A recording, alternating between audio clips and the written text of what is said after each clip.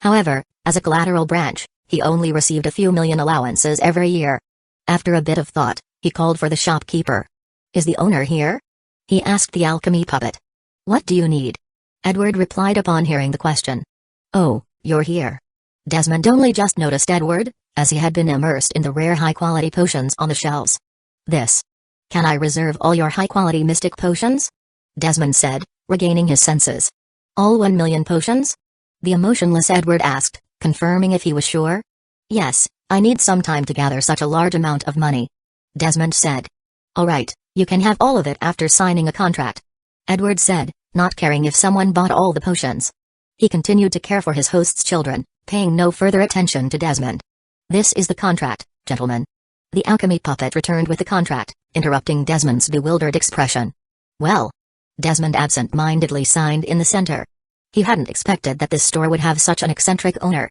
Should he at least check if he had the financial ability to pay for these things? Otherwise, even if he faced backlash from the contract, there would be nothing he could do to recover from such a loss.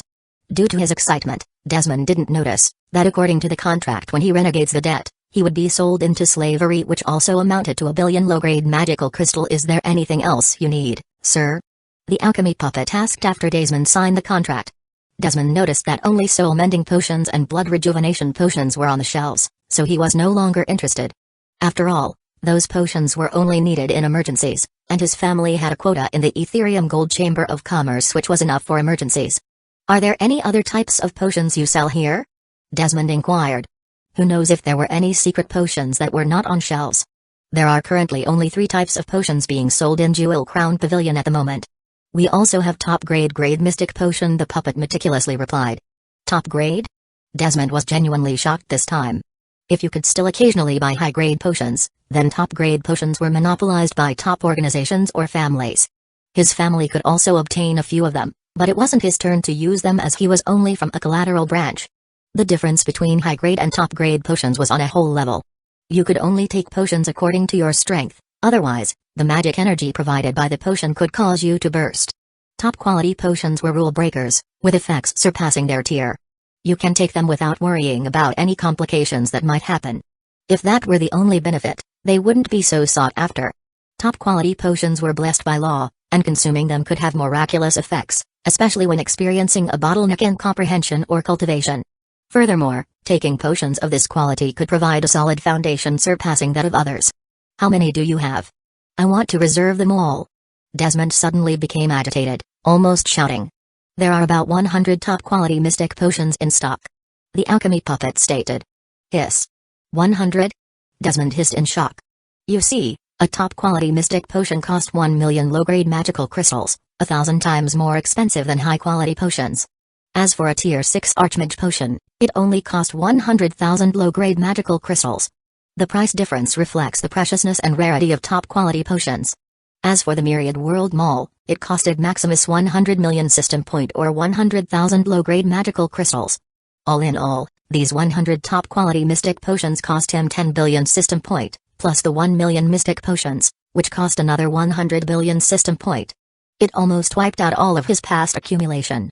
There were also the 2 other potions, however, he didn't buy much, each costing only 10 billion system point per batch. If he didn't need money urgently because he would settle in the origin domain in a few weeks, he would not recklessly spend his system points so quickly. "I want them all too," Desmond decisively declared. "I'm sorry, sir. Your current debt is already at the maximum. Please pay before making any further reservations," the puppet said emotionlessly. "Shopkeeper, can I talk to you for a second?" Desmond asked, knowing that arguing with a low-tier puppet would be useless. "What?" Edward replied without even looking at him. "Can I reserve all of your top-quality potions?" Desmond pleaded with a hopeful expression. After all, top-quality potions were rare to come by. Although they were much cheaper than the million mystic potions he had just bought, no amount of them could compare to the value of top-quality potions. If it weren't for the strict pricing standards of the Ethereum Gold Chamber of Commerce, the price of top-quality potions would skyrocket. "And why should I?" Edward finally looked at him and asked. The top-quality potions were merely a design in the store to attract customers. Otherwise, why would Maximus bother to sell top-quality potions? Selling top-quality potions in large quantities is too troublesome, that he only dared to sell 100 of them. High-quality potions were enough for him to make a profit. "Don't worry, shopkeeper. There's the Ravenclaw family behind me, so I will surely not default on my debt," Desmond said sincerely. "Ravenclaw?" Edward muttered to himself, unaware of what kind of family it is. Not enough data on the surroundings. Possible danger to the host and family. Initiate mission. Gathering information, a series of runic codes flashed inside Edward's body, almost causing it to shut down. Fortunately, being a high-quality puppet, Edward returned to normal after a few seconds. "No, you should pay your debt first." Chapter 87. Earn a billion in a day in the Jewel Crown Pavilion. "No, you should pay your debt first," Edward said without thinking. Ugh. Desmond didn't know what to say for a while. With no other choice, he could only call his family for money. Desmond thought he could monopolize this rare resource for himself, garnering a huge amount of contribution points in the family. Unfortunately, he was poor and without any other source of income. He could only give a part contribution points. He quickly typed all the information regarding the shop and the quality of the potion, requesting that someone be sent quickly. Donovan Ravenclaw, one of the family elders and a Tier 6 mage, was dispatched this time due to the news of the appearance of a top-quality potion. The mere 100 mystic potion was, of course, not what they were after, but the person behind it who created this top-quality potion. Either recruiting them to their family or monopolizing their supply of top-quality potion was his task.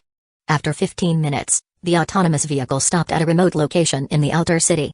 "Is that brat sure that this place can produce top-quality potion?" Donovan murmured. With a bit of inquiry and doubt, he entered the Jewel Crown Pavilion. "Elder, you're here," Desmond said excitedly. Many curious people entered the shop a few minutes after he reserved the high-quality mystic potion. Fortunately, with only soul mending and blood rejuvenation in stock, the curious people were too lazy to ask if they had other types of potions. As a result, others didn't know that there was a top-quality potion that was not on the shelves. "Mind your manners," Donovan said coldly to Desmond. He then looked at Edward, who was obviously the shopkeeper. "I heard you have top-quality mystic potion here?" Donovan asked straightforwardly. Edward nodded. But inside, he was already brewing energy in case anything happened. "I want it," Donovan said calmly. Edward just waved for the alchemy puppet to take out the potion. "Here are 100 top-quality mystic potions. The total is 100 million low-grade magical crystals," the puppet said emotionlessly. Donovan was a bit dumbfounded by the turn of events. He thought that the other party would put some conditions making it hard to buy all the potion. "Are you the one who created the potion?"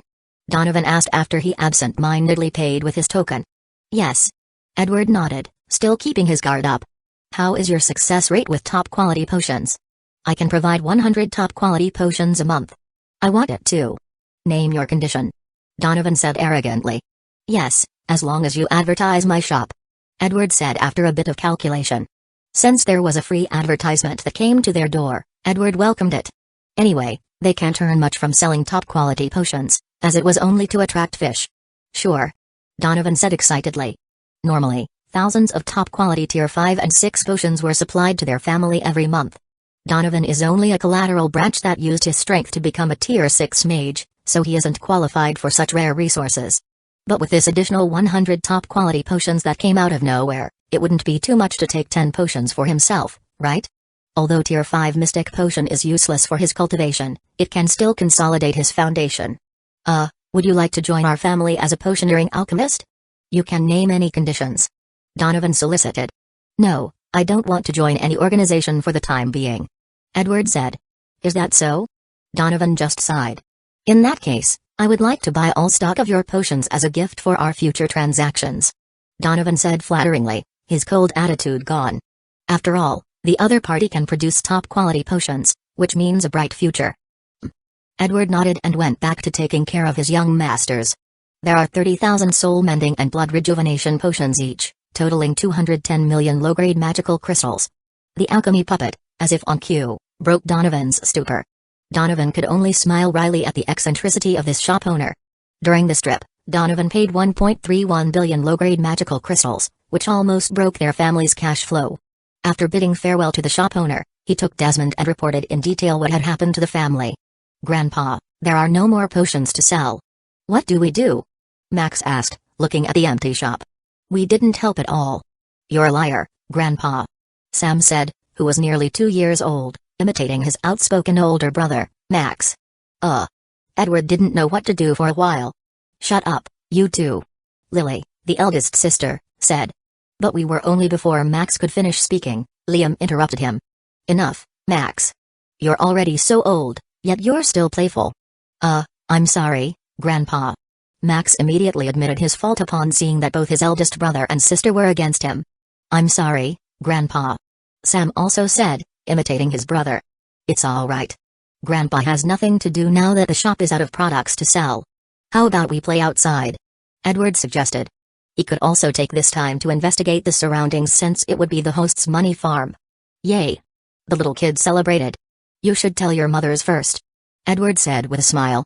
On the second floor of Jewel Crown Pavilion, Maximus' wives were busy studying various knowledge related to their professions. Isabella, looking at them, didn't know what to do for a while. After all, she was an outsider. Erica noticed Isabella's discomfort and thought about the task assigned by her husband. She noticed that her husband was infatuated with Isabella's beauty but couldn't be straightforward with her. Her husband had mentioned something about it being hard to get or something that she didn't understand. Didn't their husband marry them like picking vegetables? Why the hesitation? Erica thought in puzzlement. Isabella, what do you think of our husband? Erica asked. This caught the attention of the other women in the room who were originally busy with their own things.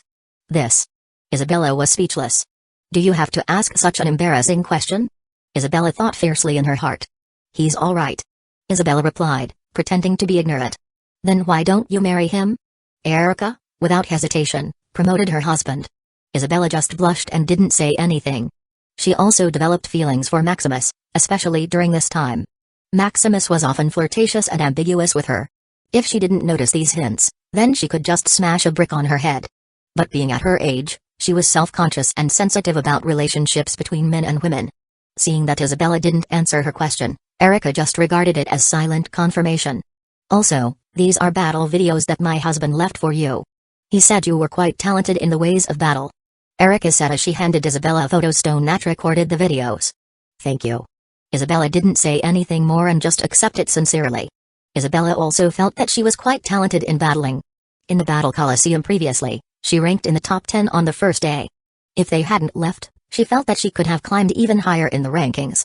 The reason she was only given the battle videos now was because Maximus told Isabella that she should focus more on refining her body before the academy test. After all, strength is king. What more do you need when you can just crush your opponents? However, knowing that he would be away for a few days, he left the photo stone with Erica at night. While they were immersed in their own worlds, a knocking sound came from the door. Mother. Mom. Mommy. What happened? Erica asked, not knowing what had happened. Grandpa Edward said to take us to play. Max said excitedly. Play? Is it safe? Hazel asked worriedly. It should be safe. Erica said confidently. Erica then began to explain the protection measures of the arcane continent. The women in the room sighed in relief after knowing that it was safe. Do you want to join in? Erica asked, looking at them. No, you should go. I want to read more about array formation. Rose said. I'm also going to read more about music composing. Luna said. The others also didn't go, hoping to study more before the test so as not to be a burden to their husbands. Then you should go. Be sure to be safe. Erica gave them a hug, confident in their safety. They noticed that their husband's teacher was quite fond of children, so they weren't that worried about the other party. They also trusted their husbands very much. If their husbands said that jumping into a pit was safe, then they would jump without hesitation. This was also the hidden benefit of the system. Slowly but surely, unless Maximus did anything to betray their trust, they would remain forever loyal to him, despite all the trials and tribulations. Chapter 88 Silver City. Am I here? Maximus murmured, still disoriented from the teleportation.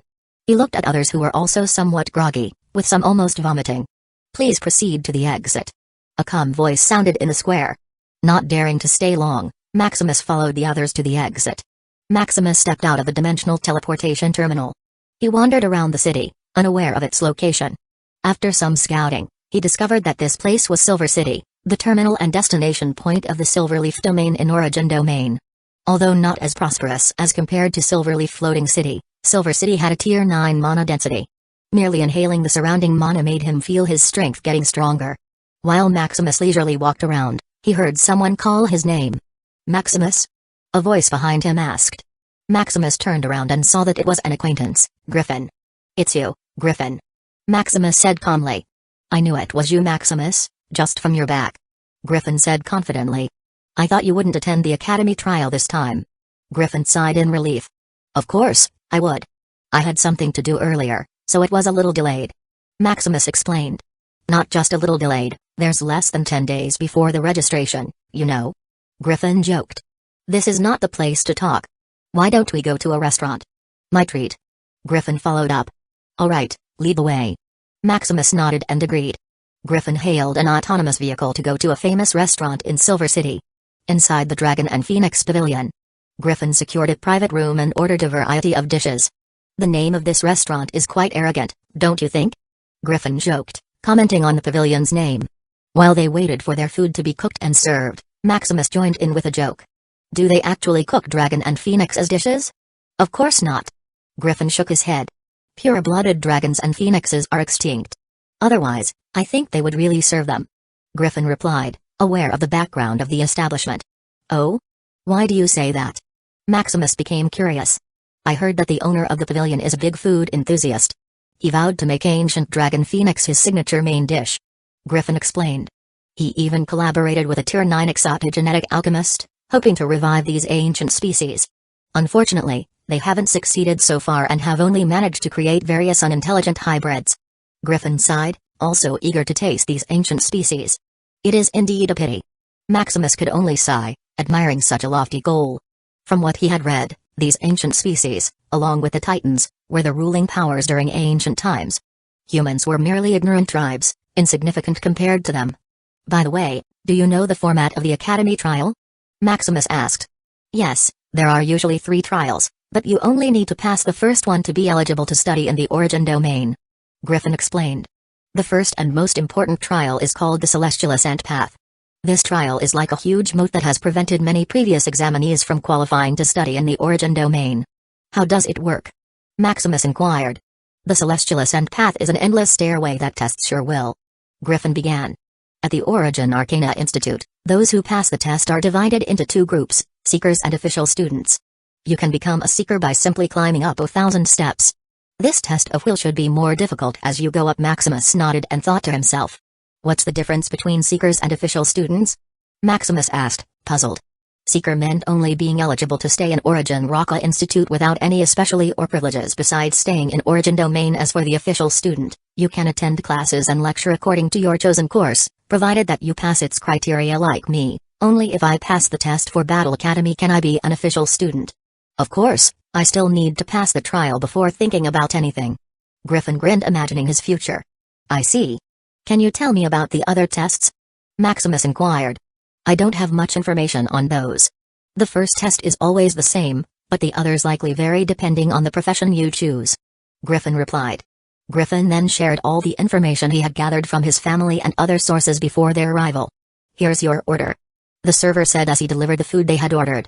While they were eating, Griffin suddenly thought of something. By the way, have you upgraded your personal token? Griffin asked. No, why would I need to? Maximus inquired.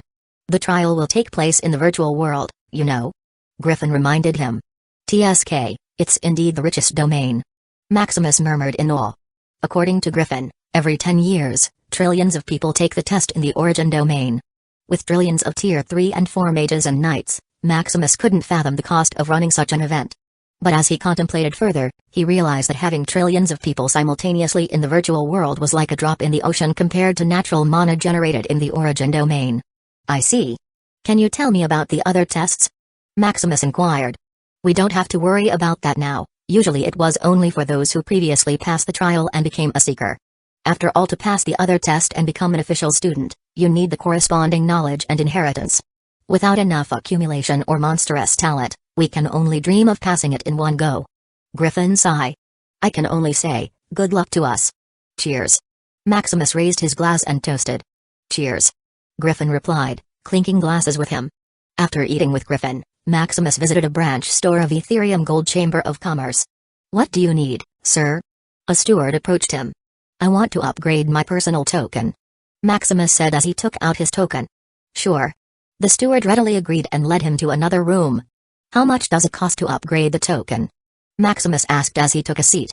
There are 3 types of tokens, the identity token, which you already have, the arcane token, which is what you should want, and the primordial cosmic token, only available to Tier 9 mages and knights.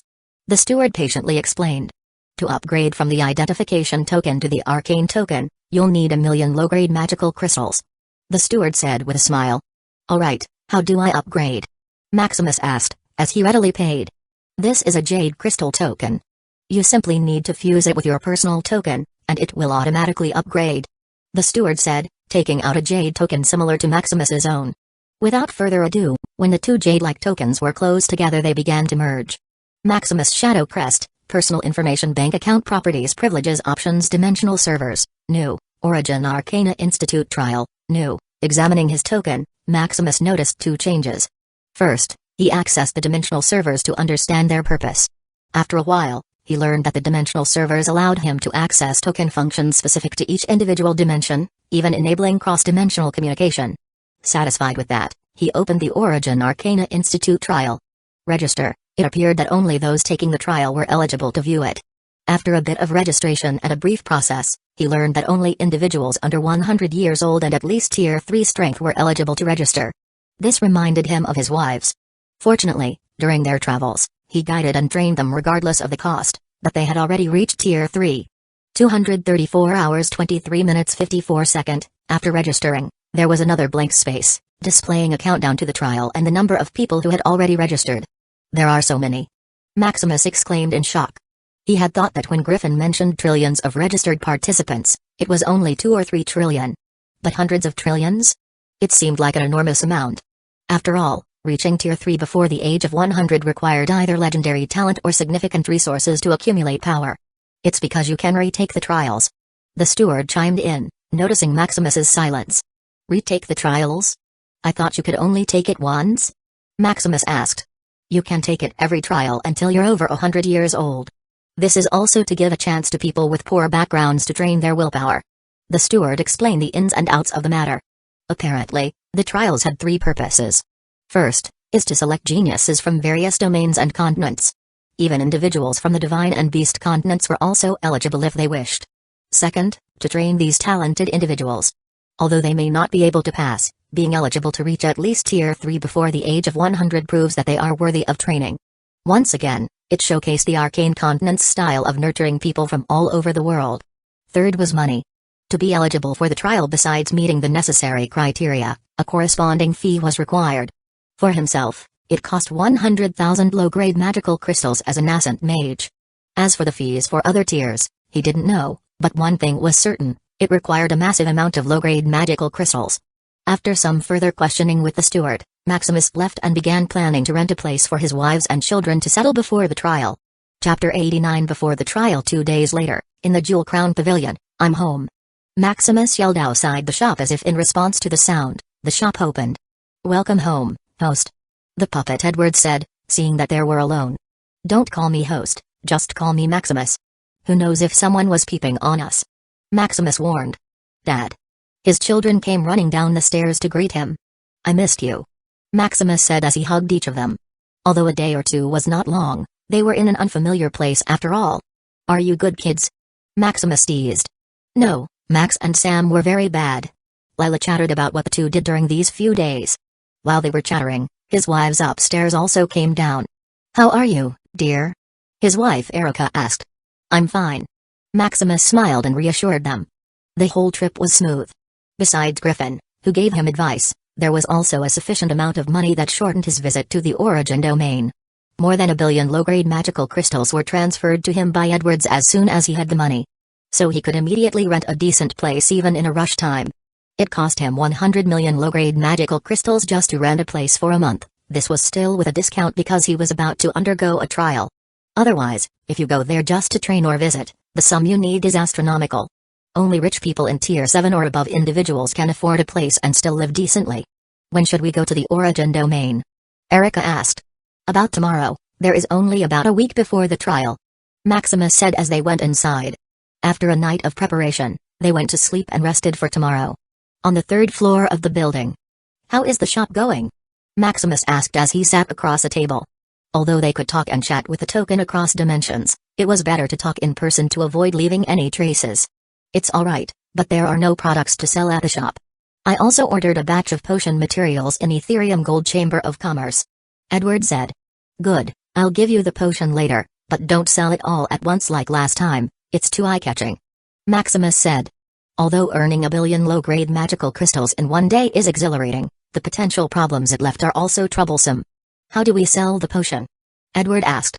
Just sell 10,000 mystic potions a day, and I will also give you an extra top-quality potion for display each day. Maximus said after thinking.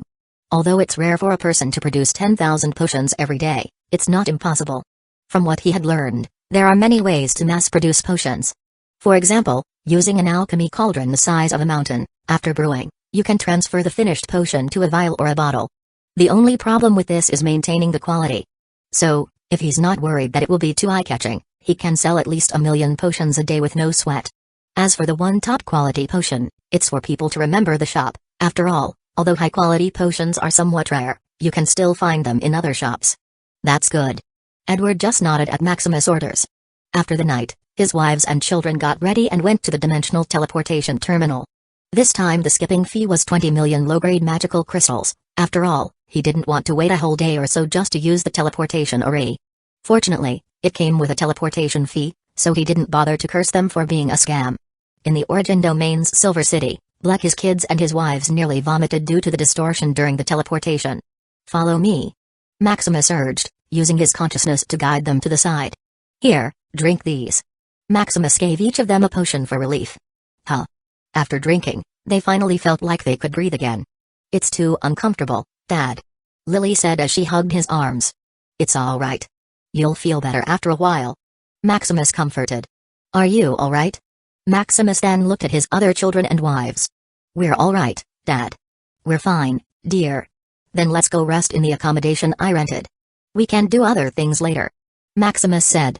In the small manor that Maximus rented, his wives and kids were already back to being lively and energetic, playing with their beast pets.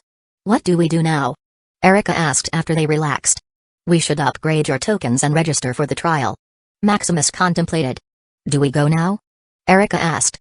No, I asked Ethereum Gold Chamber of Commerce to deliver the materials needed for the token upgrade.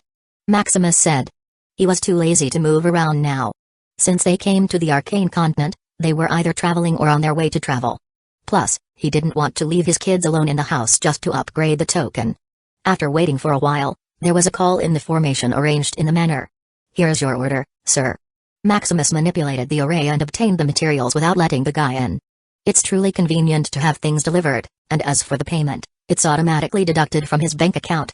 3 days later, in the training chamber where Maximus was training, a woman came in. Maximus, I'm here. It's you, Isabella. What do you want? Maximus opened his eyes and saw Isabella entering. I just want advice for my battle training. Isabella asked seductively. After a bit of persuasion, Isabella finally mustered the strength to make her feelings known to Maximus. However, she decided that only a man who could defeat her no matter the odds, was worthy of her confession. Oh, then I will train with you a bit. Maximus said, not finding anything unusual. Maximus began to manipulate the room, simulating a battlefield scene using the formation in the room. Then let's start? Maximus asked as he got into position. Can you fight at a lower tier and without using spells? Isabella said after thinking. Alright, this is fine. Maximus was stunned for a moment but agreed.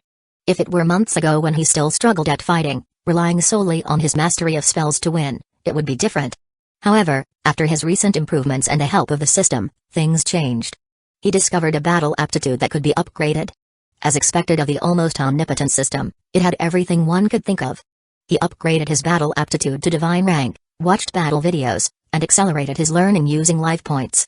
Now, when it came to fighting, he could anticipate his opponent's moves like a grandmaster in chess, simply by watching their posture. Come. Maximus teased as he waved his hand provocatively. Humphrey, if you can still defeat me like this, then I'll admit it. Isabella thought, making excuses for herself. With Maximus' strength lowered to tier 2 and not using spells, Isabella grew confident and lunged forward. Isabella brandished her spear from her storage ring and launched a barrage of thrusts. Maximus, on the other hand, was like paper, barely evading the tip of the spear. Come on, you can do harder than that. Maximus said, realizing Isabella was suppressing her strength. Humphrey. Isabella had initially thought of purposely losing to Maximus, but now, being provoked, she hastened her attack. This time, Isabella used spear techniques while incorporating mage skills, attempting to freeze and bind Maximus. Maximus just smiled at her little trick, easily dispelling the spell, like an adult ruining a child's drawing. The freeze spell collapsed, sending a bit of backlash to Isabella. Fortunately, with her divine talent, she reacted quickly. Impossible. Isabella jumped back and stared at Maximus with questioning eyes. It's just reversing the spell that you cast, Maximus said with a smile. It was like a battle to win a race, with one going forward and the other going backward.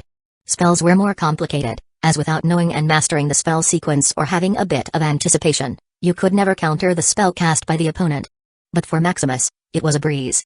After realizing he still didn't have enough life points to master the whole principle of the spell, he decided to just master several types of spells like a normal mage at least to use in battle. The freezing spell cast by Isabella was somewhat similar to his own freezing spell. However, it wasn't entirely the same, but with transcendent mastery, he could dispel the spell before it fully formed without knowing the exact spell sequence. That's a good idea. Isabella's eyes lit up in inspiration as she heard Maximus' various explanations of spell decoding. Then let's train more. Maximus smiled. After several hours of sparring and training, Isabella didn't even touch Maximus' clothes. Maximus looked at Isabella, who was exhausted, lying sprawled on the floor with sweat, struggling to breathe. Are you alright? Do you want to continue? Maximus teased as he cast a spell and cleaned her up. No, huff. No more. Isabella couldn't even say a word properly. Drink this. Maximus tossed a rejuvenation potion. Isabella didn't hesitate and gulped down what was in the bottle. After a while, a flush of red finally came back to her face as she regained her previous composure. You're too bad, you didn't even let me hit you a little bit, Isabella coquettishly said while playfully punching Maximus' shoulder. You're hitting me now. Maximus teased. Humphrey, you're still bad. Isabella blushed in embarrassment as she looked at the smiling Maximus. After mustering a bit of courage, she asked, Why are you so nice to me? Oh, you only noticed that now. Maximus looked at Isabella, who was acting like a little kid and couldn't help but pinch her little face. You. Isabella hurriedly dodged in embarrassment. Of course, I'm nice because I like you. Maximus finally got serious and looked into her eyes. Really? Isabella also looked at him with anticipation. Of course. Maximus placed his hand on his chest and swore. Then what do you like about me? Isabella squinted her eyes as if trying to see if he was lying. I like your eyes. Maximus said as he looked into her eyes. Isabella blushed in embarrassment at how gringy Maximus was. I also like how you blush. Your hair. Your lips. Maximus said each word softly as he slowly inched forward for a kiss. Chapter 90 Celestialis and Path. A week later, at the rented manor in Silver City. Are you ready? Maximus looked at his wives who were positioning themselves comfortably. We're fine. Erica said. We're alright too. The others said. Remember, you don't have to force yourself if you can't pass the trial. Maximus said softly.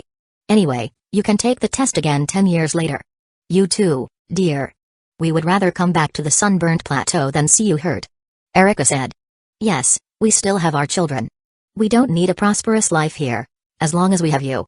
That's all that matters. Hazel said. Don't worry, for me passing this trial is a sure thing. Maximus gave them a confident smile. Don't forget what you promised me. Isabella said to him secretly. I know. He replied. His relationship with Isabella is now official. Although they hadn't had an official wedding, she was already satisfied, feeling very welcomed into the family. Seeing that everyone is in place, he looked at the remaining countdown. 1 minute 42 seconds. As for his confidence with the trial, just looking at his accumulated life and potential points, he was sure of passing any trial with ease. Life points, 631,330, potential points, 5,270,288. In another room in the house, where are Dad and Mothers? Lala asked as she didn't see the adults. They're going to start the trial for Origin Arcana Institute. Edward said, who came here a few days ago to take care of the kids. What's that? Lila asked. It's a school to teach adults. Edward simply said. Oh, can we also go there? No, you need to wait until you grow up. Edward said as he patted her head. Then can we watch them? Lila asked cutely. Yes, of course. Wait, let me set it up for you. Edward took out his token and paid Ethereum Gold Chamber of Commerce for the viewing experience. Normally, you can't watch it, but as money fanatics, Ethereum Gold Chamber of Commerce had ways to find loopholes. Plus, their connection to the Mage Alliance, Order of the Arcane, who set up this trial, made things easier. In the virtual world, Celestialis and Path, it looks grand. Maximus murmured as he looked around. The whole place has a main theme of white, adorned with giant statues that penetrate the clouds. In front is a giant stairway made for giants, that you can't even fathom when it will end. There are so many people. Rose, one of his wives, said. Indeed, it's hard to imagine that there are almost a quadrillion of people here. Maximus couldn't help but nod. Although there is a sea of people here, it doesn't look crowded at all. Maximus, over here. A call came from behind. It's you, Griffin. Maximus said with a smile. So these are my sister-in-laws. Griffin smiled as he greeted Maximus's wives. You're not authentic at all, having so many beautiful wives and not introducing one to me. Griffin muttered to Maximus. No way, you don't have my charm. Maximus teased the muscular man. By the way, these are my senior brothers and sisters. They are here to retake the test. Griffin introduced the ones behind him. Oh, hello seniors. Maximus said politely. He noticed that they were either Tier 4 or Tier 5 based on their spiritual aura. They were manifested in this virtual world using spiritual consciousness, so it's easy to tell their strengths. Hello, I heard Griffin talk about you a lot. One of Griffin's senior brothers said. By the way, I'm Fawn. You can ask me about the trial if you have any questions. Fawn said with a smile. Thank you, senior. I heard from Griffin that Celestial Ascent Path is a test of will, but how exactly is it tested? Maximus asked. The Celestial Ascent Path tests how tough your soul is. I'm sure you've heard of mana amplitude. Fawn confirmed. Yes, it's the manifestation of your accumulated knowledge that can multiply the power of your spells and skills regarding mana. Maximus answered. That's right. If mana amplitude can multiply your power, then toughness of will can multiply the defense of your spirit. Fawn said. Unfortunately, although there are training manuals regarding the cultivation of soul toughness, it's very slow and difficult to start. However, the Celestial Ascent Path is made for just that. Besides testing how tough your soul is, it can also help you temper it. This is where the two methods of clearing the trial come in. Two methods? Maximus asked. Yes, there are two methods to clear the trial. The first is time. You can slowly hone your soul toughness with the help of the Celestial Ascent Path. But this is not advisable, as the trial only lasts for a month. Only a seeker can use this method to temper their soul, hoping to pass official student assessment, which is 100,000 steps. This got Maximus's eyes lit up. What's time? Isn't it his system's specialty? With the amount of life points he has, he can bulldoze through this kind of trial. What about the second one? Although he was sure he could pass using his system, he was still worried for his wives. For him, life points are a versatile form of time energy that he can use arbitrarily. But for others, the use of life points is limited. He can only use it to extend their life or consume it violently without any benefits. The second method is the main way of passing the trial. Fawn explained. You need to accept the illusion trial of each stair step. After passing it, your soul will be blessed, making it tougher. Otherwise, if you fail, the blessing will turn into a curse, eroding your soul. It's fine if it's just the early stage, as you can still recover from the loss without much damage. However, the further you go, the more damage of the failure will be. Thank you, senior, for your advice. Maximus said sincerely. It's all right. Fawn waved his hand. Make sure not to force yourselves. Maximus turned to his wives and said. It's all right, dear, we know our limits. They reassured him. Seeing that they listened to him, he heaved a sigh of relief.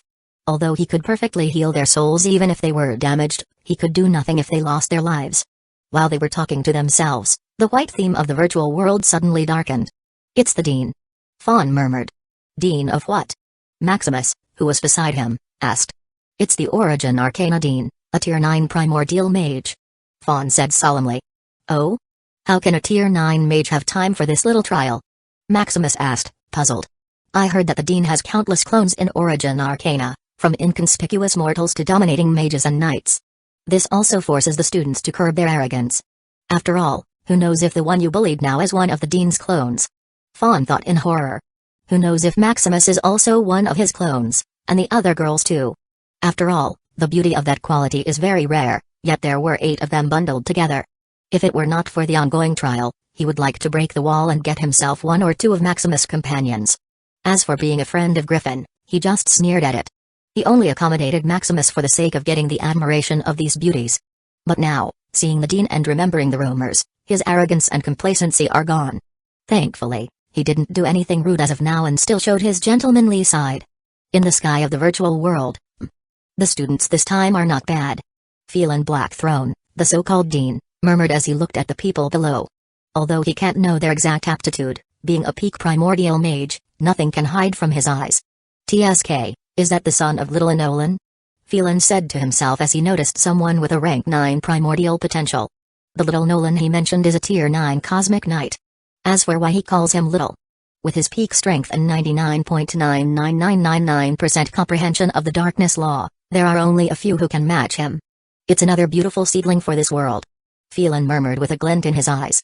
This gives him hope for the path of this world. If it were not for this damn world.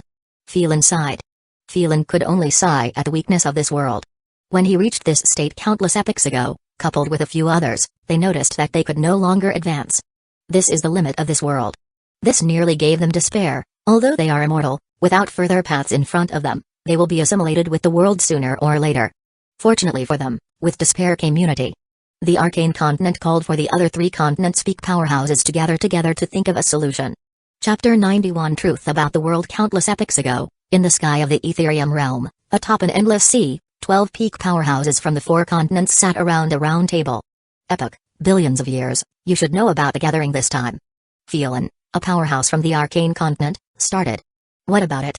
Alabaster Whitefire from the Beast continent said impatiently, banging the table. Didn't you read the message before you came here? Rudius couldn't help but sigh at the stupidity of people from the Beast continent. He, Rudius, the god of sun, fire, and light, was the strongest god from the divine continent. Don't mind that stupid beast, Phelan. Tell us about your plan. Valeros from Nexus continent, urged. Valeros was the right-hand man of battle god, Malgren, who didn't bother to attend this conference. What did you say?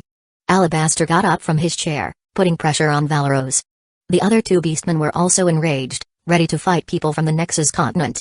Now, we are here to solve problems, not to fight. Phelan said to calm things down. As you may feel, we can no longer advance in this world, this is already the limit. If we don't do anything, sooner or later, we will be assimilated by the world. Phelan explained. So what? Isn't it what we do? Rudius said. As gods, they walk the path of assimilating into the world, collecting faith, and managing the lives of common people. The other 9 powerhouses from the other 3 continents looked at the 3 gods with a bit of disgust. After all, while they too could follow the way of the gods in the divine continent, for them, it's a crooked path, only chosen by losers. Moreover, their personality changes based on their divine godhead, something that disgusts them. Then why are you still here? Valeros asked. If they were not worried, why come here? Of course, to see your despair, ha ha ha. Rudius couldn't help but clap his hands, looking at their expressions. This enraged the other 9, and they readied themselves to kill these bastards here and now. Wow, relax, although gods don't have to worry about the assimilation of the world, after all, we are the most greedy. Rudius said, hoping to calm them down. How can we be satisfied with the 3 acres of land called Ethereum Realm? We must make it bigger and stronger. Rudius said as if he was preaching. Humphrey. Phelan just snorted at Rudius. Come, tell me your plan. Don't waste our time here. Alabaster said impatiently. We plan to make everyone in the world powerful, whether they are peasants or kings. As long as they have talent, they can be trained. Phelan then explained his detailed plan, stating his lofty goal. It's indeed feasible, but how long will that take? Maybe we are already assimilated and it has yet to come to fruition. Valeros asked. We don't know, but as long as we concentrate resources on these talented people, sooner or later, the Ethereum realm will break out on its own, like a balloon full of air. Phelan explained. It's still too slow and inefficient. Valeros said. Then what's your plan? Alabaster asked. Of course, it's to sacrifice all the people in the world, leaving only a few for reproduction. The stronger the sacrifice, the more successful our sacrifice will be. Valeros said like a lunatic. You're dreaming. We won't sacrifice our believers for nothing. Rudius sneered against this plan. The group from the Arcane Continent also didn't have good expressions at this moment. After all, these people that will be sacrificed, had more or less had something to do with them. They're not like people from Nexus Continent, solitary.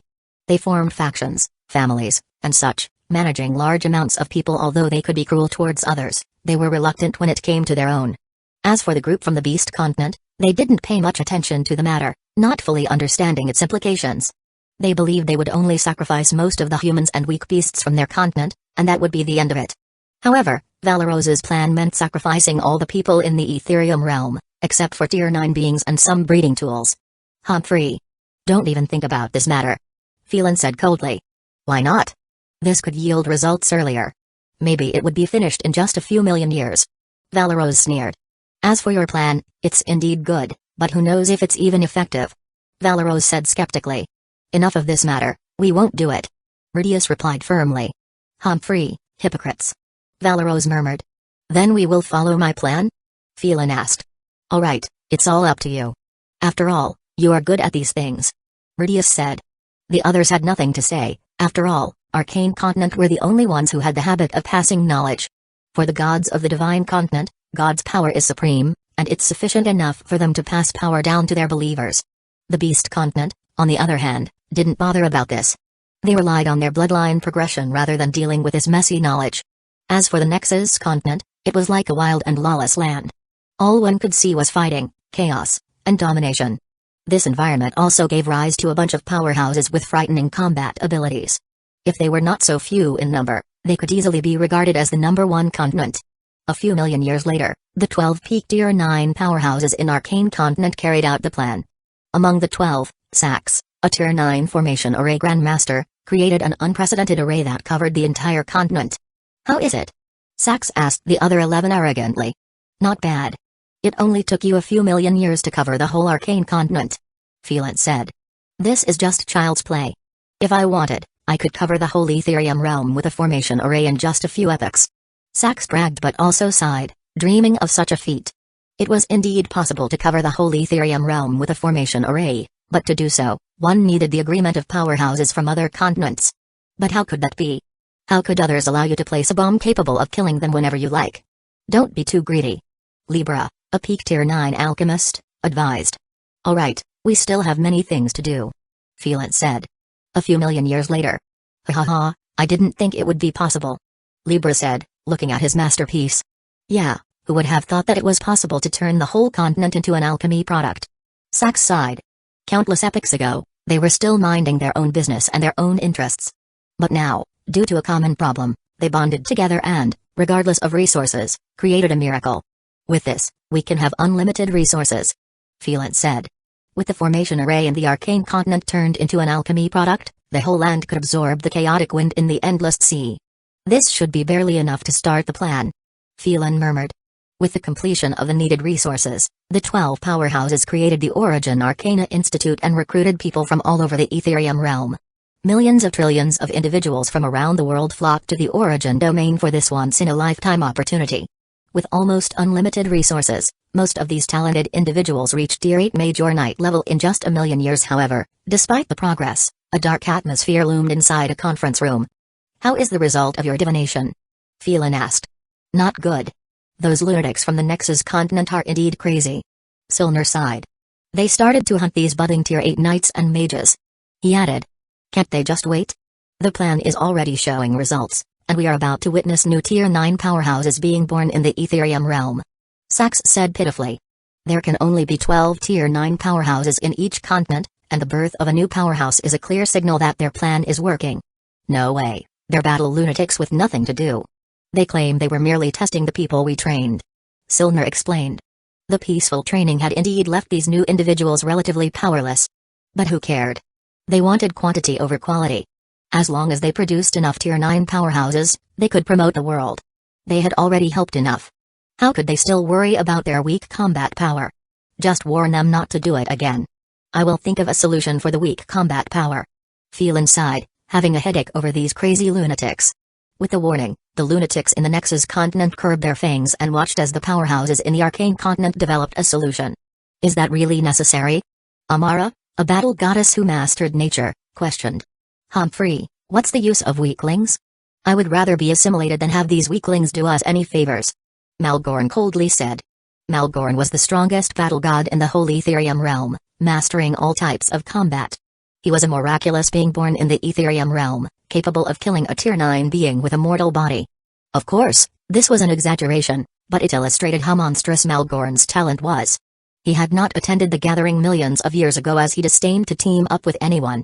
Then what about voluntarily assimilating to the world? Valeros, a battle sage who was born wise, proposed. Assimilate?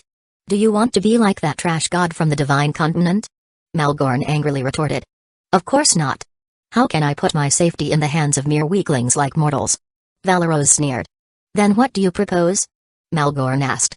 We just need to partially merge our battle insights with the Nexus continent. With this, we can avoid being fully assimilated into the world but instead, consolidate our battle insights. Furthermore, anyone who pursues our path can be our carrier. We can be immortal and never be slain. Valeros suddenly had an epiphany as his eyes lit up. Interesting, interesting. Malgoran murmured as he thought about the feasibility of the plan. Why don't we make it so that anyone who can surpass us in this path becomes the next master?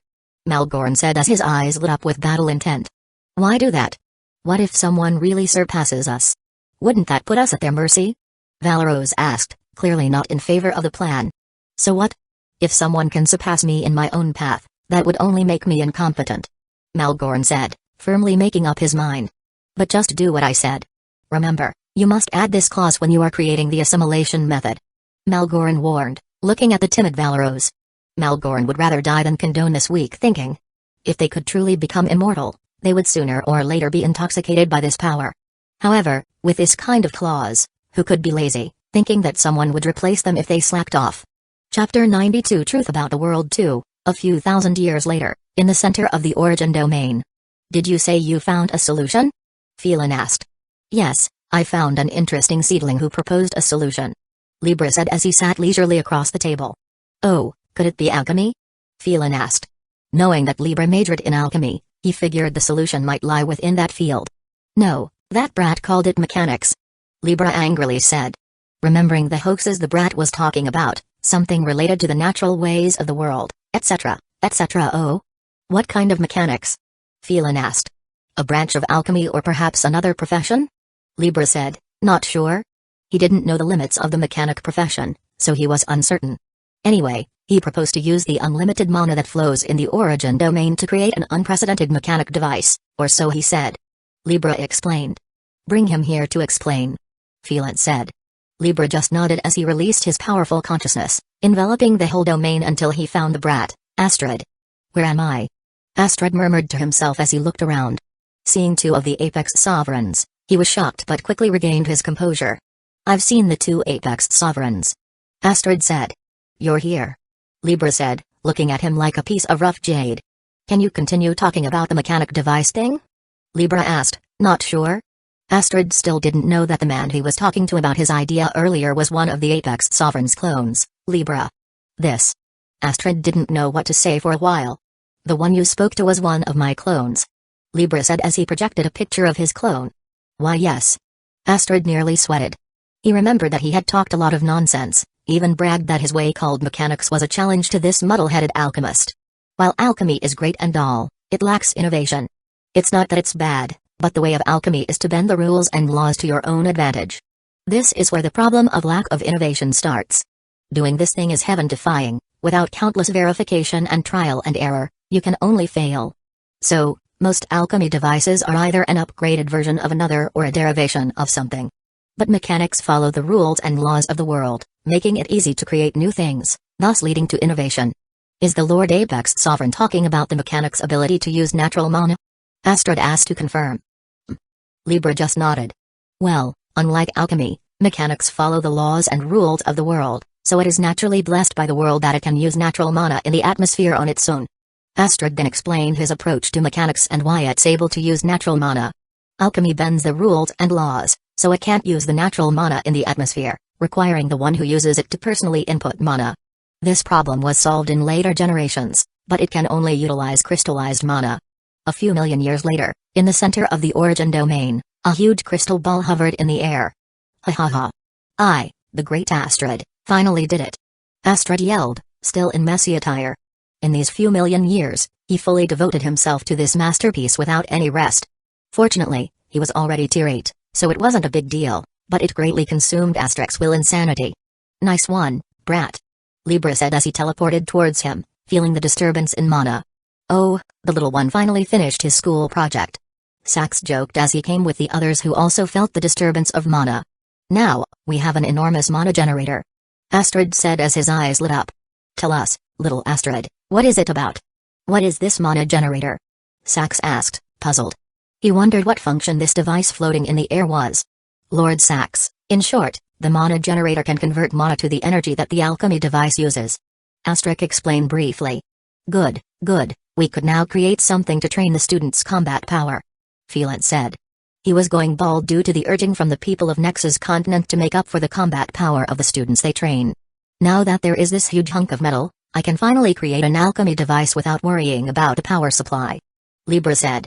He had been thinking of creating an alchemy device that can project the spiritual consciousness of those students into a virtual world, so they can fight without any damage.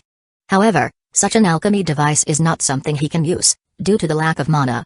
After all, millions of trillion of people in a virtual world fighting together is not something his little mana can handle. As for how can the whole continent function when it was made of alchemy, well, because it's part of the world, naturally, it is blessed by the world. It's like your son, even if he disobeys you, you would still love and bless him. Then let's start with your idea, Libra. Phelan said. Alright, but I need the help of Sax, and you too, little brat. Libra said. A few million years later, in the center of the origin domain. Come see if it's alright. Libra said as he handed them a token. It's great, it only needed a runic program to run. Phelan nodded, looking at the little token that was connected to the alchemy device. Leave it to me. Sax said. Creating a runic program is like setting up an array, so Sax thought it would be easy. A few thousand years later. The battle runic program you created is running smoothly. Libra commended. The first runic program Sax created was a battle arena, which quickly became popular with the students. Yes, even those battle fanatics from Nexus continent came to try it and have already become addicted. Phelan said with a smile. After all, in the virtual arena, you can fight to your heart's content without dying, which is why it became popular. A few tens of epochs later, all 48 powerhouses gathered together. With the gradually improving training routine of people from the arcane continent, a peaceful and booming Ethereum realm was presented in just tens of epochs. Is this the first Tier 9 powerhouse? Redius said as he looked at the man condensing his law. Yes, he's a talent from the Nexus continent. Phelan said, regretfully. Unfortunately, it was someone from the Nexus continent who achieved it first. As expected, people from our continent are more talented. Valeros arrogantly said. You're just lucky as shit. Alabaster said angrily. After all, their beastmen are the slowest to train, which made him grit his teeth. Let's just wait and see. Malgren finally spoke, silencing the others. He was a big boss, the strongest man in the Ethereum realm. He was the reason that even though people from Nexus continent were reckless, they just turned a blind eye as long as it wasn't too much. A few thousand years later, there was a movement below. The ore gathered towards the center, forming a cyclone with the form of a sword. After 100 years of precipitation, a man came out. Ha ha ha, the sword god Alistair Dawn's blade, finally succeeded. Alistair laughed joyfully in the air. Far away, they look at Alistair celebrating like a little kid. It looks like your junior is a bit arrogant. Phelan joked as he looked at the silent Malgren. Humphrey, just a brat. It's your sissy training routine that made him like this. Malgren said coldly. Phelan didn't know what to say for a while. Alistair, who was still laughing joyfully, finally noticed the 48 peak powerhouses watching him. Remembering his childish act, he felt embarrassed for a while. I met the Apex Sovereigns. Alistair said respectfully. Although he was also a Tier 9, he knew that there was still an enormous difference between them. You don't need to call us that, you're also one of us now. Valeros said with a smile. While they were celebrating the birth of a new powerhouse, they also felt the shackles of the world loosening. With a few thousand more, it would be finished. Phelan said as he sighed. It may seem like it's still a long time, considering it took them tens of epochs just for one to be promoted to Tier 9. But after experiencing countless epochs, an epoch felt like a day to them. Just a few more epochs. Malgren, who was watching, thought silently. His goal was different from the others. While others were scared of being assimilated by the world, he was more afraid that he would have no opponent. These Tier 9 powerhouses beside him were not enough for him to warm up. If not for the world being so fragile, he'd like for them to join forces and fight him for enjoyment. That is why he yearned for what was beyond the world, and by reaching Tier 10, he could break this barrier.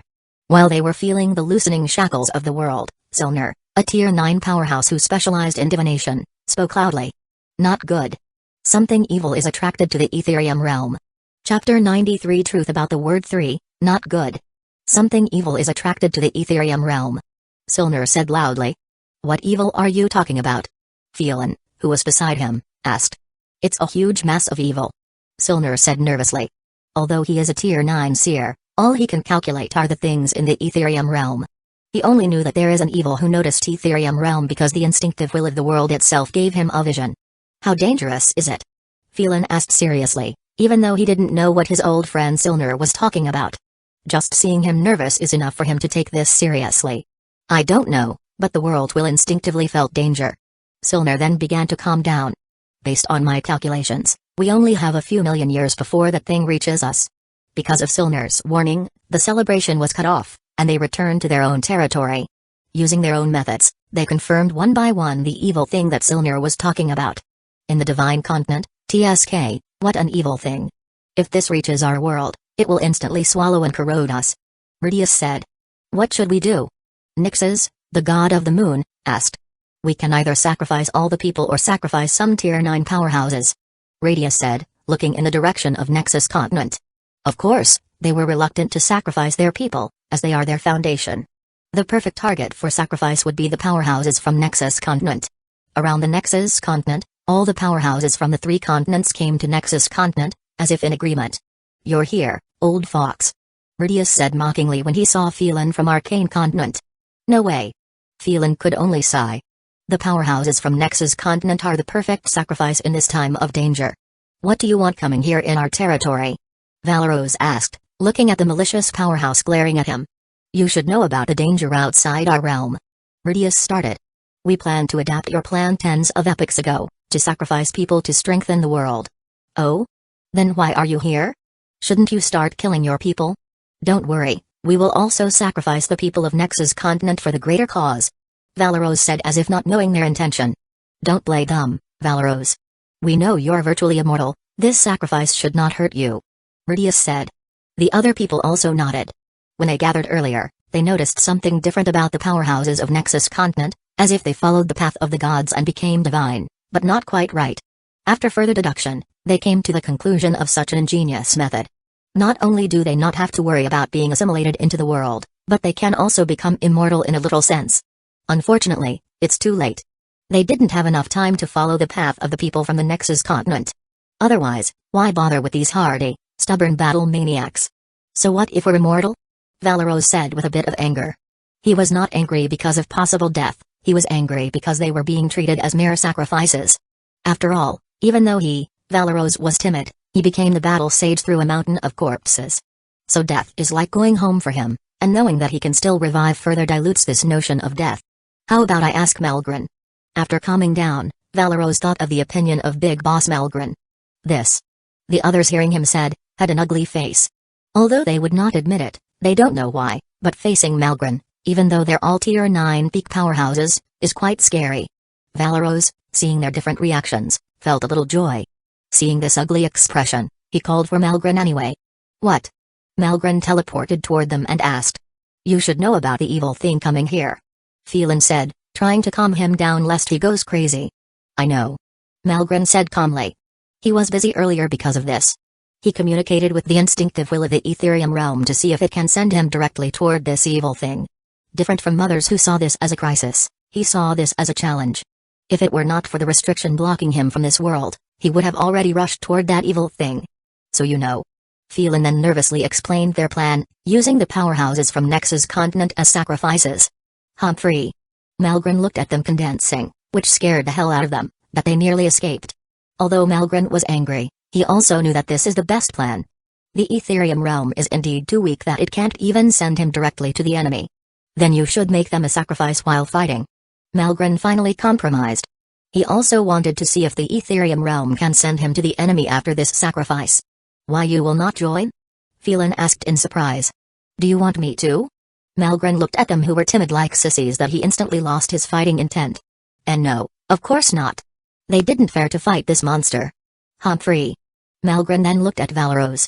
Ready for battle, you should kill 1 or 2 to vent your anger. Sure, I'll make sure they enjoy this sacrifice.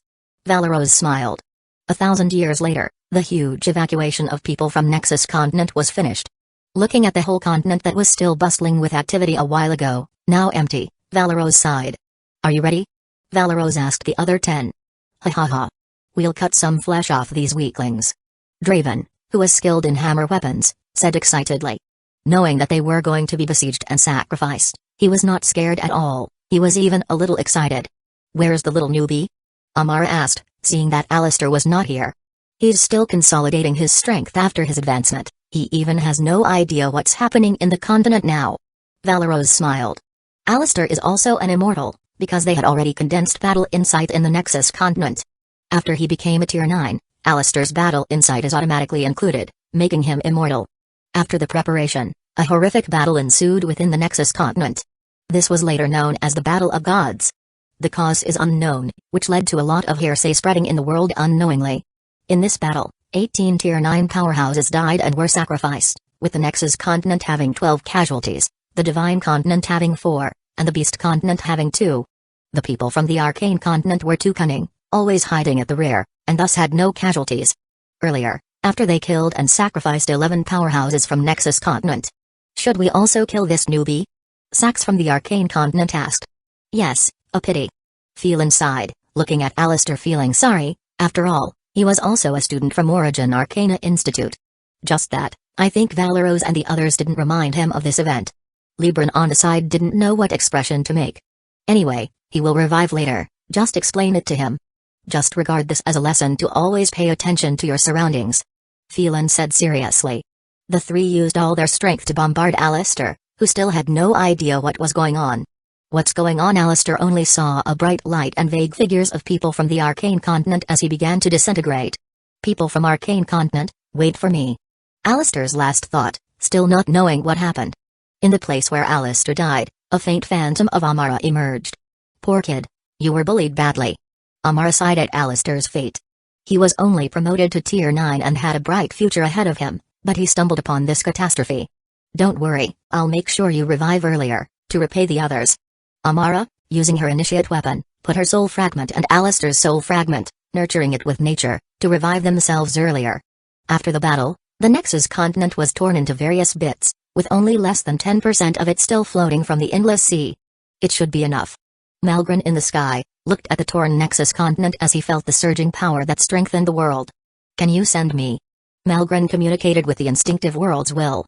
As if hearing his words, a repulsing force wrapped around Malgren, sending him to the void. Amidst the torn battlefield, the remaining powerhouses looked at the sky as they felt Malgren leaving the Etherium realm. Is that lunatic really going to that evil thing? Rizdius asked himself. Don't doubt that lunatic. Alabaster said, looking at the sky. Huh. At least we are safe. We just need to wait, and everything will be over. Phelan sighed, hoping the Etherium realm would hurry and upgrade to accommodate Tier 10. Countless years later, the Nexus continent returned to calm as the people who were evacuated earlier came back. Although it was only a tenth of the land compared to the past, it was enough for them as very few came back. With the liveliness of Nexus continent, the battle between peak powerhouses gradually faded from memory. However, as if a curse, corrosive mana suddenly penetrated the land of Nexus continent. What do you think? Phelan asked Silner. It should be because of the previous battle, the barrier around the Nexus continent became fragile. Silner said. Sigh, we can only cover the land with formations. I hope the corrosive mana will not spread. Phelan sighed. Sax, it's up to you. Phelan said. I will do my best. Sax said, looking at the corrosive mana that was invading the Nexus continent. I hope Malgren will not blame us too much. In the present time, in the abyss, you can see a man fighting a humongous evil aggregate monster as if he was strolling in the garden. Upon closer look, you can see that his eyes were closed as if meditating. After a while, his eyes opened. Is someone thinking of me? Malgren murmured. This man is Malgren, who was sent here to fight the evil aggregate that was coming for the Etherium realm countless epochs ago. Thanks to him, this evil aggregate that Malgren called the Abyss didn't get closer to the Etherium realm. While he was thinking, an Abyss monster suddenly took the chance to attack, disintegrating his lower body. A very nice reaction, little monster. Malgren only looked at the half of his body as he countered the attack, splitting the Abyss monster into countless pieces using his bare hands. As he fought, the disintegrated lower body suddenly grew out like nothing happened. Let's do a warm-up after an epoch of sleeping. Malgren said, as if he just woke up. Chapter 94 Start of the trial in the present time, at the Celestial Ascent Path, virtual world, in the sky, Phelan looked down at the people below as he reminisced. You should know about Celestial Ascent Path. Phelan said as he calmed down.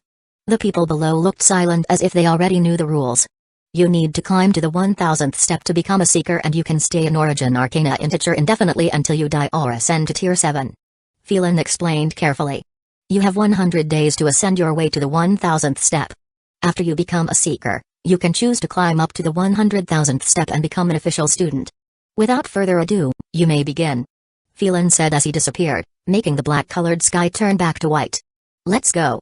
Maximus said to his wives as he noticed others heading towards the stairs. They nodded as they walked toward the stairway, others also followed. This stair is so huge. His wife, Erica, said. The stair looks like it was made for giants, as it has a towering height of at least 10 meters.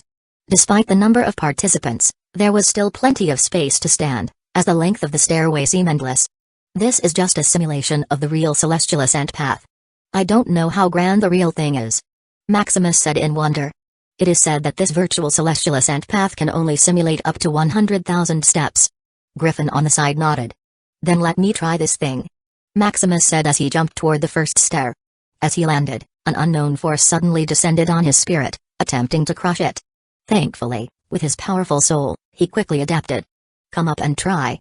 Maximus said below. As they jumped, they also struggled for a few seconds before coming back to normal. How is it? Maximus asked them. Ha ha, it's easy. Passing this trial is a sure thing. Griffin bragged. It's only the first step, the difficulty will be multiplied as you go up. Fawn said beside him. Anyway, I will try to pass, whatever it takes. Griffin said forcefully. Then let's continue. Maximus said. As they went up, the pressure increased. On the first step, it only took them a few seconds. On the second, it took a minute. On the 10th, an hour. On the 101st step, how is it? Can you still go on? Maximus asked his wives, concerned. As for Griffin and his friends, they had already gone ahead. They were battle-hardened and had already experienced the trial once or twice. As for Griffin, he had Tier 8 Supreme Battle Aptitude. When he saw this earlier he was greatly shocked. It's alright, husband. Maybe it's time to take the illusion test to hasten our progress. Erica explained. At their current pace, they were not going to pass the trial on time if they only relied on themselves to adapt to the spiritual pressure. Are you sure? Maximus asked. He looked at the one by one to confirm. Don't worry, we know our limits. Then just try it here. Maximus compromised, as he let them try the illusion trial. Alright. They then began to radiate their spiritual consciousness as they accepted the trial. As they began the illusion trial, a prompt came from his system. Spiritual interference detected. This startled him a little, he didn't know that the system still had this function. After inspecting, he came to know that after the consummation of their marriage, the system bound his wives' souls to him. This facilitated the collection of life points and slightly influenced his wives. More importantly, it could protect and detect any danger towards their souls. After a few minutes of inspecting the system, his wives woke up one by one. How is it? Maximus asked. It's amazing. A few weeks passed in the illusion, yet only a few minutes passed here. Erica reacted as she noticed the surrounding. What happened? It's about completing missions. For me, it's to earn 1,000 gold. Erica said. Fortunately, Erica had learned spiritual cooking and had experience setting up a restaurant, so earning 1,000 gold was quite easy. For me, it's becoming a little official. Hazel said. She was a farmer in the past, and becoming a little official was a new experience for her. For me, it's killing a whole bandit den. Luna said. The others also shared their experiences one by one, and more or less, it would take a genius mortal to finish each task. Then let's get going. Maximus said as he used one life point to completely adapt to the 11th step. A day later, at the 100th step, how is it? Maximus asked them. You should go ahead, husband. Erica said, looking at Maximus, who didn't have any sign of fatigue. Yes, dear, we need to rest. Although there are blessings that strengthen our will, the memories in the illusion still need to be digested. Hazel also said. They took the illusion trial non-stop, from a few weeks at the start to a few months. Fortunately, no matter how long the illusion is, it's only a few minutes in reality. Then I'll go ahead. Maximus agreed, looking at them. After all, he needed to get to the 100,000th step in 100 days to become an official student and set a foothold for his family. Unfortunately, they couldn't take a potion, otherwise, it would be easier. After saying goodbye to his wives, he jumped towards the 101st step. Feeling the pressure, he used life points. +1 life point, +1 life point, +1 life point, +1 life point. Maximus used life points one by one. After he got used to it, he jumped toward 102nd step. 103rd. 104th. 105th. 106th. A few hours later, at the 300th step, Maximus saw Griffin, who had come ahead of them yesterday, resting. Hey, Griffin. Maximus greeted. You're here, Maximus. Griffin, looking tired, said. How is the trial? Is it still easy? Maximus teased, seeing their somewhat empty eyes. It's a breeze. Griffin said, even though he looked like a dead man. You should take it easy, anyway, There are still more than 98 days. Maximus consoled. Thanks. Griffin weakly said. Then take a rest, I'll go ahead. Maximus climbed at the rate of 1 stair per minute. As he got higher and higher, the number of people decreased, making it less crowded. 12 hours later, at the 999th step, on the last floor before the 1000th step, there was a line of people resting. Seeing them just sitting there, he got curious and approached a man nearby. Excuse me. Maximus called. What? The man opened his eyes and looked at Maximus with a bit of annoyance. What are you doing here? Isn't the last step above? Maximus asked. You don't know? The man asked, puzzled. Could it be it's your first time taking this trial? The man asked in shock. You know, they are old-timers, so it only took them more than a day to get to the 999th step. Seeing a newcomer easily reach here on his first try, made the man envious. It's indeed my first time taking this trial. Maximus nodded. I see, you were asking why we stayed here? The man became more respectful after knowing Maximus got here in just more than a day. It's because the spiritual pressure in the 1000th step is on a different level. We hope to refine our will a bit more and wait for the last day to make sure. The man explained. Oh. Maximus nodded, understanding. The life points he needed to get up ranged from a few days to a few weeks. As for others, they could only get 100 days per 10 years until they were over 100 years old to refine their will. For him, he only needed to add a few life points and he is good to go. Then good luck. Not interested anymore, he took a step toward the 1000th step. 1000th step, he slowly felt the spiritual pressure to see if it was worthy of its title. The spiritual pressure was at least 10 times stronger than the 999th step. No way others can pass this without a few tries. Maximus murmured as he shook his head. It seems that I will need to help them later. Maximus had noticed earlier that when there was spiritual interference towards his wife, he could use his system to send help. In the illusion trial, he could enter their illusion to assist them in completing their tasks. Let's hope my life points are enough to reach the 100,000th step. He thought. In the sky, hidden in the virtual world, oh? It looks like another promising seedling. Phelan said as he saw Maximus easily clearing the 1000th step. Only rank 6 divine aptitude, but a stronger will. Phelan couldn't help but nod. For someone who had lived countless epochs, standing atop the world, aptitude meant nothing. It's the will and creativity that matters. Low mnemonic compatibility? Low comprehension? With time, all of it could be disregarded. Without a strong will, how could you remain sane after countless epochs? Without creativity, even if you had heaven-defying comprehension, you would just end up copying what your predecessors did. So, Phelan couldn't help but nod, seeing Maximus pass the test with ease, proving a strong will. But he didn't know that Maximus used a cheat to pass the trial. After all, even though time can temper will, it's still too slow. Unless you can accelerate time as Maximus did. Chapter 95 Climbing 100,000th step. In the 1000th step, Maximus tap on life points to quickly adapt to the spiritual pressure. +1 life point, +1 life point, +1 life point, +1 life point, plus 197 life point. Feeling the pressure disappear, he continued to move up. 1001st step. 1002nd step. 1003rd step. 21 days later after the start, at the 30,000th step, huh? Are there still people up here? Maximus murmured as he saw some people resting on the stairs. After he got to more than 10,000th steps, there were no more people. He thought that was it. Who knew that there were still people here? Without thinking too much, he continued to climb up. 42 days later after the start, at the 60,000th step, there are no more? Maximus thought. After climbing to the 50,000th floor, the people on the stairs were getting sparser and sparser. The last one he saw people were around the 55,100th step. This should be their limit without Tier 9 talent or extraordinary ability. He concluded. 63 days later after the start, at the 90,000th step, huh? Another one?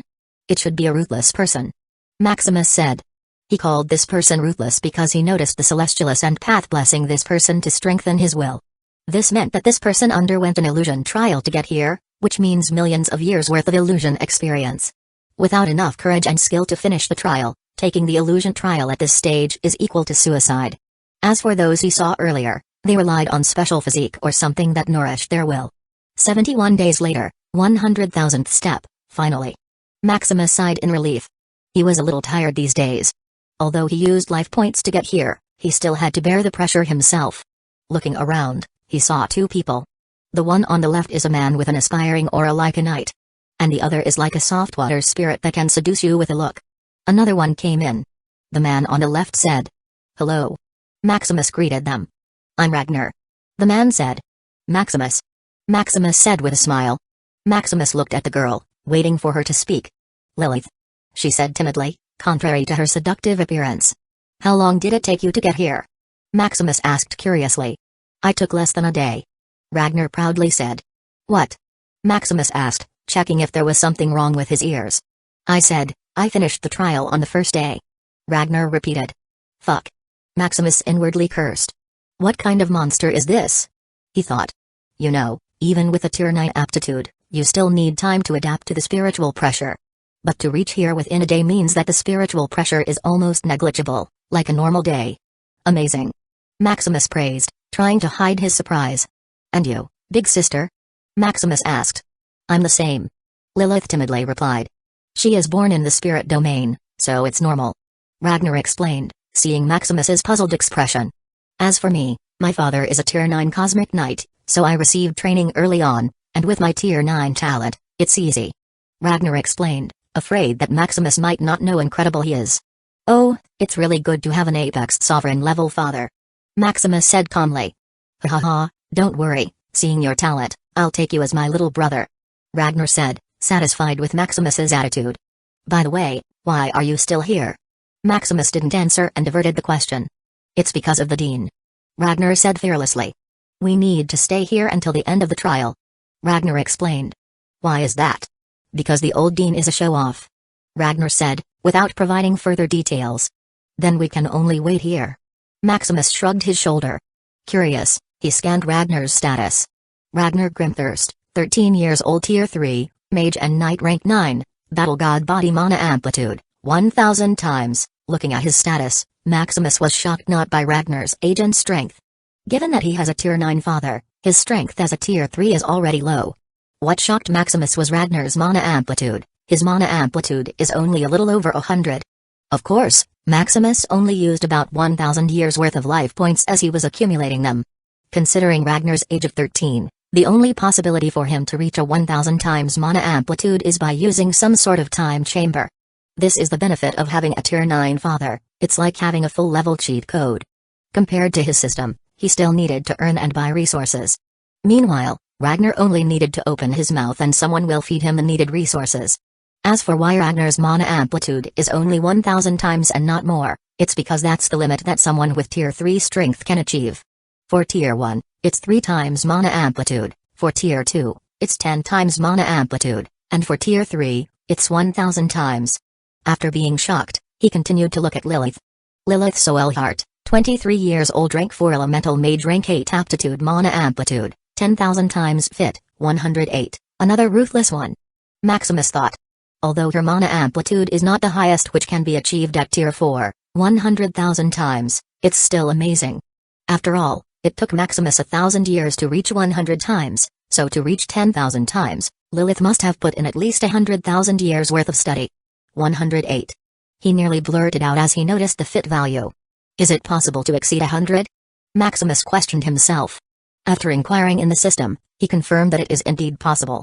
Furthermore, the additional fit value can multiply the daily points generation. For example, if you can normally get 1000 points with a fit value of 108, it'll be multiplied by 8, making it 8000 points. Knowing this, he turned his attention to the silent Lilith. Normally, he didn't have much motivation to find another wife, but Lilith's contradictory stature of being seductive and innocent at the same time is really tempting. As for the points he can get, which is 800 million life points daily, hey, that's just an addition, maybe? As he walked towards Lilith, she became visibly nervous. "Hello," Maximus greeted as he unceremoniously settled next to her. Hello?" Lilith didn't know what to say for a while. Ragnar, who came back to meditate, saw this and raised an eyebrow. "Oh? This new little brother of mine is a little courageous," Ragnar murmured. He knew something about Lilith's background, although not as grand as his with a tier 9 father, but equally unfathomable. "I heard you lived in spirit domain. Can you tell me about it?" Maximus said with a smile. "Rule number 1 with shy girls, take initiative and be shameless." This. Lilith looked at Maximus, thinking about what to say. The ruler of spirit domain is Freya Soelhart, and it's beautiful there," Lilith said hesitantly. Although she lived in the spirit domain, She was kept in a castle and didn't know what the outside looked like. This was her first time outside, which is why she was so shy. So Allheart? Isn't that Lilith's last name? Maximus thought. Oh, do you know the Apex Sovereign? Although he was shocked, he calmed down and asked. It's I don't know. Lilith nearly slipped and almost mentioned my sister. Although it was a known fact among other powerhouses, her sister had told her to hide their relationship. Why don't I tell you a story? Maximus said playfully, realizing that this little girl didn't know much. Rule number 2, if she can't speak, make her comfortable. Alright. Lilith said excitedly. Although she didn't like talking, she certainly liked someone who could tell her interesting things. Then I'll tell you about 91 days later, 9 days before the 100-day deadline. Can you continue the story of how the princess escaped from the castle? Lilith said to Maximus excitedly. In 20 days, Maximus had captivated this innocent little girl with his storytelling tricks. During these 20 days of flirting with Lilith, he also monitored his wives through his system. Apparently, it also had this function, which was very convenient. After some probing, he came to know that Lilith was the little sister of Freya, a Tier 9 powerhouse. This nearly scared him to death, as how could a little Tier 3 ant have the guts to trick an Apex Sovereign's little sister? But I already told you that. Maximus had a headache. This story had already been repeated at least 100 times, and he was nearly numb. In desperation, he even changed the version of the story so he wouldn't get bored. But this seemed to stimulate Lilith even more, making her more excited. Anyway, just tell me her other tricks for escaping the castle. Lilith said, shaking his hand and looking pitiful. The reason Lilith was fascinated with this story was that one day, she wanted to be that rebellious character. Just thinking of rebelling against her sister made her excited. She needed Maximus's story to give her more confidence. Then let me tell you how the princess tricked her sister, the Empress. Maximus said with no other choice. As he was telling Lilith the story, there was someone who reached the 100,000th step. Chapter 96 Illusion Trial at the 100,000th step. You're here, Silas. Ragnar said, greeting the one who had just arrived. Ragnar. Silas replied, his expression sluggish. Oh? Maximus, who was in the middle of telling Lilith a story, looked at them. Do you know who that is? Maximus whispered into Lilith's ear. It's Silas. Lilith felt embarrassed by Maximus' closeness and nervously blushed. He was originally just an inconspicuous branch member of the Tier 9 Uchiha family. But his crazy deeds caught the attention of the Apex Sovereign in their family. What crazy deed? Maximus whispered. This. Seeing Maximus getting more presumptuous, she just rolled her eyes in surrender. He originally had a trash tier talent, but his courage and will are out of this world. When he was 10 years old, he began spending his whole life in the time chamber like crazy. At first, it was only time dilation of 100 times, but day by day, the time dilation increased. Now I've heard that he is nearing 100 years old, and the time dilation he is in, is more than 1,000,000 times. Lilith said softly. It's really crazy. Even Maximus couldn't imagine the time confusion that would happen for that Kazi lifestyle. Without a strong will, one would not even know what's true and what's not. Curious, he scanned Silas's status. Silas Ruschhammer, 97 years old, Tier 4 Elemental Mage, Rank 6 Divine Talent, Heaven's Reward, Mana Amplitude, 100,000 times. As Maximus looked, he was not even shocked by the mana amplitude, which would have taken at least 1,000,000 years of non-stop study. He tapped on Heaven's Reward curiously. After all, only Tier 9 talents can have a special body. Heaven's Reward, an unlimited growable special constitution. A pity of heaven as hard work is rewarded. Note, I'll master anything with enough time with no bottleneck. Amazing. Maximus's eyes lit up. This is truly an amazing constitution. The only downside is that you'll learn anything slowly, regardless of how high your talent is. It's like the game master locked your experience points to 1 XP regardless of level. But nonetheless, this constitution had the possibility of surpassing rank 9 talent given enough time. In the 999th step, 95th day later, 5 days before the deadline, how far do you think our husband is? Angeline asked as they sat down. It should be about to finish. Irene confidently said. By the way, what chances do you think we have to pass the 1000th illusion trial? Luna chimed in. Don't worry, I heard our husband has prepared trump cards for us for the 1000th trial. Erica said in a whisper, afraid that others would hear it. Oh? They looked at Erica in puzzlement. He didn't tell me either, he just said that we should take the test one by one. Erica shrugged her shoulders. Then I'll go first. Isabella said, seeing that the others were still fatigued. After all, Isabella had more experience, so she could cope with the trial better. Then you should go. In the 100,000th step, Just as he was about to continue teasing Lilith, he noticed Isabella stepping onto the 1000th step. Earlier, after he knew that his system can directly interfere with the illusion trial, he secretly instructed Erica vaguely, so as not to leave traces. Spiritual interference detected. After the system informed him, he prepared himself to join in the illusion trial. "I'll meditate for a while, Lilith," Maximus said. Lilith just nodded. In Isabella's illusion trial, in the Imperial City, underground prison. In a small confinement area, a huge group of men huddled together as if waiting for the verdict. A rough man in the corner suddenly opened his eyes as if awake. "So, this is the illusion trial. It's quite realistic," Maximus murmured. He looked at the illusion trial mission. Mission: escape the prison, kill the king. The mission was rough without any conditions.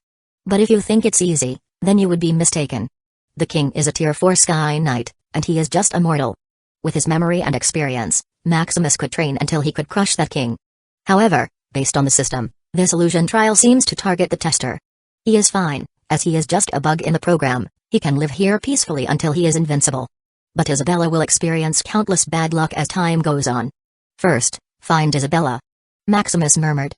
"This is quite easy, as the system has already marked Isabella's position." Maximus began to manipulate the magic particles in the air as he cast a soul spell to hypnotize all the people around. "It's quite useful," Maximus said, looking at them as if waiting for his order. Although he had a mortal body without even a bit of mana, with his transcendent mastery, manipulating a bit of magic particle without mana is easy. "Open the door," Maximus ordered. The guard opened the door absent-mindedly. "Close," Maximus said, looking at his prisoner clothes. After a while, a guard brought up a spare uniform. "Now it's ready," Maximus thought. "Follow me," Maximus said as he strode toward Isabella's position. In another prison, a girl was standing silently as she looked at the other prisoners lying flat. "Humphrey," Isabella snorted. After she woke up, she was surrounded by this bunch. Fortunately, although she had a mortal body, with her fighting skills, knocking a bunch of people is not a problem. "What trump card do you have, Maximus?" Isabella thought as if waiting for something. As she was imagining things, a bunch of footsteps came from outside. "Another one?" Isabella thought that it was another bunch of people who targeted her. As Isabella positioned herself to fight, she saw the one who came out. "Maximus?" "Surprise?" Maximus teased. "How did you come here?" Originally, Isabella thought that it would be something that could indirectly help her in the illusion trial, but who knew Maximus came directly? "Will there be any problem?" "No." Seeing that Maximus did not explain further, Isabella didn't ask more. Although Maximus knew that they were loyal to him, the existence of the system was better kept hidden. As for the illusion trial, giving away that he was here, the system had already fixed that. With the existence comparable to at least a tier 10 artifact, although the system can't modify any entities beyond it, his soul-bound wife's illusion trial is easily modifiable. When people outside watch Isabella's trial, all they could see was her completing the task methodically. Unfortunately, his wives couldn't obtain the trial blessing if the illusion trial mission was not completed. Otherwise, he could just let his system to terminate this illusion trial. "Let's go," Maximus said as he took her hand. "Do you know my mission?" Isabella asked as they were walking. "Isn't it killing the king?" Maximus smiled. Fine." Isabella didn't bother more as she observed the surroundings. Isabella noticed that the people following them were absent-minded. "Did you use a spell?" "Right. But how can you use a spell without mana?" "It's easy. As long as your mastery of the spell is enough, you can cast the spell with just your soul power." "Oh, by the way, how do you plan to kill the king?" Although Maximus can use spells, with the strength of the king, it's not enough. "I'll show you why explosion is an art." Maximus grinned. Outside the underground prison, Maximus and Isabella walked out casually. As for the hypnotized guards, they were back to work as if nothing happened. "By the way, help me buy these." Maximus conjured a list of materials by bending light particles using magic energy. "All right." Although Isabella was puzzled about why he needed a bunch of mortal things, she still nodded. "By the way, we don't have money." Maximus remembered. "Why don't we rob?" Isabella advised with a grin. Although they only have mortal bodies, their experience is still there, so robbing some noble or merchant should be easy. "Don't be troublesome, I can use spells, remember?" "Certainly, tier 0 spell is only effective against mortals. So, he can't be too unscrupulous." After a few hours of investigation, they came across their target, a suspected greedy grain merchant. "These ones should have a lot of fat," Maximus said, looking at the luxurious mansion. "Let's get in," Isabella said excitedly. This is her first time robbing this openly. Maximus smiled and cast a Tier 0 invisibility spell on their bodies. As they navigated the mansion, they came to a hidden safe. How do we open this? Isabella asked, looking at the massive door. Let me. Maximus cast an Tier 0 open lock spell as he pushed open the door. He could use all these spells as they were already at Transcendent Mastery. It's an individual spell, so it only cost him less than 100 life points each. This is another wonderful function of the life points. It can directly upgrade Mastery to Transcendent with enough life points. For others without enough comprehension and talent, it would be impossible even with time. Creak as the door opened, a bunch of chests full of gold coins greeted their eyes. How rich! Isabella was shocked. TSK, it's really greedy. Maximus muttered. You know, when he first transmigrated, he only had a few thousand gold coins as a count. However, here, there are at least 10,000 gold coins, which is too much for a merchant. With this, we can start with the plan. Chapter 97 Boom. 3 days after they stole tens of thousands of gold coin from the merchant. These are the last materials that you needed. Isabella handed Maximus a storage bag. Good, now we only need some strength to finish the mission. Maximus said as he took the storage bag. After all kinds of tricks are meaningless in front of overwhelming strength. It should be. Isabella said as she came to a spare room to train. The illusion trial mission needed to be done by Isabella personally, otherwise, it would be considered invalid. Maximus could only do his best to assist her. Maximus went into another room to create a bomb. Let's start. He didn't know how to create a bomb initially, but with his system, everything is possible. Bomb creation, Transcendent Max, a week later. Finally finished. Maximus excitedly muttered. Using a mortal body, he created a concentrated bomb with his bare hands. But this is not enough. Maximus said, looking at the huge lump of metal with a conspicuous amount of energy. Just the energy the bomb is emitting, anyone with a brain will know it's dangerous. It needs more polishing. Maximus said as he stood up. Feeling a little tired, he went to Isabella. At the dining table, how is your progress? Maximus asked while eating. It's not bad, I already reached Tier 1 official knight. Isabella said proudly. Good. It only took her a week from mortal to Tier 1 official knight, which is amazing. This is due to her experience and talent. The illusion trial can simulate anything, and talent is one of them. But the malice of the illusion is getting tougher. Isabella said with a sigh. What happened? Earlier when I was going out to shop, someone recognized me. Apparently, the reason I was imprisoned is because I'm a remnant of the previous dynasty. Oh? This should be the reason why you need to kill the current king. Maximus said after pondering. Yes, I even gathered the confidants of the previous body, ready to attack at any time. Isabella said. Then we should be more low-key, wait until you at least reach Tier 2 before we begin doing the mission. Maximus said. Alright. A month later, in Maximus's room, now everything is ready. Maximus looked at the small lump of metal that looked like a stone. During this month, he finally reached Tier 1 official Mage, which made it easier to polish the bomb. With sufficient mana, he engraved in various rune formations, making the bomb portable and more lethal. Now it was capable of killing a Tier 4 Sky Knight 100 times over. As for the Tier 5 Lunar Knight, it was nigh impossible. A week later, in a valley hidden in the forest, Maximus looked at his wife, Isabella, working up the morale of her confidants before attacking the king. All of this was for the hidden mission after the illusion trial mission. This is like a bonus stage to get more blessings from the illusion trial. Isabella guessed that it involved managing the kingdom after killing the ruler. Now follow me for a brighter future. Isabella yelled. Yes, Your Majesty. The people saluted solemnly. Are you ready? Maximus said as he grabbed Isabella's waist, causing the group of people who were solemn just moments ago to feel annoyed. How dare a bastard dirty Your Majesty? One of the people below cursed inwardly. They came to know Maximus because he was the one who helped Isabella escape prison. Maximus was also the one who was funding them, at least that's what their Majesty said. Don't be too clingy. Isabella slightly struggled in Maximus's embrace. Oh? You don't like me anymore? Maximus pitifully said as he hugged her further. Bastard. Isabella blushed as she cursed, seeing the people in the back looking at them with bewildered expressions. Hee hee. Let go, it's time to end this. Isabella finally surrendered and hurriedly said. They were in the valley hidden in the forest. When they caught the news of the king's hunting activities, they quickly set up an ambush. Here, take this when you get close to the king. Maximus said as he took out the lump of metal. Is this the weapon you said that can kill the king? Isabella looked at the lump of metal and Maximus with a puzzled expression. In these 3 months, she reached Tier 2 Great Knight. If she was alone, she would have trained herself for a few more years until she reached Tier 4 Sky Knight to be sure. However, her husband told her that she only needed to get close to the king, So tier 2 Great Knight strength was enough. But looking at the lump of metal in her hands, she suddenly questioned if this thing can really kill the king. Don't worry. I spent most of my time on this. Trust me. Maximus said sincerely. If you say so. Isabella trusted her husband very much, so she didn't question further. In the forest, those rebels should be nearby. The king, Vash inwardly thought as he leisurely hunted. Hunting was merely a guise for him, as he aimed to catch the rebels. As for why he even bothered with these weak rebels? Well, it was all for the treasure in the castle. Originally, he conquered this kingdom for the supposed tier 6 inheritance. Vash came to know that the kingdom's founder was an injured tier 6 stellar knight. This injured knight built the kingdom for the continuation of his bloodline. Originally, it was an overlord of the land, expanding vast amounts of territory. However, without a talented heir, the kingdom quickly declined with each generation. When Vash came to the kingdom, the ruler was merely a tier 3 earth knight.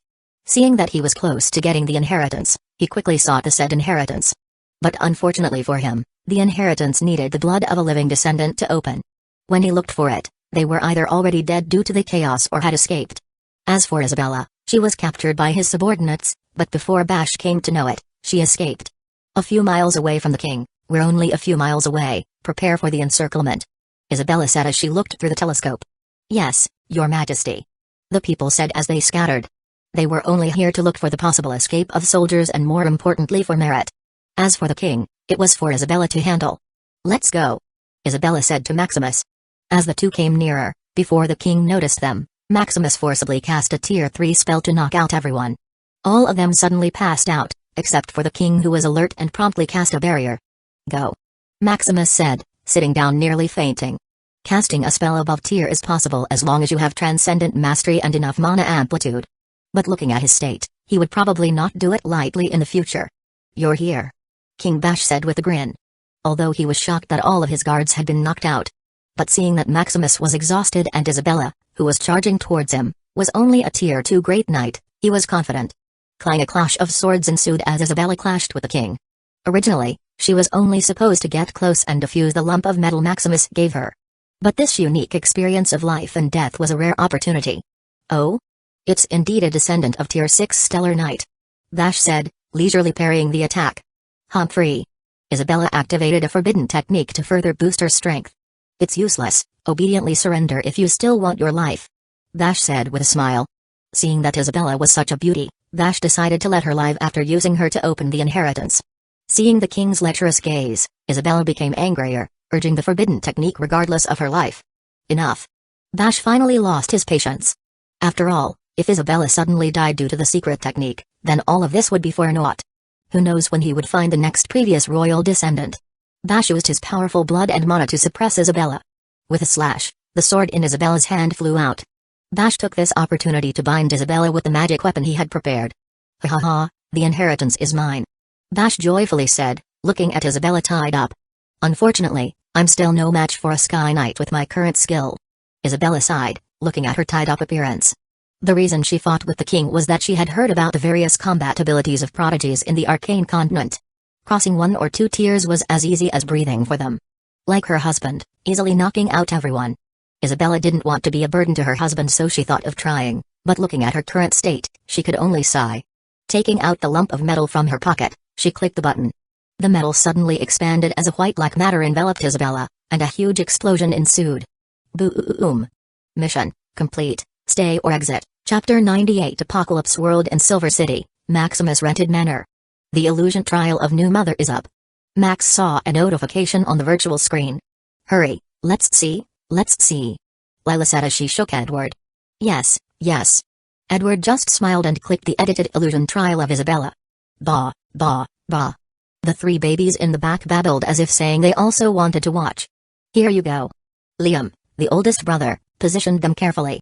In the video, they saw Isabella fighting the king, looking very domineering. Humphrey, bad guy. Seeing that their new mother was being beaten, they clamored.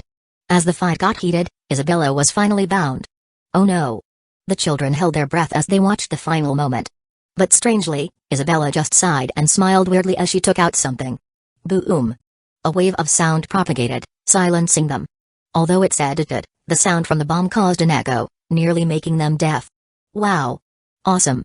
Cool. They cheered happily, seeing the explosive fight.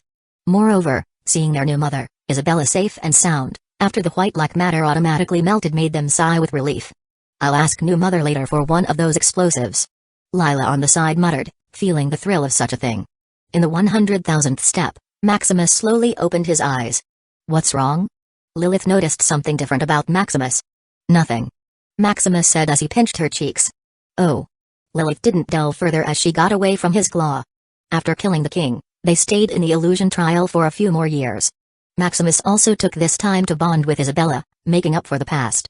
Fortunately, there was no more malice coming from the trial, so everything went smoothly. Beside them, Ragnar and Silas looked at the two who were flirting. "Hey, Ragnar, did you tell that kid about Lilith's identity?" Silas asked. They were from a Tier 9 family, so more or less, they knew each other, especially because they were the most dazzling talent in their generation. "Sigh, I secretly told Maximus about Lilith's background, but it's not effective." Ragnar signed, worried for his little brother. "Good luck to that kid passing that Amazonian," Silas said as he shuddered, just imagining the image of Lilith's sister. In the 1000th step, Isabella slowly opened her eyes, as a strange energy slowly nourished her spirit. "Amazing, I completed the mission perfectly," Isabella muttered. Normally, she would take her time, but that had cost her many opportunities for hidden missions before. As seen previously, if she took her time, most of her confidants would die, making it harder to control the kingdom afterward. These imperfections would be judged by the illusion trial. With the perfect mission blessing, Isabella felt that she could go up another 10 steps directly. After she finished inspecting her changes, she looked below. "I'm finished. Who is the next one?" "You succeeded." They looked at Isabella meaningfully. Originally, they were unconfident, as they nearly failed the trial in the 999th step. But looking at Isabella still energetic like nothing happened, they wondered if this had anything to do with their husband. "Then I'll come next," Luna said as she stepped up. "In an apocalypse trial space, what world is this?" Luna said as she felt her aching body. Looking around, she was inside a ruined building, with a bunch of undead walking around. Kill 10,000 undead, 10 Tier 1 undead elite, and 1 Tier 2 undead king. Looking at the mission, Luna first felt the surrounding magic energy. "No magic?" Luna muttered in shock. "How to finish this? Killing 10,000 undead is still possible, but for undead elite and undead king? That was impossible. I guess I should quit the trial." Luna sighed. She had already came to terms with the fact that it would be impossible to finish the trial. By quitting voluntarily, she can minimize the punishment compared to dying in the trial. Just as she was about to quit, a rustling sound came from behind. Luna subconsciously held her breath, hoping to minimize her presence. "It's me." Maximus, who looked malnourished, slowly appeared. "Husband?" Luna whispered in shock. "SHHH." Maximus warned her not to make noise. "How did you come here?" Luna whispered. Maximus didn't know what to say. "It's okay, I understand." Seeing Maximus was reluctant to tell her, she didn't ask further. Luna was already satisfied that her husband was here. "Anyway, shall we eat first?" Maximus said weakly, feeling the hunger in his body. "But where do we get food?" Luna said, looking at the desolate place. "Leave this to me," Maximus said confidently. He urged his system to scan the place for food. In the fantasy world, this was a tasteless function of the system, as his spiritual consciousness scan is more convenient and wider. But in this apocalypse-like world without magic, it works wonders. "Remember to keep your footsteps quiet," Maximus whispered. Maximus already tested on the way here that these undead are particularly sensitive to sound. As for the smell, it was not a problem, as their bodies smelled almost the same as the undead. They walked for almost an hour, avoiding undistracting the undeads. For these, Maximus even purchased anti-tracking knowledge. Anti-tracking Tier 0, Transcendent Max, of course, this is only for ordinary zombies. For Elite, Tier 1, or King, Tier 2, zombies, he can only depend on the system scanning and avoid them. In the small abandoned store, is there really food here? Luna asked, looking at the dilapidated store. If it were not for the garbage packaging, Luna would not even know that it's a store. "Just trust me," Maximus said, without saying anything, proceeding to enter. There wasn't any danger inside, so they entered smoothly. Soon, they came to a hidden compartment that looked like an air vent. After crawling for a few minutes, they came into a wide warehouse. "So much," Luna muttered, looking at the complete selection of food and utensils. Based on the surroundings, it's been a few months since the outbreak of the apocalypse, so seeing these things still preserved and complete is shocking. The original entrance should be destroyed, making it hidden. Maximus concluded as he saw the entrance buried with the building beside it. "Yeah, now we have enough food. How do you plan to complete the mission?" Luna asked as she looked at him. Let's eat first, Maximus said as he took out some self-cooking instant food. After a few minutes, the food quickly heated. Can you tell me now? Luna asked as she ate. She was really curious, seeing how confident her husband was to complete the mission. You know, killing a Tier 1 and Tier 2 undead in their state is impossible. You should have become proficient as a melodic battle dancer, right?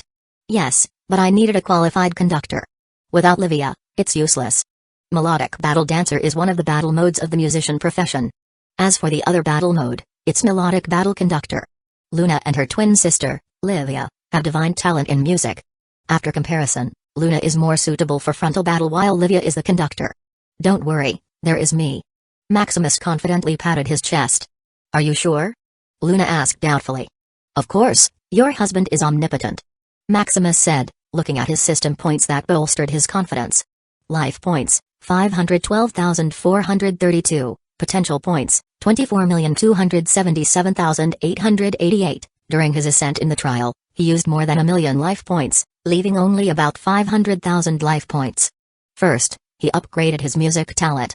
Music comprehension, trash, 0 out of 1, plus 1,111,111 potential points. Music comprehension, divine, 0 out of 10 million. Then he bought specific knowledge about the conductor, using a mortal piano for fighting undead monsters from Tier 0 to Tier 2. Conductor Symphony, Undead Edition, initial, 1 out of 10 million, plus 258,334 life points equals 310 million system point. Conductor Symphony, Undead Edition, Transcendent, max. A few hours later. In the hidden building, Maximus sat down across a worn-out piano as Luna stood beside holding a machete. Are you sure you can play? Luna asked once more. Earlier, they rummaged through the stock of resources and found a worn-out piano, and after tinkering, it was barely playable. Don't worry, watch me conduct a symphony of killing. Maximus grinned as he stretched his hands. Music is the manipulation of sounds. Even without magic, it can affect anyone who can hear sounds. Of course, to be effective against higher opponents, you need to know precisely their minute changes. Without mana, Maximus needed more detailed information than normal. Fortunately, with Transcendent Mastery, it's quite easy. Let's start, Maximus said excitedly. Fine. Luna didn't say anything more as she jumped outside the building. Maximus had already scanned the area. There were no elite or king zombies within a few miles. Pluck the tone vibrated at a weird frequency, catching the attention of the undeads. Thud with another note, the undead slowly made their way to Luna. Huh? It's quite amazing, Luna muttered as she saw the zombies, like puppets, coming to her. Thump. A strange frequency coursed through Luna, to which she responded with a clever twist, making the frequency boost her strength. Tick with another note, the frequency changed as Luna waved her machete in the air. Slash. A wave made of sound cut through the blood vessels controlling the undead, which made them freeze and fall. Amazing. What a precise melody. Luna couldn't help but praise. This sound can damage the microcapillaries of the undead precisely, which is like a miracle. Without knowing the minute details of the undead and anticipating their movement, this sound would only be a harmless play. Ting-tick waves of symphony began to play as a bunch of undead came to their places like dancing puppets, with Luna harvesting them like a dancing fairy. Chapter 99. End of trial. In the hidden storage room, Maximus and Luna were resting after killing more than 100 undead. It's exhausting. Maximus sighed as he rested. Although he seemed to be only playing the piano and assisting in the battle, it was really tiring. He was like a grand maestro guiding all their movements and tunes. Without mana, he could only use his bare soul power. You're still amazing, husband, Luna said, her eyes shining. Maximus then looked at the undead crystal core. This can be used to replenish the soul or strengthen the body, Maximus concluded as he felt the energy within. It's a pity, we can't use it too much. He added anyway, it'll be gone after we get out of the trial, Luna said. Although the undead crystal core functions like a magic crystal, it's impure. Taking too much without restraint will turn one into an undead. Then let's rest and strengthen ourselves first, Maximus said as he hugged Luna to sleep. 20 days later. 10,000 out of 10,000 undead, 7 out of 10 undead elite, 0 out of 1 undead king, only 3 undead elite and 1 undead king, Luna said, panting in exhaustion. Don't worry, although I didn't advance through Tier 1, the replenishment of the undead crystal core should be enough, Maximus lazily said as he sat across the dilapidated piano. Let me rest first, then attract some undead elites, Luna said. A few hours later. Maximus was playing the piano while Luna fought fiercely with the undead. Thump. Luna, like a perpetual machine, didn't feel tired because of the melody. The undead elite, on the other hand, was like a trapped piece that couldn't get close to Luna. Tick, just as the undead claw was about to tear Luna to pieces, a high-pitched melody was like a sting, making the undead pause. Luna, seeing the opportunity, brandished her machete as she beheaded the undead. Just as they were about to celebrate, Maximus noticed through the system that an undead king and 3 undead elites coming their way. Damn. It looks like it found us. Maximus cursed worriedly. The undead king should have a bit of intelligence. Luna muttered while recovering her strength. While they were still away, Maximus hurriedly absorbed the undead crystal cores that he had prepared. After a few minutes, the undead came in front of them. Ready. Maximus raised his hands, began overloading his soul, making the world seem to slow down. Ding, a high-pitched sound seemed to light up the world, momentarily stopping everything. Tongue with the following pitch, Luna, who was originally tired, seemed to be endowed with unlimited power. Go. Maximus commenced the play. These tier 1 and 2 undead were resistant to sound attacks, so he could barely affect them. With a jerk, Luna lunged toward the undead like a fearless machine. Thump-thud, before they could react, a sound came making their movements pause for a moment. Maximus began to play a rapid tune of at least 100 keys a second, making his hands almost invisible. This rapid beat of keys, though inaudible to human ears, seemed like the most beautiful melody Luna had ever heard. Husband, you're truly amazing. This was Luna's last thought as she felt herself being consumed by the melody, every part of her cell operating like a machine. Witness the grand symphony of killing. Maximus thought. As Luna, 3 elites, and an undead king came face to face. Luna acted like a precise machine, slashing at the undead king. The undead king instinctively dodged, but in doing so, it was hindered by the undead elite beside him. Luna's machete sliced through the undead arm like a tomato, avoiding the undead king's bones and hard muscles. This enraged the undead king, but an annoying melody from hell was like a lullaby forcibly calming it down. Although the melody had almost no effect on the undead king, its subordinates were like marionettes at this moment, helping this despicable woman besiege it. After a few more clashes, another arm of the undead king was cut off. As for the undead elites, they were already dismembered by the zombie king himself, as Maximus used them as shields and distractions. Luna, on the other hand, was glowing red due to overload performing inhuman movements. Let's finish this play. Maximus thought. He, who was conducting this play, looked like a monster with his veins popping out all over his body, his eyes like those of a demon, pure red due to blood. Thud, like a signal of death, Luna was like a nimble assassin who circled the undead king, attacking all its blind spots. A moment of carelessness, like a powerless puppet, was all it took for the undead king to be killed. As it tried hard to find the nimble Luna, it followed Maximus' rhythm, causing it to trip on its own. Slash, before it completely fell, Luna took the chance to slash its neck multiple times. After severing the head of the undead king, Luna fell into a coma as the redness in her body began to recede. Maximus also nearly fainted, but with sheer will, he held on. After all, it was still dangerous. After a struggle, he carried Luna's body through their hideout and fell asleep. In the 100,000th step, Maximus opened his eyes peacefully, getting used to the time difference in the trial. After all, it's almost the same as using the life points. After they killed the undead king, the hidden mission was to kill as many undead as possible in 3 years. Maximus took this time to train Luna and bond with her. Hey, Maximus. Lilith said softly. She noticed that something seemed wrong with Maximus in the past couple of minutes. What? Maximus looked at Lilith, thinking of how to tease her. That Lilith didn't finish her thought as Maximus pinched her cheeks again. Oh. Lilith was embarrassed and didn't bother anymore. After helping Luna finish her trial, the others followed suit. In Erica's trial, the mission was to escape waves of beast tides. Maximus only assisted a little, hoping to train Erica's independent thinking. With Erica's ingenuity, she easily passed the trial. Although not as perfectly as the previous 2, as long as she could pass, it was good enough. In Hazel's trial, the mission was to survive on an island that is being attacked by beasts periodically, like an island building trial. In this trial, Maximus didn't even show up, as he only assisted Hazel, making her seem like a child of destiny. For example, Hazel lacked a special treasure for defense, but after walking for a while, like a protagonist, she could pick it up as easily as a stone on the road. This trial was like the illusion trial giving bad luck versus Maximus giving good luck. Hazel barely passed, with Maximus sending her treasures to survive. Livia's trial was also a survival island, but with 999 other participants killing each other. Initially, half could pass this trial, but the fewer people there were, the more blessings one would receive. Livia was very timid, so she dug an underground base and placed traps everywhere. Livia's activity traces were everywhere, and she was constantly being attacked. If it were not for Maximus hiding and helping erase the traces so that only one or two would find out, Livia would have long been eliminated. The trial ended 100 days later with 150 participants remaining. Angeline's trial was also a group trial, with 1,000 participants in place. As more and more people took the 1,000th step trial, it seemed like the mode became competition type. Maximus could only hide behind the scenes, as although the system could hide his presence from the recording, the people taking the trial were exempted. The trial was a race toward the top of the floating islands. The first 300 to reach the top would pass the trial. On the way, there were countless beasts and traps that would slow them down. As he was hidden, Maximus could only assist Angeline by destroying the beasts and traps that she could encounter. As for the others behind her, she could only fight them by hand.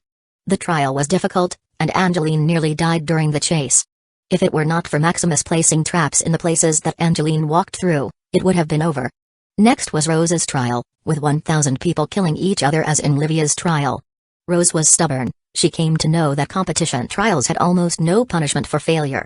The veteran people on the 999th step were waiting for this mode to start.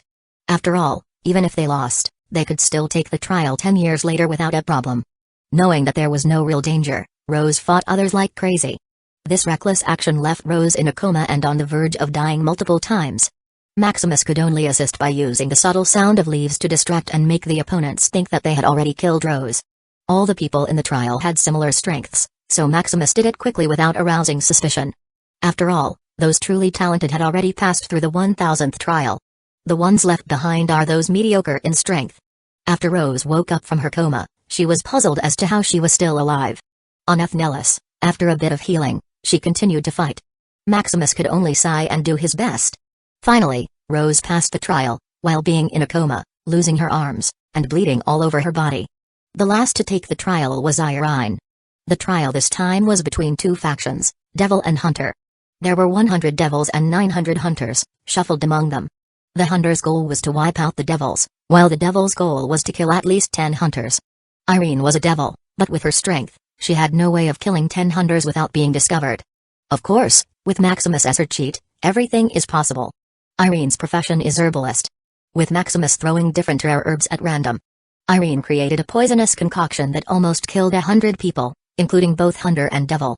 This action, however, exposed her and got her killed. Fortunately, Irene had already completed the mission, so she passed. Chapter 100 City of Arcana in the 100,000th step. 5 days later, the last day of the trial arrived. All of his wives had already passed the 1,000th step and were only waiting for the end of the trial. Maximus became more leisurely as he talked to Lilith about what to do after the trial. "Hey, where will you live after the trial?" Maximus asked Lilith as he played with her hair. Lilith had already gotten used to Maximus's playfulness, so she just rolled her eyes. "My sister said to choose a place in the City of Arcana," Lilith said after some thinking. "Oh? It's said to be in the center of the Origin Domain, the most impenetrable city in the world," Maximus said, recalling some hearsay he had heard. "Yes, my sister said that it's very safe there. Even if the entire Arcane continent gets destroyed, the City of Arcana will be scratch-free." "So awesome," Maximus said, looking at her to explain more. "I don't know, it's what my sister said anyway," Lilith said. "Then let's see each other at the City of Arcana," Maximus said as he pinched her cheeks.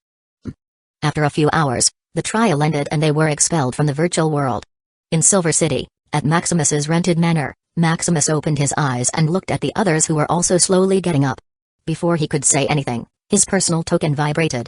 "Congratulations on becoming an official student. Credits, 1,000,000 3 months before the official student trial, credits," Maximus murmured, clicking on it. Credits are the official currency of the Origin Arcana Institute. 1 credit is equal to 1 high-grade magical crystal, which is equivalent to 10,000 low-grade magical crystals. "How is your trial?" Maximus asked to see if there is a difference from the notification he received.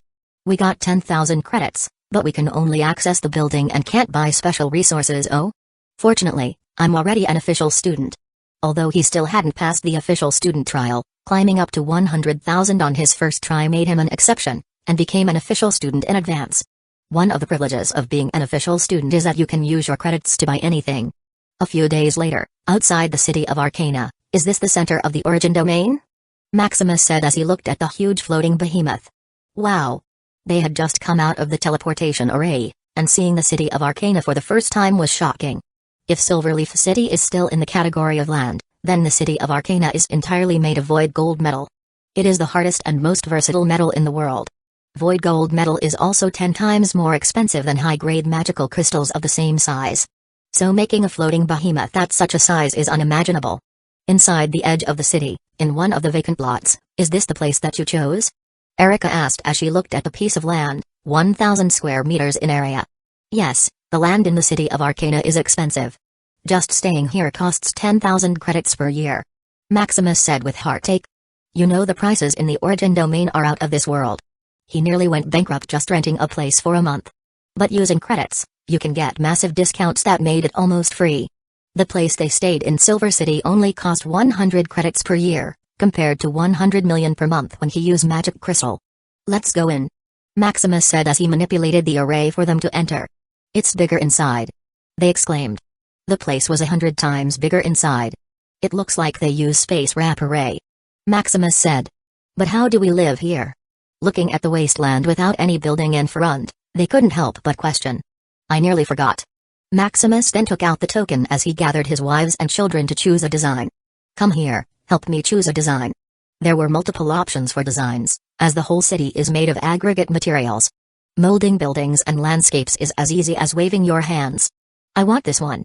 They chose the design for their own room, leisure room, functional room, beast pet stables, garden design. After a few hours of non-stop chatter, Maximus clicked enter. Like a miracle, the dust-like particles gathered together, forming different materials and plants. So beautiful. They murmured as they looked at the fairy-like atmosphere. At the dinner table that night, how about we tour around the city tomorrow? Maximus said. Alright, we also plan to go to the Celestial Ascent path to train. Erica said. They didn't want to get further and further away from their husband, so they needed to train rigorously. Do you want to come? Maximus looked at his children and teased them. Yes. The next day, at the bay of the elemental pool, wow, so sparkling. Lila said as she looked at the colorful pool. This should be the elemental pool, one of the wonders of the Origin domain. Maximus said as he browsed through his personal token using official student privileges. Elemental pool? They asked. Initially, Tier 9 mana environment is already the limit that mana concentration can achieve. However, elemental pool is a concentration of different elemental mana making its grade higher than pure mana. Like the one in front, it's the light elemental pool. Oh, how about we take a dip? Max asked, eager to bathe in such a pool. Then let's see if we can get in. Maximus took them towards the reception. How do we get into one of the elemental pools? Maximus asked as he presented his token. The steward quickly took a look. Seeing that Maximus is an official student, he became more respectful. As an official student, you only need to pay 1 credit per day. For seekers, it's 10 credits per day, and for outsiders, it's originally prohibited. The steward said knowingly as he saw that there are kids. But official students have special privileges to invite family members. This costs 1,000 credits per individual. The steward said. Good, just deduct the credits for all of us. Maximus said. Maximus was already used to being extravagant, so he wasn't daunted by the price, even knowing that credits are hard to get. In the Chaos Elemental Pool, the Chaos Elemental Pool is the center of the elemental pool. Huh. Maximus was submerged in the pool, breathing peacefully. The scene was relaxing, and bathing in the elemental pool was such an experience. Maximus looked at his children as they swam and played. Come, chase me. Max swam fast. Wait for us, brother Max. Sen and Luke hurriedly chased after him. Don't run too far. Liam said, sounding like an old grandma while taking care of baby Neo. Invisible. Nathan murmured as he slowly submerged. Sister, hold me, I want to be a mermaid. Lila urged Lily. No, you look like a duck. Lily disagreed and floated away.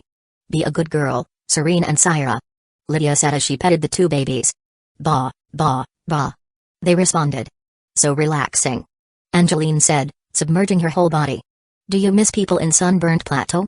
Isabella said, joining them. Not much, as long as I'm with my husband, everything is home.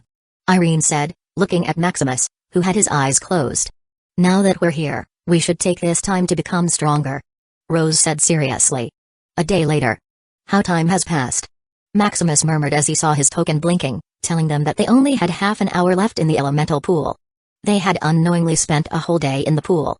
Fortunately, it's not like water. The elemental pool is made of elemental mana, which can improve your elemental affinity. Even though his children were in it for a whole day, they were still energetic, as if they had taken a tonic. Let's go. In the Arcana Library, This is the collection of all the known knowledge that flows throughout the whole Ethereum realm. It only has 10 floors, but its height and width are immeasurable to the naked eye. After registering, using his official student status, he paid some credits and got in with everyone. So many books. Liam said in marvel. Boring. Max only sighed. Go to the entertainment section if you want to play. Maximus said doubtingly. The books in the entertainment section were not only made of words but also contained images and videos. Let's split up, we'll meet here in a day. Maximus headed to the cultivation manual section. Lately, he felt the weakness of his cultivation manual. Whether it was the divine consciousness or the divine body, after he reached the Tier 3 realm, his progress slowed down. He thought that it was only due to his poor aptitude and not enough mastery of the cultivation technique. But even after spending life points to upgrade his mastery to transcendent and using potential points to make his talent reach rank 6 divine, progress was still slow. However, with transcendent mastery through the technique, he still got some clue. The cultivation manual that he bought was not in tune with the Ethereum realm. The higher the realm, the slower the speed of his cultivation would be. Looking at his system panel, he could only sigh at his slow progress. Maximus Shadow Crest, Soul, Tier 3 Nascent Mage, Level 4, Body, Tier 4 Sky Knight, Level 1, Mana Amplitude, 187, Will, 275, 1 Mana Amplitude, Will is equal to that of a normal person. Chapter 101 Gaia's Primal Genesis on the first floor, Cultivation Manual Area, Arcana Library. While his wives and children were in the entertainment section, Maximus came here to choose a cultivation technique. In the Arcana Library, all knowledge ranges from Tier 0 to Tier 6 are free, no matter the identity.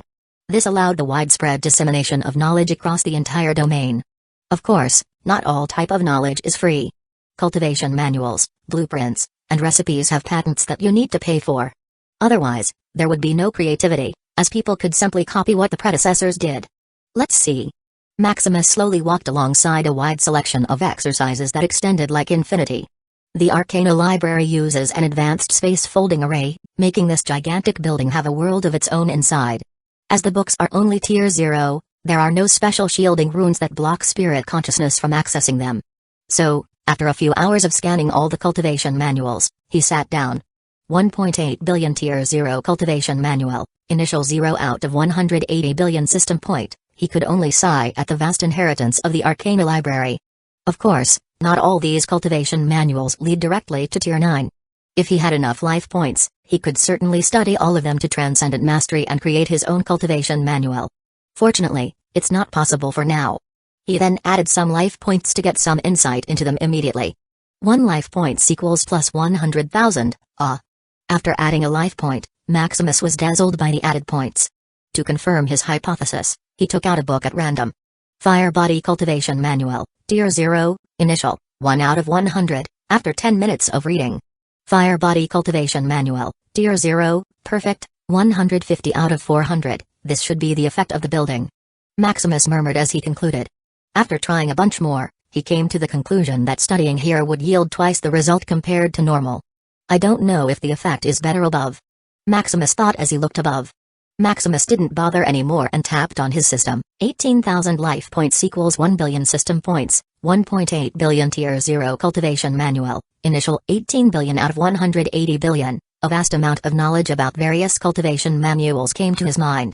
Using life points, he roughly knew what these cultivation manuals were about without wasting time. After all, if he read them one by one to choose, he didn't know when he would finish. Out of these more than a billion cultivation manuals, only about 1,000 could reach Tier 9 directly. Of course, those who created these were already at Tier 9, so following their path was useless. That's it. Maximus could only choose Tier 8 manuals. As for why Tier 9 manuals are even here if it's useless?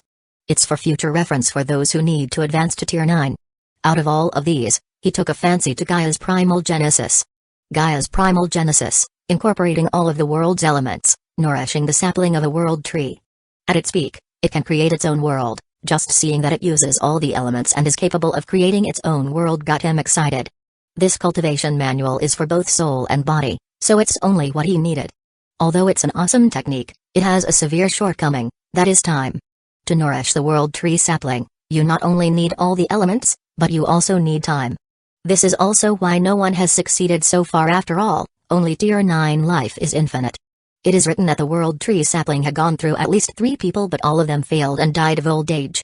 Hey, not for me. Maximus smiled at the warning. For him, with life points, it's a piece of cake. However, the only problem now is to rack up credit points to exchange the World Tree sapling. After getting a copy of Gaia's Primal Genesis, he went to the other core of the library. After all, the cultivation manuals are only tier 0. If he wants the following tiers, he can either find them on each floor or go to the other core to get them all together. On the first floor, center of the library, other core, there were a lot of people like him who also wanted to get an entire copy of the book. After a few minutes of waiting in line, it was finally his turn. Please insert your token. Maximus took out his token and inserted it. Reading. Official student, credits, 977,838, insert the book name. Maximus typed the name of the cultivation manual. Gaia's Primal Genesis, whole book, 100 million credits. Looking at the price, he sighed and filtered the selection. Gaia's Primal Genesis, tier 0 to tier 6, 500,000 credits. After clicking enter, the book in his hand suddenly vibrated and became bigger and thicker. Meanwhile, on the shelf from which he got it, another identical copy of the tier 0 book suddenly materialized. This should be made of void gold metal. Maximus muttered, looking at the shape-shifting book in his hands. In the entertainment area, Maximus' wives and kids were absorbed in their own world, reading some exciting books. That's right, monkey, you need to be like this. Max said as he educated his monkey beast pet. Chi-Chi the monkey jumped up and down as if agreeing. They were reading, or should I say watching, a story of a golden monkey who defied all odds and became a monkey god. Of course, it's a fantasy story, but having made it to the arcane library proved that it was an all-time best fantasy story in a generation. And here in the entertainment section of the library, there were almost infinite amounts of them. As for why keep it here and waste space in the library? Because these stories have unconstrained ideas, serving as inspiration for anyone. Author, I would like to spend my life here. As they were watching the story, a little girl came to disturb their peace. Hey, little brat. A little girl the size of Max yelled. What, brat? Max was still in a daze as he looked at the little girl. I want that book. The little girl said calmly. No. Max didn't bother and continued to watch. Hey, I'm talking to you. The little girl repeated. What? Max looked at her again, annoyed. I want that book. She repeated. I said no. Do you have hearing difficulties? Max looked at her like a retard. Seeing Max look at her like this made the little girl change her face. She, the little princess of the Celestine family, the granddaughter of a tier 9 apex sovereign, was brutally rejected. What's even your name, anyway? Max, seeing the little girl still didn't leave and looked at him like she was about to cry. He sighed and asked. I'm Ella. The little girl held back her tears and said. Oh, then why don't we watch together? Max said. If he made this little girl cry, her brother Liam would beat him to pieces. After getting the book, Maximus hurriedly went to the entertainment area where his family was. Seeing that they were busy, he didn't bother to greet them as he opened the book. Gaia's Primal Genesis, Tier 0, Tier 6, Initial, 1 out of 6 billion. First, he took a look at his points. Life points, 1,004,098 potential points, 24,767,417. Seeing that he had enough points, he first upgraded his mana compatibility. Mana compatibility, Divine, 0 out of 10 million, plus 10 million potential points. Mana compatibility, Transcendent, 0 out of 100 million. Suddenly, as if the shackles in his body were gone, he could feel the world more clearly, as if he was blind previously. Going from rank 6 to rank 7 was a leap from middle rank talent to upper rank talent. Mana compatibility didn't just mean your affinity to mana, but also your affinity to the world. Previously, he estimated that it would take a few years to reach Tier 4, but now he could reach it in 1 or 2 years. Satisfied, he came back to the cultivation manual and added life points. Plus 986,667 life points, Gaia's Primal Genesis, Tier 0, Tier 6, Transcendent, Max. A torrent of knowledge emerged, him studying day and night for 2,703 years through the cultivation manual. The reason it took such a long time is because life points can directly upgrade any skill and knowledge to transcendent mastery. Huff. Maximus breathed heavily. He nearly drowned himself from accepting the memories, as it was done in one go, not like going into a time chamber where you study by yourself. Let's take a break for a while. Maximus muttered. While digesting the memory, he figured he could read some stories to pass the time. Anyway, with his powerful consciousness, it wasn't a problem. Just as he got up to get a book, he noticed Max with a little girl whom he did not know. Furthermore, there was a beautiful miss with glasses talking to them. After watching the story with Ella, they became closer, And he came to know that she also had a monkey beast pet. Your monkey is weird, Max said as he looked at her pet with purple skin and glittering eyes like stars. No, it's beautiful, not weird, Ella said with a pout. You should be like my monkey, domineering, Max bragged, puffing up his chest. Domineeringly stupid. Ella rolled her eyes. Just as they were chattering while watching the story, a beautiful Onichan came to them. There you are, Ella. Chapter 102. Different guilds. Here you are, Ella. Sister Auntie. Ella, who had been watching with Max, got up and greeted her. You brat, you're going everywhere, Denise said with a hint of scolding. You're busy, so I got bored, Ella said with a pout. Humphrey, there won't be a next time, Denise scolded. While they were talking, Maximus approached them and greeted, Hello, who are you? Oh. It's you, the newcomer, Denise said in surprise. What newcomer? By the way, I'm Maximus. Ah, I'm Denise, Ella's auntie. I know you from the trial of newcomers this year. You became an official student in one go, awesome, Denise praised. After all, it's rare to have even one person reach official student status in one go every 10 years. Now, there are 4 of them this time, which is very rare in a millennium. Is that so? Maximus smiled politely. Dad. Max, who was engrossed in watching, finally noticed him. Maximus nodded. What? Seeing that Denise was still staring at him intently, he was puzzled. He had already looked at her panel, which, as expected of Origin Arcana Institute, the home of elites. Denise Celestine, 18,123 years old, Tier 6 Archmage talent, Rank 8 Supreme Mana Amplitude, 10.2 million fit, 103, 1 billion is the Tier 6 Mana Amplitude limit. That, I would like to invite you to the Lorekeeper Guild, Denise said eagerly. Lorekeeper Guild? The Lorekeeper Guild is in charge of the Arcana Library. A top-notch guild even compared to the rest. I think you'll like it here, Denise bragged shamelessly. In fact, their Lorekeeper Guild was almost at the bottom of the top guilds in the Origin Arcana Institute. If it were not for the Arcana Library, they wouldn't even be placed at the same level as those top-level guilds. Can you explain what a guild is? You can find what it is in the Institute forum. Basically, it's a faction created by students in the Institute to earn credits together, Denise explained briefly. Then can you tell me the benefits of joining your guild? Of course, first of all, you will be protected by the guild. Although killing is not allowed, there are still many ways to cheat you and bully you. Second, you'll have a massive discount through all the books here. I see that you only bought Tier 0, Tier 6 of the book, which is a pity. If you join us, the whole book would only cost 10% of the original, Denise said professionally. Is that all? What about duties? Maximus asked to confirm. You'll know that once you join our guild, Denise said, trying to fool him. Is that so? I'm still new here, so I would like to explore more and then consider joining a guild, Maximus said with a smile, as if saying, you can't fool me. Oh, what a pity, Denise sighed. As expected, it's not easy to fool a newcomer who became an official student in one go. Normally, upon hearing that the Lorekeeper Guild manages the Arcana Library, one would be in a hurry to join. Unfortunately, this kid is a hard bone. Pity she almost got a promising lackey of her own. Ella, let's go, Denise said without any more thought. After all, in her 18,000 years of living, Denise had encountered all kinds of people. Maximus is not that rare. Bye Max, see you later. Ella waved to Max before following her sister Auntie. See you later, Ella. Max nodded and continued with his book. As the two girls walked away, Maximus's mood to read stories plummeted, as he became curious about the factions and guilds in the Origin Arcana Institute.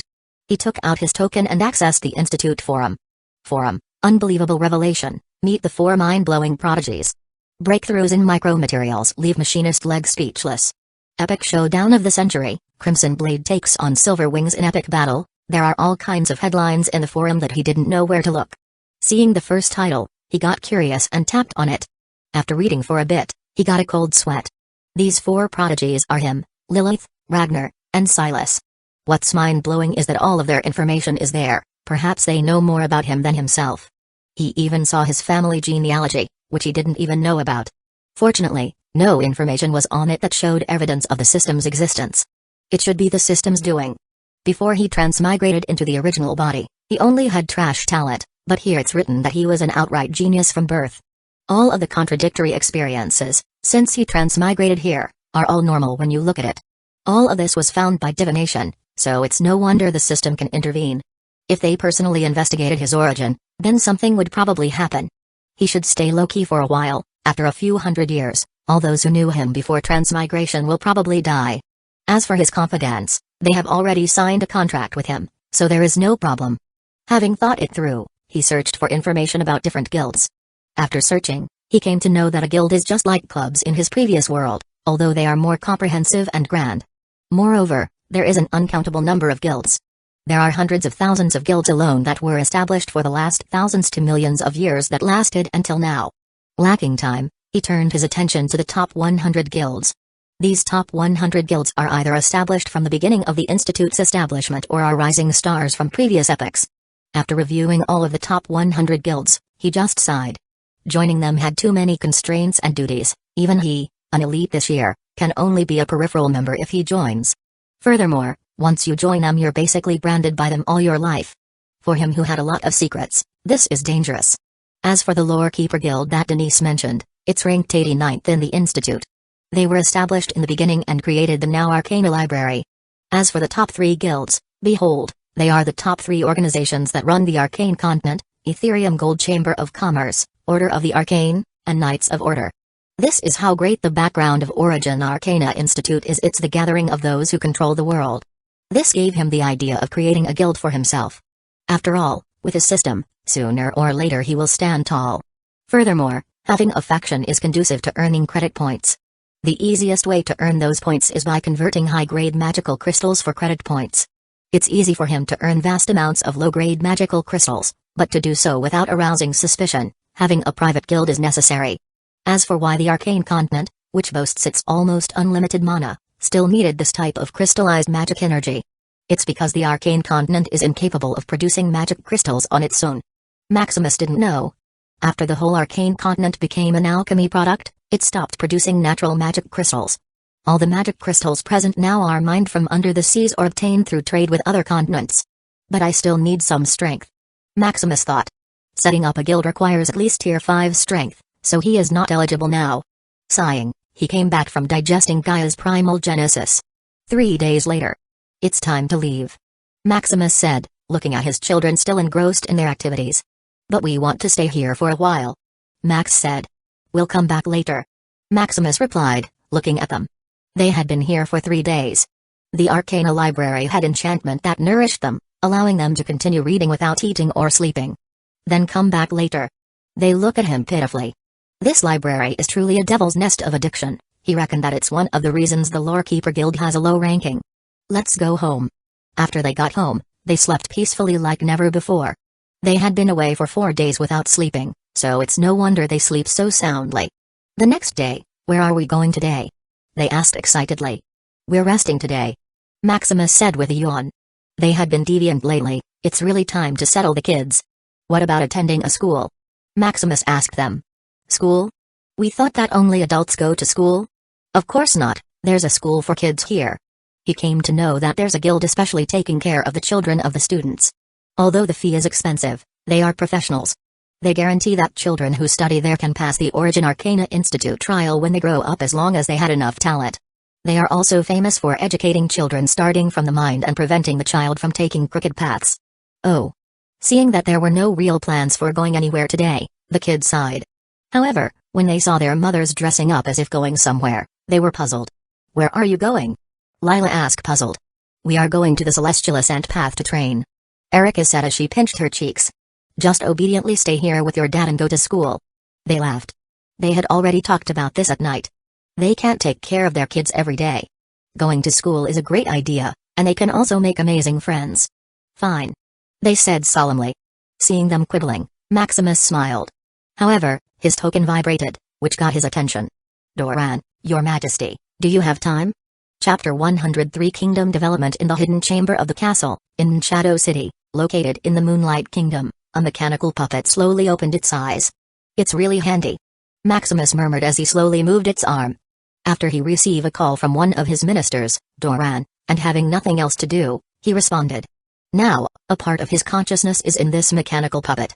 By connecting through his personal token and the continental array in the Arcane Continent, a portion of his consciousness can control this puppet.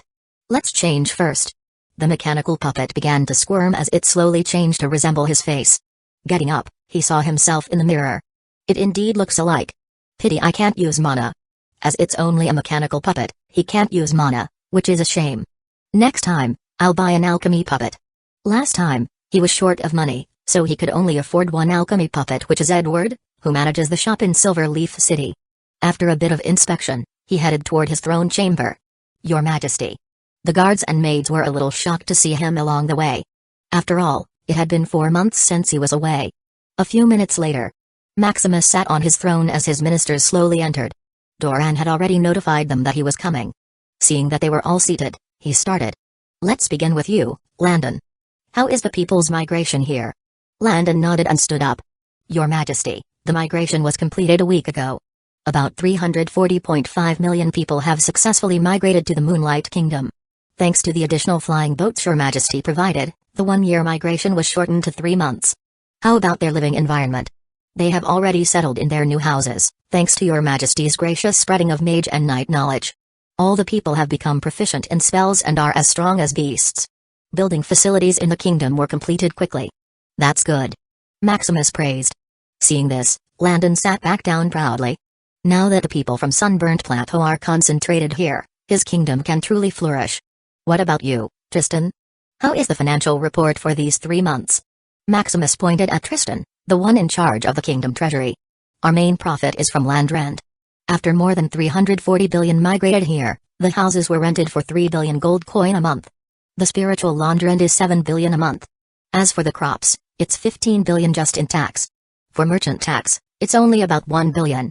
As for the expenditures, it's about 10 billion for monthly salaries to construct the kingdom's structure. There are currently more than 100 billion gold coins in circulation stored in Moonlight Bank. Tristan said. Oh? How can there be so much? Maximus asked, puzzled. He had only given 10 gold coins as a startup for each citizen, even considering profits from the spiritual farm. There should only be 30 to 40 billion in the bank. He wondered how the additional 70 billion came about. It's thanks to Minister Doran, Your Majesty. Tristan said, not daring to take credit. Oh? Tell me, Doran. Your Majesty, after you left, although the kingdom prospered, the circulation of resources in our kingdom led to too much waste. Without outside resources, sooner or later some problems would crop up, such as having too much money. Although many merchants popped up to circulate this money, there were no high-end resources for people to spend it on. The value of the currency will begin to decline, which will cause a bit of panic. That's indeed a problem. Maximus nodded. Maximus had already thought of the solution to this, which is to release the training resources he bought from the Myriad World Mall. However, since he was busy with the trial, he forgot to implement it. Go on. Maximus urged as he was curious about how Doran solved the problem. I thought of importing resources from our kingdom and establishing a resource exchange through other islands in the Cursed Continent. Doran explained. What resources did you exchange? Maximus inquired. It's the spirit plant, Your Majesty. It's popular among various territories. Doran said excitedly. The Cursed Continent is barren and not suitable for large-scale planting due to the corrosive mana. Other territories that have set up formation arrays like ours mainly plant high-tier spirit plants, targeting mages and knights. So, our spirit plant, which is cheap and easy to grow, became popular. I see. Maximus nodded. He had sighed as he overlooked this aspect. He admitted that he didn't know much about the surrounding territories, especially the commercial ones, as he mainly focused on the power structure and dangers around his territories. Anyway, he is not so short of that bit of gold that he will waste time thinking about it. All of his attention is on training and his family. If it were not for his kingdom still useful for the future, he wouldn't even bother with it. Currently, we are exchanging various resources in Baron City, resulting in at least 30 billion gold coin in pure profits every month. Doran reported. That's good. Maximus smiled. He understood that these profits were only from spiritual plants, and once people started studying mechanics and alchemy, the profits would increase significantly. Now there is already 100 billion gold coin in virtual currency, which is 100 million low-grade magical crystals per month. Almost catching up with the income of the shop in the Arcane Continent. By the way, what is the current situation with the Academy? Before he left, it was almost finished, but I don't know its current status. The Academy finished construction a month ago. Currently, we are conducting tests for people eligible to attend the Academy according to Your Majesty. Only people with at least rank 3 rare talent are eligible for the Academy. For others, we have already built training centers for them as per your instructions. Doran carefully explained. How many people have rank 3 talent? He indeed instructed to only accept at least rank 3 rare talent in the Academy. After all, With more than 350 million population, if he lowered the requirements, it would flood the academy. The training center is for teaching basic knowledge and discovering talents for different professions. Especially, he noticed that something is weird in Sunburnt Plateau or even the whole cursed continent. His wives, who originally only had trash talent, monocompatibility, had rank 6 divine comprehension with other professions. He figured that this should have something to do with the corrosive mana which suppresses people's affinity to the world, thus lowering their talents when born. However, comprehension is different, as it's probabilistic. Talent can be nurtured as long as there is an abundance of mana. While comprehension is hard to change, even his cultivation manual divine consciousness had limits when it comes to improving comprehension. By now, we have checked half of the population and found about 1.5 million people who at least had a rare talent. Doran said. Maximus was a little shocked by the number. It seems that there are still many talented people in his kingdom. Should he increase his criteria? But thinking that even adults were tested, he knows that this proportion is even somewhat low. Meaning only about 0.88% have at least rare talent. In Rakan continent, he inferred that this percentage will shoot up to at least 10% of the population having a rare talent. After that, his ministers reported what happened in these 4 months. An hour later, he finally came to the final point. Which is why he specially came here. Now, with everyone present, I believe it's time to officially promote our kingdom to an empire. Maximus announced, observing their reactions. Of course, Your Majesty. I have been waiting for this. We're going to be an empire. They replied enthusiastically. After all, Maximus was already the ruler of the whole Sunburnt Plateau, so it was only natural for the kingdom to be promoted to an empire. Then begin to reach out to the Ethereum Embassy. Maximus instructed. The Ethereum Embassy was an organization similar to the Ethereum Gold Chamber of Commerce and others. While the Ethereum Gold Chamber of Commerce mainly focused on business, the Ethereum Embassy managed safety and order area cities on the Arcane Continent. For the Cursed Continent, they oversaw the establishment of empires. After conquering a whole territory in the Cursed Continent, the ruler needed to inform the Ethereum Embassy within 5 years. Otherwise, they might be regarded as invaders from another continent or even worse, as a cult. Officially registering with the Ethereum Embassy came with many benefits. Commercially, merchants from other places on the Cursed Continent could formally stay and trade in their territory. This was unlike the current situation, where they could only trade in their own city, which had limitations. Furthermore, being registered with the Ethereum Embassy provided protection from other territories on the Cursed Continent. Though Maximus wasn't worried about them, it could save him trouble in the long run. Of course, there were also taxes involved, but they were insignificant compared to the profits and the recognition of his territory. After all, in the future, his kingdom, or rather empire, would start accepting immigrants from other places. Being an empire recognized by Ethereum Embassy will make things easier. Chapter 104 Lumina Chrysalis Guild in the city of Arcana. In Maximus' manner, Maximus severed the spiritual connection with the mechanical puppet. Doran and the others would still need to report to the Ethereum Embassy before his kingdom could officially become an empire. Before that, he still needed to settle his children. Coming out, he saw his children already asleep. Let's do it tomorrow, he thought. The next day. Dad, where are mothers? Lily asked during breakfast. They are still training. Then when are they coming home? They will come home once a week. Oh. They sighed. Yesterday, they only played by themselves, and without their father and mothers, it was somewhat boring. Don't worry, I'll take you to school today. Maximus cheered them. This is also why he was in a hurry to settle them in school. Now he didn't need to attend a class, as although he was already an official student, he was only given its privileges in advance. He still hadn't passed or selected a course. As for his wives, they were also busy with training. Either in the Celestial Ascent Path or in Arcana Library. When the time comes, Maximus and his wives will not have time to take care of their children. They just nodded like a withered plant. They already missed their mothers, even if it was just one day. As for their father, he is often busy, so it's alright if they didn't see him for a week or two. Quickly eat your breakfast so as not to be late. Lumina Chrysalis Guild Hall. In a large hall, a bunch of people with children come and go. Together with 11 of his children ranging from 7 years old to 5 months old, Maximus entered. Look, so many. A man whispered to his wife. Hiss, who is the mother of these kids so fierce? The woman said with a hint of jealousy. Mama, they're so fierce. The kid with them imitated. SHHH, let's go register our kid. The husband said as he dragged them. They were seekers in the Origin Arcana Institute. They had been here for more than 1,000 years, yet they only had a child now. But looking at Maximus, who had an army of 11 children, they didn't know if they should be jealous or amazed. After all, the higher the strength, the harder it is to give birth. This is also the fault of the system. Maximus' seed is so fertile that it's easy to get pregnant. Maximus and his children became a dazzling spectacle as they walked toward the registers. "Dad, why do they look at us?" Max said while looking around. "Maybe it's because your brothers and sisters are handsome and cute." Maximus excused. He also didn't know what caused such a reaction. Is it rare to have 11 children in a row? Fortunately, there is no line, so he quickly came to register. "Hello, I would like to register my children in the guild."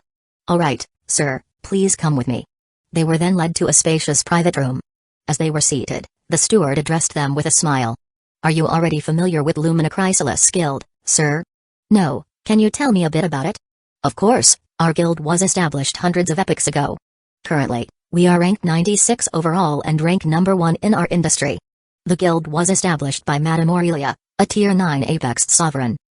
"Can you tell me the process of registering my children?" Maximus already knew that every top 100 guilds had at least 1 or 2 Tier 9 Apex sovereigns in their midst. Otherwise, they would not have survived until now. "The students are divided by grade and rank," the steward explained. "We have grades 1 to 9, ranging from a few months old to 100 years old. We teach children up to 100 years old until they pass the Origin Arcana Institute. For ages 3 and below, it's grade 1, grade 2 is for ages 4 to 10. The steward said as he looked at Maximus' children, who were mostly below 10 years old. "What about ranks?" "This is for you to consider, sir," the steward replied. "The rank determines the quality of education and resources that will be used to teach your children. We have 3 ranks, Nebula, Star, and Celestial class. After that, the steward explained each individual rank and its pros and cons. Usually, the Nebula class is where Seeker's children stay, as it's more affordable, but the problem is that it's crowded. The Star class is for official students, which is a bit more expensive but offers more comprehensive courses and focus. Lastly, there's the Celestial class, a special class targeting big and wealthy families. It's a top-notch class with everything needed, and it's said to even surpass the official student education standards in the Origin Arcana Institute when it comes to children. Furthermore, there are a bunch of Tier 8 mentors teaching all the time, which is extraordinary. It's like having a bunch of Nobel Prize winners as full-time teachers." "How much does the Celestial class cost?" "It's 30,000 credits for grade 1 and 100,000 credits for grade 2 each year," the steward said slowly. Well, although he was prepared for the expensive price, he was still somewhat shocked. There are 3 ways to get credit points. First is direct exchange of wealth, second is doing mission, and third is various rewards. Credit points are equivalent to high-grade magical stones, which are 10,000 times the value of low-grade magical stones. Currently, he has 5 children suitable for grade 1 and 6 children suitable for grade 2, which costs a total of 750,000 credits. Converted to low-grade magical crystal is 7.5 billion yearly. But thinking about the future of his children, he gritted his teeth and thought of a plan. Currently, he only has 477,838 credit points. He also had 2.8 billion low-grade magical crystals. 2.6 billion coming from the shop in Silver Leaf City during 3 months of trial. And 200 million from his previous money, along with the money he just converted into the system when he came back to his kingdom. Converted to credits, it's 280,000 in total, plus his remaining credits, which is barely enough for their tuition. "How is it, sir? Are they going to be enrolled in the Celestial class?" The steward smiled widely. "It's rare to have such a big customer, who has 11 children and is still willing to enroll them in the Celestial class. Let me convert some credits for a while." Maximus nodded. Then he manipulated his token to contact Edward and transfer money. After that, he went to the Institute exchange system and converted 2.8 billion low-grade magical crystals to credits. Plus 280,000 credits, Maximus Shadow Crest course, pending. Credits, 757,838. After that, he turned his attention back to the steward.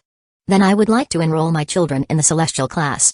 "Gladly," the steward said as he began to register his children. "Can I get your tokens, little sir?" "Little miss," the steward said to his children, who had been sitting quietly until now. Here is mine." They then handed their tokens one by one as the steward registered them, fearing that Maximus might change his mind. After all, this is a big commission for the steward, who is only a seeker at the institute barely getting by. As for worrying that Maximus couldn't pay, it's not a problem, as the steward knew that Maximus is an official student. Sooner or later, he can get enough money for the tuition fee. "It's done," the steward said as he gave back their tokens. "When will they start? Are they late for class?" Maximus said as he manipulated his token to pay. "Minus 750,000 credits, Tomorrow, sir. Although the class already started 2 days ago, the mentors are good, so don't worry that they will not catch up. The steward said as he saw Maximus paid in full. By the way, there is a special vehicle that will take them to and from school and your house, so you don't need to worry about transportation and safety. There is also their itinerary code, so you can know what they're doing anytime, anywhere. The steward said as he gave Maximus a code that can access the activity of his children at school remotely. Seeing that the steward had nothing else to say, Maximus stood up. Let's go shopping and prepare for your school tomorrow. Maximus said as he looked at his children. Yay, shopping. The originally withered looks suddenly became lively. They knew what shopping is, but they hadn't experienced it. In the kingdom, all their needs were basically met. Furthermore, Max already supplied all their needs through the system, so they didn't need shopping. But this time, they will use it openly at school, so he can't just buy system products and be done with it. He will also take this time to look at what kind of products they sell here, compared to his system. After all, even though he already gone to shops like Ethereum Gold Chamber of Commerce, he only buys and sells things directly without browsing. Let's go. Chapter 105 Shopping in Lumina Chrysalis Pavilion. Maximus and his children emerged from the guild hall after registering and headed to the shop beside it. Lumina Chrysalis Pavilion is a specialty shop for children compared to Ethereum Gold Chamber of Commerce. It's much more diverse and complete when it comes to children's items. Welcome, sir. The shopkeeper greeted. As they entered, a paradise-like place for children greeted them. While Ethereum Gold Chamber of Commerce merely displayed its products for viewing, this shop resembled a mall with a wide array of attractions. Wow! Look there! Excitedly, his children pointed and exclaimed they were thrilled to see all the children playing various games. How about we buy what you need first and then you can play, Maximus suggested. Yes. The children nodded eagerly, unable to tear their eyes away from the play area. Then let's get you proper main weapons. Maximus decided. Their current weapons were only training tools, not suitable for long-term use. In the weapons section, a variety of weapons and armor for kids were displayed. I'll wait for you here, choose what you like. Maximus said, noticing their enthusiasm in selecting their gear. He found a seat and patiently waited. Look, it's so cute. Lily felt the texture of a dress-like armor and exclaimed. It's so cute. Lydia nodded and murmured. It's too girly. What about this one? It looks more oppressive. Lila responded as she looked at an armor that is covered with a fiery design. Humphrey, it doesn't look that good. I prefer this dress. Lily said, taking it out of the rack. Then, I'll take this one. Lila didn't mind as she took what she wanted. I want this. Lydia murmured as she picked up an armor resembling a flowery dress. What about you, little sisters? Lily asked Serene and Syra. I want that white fluffy thing. Serene said cutely. Even though Serene can barely walk, she already has some knowledge about fashion, at just 5 months old. I want the blue moon with blades. Syra said, not taking her eyes off that piece. From birth, Syra has had an affinity for the moon, and her mother mentioned that her name means moon. Seeing an armor resembling the moon made her stare at it. Thanks to their talents and an unlimited supply of resources, they can speak perfectly when they were 3 months old. Although they are still babies, they already had their own thought and knew what they wanted. Alright, I'll get that for you too. Lily said, acting like a qualified older sister. Let's look at weapons next. Brother, it's so shiny and blinding. It's super cool. Max said as he saw a golden armor that nearly blinded his eyes. Indeed, do you want it? Liam asked as his lips twitched seeing such a showy design. Yes, yes. Max replied without hesitation, picking it up. What about you, Nathan? Liam just sighed. I want this. Nathan said, picking out a dark armor that absorbed all the light like a black hole. Good, then I'll take this one. Liam said, selecting a white armor. Although it wasn't as shiny as Max's, it exuded a dominant and majestic spirit. By the way, where are Sam and Luke? Liam wondered as he looked around for the two. Sam and Luke, who were missing, were on the other side of the store. Look, brother, a robot armor. Sam exclaimed excitedly. In front of them was a fully fledged mechanical robot. I know, look, there is one with wings. Luke said as he came closer to admire it. Wow. I don't know what to choose. Sam said, marveling at the variety of styles. Hee hee, what about we try them out? Luke suggested, checking to see if anyone was around. Not spotting anyone nearby, the two sneaked over and climbed into the cockpit. Sam and Luke especially loved robots and mechanical weapons ever since their father introduced them to these concepts. Unfortunately, due to their limited exposure, they only knew the basics of operating such devices. Inside the cockpit, they looked at the dense array of controllers. How do we start this? Sam asked, a bit dizzy. I don't know. Luke replied, equally at a loss. Little gentleman, you need a key to start the machine. A steward respectfully said. The steward had long noticed the two boys a while ago but didn't try to stop them. Seeing their curiosity, the steward didn't intervene. After all, their store catered to kids, and they understood how to handle such situations. Ah! Upon realizing they were caught, the two were briefly shocked.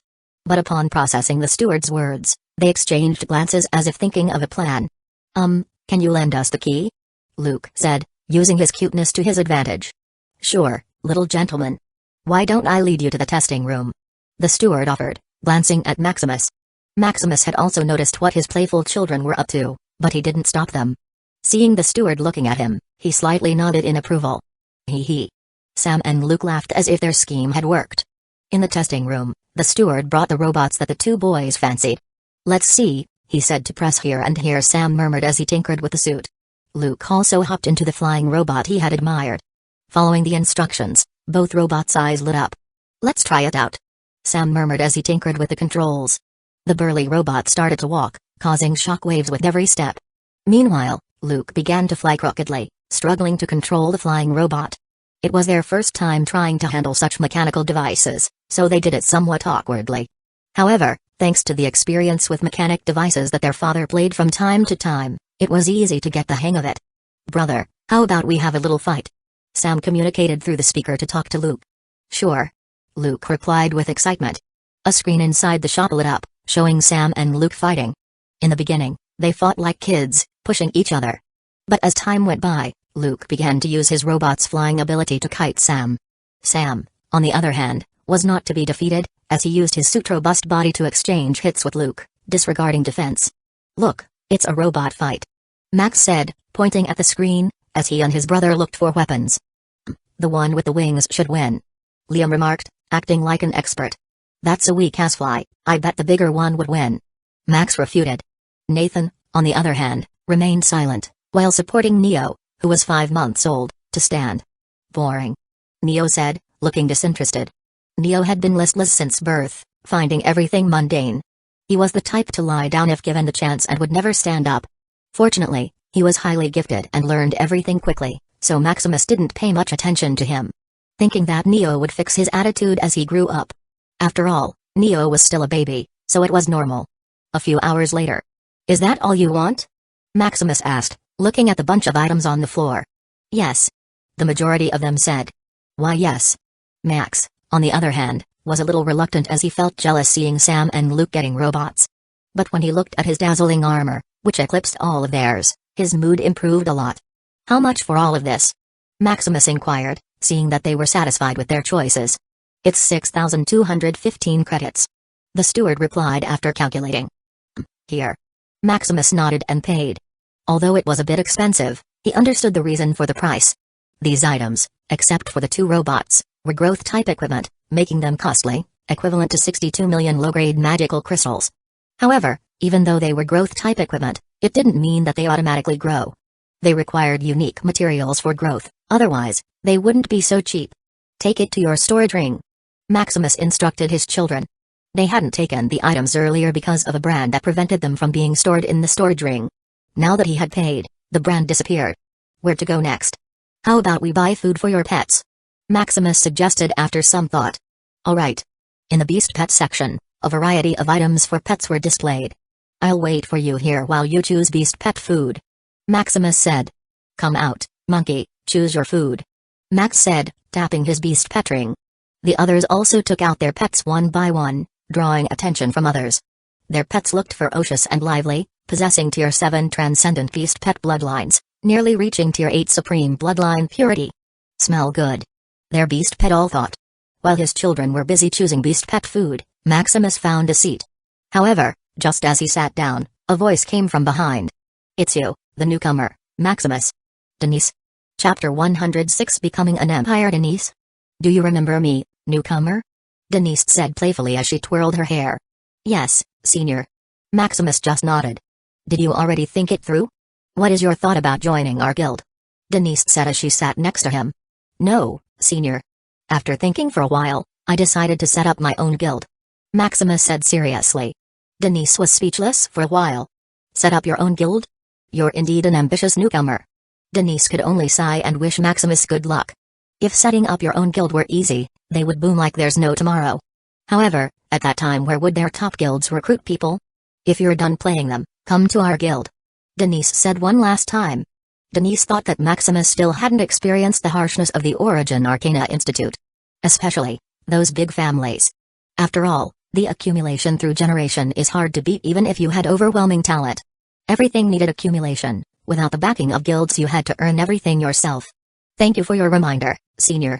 Maximus smiled. Maximus also knew that creating a guild is not easy, but it was necessary. Furthermore, with the system as his support, he is confident. By the way, why are you here? I'm taking my children to shop. Maximus said, pointing at his children. Oh, are you the father of the brat Max? Denise asked. Ella had been chattering about this Max non-stop that she had calluses in her ears. I'm his father. Did my son offend you? No, I'm just curious. Denise didn't mind and waited with him. After a while, the kids finished picking out their pet's favorite food and came to them. Dad. Sister Auntie. He then took them around the shop, playing a bunch of games, this time with 2 more people, Denise and little Ella. The next day. Are you ready for school? Maximus asked as he looked at his children preparing. We're ready, Dad. They said in excitement, eager to meet new people. Suddenly, a flying aircraft parked beside their house. Look, there's your ride to school. Bye-bye, Dad, see you later. They said goodbye one by one as they got into the vehicle. Maximus smiled as he reminisced, sending his children away for the first time. Unfortunately, his wives are still on the celestial ascent path, so they didn't get to witness this. After seeing his children go, he got into the room and connected his consciousness to his kingdom in the cursed continent. Maximus opened his eyes, scanning the surroundings. It looked like I still needed some time to get used to this. Maximus smiled wryly. When transferring his consciousness here, there was a slight delay. Even with his powerful consciousness, he barely got used to it. Walking out, he came to the throne room. How is it, Doran? Are they here? Yes, Your Majesty. The envoy from the Ethereum Embassy is waiting outside. Doran said seriously. Earlier, Doran had informed him that an envoy from the Ethereum Embassy had arrived, which is why he could only see his children briefly before hurrying here. Let them in. Doran bowed and left quickly, still feeling fear due to the envoy's powerful aura. A while later, 2 men entered the room. I've seen Your Majesty. They respectfully said without a demeanor of a powerhouse. At ease. I don't know why the 2 gentlemen came here. Maximus had already noticed that the 2 exuded the aura belonging to Tier 6 powerhouses, so he was respectful. We came here to confirm the formation of the Empire and congratulate Your Majesty, by the way. I see, I'm sorry I didn't get your names. I'm Kelton. I'm Gladier. They were the ones in charge throughout the southern part of the cursed continent. Originally, when their subordinates reported that someone came to apply for the officialization of an empire, they just shrugged it off. After all, countless empires had formed from time to time in the cursed continent, given its numerous island-like lands. But just as they were about to register Maximus' name, they saw that he was an official student at the Origin Arcana Institute.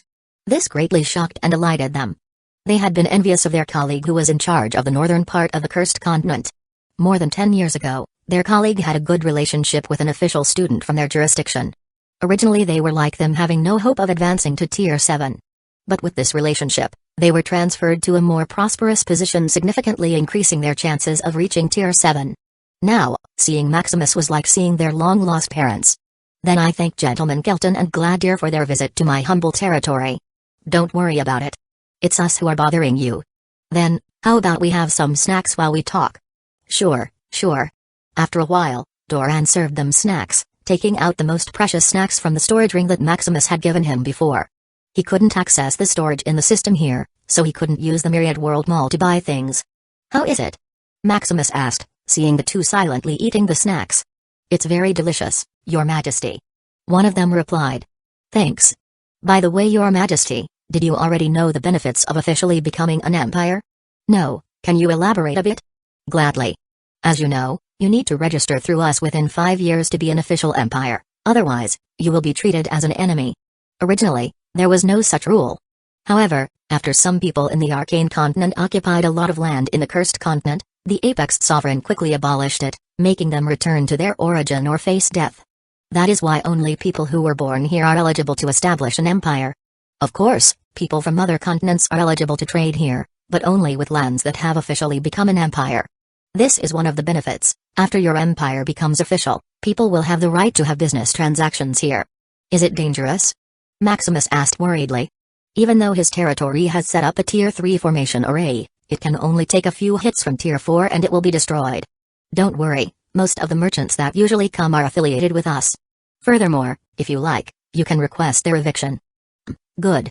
Seeing that Maximus was satisfied, the two continued to introduce the benefits of becoming an empire. As your Majesty's territory officially becomes an empire, it will fall under the jurisdiction of the Ethereum Embassy. With this, you'll have a stable channel to exchange gold coins for magic crystals at 1,000, one without limit. They said, expecting Maximus to show joy, as most people establish an empire to make money. Having a stable channel to exchange gold at a stable price is a must, and of course, the coin must be the official minted coin of the Ethereum Gold Chamber of Commerce. Oh. Maximus just nodded expressionlessly. He could exchange gold coins through the system ages ago, so this benefit was just an addition.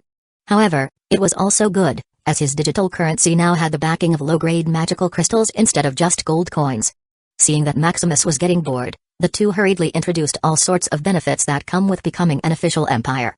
What about the cost? I heard that you needed to hand in tax or something? Indeed, this tax evaluation is not based on the empire's income but the size of land and population. So, the bigger the land, the higher the tax? They wryly said, acknowledging that despite the benefits they mentioned, there was a major flaw: taxes. How much is it? It's 1 gold coin per person and 1 gold coin per kilometer of land yearly. What a scam! Maximus unconsciously murmured. The two heard what Maximus said but pretended to look around. They were not the ones who set the tax, so they couldn't do anything about it. However, they understood what Maximus feeling at this moment. Just a visual inspection of Maximus' territory showed that it covered more than 5 trillion kilometers of land. As for the population, it's manageable, as there were only hundreds of millions, as of now. Will it be paid now? Maximus asked. Trillions of gold coins were enormous even for him. Currently, he only had an income of about 1 billion gold coins per year. Moreover, this was achieved using his system to cheat, which can double the money in the bank monthly. Of course not. The two shook their heads, thinking who could afford trillions of gold coins without enough accumulation? You'll have 1,000 years of development time without paying tax. This was also the greatest compromise of the Ethereum Embassy. After all, maintaining these various benefits costs a lot, or so they said. Then it's fine. Maximus heaved a sigh of relief. 1,000 years later, he wouldn't even know what his state would be. But by then, paying trillions of gold coins would be just pocket money for him. Chapter 107 Becoming an Empire too, then that's fine. Observing that Maximus wasn't intimidated by such a substantial sum, they sighed in relief. Your Majesty indeed possesses the magnanimity of a sage. Kelton said. Thanks. Is there anything more, gentlemen? His meaning is to evict the guests if they have nothing more to say. Though it's a polite, he still has a lot to do. That when we were registering your name, we noticed that you're an official student of Origin Arcana Institute. So? Maximus smiled. Finally, their true purpose was about to be revealed. After all, it's implausible to send 2 Tier 6 powerhouses merely to confirm the approval of his empire. We would like to seek your assistance in transferring us to a better position at Ethereum Embassy. We heard that official students there can use credits to make requests to the guild. I see. I seem to remember that Ethereum Embassy is one of the top 10 guilds. But why would I help you? Maximus said after some thought. We will remember your Majesty's favor. What can a favor do? How about this, you help guard my territory for 100 years, and I'll assist you. The condition of Maximus made them pause for a while. They started to communicate through spiritual consciousness. Hey, Gladiator, do you want to guard here for 100 years? We can only compromise. After all, we don't have enough money to extricate ourselves from this situation. Indeed, they don't have money to leave their situation. With low talent and financial capability, they can only stay here to get by. However, even if they had enough money, it still wouldn't be easy to get out of here. Otherwise, why would they still need to flatter Maximus? To get out of here, you need 2 things, money, and connection. For money, it required an enormous amount even for their caliber, reaching billions of low-grade magical crystals. Like most Tier 6 beings, they only had properties worth hundreds of millions. After all, they still needed to buy training resources. Of course, they could attempt to save up for hundreds of years, which is nearly equivalent to what Maximus has offered. However, this also means that they would remain stagnant in their strength for hundreds of years. Although they only had a small chance of advancing through Tier 7, it's still a chance after all. What Maximus offered to them is equivalent to only waiting 100 years without paying any money. For connection, it was hard to find. With their mediocre talent, who in the higher-up would cater to them? Their only chance is Maximus, as he was a student in the institute where their guild was. Maximus can use his status to change their position with sufficient credits. After discussing the pros and cons, they ultimately decided to accept Maximus' offer. After all, it's merely guarding the place for 100 years, which isn't too lengthy given their tens of thousands of years of lifespan. We'll gladly guard your majesty's territory. The two solemnly said. That's good. How about we sign a contract? Sure, I happen to have some tier 6 contract paper here. Kelton said as he produced a contract paper. They proceeded to draft the terms of the contract. They promised to guard Maximus's territory for 100 years, with the exception of facing a tier 7 enemy, which would give them the right to retreat. Maximus also pledged to relocate them to the Arcane Continent, ensuring that it would include managing a prosperous city at the very least. Here's to a fruitful cooperation. Kelton and Gladys smiled broadly. They initially thought they would only be transferred to the Arcane Continent, but Maximus had gone a step further by promising to relocate them to a prosperous city. Well then, I'll take my leave. Maximus, seeing their satisfaction, was ready to depart. Until we meet again, Your Majesty. Later that night, at the city of Arcana in Maximus Manor, after a busy day in his kingdom, he finally managed to sort out all the details for establishing the empire. Soon, there would be a constant flow of people entering and leaving his territory, for which he needed to be adequately prepared. To ensure that his people would not be subjected to bullying and could adapt comfortably, he decided to delay opening the entrance to his territory. At the start, only major merchants and established figures would be allowed in. Adventurers and tourists, on the other hand, would have to wait at least 3 years before they could visit his domain. As he noticed his children were not yet home, he entered the kitchen to prepare food. With his life points as an advantage, he was able to cook a variety of dishes almost effortlessly, akin to turning decay into magic. After cooking and setting the table meticulously, the vehicle that transported his children pulled up to the door. Dad, we're home. Daddy, we missed you. His children rushed toward him. How was school? Maximus smiled as he embraced and gave them a kiss. It was really fun, even better than playing yesterday. Lila exclaimed. Oh, what did you do? We were trapped in a maze and had to make it out within a time limit. And there were so many monsters to fight along the way. She added excitedly. Indeed, it does sound fun. Maximus mused, acknowledging that danger often added to the excitement. And how about you 5? How's grade 1 treating you? It's kind of a hassle. Neo murmured, wishing to just lie down and rest. We didn't do much. It felt like we were running for years, then suddenly the teachers said it's the end of class. Sam said with a hint of disappointment. Unfortunately, they hadn't been able to use their robot as their task was to train their willpower. Huh, stop. Nightmare. Neo, who had just laid down, shuddered when he heard Sam's words. Being only 5 months old, how dare their teacher subject them to torture such as running? Perhaps he should tell his father about this and see if he could rescue him from that nightmare. But it's pretty easy for us. Serene said, not comprehending the difficulty their brothers were facing. Of course, it's easy for you to say. You just need to free fall from the sky. How cool is that? Luke chimed in, looking enviously at his 5-month-old sisters. The girls' task was to free fall from various heights without any equipment and land safely. Fortunately, the teacher possessed considerable power, ensuring that no matter how they landed, they wouldn't get hurt. How about we eat first while you tell me about school? Maximus suggested, seeing that an argument was about to erupt. Wow, delicious food. Their attention finally shifted to the food he had prepared. Let's eat. The children seated themselves and eagerly dug into their meal. Even Neo, who was born lazy, managed to get up, filling the void of energy he had consumed earlier. By the way, why have you been so quiet today, Max? Maximus inquired, noticing that Max hadn't said much throughout the day. Max hesitated, unsure of how to respond. Liam, tell me. Maximus turned to Liam, suspecting that Max might have encountered some trouble at school. Ha ha ha, it's because he was defeated by that little girl, Ella. Liam chuckled, remembering Max's expression from earlier. Ella? Is that the little girl who was with Max in the library? Yes, father. Max was being quite arrogant earlier, flaunting his shiny armor everywhere. Then that feisty Ella challenged Max to a fight, feeling that her spotlight was being overshadowed. Oh. Maximus glanced at Max, who was now blushing in embarrassment. It's alright, Max. Just take this as a lesson not to let arrogance get the better of you. Maximus offered his advice, but upon seeing Max's demeanor becoming more downtrodden, he modified his approach. If you really don't want to lose, then train harder. Yes, Dad. Max's spirit was rekindled as he resolved to beat Ella in the future. Well, as long as you understand. While Maximus and his children were enjoying their meal, somewhere in the Moonlight Empire on the sunburnt plateau, are you really going to be gone for a long time, brother? Amara asked with a pitiful expression as she gazed at her brother Alistair. Yes, this place is too barren. I need to go to the Arcane Continent. Alistair responded with a cold tone. It had been 4 months since Alistair regained his memories from his past life. Now, he had advanced to the peak Tier 2 Great Knight, yet he still felt dissatisfied with his progress. The mana here is too low. I need to become stronger quickly. Alistair explained, his determination evident. Originally, after regaining his memories, Alistair had been consumed by thoughts of revenge.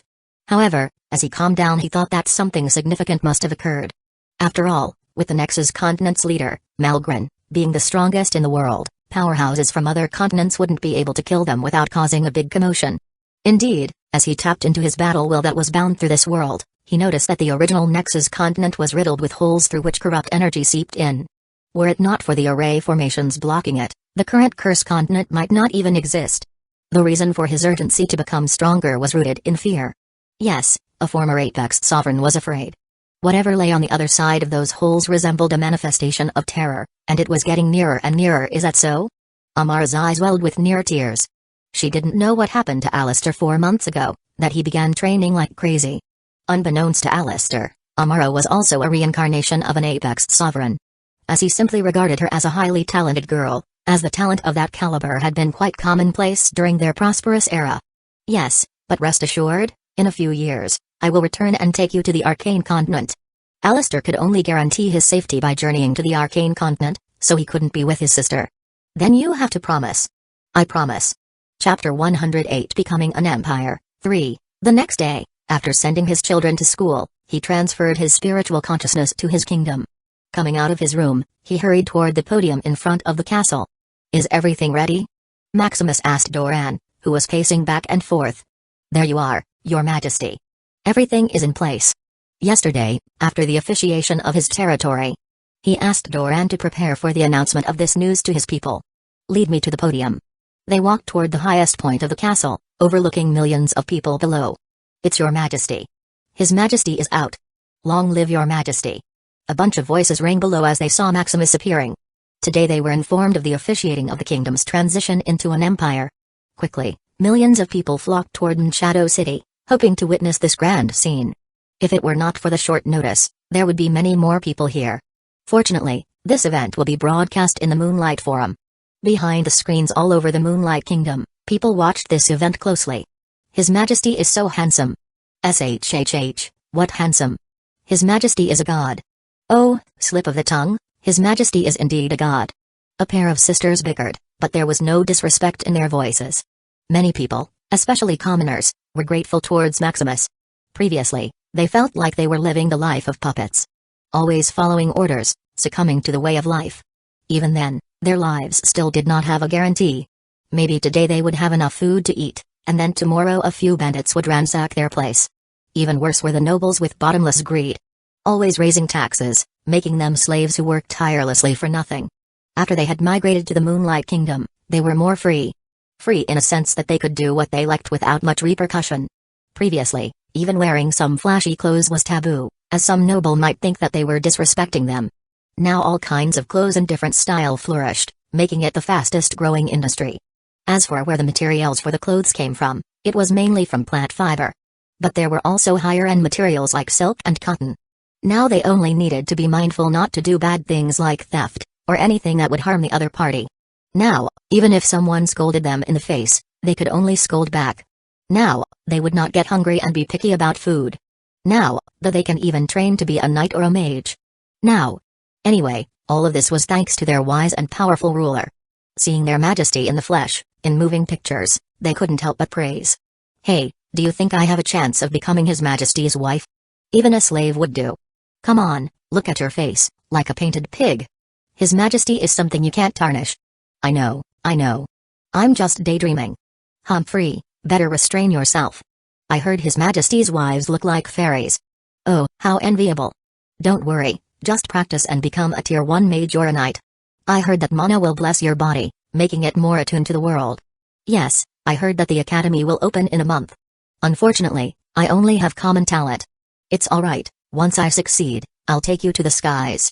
I really envy your rare talent, sigh. Suddenly, Maximus, who was on the platform, began to speak. Look, His Majesty is starting to speak. SHH, don't be too loud. On the podium, Maximus overlooked the people below. Good day, people of the Moonlight Kingdom. Maximus said with a smile. This may be the last time I call it the Moonlight Kingdom. Because today, I, Maximus Shadowcrest, officially declare the establishment of the Moonlight Empire. This resounded throughout the plateau as if the heavens blessed Maximus's voice. In the center of the Cursed Continent, within a folded space. Oh, another one establishing a dynasty. Valeros muttered. Yes, Valeros, the battle sage of the previous Nexus continent, didn't die. He was tasked by Malgorn to protect the continent. After all, who knows what the apex sovereign from another continent might do to the Nexus continent? This is the place where they condense their battle will. If it were destroyed, then they would die. And, how can they really trust others with their lives? Interesting, maybe I should start with a plan. Valeros thought. During these countless epochs, he had been protecting the Nexus continent and had formulated a plan, or should I say a path. Feeling the abyss getting closer and closer to their world, how can he not panic? Although there is their leader who tirelessly fought for their safety, it's not enough. He conceived a method of becoming a god. Not those shoddy products from the divine continent, but a god who is omnipotent and omnipresent. The collection of pure will, a path that he didn't even dare to think of previously, was conceived. The process is easy, to have a dynasty, a rule of absolute will. As long as there is enough population and strength, this collective will condense, becoming an omnipotent god. Of course, the current Nexus continent is not enough, it needs the whole Ethereum realm. But how can that happen if even the strongest in the world, Malgren, didn't achieve it? Well, first, Malgren didn't have any interest in anything except fighting. Second, and most importantly, Malgorn is not strong enough. Valeros thought of a solution to this, which is by becoming the ruler of the entire Cursed Continent, it will give you strength comparable to a pseudo-tier 10.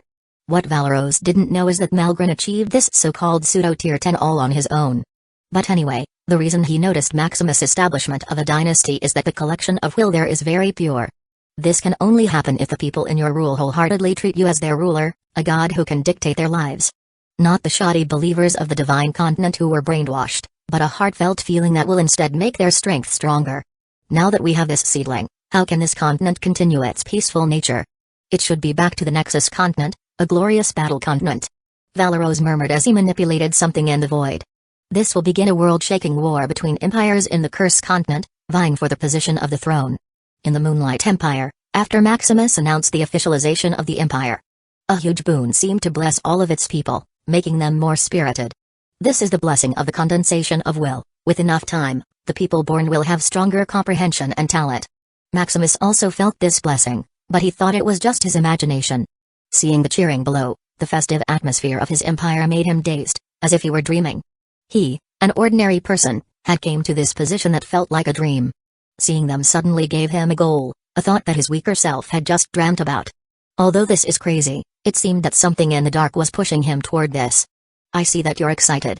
After saying that, the people suddenly became silent, waiting for their majesty to give his peace. But what does the establishment of an empire mean? Is it merely a title to make you feel proud? A status that will garner your wealth? A status that will make you immortalize? No. The happy smiles of people suddenly became serious, as if waiting for the decree. It's a new beginning. A beginning of a treacherous path, a path where blood flows. The establishment of an empire means that we welcome enemies from all over the Cursed Continent. This is a path of being a conqueror or being conquered. You may feel indignant. Why should I do this? Why don't I just stay peacefully in this little acre of land called the Sunburnt Plateaus? Yeah, why? These were their countless thoughts. Because the Cursed Continent is a battleground. A continent where battles must ensue. So why? It's because I'm not satisfied, I'm greedy. What I want is not just this little land. I want the whole continent to bow down to me. It's grand. It's crazy. You may even think I'm dreaming. But this is what the Cursed Continent should be, a battleground for the rise of the strong. Now, people of the Moonlight Empire, give me your strength and will, and together we will conquer this endless land that we dwell upon. We will, Your Majesty. As if infected, all the people in the entire Moonlight Empire shouted. After saying his piece, Maximus suddenly felt weak, as if hollowed. Maximus didn't know what had happened to him today to make him say such things. What Maximus didn't know is that his speech had spread to all the people in the Cursed Continent. There is also a power in the dark that made emperors of various empires feel that, as long as they conquered an empire, they would become stronger. I hope nothing happens. Maximus sighed one last time as he lost consciousness. Your Majesty. Chapter 109 Varying Reactions 109 Varying Reactions Your Majesty. The guard suddenly called out as Maximus suddenly lost consciousness. Fortunately, Maximus had already walked off to the podium, so the people in the empire didn't see it. Don't crowd. Doran, the chief minister, suddenly said. Take His Majesty to the quarters. He added. Before Maximus lost consciousness, he sent a telepathic message to Doran, urging him not to panic. Moreover, knowing that it was only a mechanical puppet, he didn't worry too much and only thought that Maximus had something important to do. While Maximus was unconscious, a shockwave spread throughout the world. Cursed continent, Helmsworth Empire. Emperor Julius sat on his throne, overlooking his entire domain. He was a Griffin Father, a Tier 6 battle mage. Just now, he had heard all of Maximus's announcements. I can't believe that I can witness this era in my lifetime. Yes, this world-shaking event happened before. It was called the Era of Imperial Domination. An era he had only read about in history books. An era where only one empire stood supreme. Sigh, I only hope that the Helmsworth family can survive this ordeal. In the Wessel Empire, Cursed Continent. Ha ha ha, I, Emperor Khan, will be the ruler of this world. This proclamation reverberated throughout the entire Wessel Empire. Khan, who was proficient in history, economy, and politics, had heard of this era. An era where one could rule the entire Cursed Continent. Based on the records, this era occurred every other thousands of epochs, producing invincible figures across realms. Like the previous ruler of the Cursed Continent thousands of epochs ago. Holy Emperor Ashoka, although limited to Tier 8, was said to be able to fight back-to-back with any Apex sovereign. This earned him the title of the strongest under the Apex. I just don't know why this emperor failed to reach Tier 9. Khan couldn't help but ponder. If Valoros knew what he was thinking, he would just sigh in pity. This Holy Emperor Ashoka is indeed the strongest Tier 8 in the world. He is also the closest to achieving his plan of creating an omnipotent god. But condensing the collective will of the people is like advancing to Tier 9 1,000 times simultaneously. Ashoka exhausted all his lifespan, but he didn't even come close to becoming an Apex sovereign. Valoros can only hope that Maximus will achieve this step, otherwise, he can only retry again after 1,000 epochs. Just that, Valoros was uncertain whether the Etherium realm still had time before the Abyss came to this world. In the southern part of the Cursed Continent, in the Etherium embassy. Scythe, it looks like our deal is at a loss. Kelton sighed at his partner. They had just come back from visiting the Moonlight Empire yesterday. Now, hearing such a declaration sent shudders to his chest. They had just promised Maximus to guard his empire for 100 years, yet now the dark era of the Cursed Continent had begun. Don't worry too much, I read in history that this era of imperial domination is limited to Tier 6. Scythe comforted. I know, that's why my chest hurts. Kelton said with a hint of grief. If only Tier 7 were allowed, then we could justifiably escape. Now, even if we're besieged by Tier 6 beings, we can only grit our teeth. Kelton continued.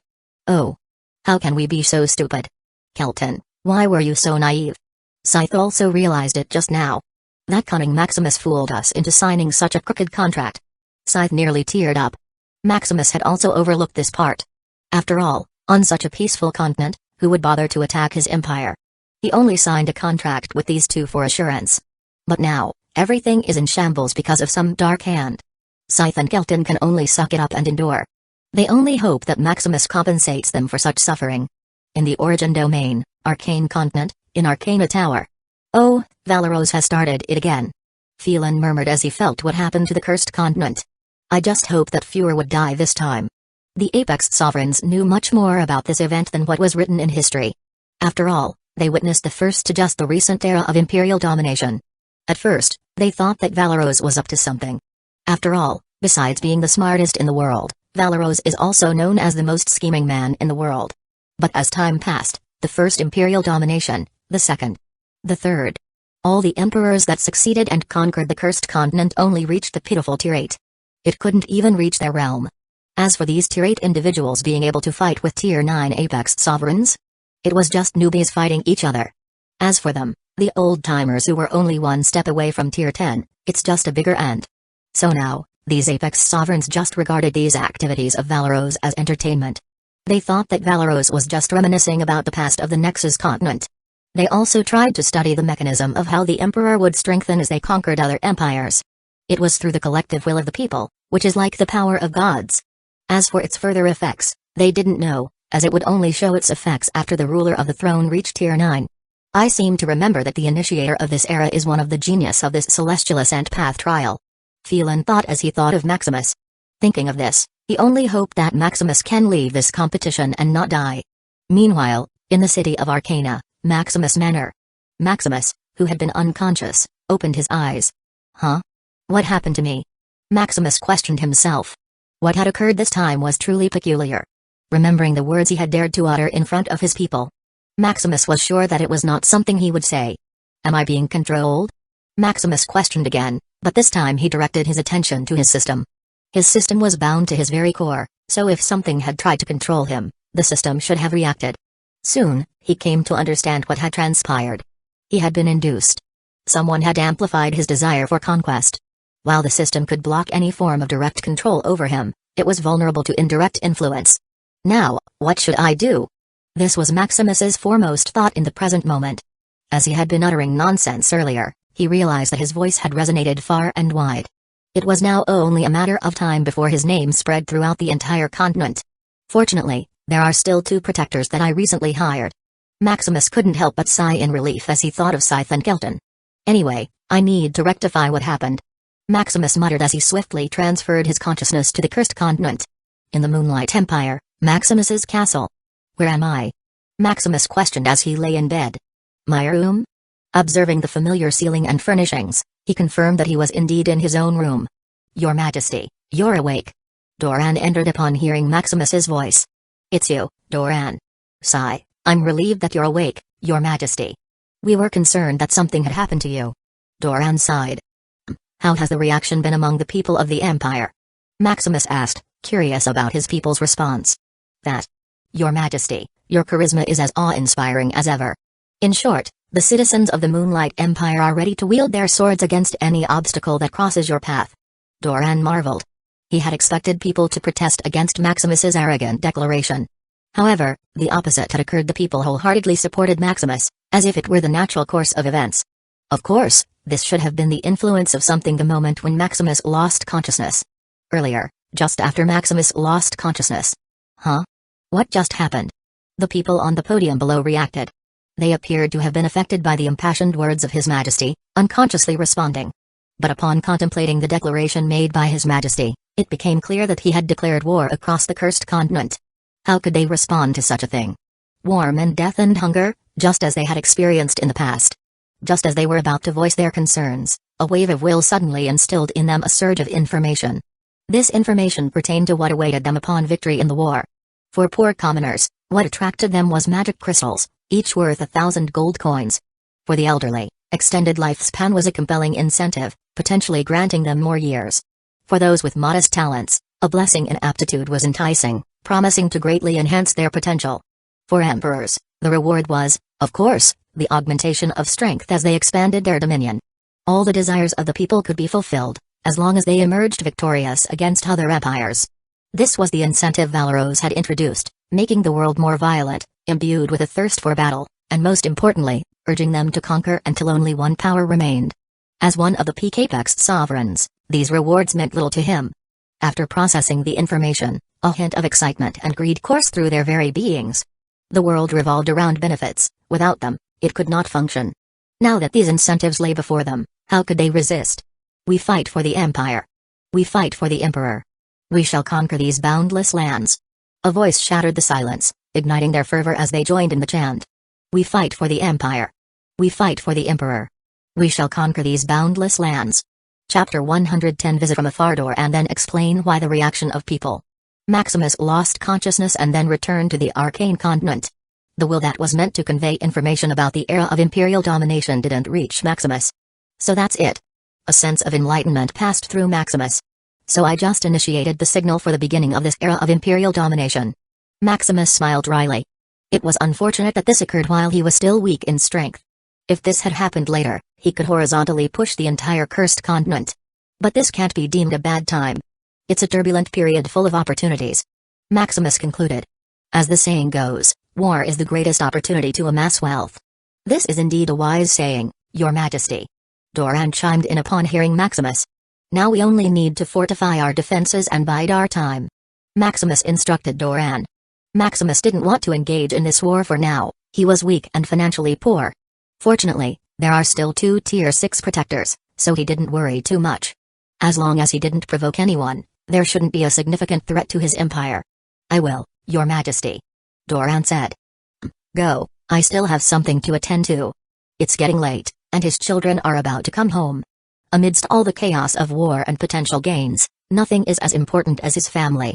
2 weeks later, the Moonlight Empire had returned to a state of calm. Despite Maximus' declaration causing waves, it was still too early for any major developments. Various empires were in the process of preparing their troops and gathering scouting information. In the midst of this, a large ship landed in Brun City, the port city situated in the sunburnt plateau. Is this the new empire that has ushered in this era? Cedric murmured. He was the leader of the Starsea traders, a wandering merchant group that traversed the cursed continent. Just as he was about to head straight to the Moonlight Empire to scout the place, 2 auras comparable to his suddenly emerged. Excuse me, sir. May I inquire about the purpose of your presence here? Scythe asked. They just signed the contract with Maximus. As a result, they were compelled to adhere to its terms, lest they face repercussions. Upon receiving news that the Starsea traders had arrived in Brun City, they swiftly made their way to confront them. I am merely scouting the area for potential business opportunities. Considering this is now an empire, am I not allowed to conduct business here? Cedric explained. That does appear to be the case. Kelton conceded. But your strength exceeds what this land can easily bear. It might be wiser to send your crew instead. Kelton suggested. Wouldn't it be more efficient for me to conduct the investigation personally? Cedric muttered, displaying his dissatisfaction. If his crew were to handle the scouting, it would likely take significantly more time. Due to the sensitive nature of the current situation, such precautions are necessary. Scythe explained. Ah, I just remembered. Cedric he faked. While he was aware that the era of imperial domination had begun, he hadn't given it much thought. After all, his role was that of a merchant, not a ruler. In that case, I'll send my crew to explore the land. Cedric compromised. How about we indulge in some tea as we await their findings? Seeing that Scythe and Kelton showed no signs of departing, Cedric extended an invitation for them to stay. Gladly. Scythe and Kelton agreed. In the Moonlight Empire, at the entrance of the Array Formation, Eric, the leader of this expedition from the Starsea traders, arrived at the edge of the Moonlight Empire. Halt. A guard within the array called out, poised to activate the Array Formation. Easy there. We're just merchants. Eric smiled, raising his hands. Eric felt that the array could obliterate them if they made any sudden moves. This array formation in the Empire was a Tier 3 formation with both offensive and defensive capabilities. Such a huge formation could even deter Tier 4 entities from advancing. Throw in your passes. The guard also knows the procedure when outsiders came. They had been informed that merchants were permitted to enter with a valid pass. Here. Eric handed over their passes. These passes were business credentials authenticated by the Ethereum Embassy and the Ethereum Gold Chamber of Commerce. Possessing one signified their commitment to conducting business without causing harm within the land, or else the pass would be revoked. After taking the passes, the guard employed a token given by the Ethereum Embassy to verify their authenticity. It's all right. You may proceed to enter after registering. The guard informed them. Register? Eric was perplexed but complied nonetheless. Here, you should be familiar with this process. Input your mana and spirit signatures. This process is quite advanced. Eric noted. Such a method of identification was typically only found in the Arcane Continent. Most empires identified individuals solely by their mana signatures. The rationale was that if someone were to act dishonestly, they could be tracked anywhere using their soul signature as opposed to a simple mana signature. Nevertheless, they completed the registration. After all, they had little to worry about even if someone were to track them. Done. Additionally, input your information here. So many procedures. One of Eric's men grumbled dissatisfied. If you find it troublesome, you're free to leave. The guard retorted sharply. This stringent approach was a directive from Maximus. He would rather discourage their entry than allow any chaos to unfold in his domain, hence the strict measures. Don't be concerned. My companion here is feeling a bit lightheaded. Eric explained, shooting a cold glance at the man who had spoken. Humphrey. The guard simply snorted. Although these guards were at most Tier 1, their confidence stemmed from the array's protective influence. This token serves as your identity marker. It will facilitate your navigation within the Empire. The guard handed over the tokens. Well, thank you. After receiving their identity tokens, they proceeded to enter. We'll reconvene here in 3 days. Remember, do not stir up any trouble, or I might have to intervene. Erica warned with a cold voice. Though he had been polite with the guards earlier, he also projected an air of toughness. Yes, boss. The crew replied in unison. Shortly after, they dispersed. Eric ascended into the sky to get a greater sight. So much construction? Eric muttered to himself. Despite being on the Empire's outskirts, numerous ongoing construction projects were evident. Furthermore, he also saw various Tier 0 and 1 mages look like full-fledged construction workers without the air of a noble mage. Remarkable. It appears that the initiator of the era of imperial domination is indeed unique. Before long, he arrived at the first city. What magnificent architecture! Eric couldn't help but exclaim. Truly ingenious. He added.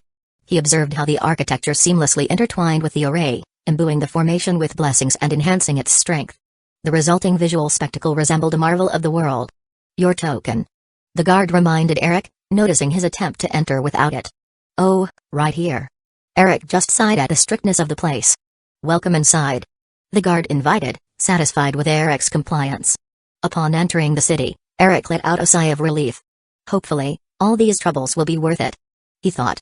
Soon, he was greeted by a bustling scene reminiscent of the cities in the Arcane Continent. Although weaker in power and with lower mana density, the city's prosperity rivaled that of cities in the Arcane Continent. Big money. Merely by observing people's attire, posture, and radiant demeanor, Eric could discern their wealth.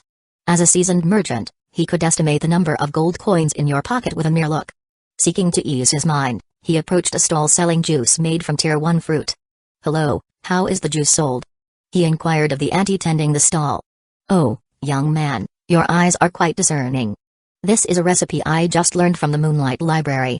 It's only 10 silver credits. So cheap. Although he wasn't familiar with silver credits, Eric assumed they were equivalent to silver coins. Young man, this is already quite expensive. If I wasn't the first to learn this recipe, it would cost a maximum of 3 silver at best. The auntie explained. By the way, what are silver credits? You don't know? The auntie regarded him as if he were living under a rock. After a few months of using the token, digital credits had gained unanimous praise from the citizens of the Moonlight Empire. The unmatched convenience, especially since they had become wealthy with tens to hundreds of gold coins, an amount they could only dream of previously. Are you new here? The auntie recalled the notice on the Moonlight Forum about the possibility of foreigners coming. Yes. Eric humbly confirmed. I see. You should open the Moonlight Forum to learn the basics of the Moonlight Empire. Moonlight Forum? Oh, you're not even familiar with using your token? She thought that Eric was a poor man who didn't see much of the world and came here to broaden his horizon. Token? Chapter 111 Moonlight Empire. Isn't this just an identification token? Eric had never bothered to examine his token closely until now. He had assumed it was a simple identification token. Concentrate, and you will see a panel. She advised. Oh. Eric followed her advice and concentrated on the token. Personal information. Moonlight Forum, Moonlight Library, Moonlight Bank, Battle Coliseum. Huh? What is this? Curious, he tapped on the Moonlight Forum just as she had suggested. Moonlight Forum, 2 weeks countdown before the opening of the academy. Cloth Workshop earned 1 million gold. A rank 5 mythic talent found. The titles provided information about what was happening in the Moonlight Empire. First, go to the basics of Moonlight Empire. It has just been updated for foreigners. Oh, thanks. Eric quickly browsed through the passage, gaining a basic understanding of the Empire. He learned that there were various wonderful functions in the token, much like those in the Arcane Continent. Moonlight Library even had various rare inheritances. Unfortunately, it is only Tier 0 to Tier 3 which is not suitable for him. As for the Battle Coliseum, the function is very straightforward. But I still don't have Moonlight credits. How do I pay? After roughly understanding the situation, he realized that silver credits were a type of digital currency. Don't bother, I'll just treat you with this one. Thank you. I'll definitely pay you back later. Hey, don't bother. Just recommend my business to your other foreign friends. After receiving his juice, he decided that he should convert some money at the Moonlight Bank. Let's see how this tastes. He muttered. Eric was shocked by the taste. It had a fruity texture with an explosive flavor. Just taking a sip could make you feel like you were flying. However, it doesn't seem to be a Tier 1 fruit? He questioned himself. The mana in the fruit was too little to be considered a Tier 1 fruit. This should be a fast-growing Tier 1 spirit fruit, so it has little mana. Just as he was enjoying the juice, he arrived at the physical store of the Moonlight Bank. Welcome. I'd like to deposit money. Sure, This way, sir. Soon, he was guided to one of the tellers. How much are you going to deposit? Do you accept magic crystals here? Due to being in a hurry, he hadn't brought any gold with him. He only had a few magic crystals that he used during training. Of course, sir. How many magic crystals are you depositing? Just 10 low-grade magical crystals. That will be 10,000 gold credits. The teller said as she tapped Eric's token into the machine. Thanks. Now that he had money, he could do much more. His first destination was the spirit farm. Based on the forum, he estimated that it was the largest generator of wealth. Spirit Farm Lot 1523, Eric soon arrived at the spirit farm in the city. What a view. Eric couldn't help but sigh. Seeing Mage's orderly casting spirit rain, he couldn't help but be amazed. The mist formed through this process is slowly nourishing the plants as well as the soil. Who are you? You don't look like you belong here. A farmer who had just finished working asked. Indeed, I'm a foreigner who has just visited the empire. Oh, I see. What do you think of this place? It's rich, very rich. Out of instinct as a merchant, Eric thought about how much money he could earn. Ha ha ha, you're right. It's really rich. The farmer couldn't help but laugh at Eric's straightforwardness. Don't just look at me as a farmer, I earn tens of gold every month. The farmer bragged. Can you tell me more about it? Ever since your majesty laid down the array formation, the land has become so fertile. Then there are the spirit seeds. They can grow in a month, which is like a miracle. Moreover, our knowledge of farming has increased. Now I can't be regarded just as a farmer but also as a mage. The old man boasted. Although he was only a Tier 0 apprentice mage and had only learned a few spells for farming, he was already very proud. It's really great, but how do you sell your harvest? Oh, His Majesty just buys all of our harvests, so we have nothing to worry about. We can just focus on farming. I understand now. Eric said, coming to an enlightenment. Husband, it's time to eat. What are you doing? A voice called out to them. Oh, it's my wife. See you later. See you. Eric's lips twitched as the farmer's brother hurried off at his wife's call. He couldn't help but feel envious. The Starsea Trading Company is always moving all over the cursed continent, so they don't have time to settle. Now, he was already somewhat old and he didn't even have a wife. Sigh, the impermanence of the world, a farmer can have a wife but I can't. Should I convince the boss so I can manage this place? Eric thought. This place is a good place to retire, with its nice and peaceful scenery. After that, he scrutinized the entire place, assessing the value and potential yield. There is so much excess food. Should it be exported? Eric questioned. After evaluating the plant production and people's consumption, he came to the conclusion that there was an excess of more than 90%. If it's not stored properly, it could rot. So he figured it should be exported. I'll add this to the list. Eric wrote in a note about his findings. Next is the husbandry. This must be the animal husbandry. Eric murmured, observing tamed animals peacefully grazing the land. The main source of meat on the cursed continent is sea creatures, as they are easier to catch than creatures on land. Another specialty product. Eric muttered as he jotted it down in his notes. Land creatures are a rare commodity on the cursed continent, as the land is primarily used for cultivating plants. Hey brother, are you here to apply for a job? A man approached him with a smile. There are very few animal husbandry workers, as most are engaged in farming. After all, the earning cycle in this profession is longer. In farming, you can earn a lot in just a month. No, I'm just visiting. Oh. The man sighed. By the way, where did you acquire so many types of pigs? Eric had seen and sold pigs before, but they all looked ugly and unappealing. However, looking at the pigs here suddenly aroused his appetite. They were specially selected by His Majesty, sourced from all over the sunburnt plateau. Like that one covered in hair, it's a Mangalica pig. Its entire body is useful, even its hair. The black one is a shark pig. It's really quite delicious. Anyway, there are all kinds of pigs here that you won't get tired of. Can I taste them? Sure you can, but you'll need to buy the whole thing. The pigs here haven't matured enough for butchering, so if someone wants to taste them, they can only buy the whole animal. That's fine. Can you also pack each variety of animal separately? Are you sure? Absolutely. He would like to taste all of them to determine if they can really be sold to the Starsea Trading Company. The next day, Eric came across a testing site for the academy. Next. Rank 1 common potential, unqualified. Next. Is this testing site for the academy? Eric thought. Rank 3 rare potential, passed. Next. Rank 2 uncommon potential, unqualified. What? An uncommon potential is unqualified? Eric thought he might have a hearing problem.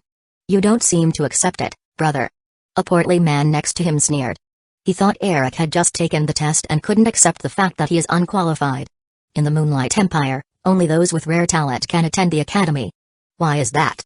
In this way, there should be very few who can pass. Humphrey, ignorant boy.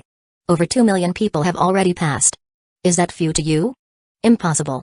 According to his survey, there are about 300 million people in the Moonlight Empire.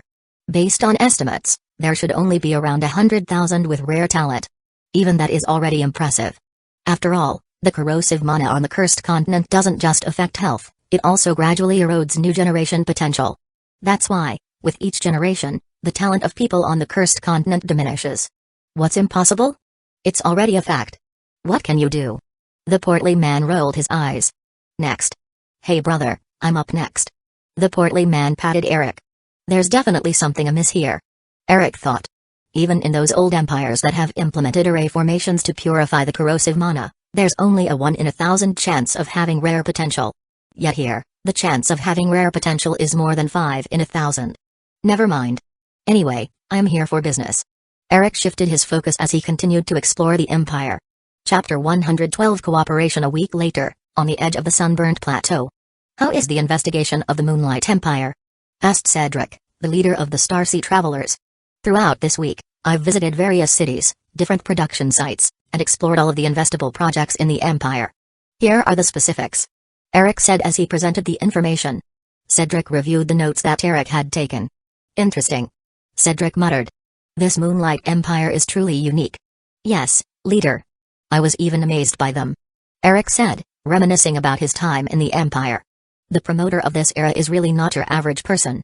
Cedric wasn't amazed by the farms, security, the formation array, the academy, and so on. What truly amazed him was that all of these aspects existed within one budding empire. It's like a person wouldn't be amazed by just being handsome or rich. But if you possess amazing talent in various fields, and you're still handsome and rich, then there's nothing left to do but raise your flag and surrender. This seems like a promising place to invest. Cedric thought. This era of imperial domination was his chance to reach tier 7. If he could navigate it correctly, he might even amass resources until he reached tier 8. Seeing the report from his subordinate Eric, it was clear that the Moonlight Empire had the potential to become the largest producer of food. And in times of war, the most profitable commodities are food and weapons. Go and summon the 2 Ethereum embassy envoys. Cedric instructed without hesitation. Yes, leader. Soon, Scythe and Kelton entered. What's the matter? I'd like to meet the ruler of the Moonlight Empire. I wonder if you can arrange a meeting. Well, I'll send a message and see how he responds. Then I'll wait. In the city of Arcana, in the park. How is your training on the celestial ascent path? Maximus asked, looking at his wives, while his children played a little further away. It was a rare day for his family, his wives weren't training, and his children were on vacation. We have already reached the 1300th plus step. One of his wives replied. Oh, that's quite far. It's because the style is all competitive. There are so many people stuck on the lower steps, that the illusion trial has turned into a competition mode. Furthermore, the punishment isn't life-threatening after we lose, our soul will only weaken, causing us to descend a step. Originally his wives only thought of tempering their souls slowly as the illusion trial is too dangerous. If you fail the backlash and your soul can even kill you. However, the real celestial ascent path is more mild than its virtual counterpart. Moreover, due to it being a competitive mode, it's easier to advance. Unless it's on a higher floor, where there aren't many people. Oh, that's quite different. Should I also visit it? Maximus muttered. But considering he still had a lot to do, he dismissed the thought. As he reminisced with his wives, his token vibrated. Huh? Curious, he took out the token. Scythe, Your Majesty, someone wishes to speak with you. Maximus, I'm busy. Tell them to meet me tomorrow. Seeing that it wasn't particularly urgent, he didn't feel the need to rush. Today was a rare day for his family, he couldn't let it be disrupted so easily. Come on, let's go to that treehouse and have some tea while the children play. Maximus said, leading his wives. The next day, in the Moonlight Empire castle, I've met Your Majesty. Scythe and Kelton greeted. At ease. Maximus waved his hand. And who is this? Maximus inquired as he noticed another person accompanying them. I'm Cedric Starsea, the leader of Starsea traders. Cedric stepped forward and bowed. I heard that you have something to discuss? Indeed, Your Majesty. I've come to propose a partnership with our Starsea traders. Interesting. What kind of partnership are you suggesting? It's a trading partnership. I've heard there are large amounts of spirit plants and land animals in your territory. Starsea Trading wishes to acquire all your production supplies. Cedric proposed. Don't you know that we are already trading with other sea merchants? Yes. Then why came here? You can just buy the next shipping of our export this. Starsea Trading aims to monopolize all your export products. Of course, in return, we're willing to pay twice their price. Cedric presented his plan. He saw this as an opportunity to establish a monopoly in the business. Given the current abundance and accessibility of food, he anticipated potential scarcity after the war. Even if people had money, they might not be able to purchase food. Having a stable food supply would certainly earn him enormous wealth. It's impossible for you to monopolize our production supplies. Maximus shook his head. We can also trade various supplies at more favorable prices. Cedric added, trying to persuade Maximus. Still no. Maximus firmly stated. If you wish, you can propose conditions. Cedric offered, attempting to gauge Maximus's needs. No, I don't want to entrust the future of my empire to anyone but myself. Maximus didn't want to depend on these sea merchants. He planned on establishing his own sea fleet when he grew stronger. Allowing anyone to monopolize his export business wasn't a part of his plan. It's a shame. In that case, I can only engage in standard business with your majesty. Cedric sighed, understanding the difficulty of monopolizing a business. Unless one were a fool, entrusting everything to a single individual was unwise. That's acceptable. Maximus nodded in agreement. Then I shall take my leave. Cedric sighed. Now he can only compete with other sea merchants when buying food from Moonlight Empire in the future. By the way, I have a business proposal for you. Maximus suddenly interjected. Oh? What is it? It goes like this, the Moonlight Empire suffers from a shortage of population. Depending solely on natural reproduction would take ages to catch up to those old empires in terms of population. Thus, I would like to entrust your Starsea traders with the task of assisting in the transportation of people. Maximus explained. Transport people? Cedric repeated. That's correct. You should know that in this era of imperial domination, the more people there are, the stronger your empire becomes. Maximus explained. According to Doran, the more people are gathered in one place, the more concentrated the mana will be.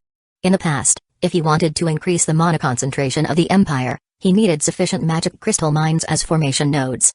However, in this era of imperial domination, the population will become like a magnet drawing mana towards them.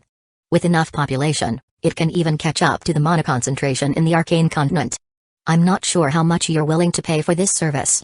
Cedric inquired. If the payment was too low, he would immediately decline, as he couldn't engage in a money-losing venture. How about 1 gold coin per person? Maximus proposed. I'm afraid I can't agree to that.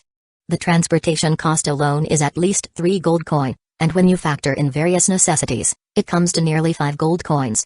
Cedric shook his head. I see. I didn't know the cost to be so high.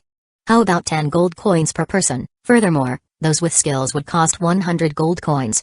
For Tier 1 individuals, it's 1,000 gold coins. For Tier 2, 10,000 gold coins. And lastly, for Tier 3, 100,000 gold coins. Maximus proposed with a smile. While it might seem like a considerable amount of money, it's easy to manage with the system in place. After a few months of operation and experimentation, he found that the monthly sentiment limit mortal individuals could generate was between 10 to 100 gold coins.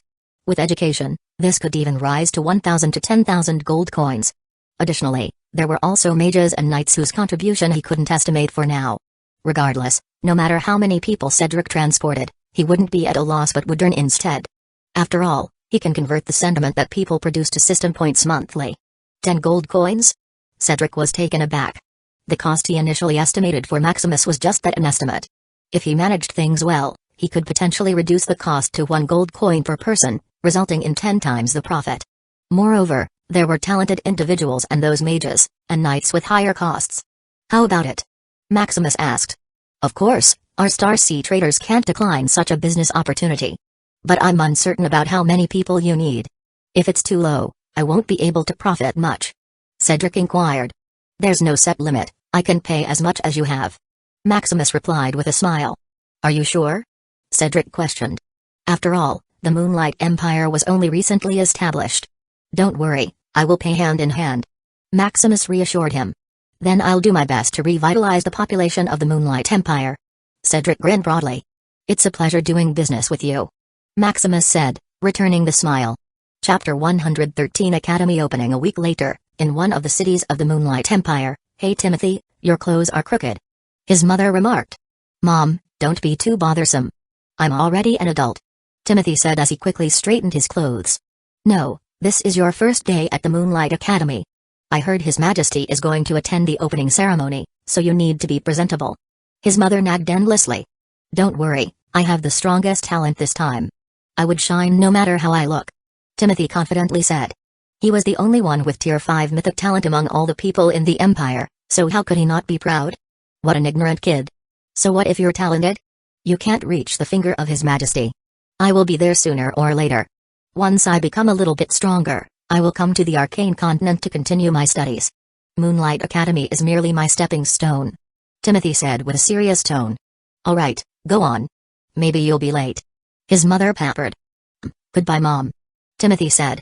According to the memo, Moonlight Academy is a boarding school from which students can only leave during vacations once a year. Soon, he arrived at the city where a huge flying boat was parked. This boat was also the one that transported them from their previous kingdom. "Show me your token." "Here. Timothy Winterchaser," the guard said as he examined Timothy's token to determine if he is a student of Moonlight Academy. "Pass." Boarding the boat, he was greeted by other nervous-looking students. However, there was one exception: a man sleeping soundly on a couch as if he owned the place. "Hey." The man didn't budge and turned to the side. "Hey. Hey. What? I just like disturbing you, ha ha ha." Timothy laughed. This was his friend Xavier, a unique kind of man. Despite being lazy, he was a god of wealth. He was the richest businessman in their city, owning several chain stores and even planning to expand to other cities. "TSK, let me sleep. Don't worry, with me here, nothing will disturb you. You're the one disturbing me. Then I'll wake you up when we get there." Soon, the flying boat started its journey toward Moonlight Academy. A few hours later, at Moonlight Academy, "Wow! Look Xavier, we're here." Timothy couldn't help but be excited. Although he claimed it was just a stepping stone, in reality, he was a poor man and is very thankful for His Majesty for his life. As for his surname, which only nobles used to have. Now people of the Moonlight Empire could choose surnames to commemorate the Empire's stature. "So soon?" Xavier murmured as he stretched his arms. "Come, look while we're still in the air. This is a rare experience." Moonlight Academy had been constructed by tens of millions of people in just a few months. Its scale was even larger than that of the Imperial City, Shadow City. Of course, Shadow City was still in a rebuilding state, so there was no need for comparison. A good place to earn money. Xavier thought aloud. This place was grander than any city he had seen so far. Soon, the flying boat landed. "Let's go," Timothy urged, dragging Xavier along. As they walked, they admired various buildings and areas around Moonlight Academy. "Look, this should be the Moonlight Library." According to the memo, studying there is twice the reward with half the effort. "Oh. And that's the Battle Coliseum. It's more realistic than the one in the token. It's said that there is an automatic array set up, so you get kicked out when you're about to die." Xavier was getting tired of Timothy's nagging. They explored all over the academy until his feet hurt. "Hey, His Majesty is about to arrive. We need to hurry," Timothy said as he noticed the announcement on the token. "Sigh, let's go." Xavier agreed, thankful that there would be no more walking. "In the city of Arcane, at Maximus Manor, are you going to the Empire again?" Erica asked. They had came to know that the Moonlight Kingdom had recently become an empire. They were also aware that Maximus had ushered in the era of imperial domination. Fortunately, they were here in the Arcane Continent, so they were safe.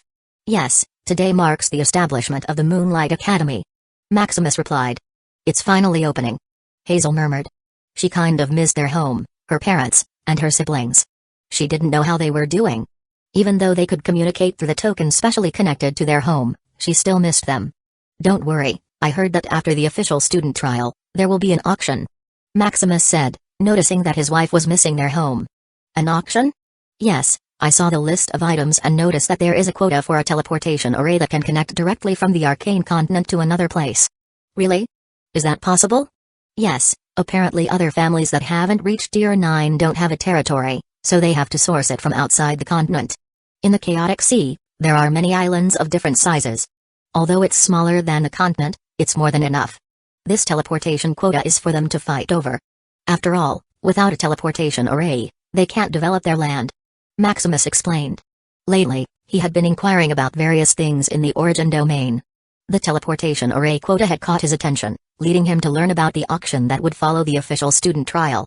This teleportation array was linked to the continental array in the arcane continent, giving it the ability to navigate the chaotic sea. But how can we afford it? We don't have money. Isabella frowned. Just hearing that it was meant for Tier 8 families to compete, you could tell it wouldn't be cheap. Don't worry, I have some treasure I found in the Sunburnt Plateau. Maximus explained. After learning about the teleportation quota, he also realized it wouldn't come cheap. He had been racking his brain for a solution. He had contemplated upgrading his puppet, Edwards, to a Tier 6 alchemist to sell Tier 6 potions. However, there wasn't enough time to accumulate the necessary funds. So, he had no choice but to rely on his system. He delved into history, hoping to find a natural treasure from the Cursed Continent. Then, he planned to buy it from the Myriad World Mall and sell it at the auction to earn money. Unfortunately, he hadn't had much luck until now and hadn't found anything valuable. Is that so? Isabella looked at him with puzzled eyes. Can we see it? They were also curious about what kind of treasure could compare to a teleportation quota. You'll see it when the time comes. Maximus smiled. Then we'll wait. At the Moonlight Academy podium, Maximus walked slowly, greeting the two Ethereum embassy envoys. I didn't expect both of you to come. Of course, Your Majesty.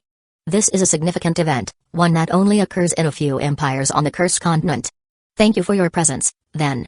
Indeed, only a handful of empires established academies, as it was a costly investment with uncertain outcomes. Many would rather allocate funds to their armies than to education. Moreover, if there were talented individuals within their territories, they could simply send them to the arcane continent. Let's begin.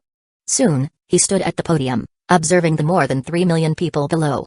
He couldn't help but sigh. I notice that some of you seem quite nervous. Maximus lightened the atmosphere. Don't be. You were selected from a pool of over 350 million people across the empire. You are the most talented individuals. The ones with the brightest futures. You are the pillars of the Moonlight Empire. If you're nervous in the face of these little scenes, how can you stand up for the Moonlight Empire? We are not, Your Majesty. They shouted, showing their unwavering determination. Good. Don't let my painstaking efforts go to waste. Moonlight Academy has over 1,000 Tier 4 teachers and more than 10,000 Tier 3 teachers in total. The resources ranging from Tier 0 to Tier 3 are at your disposal. For knowledge and inheritance, the library is open to you. Now, all you need to do is give your best and never forget your initial intentions. Can you do it? Maximus inquired. Maintaining these conditions cost him hundreds of millions of low-grade magical crystals each year. Just hiring a Tier 4 teacher amounted to 100,000 low-grade magical crystals annually, while a Tier 3 teacher required 10,000 low-grade magical crystals per year. Their recruitment had been facilitated with the assistance of the Ethereum Embassy. These teachers hailed from the Arcane Continent, and such huge salaries were necessary to entice them to the Cursed Continent. The Moonlight Empire was still relatively young, lacking even 10 Tier 4 individuals among its ranks. Thus, Maximus resorted to leveraging funds to secure qualified teachers. Your Majesty. The students below shouted, responding to Maximus. Good. Now, I will officially announce the establishment of the Moonlight Academy. Chapter 114 Tier 4 Elemental Mage. A month later, Sunburnt Plateau. How is this, Your Majesty? Is everything alright? Cedric asked with a smile. It's truly worthy of Starsea rating, transporting about 10 million people in just a month. Maximus couldn't help but sigh at their efficiency. A month ago, when he proposed to Cedric to transport the population, he thought he could only transport about 1 million each time. Yet now, only a month had passed and there were already about 10 million here. That's equivalent to a whole kingdom. Ha, this is just the first transaction, so it's a little low. After a few more tests, maybe we'll be able to transport 100 million each time. Cedric bragged. Oh, and how did you manage to gather all these people? As you know, it's the era of imperial domination. Kingdoms are likely to be cannon fodder, so after some negotiations, it's easy to fool them. Cedric said with a smile. Cedric didn't tell Maximus that he had earned a lot from this endeavor. Besides Maximus' payment, there were also payments from the people on board, especially the nobles who feared for their lives. They were willing to pay a substantial sum of money for a chance to live in a better and safer place. Indeed, sooner or later, the times will become chaotic. These little kingdoms will serve as warm-ups for the Empire's conquest. By the way, how much is the total for these people? Almost all of them are normal, with about 10% being knowledgeable.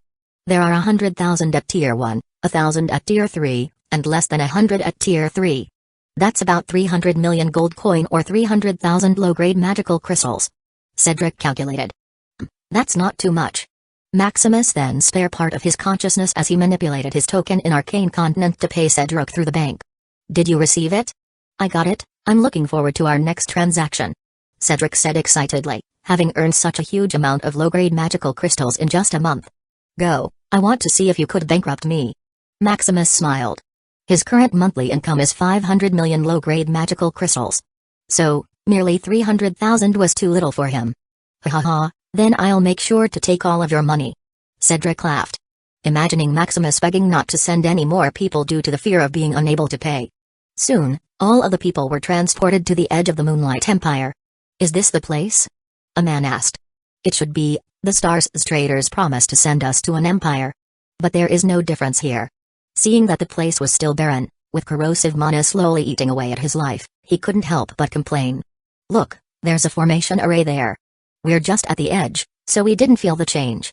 A Tier 1 official mage said. Line up. A loud voice commanded. The crowd hurriedly lined up, but seeing such a long line, others couldn't help but complain. Couldn't we just enter? It's so uncomfortable here. Riley, a nobleman, asked. Look, there's an express lane there, but you need to pay a hefty sum. The guard advised him. Thanks, it's really uncomfortable here. Riley said as he took his family to the express lane. As for his entourage, they could just take the line honestly. Those who look rich also followed the suit. Soon, they made their way through the express lane. It costs 1,000 gold coin to be in this line. The guard stopped them. Here's the money. Riley paid more than 100,000 gold for his family. Riley was a wealthy nobleman with tens of millions of gold in assets, so this was nothing to him. Come in. The express lane is already inside the array formation, making it quite comfortable. Input your mana and soul signature here. Soon, one by one, his family finishes registering. Stepping onto the other side of the formation feels like entering another world. If the outside was barren, filled with dirt and mud, then the inside is a paradise bursting with colors. Beautiful. His daughter said. Blue light grass lies on the ground like moonlight, slowly shining and nourishing the surroundings. Is this the place we will live from now on? Of course. The crew from Starsea Trader said that this is the Moonlight Empire. They accept all kinds of refugees and it's quite safe, with abundant food and clothing. Riley explained. They were also informed about the era of imperial domination, which scared all of them. Although Riley is a wealthy nobleman, his family's foundation is poor. There isn't even a Tier 3 powerhouse in his family. So, with no other choice, after the Starsea Trader informed them that they could transport them to an empire, Riley abandoned his territory to escape to a safer place. But how do we get to a city? Seeing that there are only plants and trees here, his daughter couldn't help but complain. Look, there is a flying boat coming here. Riley said, pointing at more than 1,000 flying boats approaching them. So many. It's the first time they've seen so many flying boats together. They resembled birds in the sky, forming a formation. Come, let's see if we can ride one to the city. Riley urged his family as the flying boats landed. Hello sir, these are the flying boats to the cities. A woman greeted them. I see, how much is the fare to the city? No, it's totally free. You just need to choose which city you want to land in. Oh. Riley was a little shocked that it was free. After all, the cost of transportation on Starsea Trader is 10,000 per person, which cost him a few million. How do we choose? Do you have a map here? Here, sir. It's the blueprint of the Moonlight Empire. The reason why it's a blueprint is because the construction is not yet completed. This Riley was stunned. Looking at different cities and their descriptions, there are business-oriented cities with towering buildings that soar past the sky. There are fairy-like cities, using synthetic trees as houses. There is also a city that looks like a turtle with its dome-like shape. Here, I want to go here. Riley chose the noble district. This city might not be the most architecturally stunning, but it had everything a noble and wealthy could desire. A large tract of land, huge buildings more luxurious than any castle he had seen. All kinds of services catered to them. Furthermore, the mana concentration and protection there were top-notch. Moreover, it's a gathering of nobles and the wealthy, so entertainment and luxury are unparalleled compared to other cities. Are you sure, sir? The housing rent here is very expensive, costing millions of gold per term. The woman advised. Rent? Riley wasn't daunted by the price. With his business acumen, earning money is as easy as eating and drinking for him. The reason he only had tens of millions of gold in assets is due to his low-key nature. In his previous kingdom, such a huge sum would surely be stolen in the blink of an eye. But with his ingenuity, others didn't even know that he was that rich. It's because all of the land is His Majesty's property. Furthermore, the structure and materials are not something a few million gold coins can buy. Indeed. Riley nodded in understanding. Do you still want to go there? Yes, moreover, can't you still go to another city, right? Ah, yes. Then I'll go to the Noble District. Sure, you can take flying boat number 12. His family got on flying boat number 12 and waited a few hours before it left. Noble District, Avalon City, are we here? We're here, look. They looked outside the window and saw architecture that they had only dreamed of. Can we really live here? Don't worry, with Father here, everything will be alright. Riley patted his chest. After some processing, they finally got their place.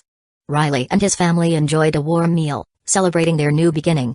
All the other people who were transported to the Moonlight Empire also got their warm homes and meals, looking forward to the future.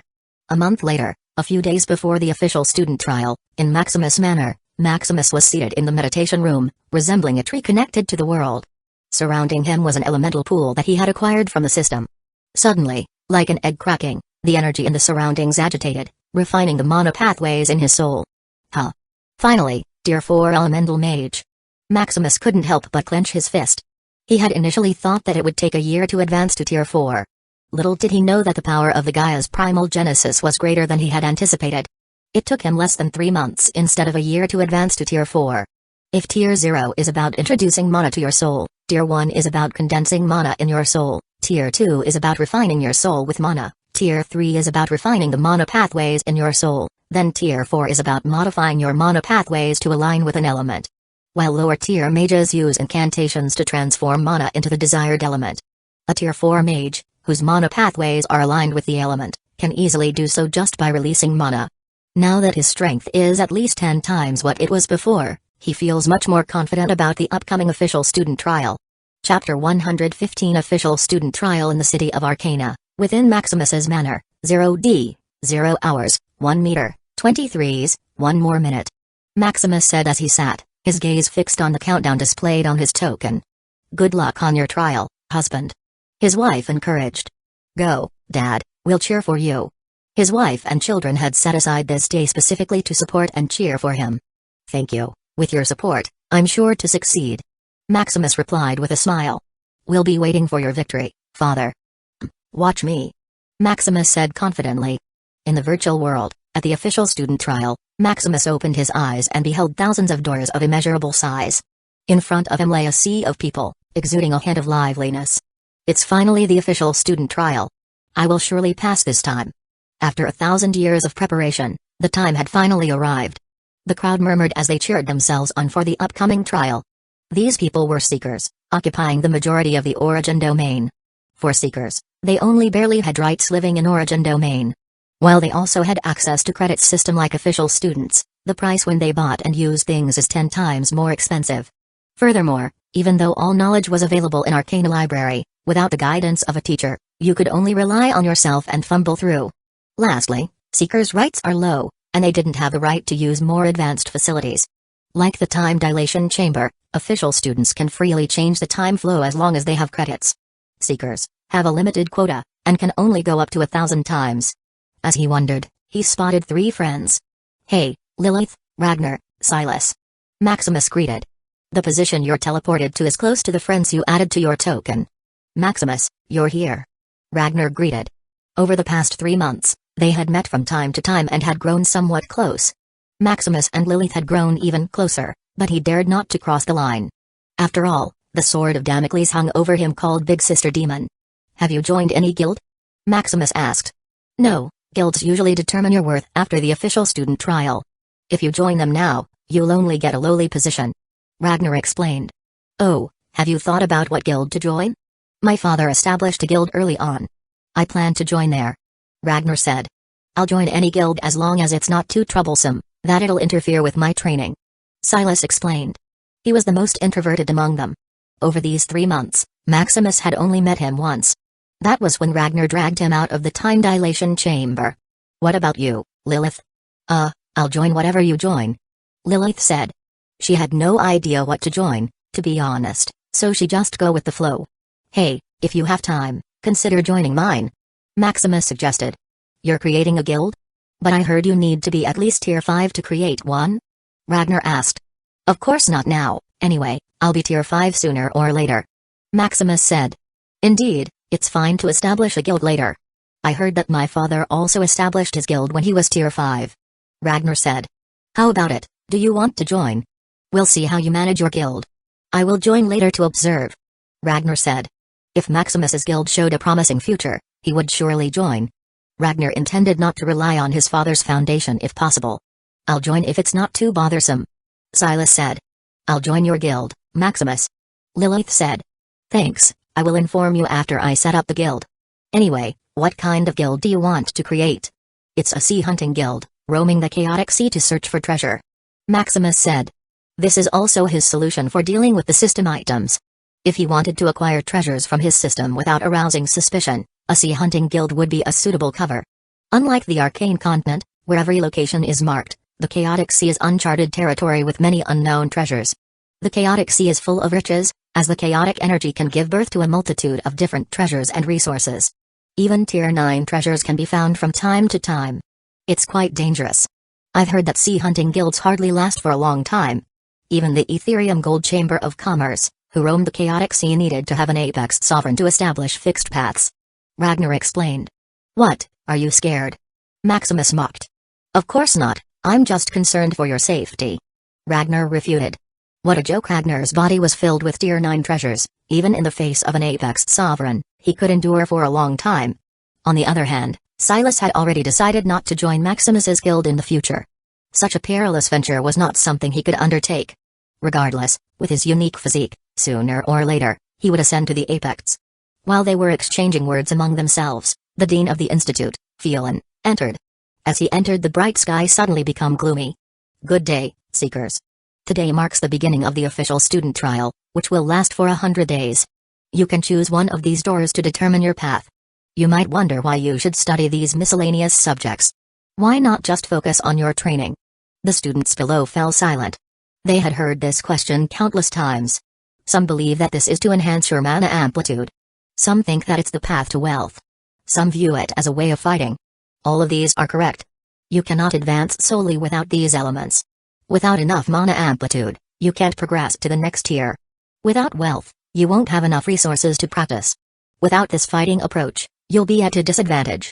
Unless you possess heaven-defying talent, if you wish to avoid mediocrity, you must choose one of these paths. Now, the official student trial for this term officially begins. The dark sky suddenly brightened as Phelan left the stage.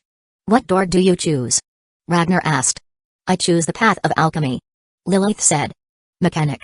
Silas said. I'm also going for the mechanic. Maximus added. Oh, I chose battle mage. Ragnar said. Why didn't you choose a proper profession? Lilith was puzzled. The path of a battle mage was likely the most violent among mages. However, as the dean had mentioned, without enough mana aptitude, one couldn't advance to tier 9. You see, the dean said that without heaven-defying talent, you can't advance to tier 9. But don't forget that my talent is ranked at 9. Ragnar proudly stated. As for wealth, I already have more than enough. And needless to say, the path of a battle mage is the most violent. Oh, right. Lilith nodded in understanding. Then we'll see each other after the trial. Maximus and Silas walked towards the doors marked mechanic. Huh? Why are there so many? Maximus asked, seeing hundreds of doors marked for mechanics. It's because, like alchemy, mechanics are divided into different types. Like robotic mechanics. Like automobile mechanic, there's also weapon mechanics. As long as a path reaches tier 8, it can have its own door. The number of alchemy doors is more than 3 times that of the mechanic doors. Silas explained, noticing Maximus's confusion. Oh, but I don't want to confine myself to just one path of mechanics. I want to explore all of them. Maximus said.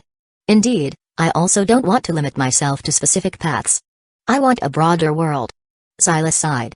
Look, that door looks quite distinct from the rest. Maximus said, pointing to a golden door with a subtly marked mechanic. This should be it. Silas exclaimed as he walked toward it. The two pushed the golden door, and they were drawn inside. In a wasteland world devoid of mana, where am I?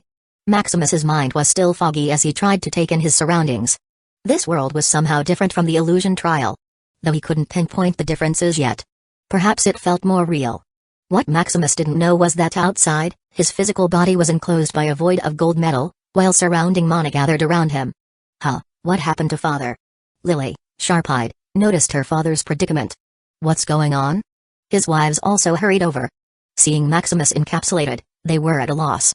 As they attempted to break the barrier, a virtual panel appeared. Official student trial, Maximus Shadow Crest Special Mechanic Trial, Death Mode, Death Mode. What's that? One of his wives tried to access Death Mode to understand it further. The trialist has chosen the Golden Gate of Death. Success grants special student status. Failure results in death. What? While his wives and children were panicking, Maximus also looked at his mission. Survive in the wasteland for 100 years. Note, 1 day outside is equivalent to a year here. 100 years? Maximus was shocked. He hadn't even lived that long, yet he was now expected to survive in this wasteland for a whole 100 years. Moreover, he felt no mana here, and he couldn't even utilize his soul power to affect his surroundings. Fortunately, he could still use his system scan, so he didn't panic too much. Just as he began to relax, he spotted a colossal monster about hundreds of miles away. The fact that he could see it from such a distance indicated that it was truly a world-threatening creature. I can't stay here, Maximus murmured. If that creature noticed him, he would undoubtedly die. Just as he was about to run, an undead zombie happened to pass by. Damn, is this a hell mode? Maximus cursed. He had just spawned, and there was already a group of undead creatures converging on him. Furthermore, he couldn't mobilize his soul, and his body seemed as normal as that of a regular human being. System scan. Maximus commanded. He couldn't take on hundreds of undead by himself, or he would be overwhelmed. The system scan revealed a hidden sewer passage just a few meters away. Here. Maximus hurriedly opened the passage and jumped in. Chapter 116 Surviving in a Wasteland World. As soon as Maximus jumped, he closed the passage. Huff. Huff. Maximus breathed heavily as he calmed himself down. This was the first time he had felt so out of control. Without mana and soul power, he was back to square one, relying solely on the system. After calming himself, he looked at the panel from the beginning. He had only seen the mission and hadn't noticed the details. Special Mechanic Trial, Death Mode, Reward, Special Student Status, Wasteland World, a world dominated by machinery. Due to a failed biological experiment, the entire world has turned into a biological nightmare. Survive for 100 years. Note, the body is biologically enhanced to live up to 100 years. Mana and soul power are prohibited and cannot be used. Biological monster ranges from Tier 0 to Tier 6. Trial participants, 12,421,327. Death here will lead to real-world death. Good luck and give it your best. Damn, I knew Golden Gates weren't a good sign. Maximus cursed. Seeing the Golden Gate, he had acted impulsively and entered without any investigation. Now he had to endure a nightmarish environment, with Tier 6 creatures lurking around. That colossal monster earlier must have been Tier 6. Maximus thought. Now he had to survive using only his mortal body. Biological modification should be possible, but given his current circumstances, he shelved that thought for now. Fortunately, this is a world with plenty of resources. Maximus sighed in relief. The solution to this situation should lie within those materials. Maximus murmured as he noticed various materials scattered on the ground. System, scan all the materials and display the relevant information from the Myriad World Mall. Maximus commanded. Soon, all the materials around him were scanned, and the system sifted through the Myriad World Mall for information on these materials. Myriad World Mall, black steel number 1224, aluminum gold number 24, hulled plastic number 3, a vast library of material information was available for purchase. Maximus operated the system and acquired all the available information. 13 million books, price, 230,000 low-grade magical crystals confirm. 1,000 gold coin equals 1 low-grade magical crystal. It's surprisingly affordable to buy material information. Maximus muttered as he clicked confirm. During this time, all of his money had been converted into system points solely for this trial. Magic crystals, 1.2 billion system point. It was an immense sum, but Maximus doubted whether it would be enough for 100 years of survival. Unfortunately, this was a virtual world, and he couldn't purchase physical items, otherwise, he could easily break out of this trial. Soon, all the information was digitized and passed through the system. Physical books were not feasible, so the system intelligently transformed the information into a digital format for easy access. Rumble bang. While he was browsing the system, the undead creatures above seemed to have detected his location, as they pounded on the sewage cover. I need to be faster, Maximus thought. System, transmit the information directly, Maximus commanded. Soon, a river of information flowed through his mind as if it would never end. Unable to use his soul power, he couldn't scan the knowledge with his consciousness. So, he could only rely on the system. The downside was that it was excruciatingly painful. Ugh. Maximus stifled his agony as it felt like his head was about to explode. Finally, after what seemed like an eternity, the information transfer concluded. Huff. Huff. Huff. I should pace it more slowly next time, Maximus said, wiping his sweat from the earlier pain. Without lingering, he opened his system to allocate points. 13 million mechanical material, initial, 0 out of 2 billion, he quickly added life points. Plus 400,000 life points, this time, the torrent of information was gentle, even comfortable. Maximus felt as if he were immersed in a river of knowledge. 13 million mechanical material, transcendent, max, huh? Maximus's eyes snapped open. Roar the undead above appeared to be shifting the sewer cover. With swift reflexes, Maximus hastily closed it. A close call. He muttered with relief, then turned his attention to the surrounding scrap materials. This should be enough to craft an electronic airgun. Maximus assessed, examining the broken pieces. A worn-out battery. Oh, these materials can be synthesized into a top-grade lithium-ion. Huh? A synthetic metal number 72, lucky. After a few minutes, he had gathered all the necessary materials to fashion a mechanical airgun. A rotation here. I should connect it like this. It's too narrow, I should widen the passage. Huh? My hands have become so flexible and precise. Maximus mumbled as he assembled various materials. Done. Maximus exclaimed excitedly. Gazing at the odd, bulky airgun, he could hardly believe it was his creation. Without a blueprint, he had been forced to piece the materials together haphazardly. This shouldn't compromise the gun's strength, Maximus assessed. Now, Tier 1 and lower should just need a shot from my gun. Feeling elated, he opened the sewer cover and quickly moved back. Roar, an undead creature fell down, lunging toward him. The air around him compressed and shot through the undead. Bing, the undead's head disintegrated a few meters away due to inertia, basic. Maximus murmured confidently. One after another, the undead fell as he fired at them. However, just as he was about to celebrate, a hint of suffocation washed over him. Damn, the air is running out. As the airgun compressed the air around it, the atmosphere surrounding Maximus was depleting. I'll get out first. He didn't wait for the undead to fall one by one. Instead, he advanced as they approached, choosing to fire into the ground. The sewer passage was blocked, so he couldn't go that way. He had no choice but to surface and find his way out. Fortunately, he had the air gun, which made it relatively safe. Furthermore, the lithium synthesis he had created with his transcendent mastery was long-lasting. He estimated that even if he fired continuously for 3 days and 3 nights, the lithium wouldn't run out. With enough materials and a proper environment, he could even create nuclear fusion on his own. Soon, he managed to escape the group of undead and found a safe house. It should be safe here. Maximus sighed as he settled onto a sofa. However, seeing the colossal monsters hundreds of miles away kept him on edge. I'll get out of here tomorrow. After barricading his location to ensure no sound or smell would escape, he jumped into his bed, embracing the darkness. The next day, Maximus woke up. As he looked around, he suddenly remembered why he was in this situation. There's a lot more to do, Maximus encouraged himself. But how can I get out of here? System, scan and list all available materials, Maximus commanded. A list appeared, revealing materials he could use to escape quickly. Huh? A mechanical RV? Maximus grew excited when he spotted a damaged RV near his safe house. It's in bad shape. But with my transcendent mastery, fixing this should be easy, he concluded. Soon, he left the house, firing at the undead to prevent them from accumulating. Bang bang, each shot removed an undead's head. His firing speed was faster than his footsteps. I should add a silencer later. Maximus made a mental note. He arrived at the mechanical RV. What a beauty! Maximus admired. Despite being badly worn, just looking at its structure allowed him to imagine its past glory. TSK, the chassis is still in good condition, it should be fine with a bit of tweaking. The battery is gone, it must have been taken after it was abandoned. Fortunately, I saved some of the synthesized lithium from yesterday. It should be enough to get out of here. Maximus got to work, rummaging around the city for materials to repair the mechanical RV. He reinforced his airgun to make it more durable, stealthy, and powerful. Now, it could even kill a Tier 2 biological monster with a single shot.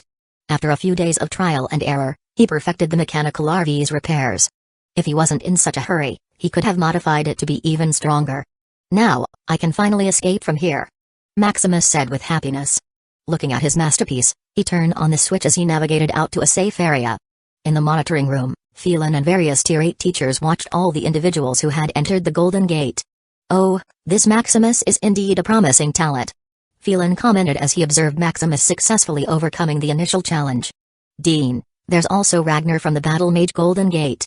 He's pushing through endless waves of beasts like nothing," a Tier 8 teacher reported. "Don't solely focus on this year's elites, pay attention to those seekers who have been refining themselves for 1,000 years as well," advised another Tier 8 teacher as he observed a seeker performing admirably in a Golden Gate trial. "Alright, let's continue observing these so-called geniuses as they continue to struggle. This is only the beginning," Phelan reminded. Chapter 117. Upgrading the RV. A month later, Maximus arrived at a safe location. "This place should be safe for a few years," Maximus muttered as he surveyed his surroundings. Due to the pervasive danger of the world, no place could be considered completely safe. Moreover, based on his experience in trials, the longer one remains in a world, the greater their susceptibility to misfortune and various dangers. Thus, Maximus needed to keep moving constantly. First, let's upgrade the mechanical RV. Although the mechanical RV was already top-notch, it was still no match for Tier 2 and above threats. System, scan. The system scanned all the materials in the vicinity. Oh? There are many new materials. Seeing the new materials, he accessed the Myriad World Mall and purchased information about these materials. 100,000 books, price, 3,500 low-grade magical crystals, input the information. After acquiring it, he had the system integrate the information into his mind. However, this time, he took it very slowly. An hour later, all the information about the 100,000 materials was transferred to his brain. Due to the leisurely pace, there was no discomfort. He could even move while the system transmitted the information. 100,000 mechanical materials, initial, 0 out of 30 million, plus 600 life points, 100,000 mechanical materials, transcendent, max. After the torrent of information flowed into his mind, he became familiar with the new materials. But this is not enough. Maximus muttered dissatisfied. To ensure his survival for 100 years, even in the face of Tier 6 biological monsters, he needed to modify the RV to be indestructible. He started browsing the system for RV modification techniques.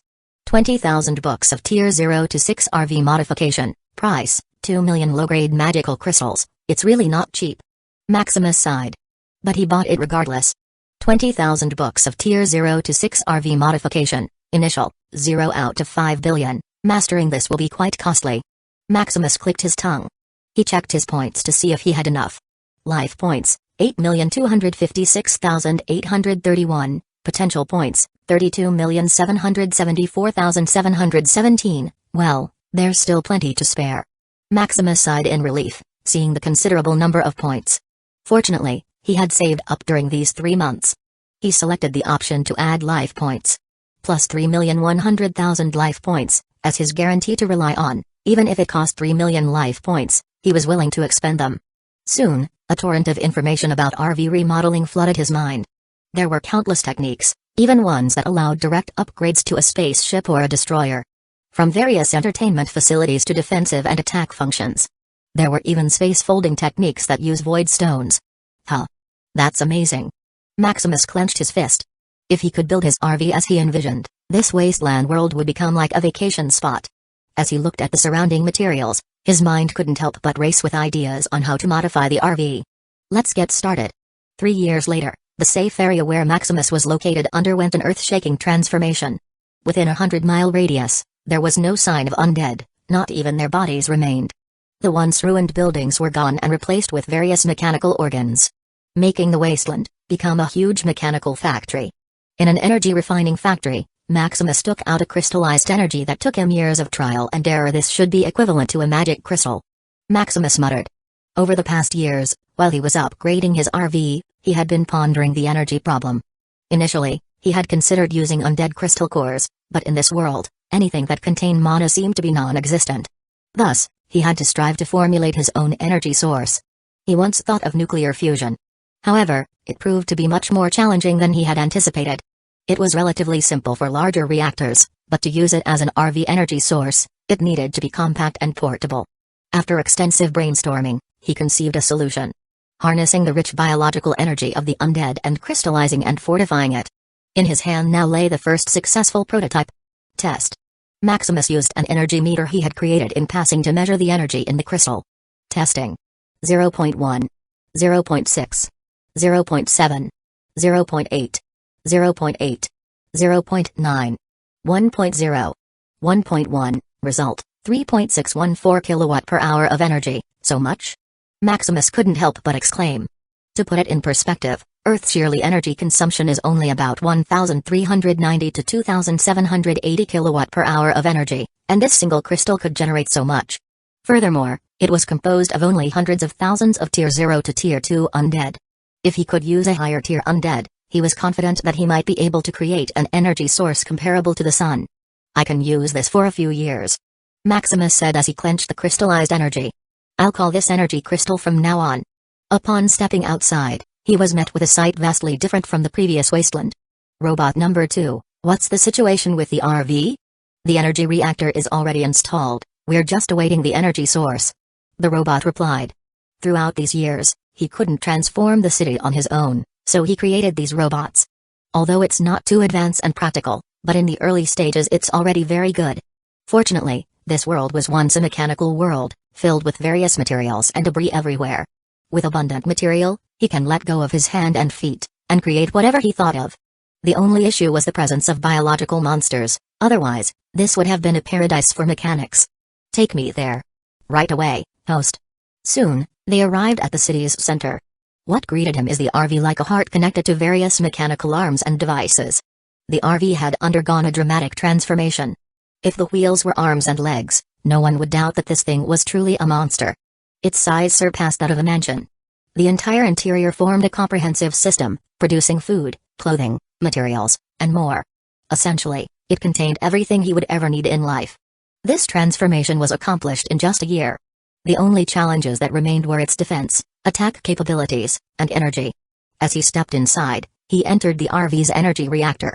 Placing the energy crystal, the entire structure lit up, as if an ancient beast had been awakened. Booting successful. Welcome, host. The entire RV seemed to come alive, even greeting him.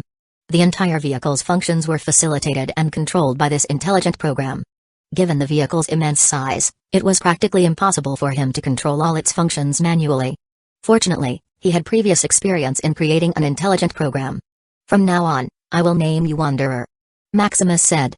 Wanderer greets the host. Haha, now I can truly settle in this world. Maximus celebrated. Rumble. Just as he was celebrating, a rumble sounded in the distance.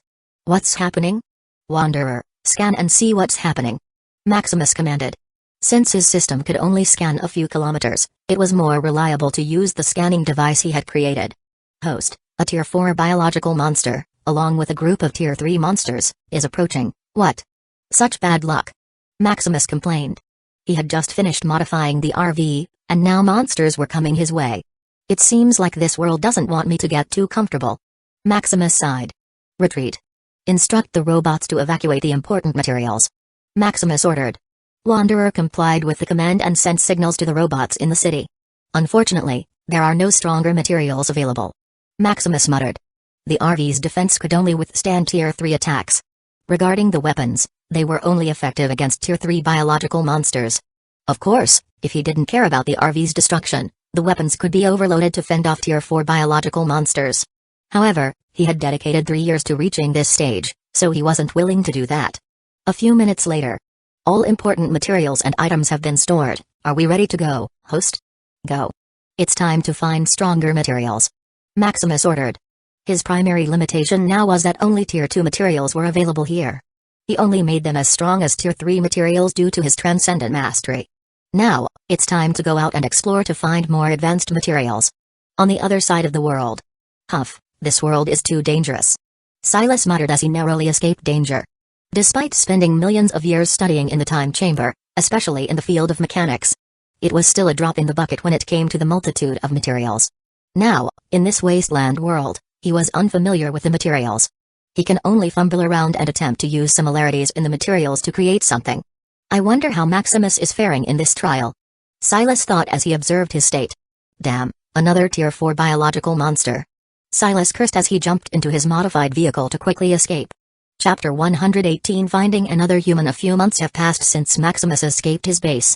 Wanderer, host, there's a group of Tier 4 monsters located 170 kilometers away. Damn it, can't these monsters give me some peace? Maximus cursed. Go ahead, inform the collection robots to evacuate, Maximus ordered. Wanderer, understood, host. While the collection robots were evacuating, Maximus reminisced about the past few months. Maximus didn't know what had happened, but after he crossed the 3-year mark, it seemed like this world had started to move. Yes, move. It was as if there was some sort of tracker on him that attracted monsters. And it wasn't just undead, various kinds of monsters were after him. To collect materials while moving, he had even modified mechanic and construction robots into collection robots. These robots would scan and gather materials as they moved. However, even with this, due to frequent movement, he could hardly get much done. Wanderer, host, all collection robots are in position. Good, let's move to another location. Maximus ordered. This was already the 5th city he had visited. Unfortunately, he hadn't had any luck finding higher-level materials. The highest he could find was Tier 3. Regrettably, there were too few of these to create anything meaningful. After days of travel, he arrived at another city. Wanderer, scan for the grades of materials in this city. The reason he didn't use the system was because its coverage was limited to a few kilometers. In Wanderer, the scanner he had created could scan up to 1,000 kilometers and provide detailed information within 100 kilometers. Wanderer, 300 unknown Tier 3 materials, Tier 3 titanium iron, Tier 3 Jinx aluminum. Soon, a list of materials appeared on Wanderer's display. The unknown label was because he hadn't input the material information into the database. The scanner detected the molecular structure to determine the material's grade. This similar grade is also used in spiritual plants. But instead of molecular structure, what is measured is the density and purity of mana. So much Tier 3. Maximus muttered in shock. For the past few months, he had barely come across any Tier 3 materials. Even when he did find some, it was only bits and pieces salvaged from destroyed mechanical devices. Scan for biological activities. Maximus thought that since this place was rich in Tier 3 materials, it must be teeming with monsters. Wanderer, detected 14,481 Tier 3 monster activities, 374,432 Tier 2 monster activities, 20 Tier 1. And 1 human activity, huh? No Tier 4? Maximus questioned. This was the first time he had encountered such a large number of Tier 3 monsters. Usually, they only appeared in groups of 100, yet there were more than 10,000. Yet there was not even a presence of a Tier 4 monster. Huh? A human? Maximus finally noticed the human activity. Human activity was listed last in the scanning because humans were the weakest biological entities here. Wanderer, send a signal to the human and attempt to establish communication. There was a signal transceiver in the RV, though unfortunately, it was weak and can only connect nearby. It can only be used as a signal for his robots and drones. Given enough material, he would like to create a stronger signal transceiver that can reach all over the world. After all, there were only around 12 million testers in this world. Getting in contact with them can make this 100-year survival much easier. However, according to calculation, he estimated that this world had a radius of about 100,000 kilometers, 15 times larger than Earth.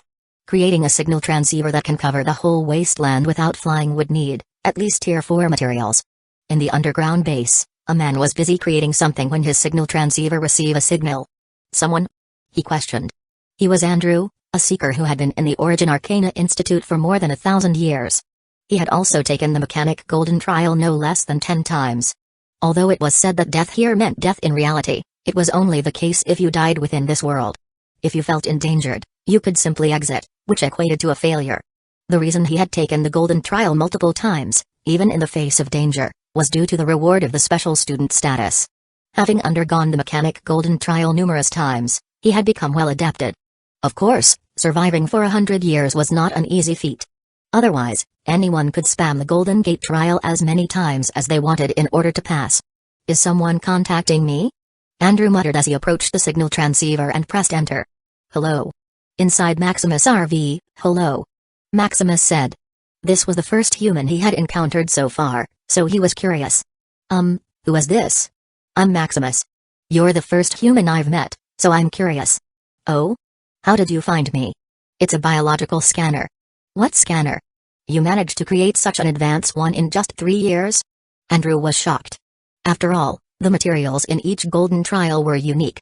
Unless you studied and know all kinds of materials in the world, one could only do their best to adapt and use these world's unique materials based on similarities. This is also why, although they studied for thousands or even millions of years, passing the Golden Gate trial is still uncertain. For example, his base. He had been here for 3 years, groping around. Due to being lucky, in the beginning, There was a bunch of Tier 3 materials just lying around. With his knowledge, he created a Tier 3 weapon and sweep the surroundings clean. He planned to stay here for at least 10 years, so he had been isolating his base regardless of the cost. Without an advanced scanner, finding his position is nearly impossible. In fact, a few months ago, when it reached the 3-year mark, a bunch of Tier 3 monsters came yet he still didn't find him. Yet Maximus easily found him, which could only mean that he had an advanced scanner. Well, it's been 3 years. That's quite a long time. Maximus bragged. Andrew didn't know what to say. He thought, you're right, you're awesome. By the way, what do you want from me? Andrew finally asked. He didn't believe that Maximus had contacted him solely out of curiosity. How about joining my team? I need some capable subordinates. Maximus offered. A while ago, when he had contacted Andrew, he had sent a drone to observe his base. Seeing Andrew's base, Maximus couldn't help but praise it. The isolation measures were truly top-notch. Monsters could pass right by the area without noticing Andrew. Even the Tier 3 monsters seemed unaware of his presence. Join you? Why would I join you? Andrew sneered. What a joke. As a student of the Origin Arcana Institute, he still had arrogance deep in his bones. Becoming a subordinate of someone is unacceptable. Although he is only a seeker now, he believes that he is better than anyone. That's also why he's been able to take the Golden Gate trial despite failing multiple times. It's simple. Because I can both kill you and save you at the same time. Maximus smiled. He had been contemplating whom to recruit after creating a guild. Technical talents were precisely what he needed. Moreover, those in this Golden Gate trial are certainly not simple individuals. What? Andrew's expression grew gloomy. While he could retake the trial next time, who would want to repeat the same ordeal over and over? Are you sure you want to attack me? Andrew warned. Are you relying on those toy weapons of yours? Let's see if you can still use them. Maximus mocked. After he decided to approach Andrew, he had already prepared for any circumstances. He had drones drop signal interfering devices near Andrew's weapons. Unless Andrew operated them manually, his weapons can only become as good as scrap metal. What? Andrew was shocked, hurriedly attempting to operate the weapons. When he didn't receive any response, anxiety crept in. What did you do? Oh, I just placed some signal interference devices. Why don't you go out and remove them? Maximus taunted. Not tested. By Maximus he operated and tap on a few more weapons hidden farther away. Unfortunately for him, the signal interference device had a huge range. What a bad luck. Andrew sighed. I guess I have no other choice but to join you. Andrew compromised through gritted teeth. Of course, he was only acting. Once he got closer to Maximus, he would do his best to eliminate him. I'm glad you're someone who can be reasoned. Maximus nodded in satisfaction.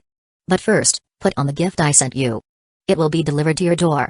Maximus said, putting an exquisite necklace on the drone to be delivered. This served as his insurance because he couldn't completely trust anyone. Since it wasn't possible to sign binding contracts here, he can only make this thing. The necklace was filled with intricate sensors that could detect thought activity, although not in great detail. The necklace contained micro-energy crystals that could explode upon command.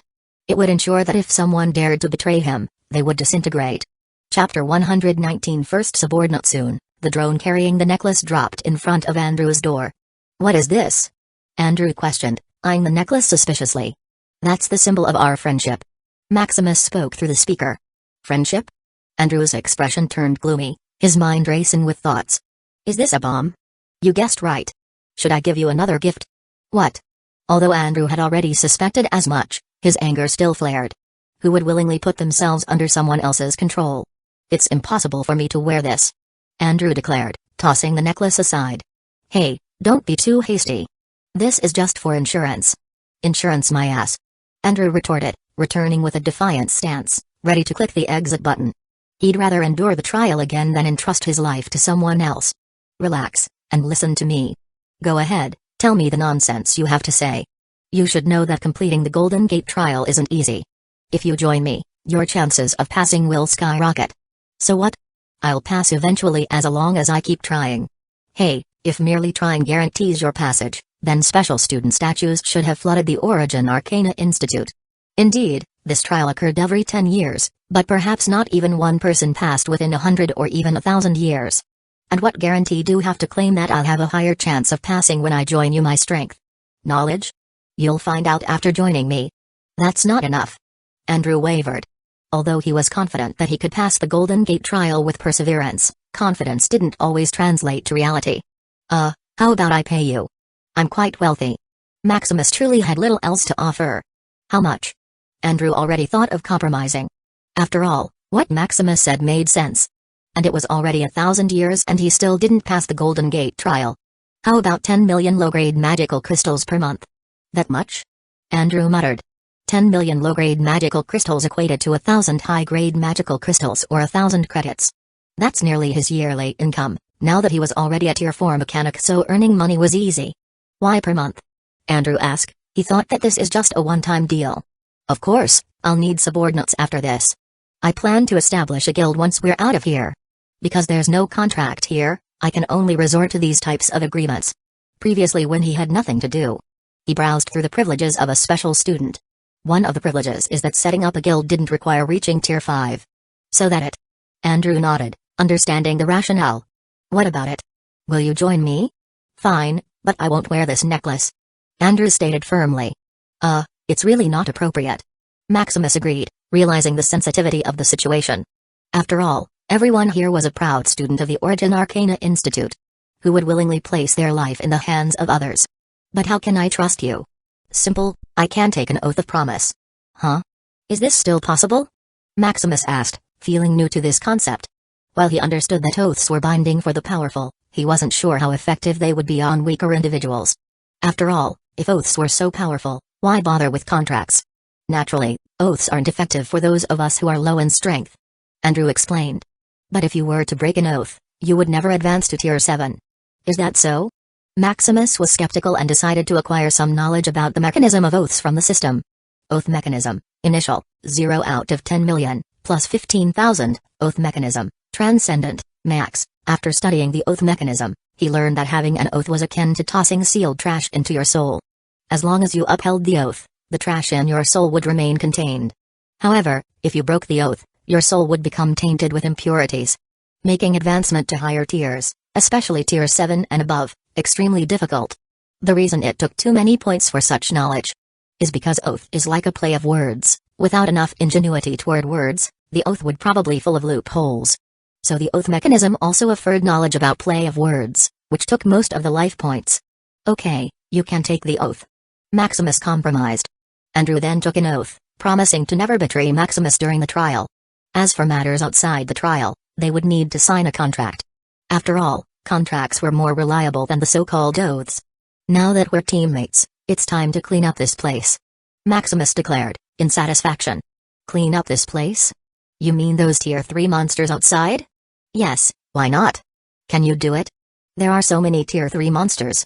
While Andrew had the capability to eliminate those Tier 3 monsters, their sheer number made it not worth the effort. After all, he was here to survive, not to become a monster's lair. Yes, it should be easy, Maximus replied confidently. With energy crystals equivalent to high-grade magical crystals, killing some Tier 3 monsters wouldn't consume much. Furthermore, he could refine these monsters into energy crystals, making it a profitable endeavor. By the way, why are there no Tier 4 monsters here? It's quite odd. What Tier 4 monsters? They only appear after 10 years. Huh? Then why am I constantly hunted by them? You're being hunted by Tier 4 monsters. Could it be that you're already an official student? Yes, that's right. I managed to reach 100,000 steps on the Celestial Ascent path, which qualified me as an official student directly. I see, no wonder you've advanced so much technologically in just 3 years. Andrew then explained to Maximus that official students who undertook the Golden Gate trial with official status faced trials twice as challenging. Originally, if there were only Tier 6 monsters in the world, but because of Maximus participating, the birth of a Tier 7 monster is very possible. So that's it. No wonder I've been hunted like there's no tomorrow, Maximus exclaimed, recalling his experiences from the past few months with a sigh. If it hadn't been for his system, he might not have survived. He wondered if Silas is still in the trial. On the other side of the world, Silas was running for dear life. Damn, when will this end? Silas cursed with bloodshot eyes.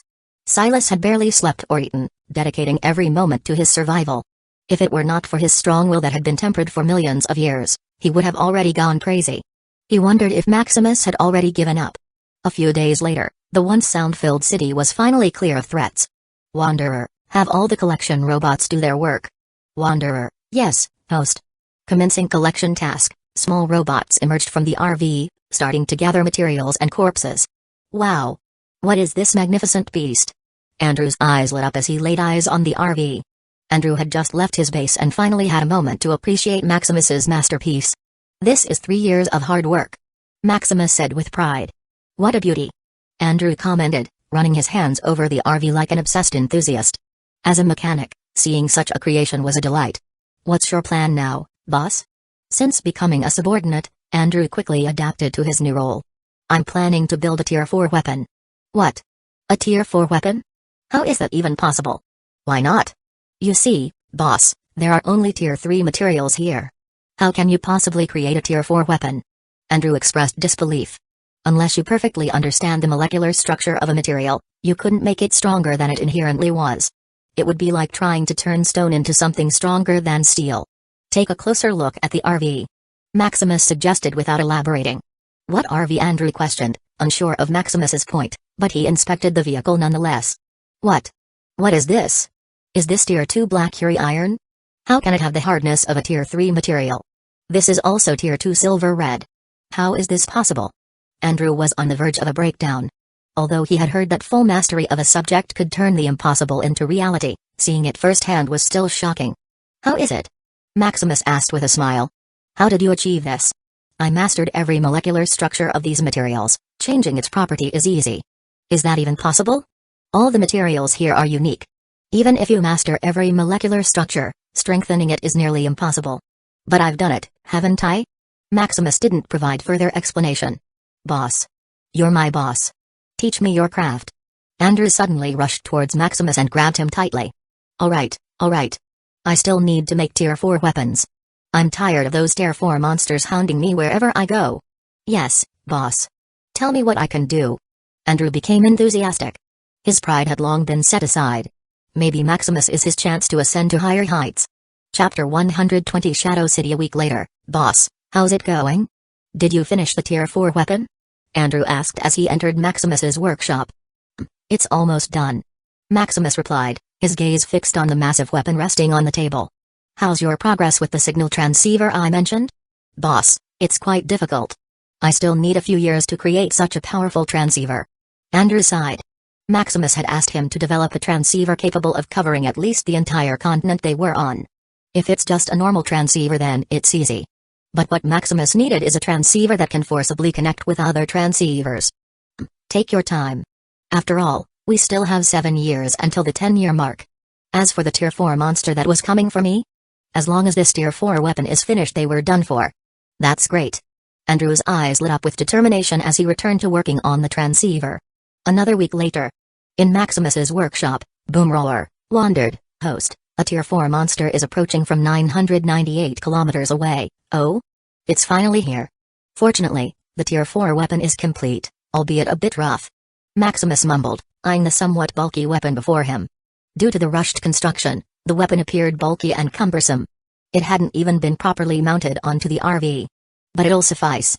Go call the collection robot to mount this thing. Maximus ordered Wanderer. Wanderer, yes host. A few minutes later. Boss, are you testing the weapon today? Andrew emerged due to the commotion and asked. No, a Tier 4 monster is headed this way. So soon? Andrew murmured, but a glance at Maximus's expression told him the reason. With a danger magnet like Maximus in the vicinity, it was hardly surprising that the monsters flocked to them. Enough chit-chat, help me mount this thing. Maximus urged, giving Andrew a nudge. Sure thing, boss. With the assistance of collection robots and Wanderer, Maximus and Andrew mounted the Tier 4 weapon onto a platform, allowing Wanderer to have full control over it. Wanderer, is the energy reserve sufficient? Wanderer, host, there is approximately 2.224 kilowatt per hour of energy remaining, it should be enough. Maximus reasoned. After all, clearing over 10,000 Tier 3 monsters from before had consumed at least 1.112 kilowatt per hour of energy. As for the corpses, Maximus hadn't had the time to process them, as he was busy creating the Tier 4 weapon. Wanderer, ready and fire. Wanderer, firing sequence commencing, coordinates, 728,232, speed, 300 meters per second, calculating, calibrating, fire initiated, boom. The tremendous explosion generated sonic waves, causing various robots to topple. Even Maximus and Andrew were affected by the shock wave. Wanderer, report. Maximus fought dizziness and inquired. Wanderer, report no observable remains within a 3-kilometer radius from the epicenter of the blast. Maximus lay down, allowing his body to recover. A few minutes later. Damn, boss, your weapon is way too intense. Andrew couldn't help but complain. Both of them were injured by their own weapon, so it was only natural for Andrew to voice his grievances. Shut up.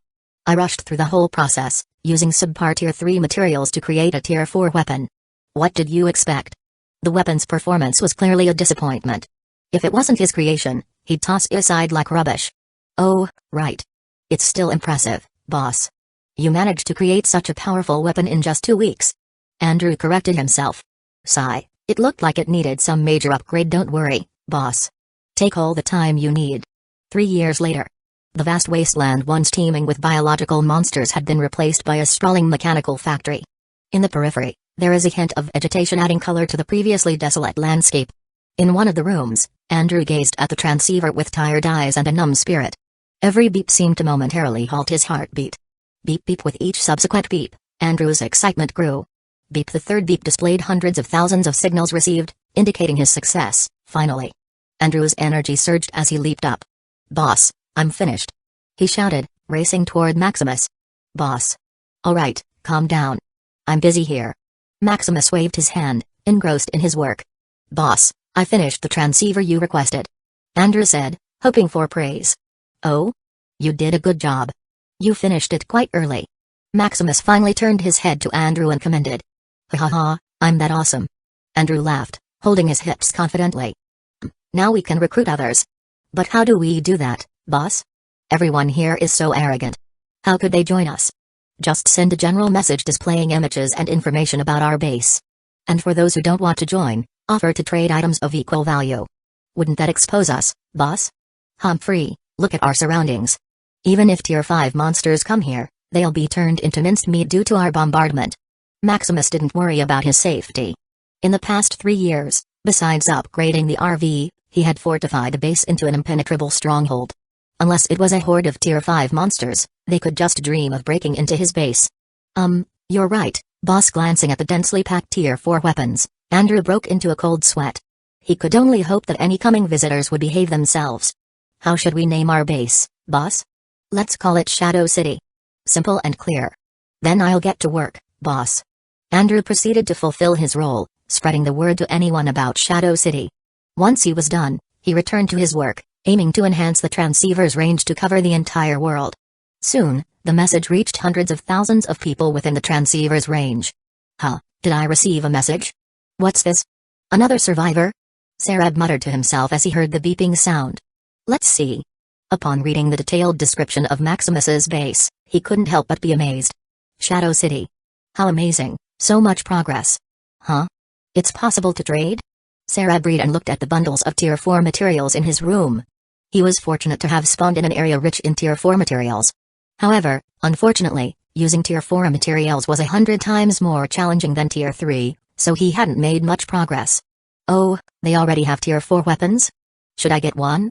Sarab decided and packed his things as he made his way to Maximus's base. Others also packed their belongings in hopes of exchanging technology with Shadow City. As for recruitment, only a few individuals saw the value in it and bothered to consider the offer. Unless they were truly desperate, most were hesitant to join any group. Several months passed, and Sarab came to Shadow City. Is this Shadow City? Gazing at the imposing mechanical city before him, he couldn't help but sigh. What a genius, I'm no match for this. As he approached, a drone flew toward him. Please state the purpose of your visit. I'm here to trade. Please follow me. The drones were controlled by Wanderer, giving them a bit of intelligence. Sarab followed the drone to a designated area for trading. Upon seeing that he was here, he stepped out of his vehicle, clad in bionic armor. How do I initiate a trade? Observing the empty shed, he couldn't help but ask. Wanderer, hello there, I'm Wanderer. You can inquire with me about trading. Suddenly, a bright screen appeared, projecting the virtual image of Wanderer. He was portrayed wearing a cowboy hat, a futuristic outfit, and smoking a cigar. Can I see the list of your products?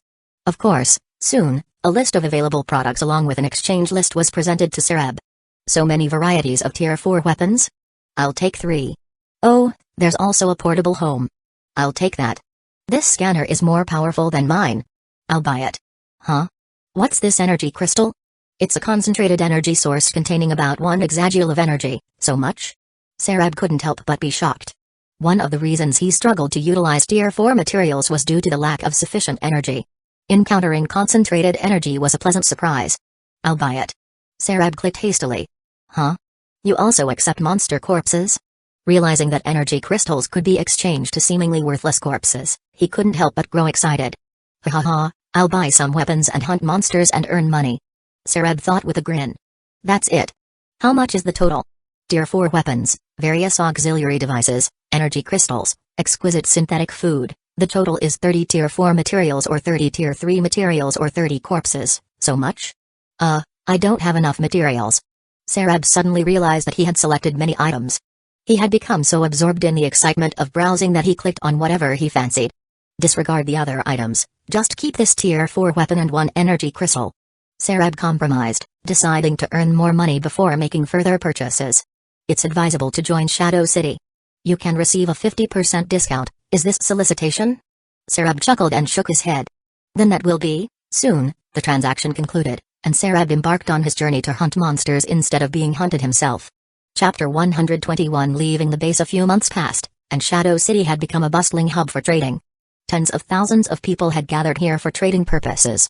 With its favorable environment, Shadow City expanded multiple times over. Maximus had even established individual workshops that were available for rent to various trialists. Wow, it's so lively here. Sarab exclaimed as he returned from the hunt. Hey, Sarab, how was the hunt? Blaine, his buddy, inquired. I was lucky today and managed to catch a Tier 4 monster.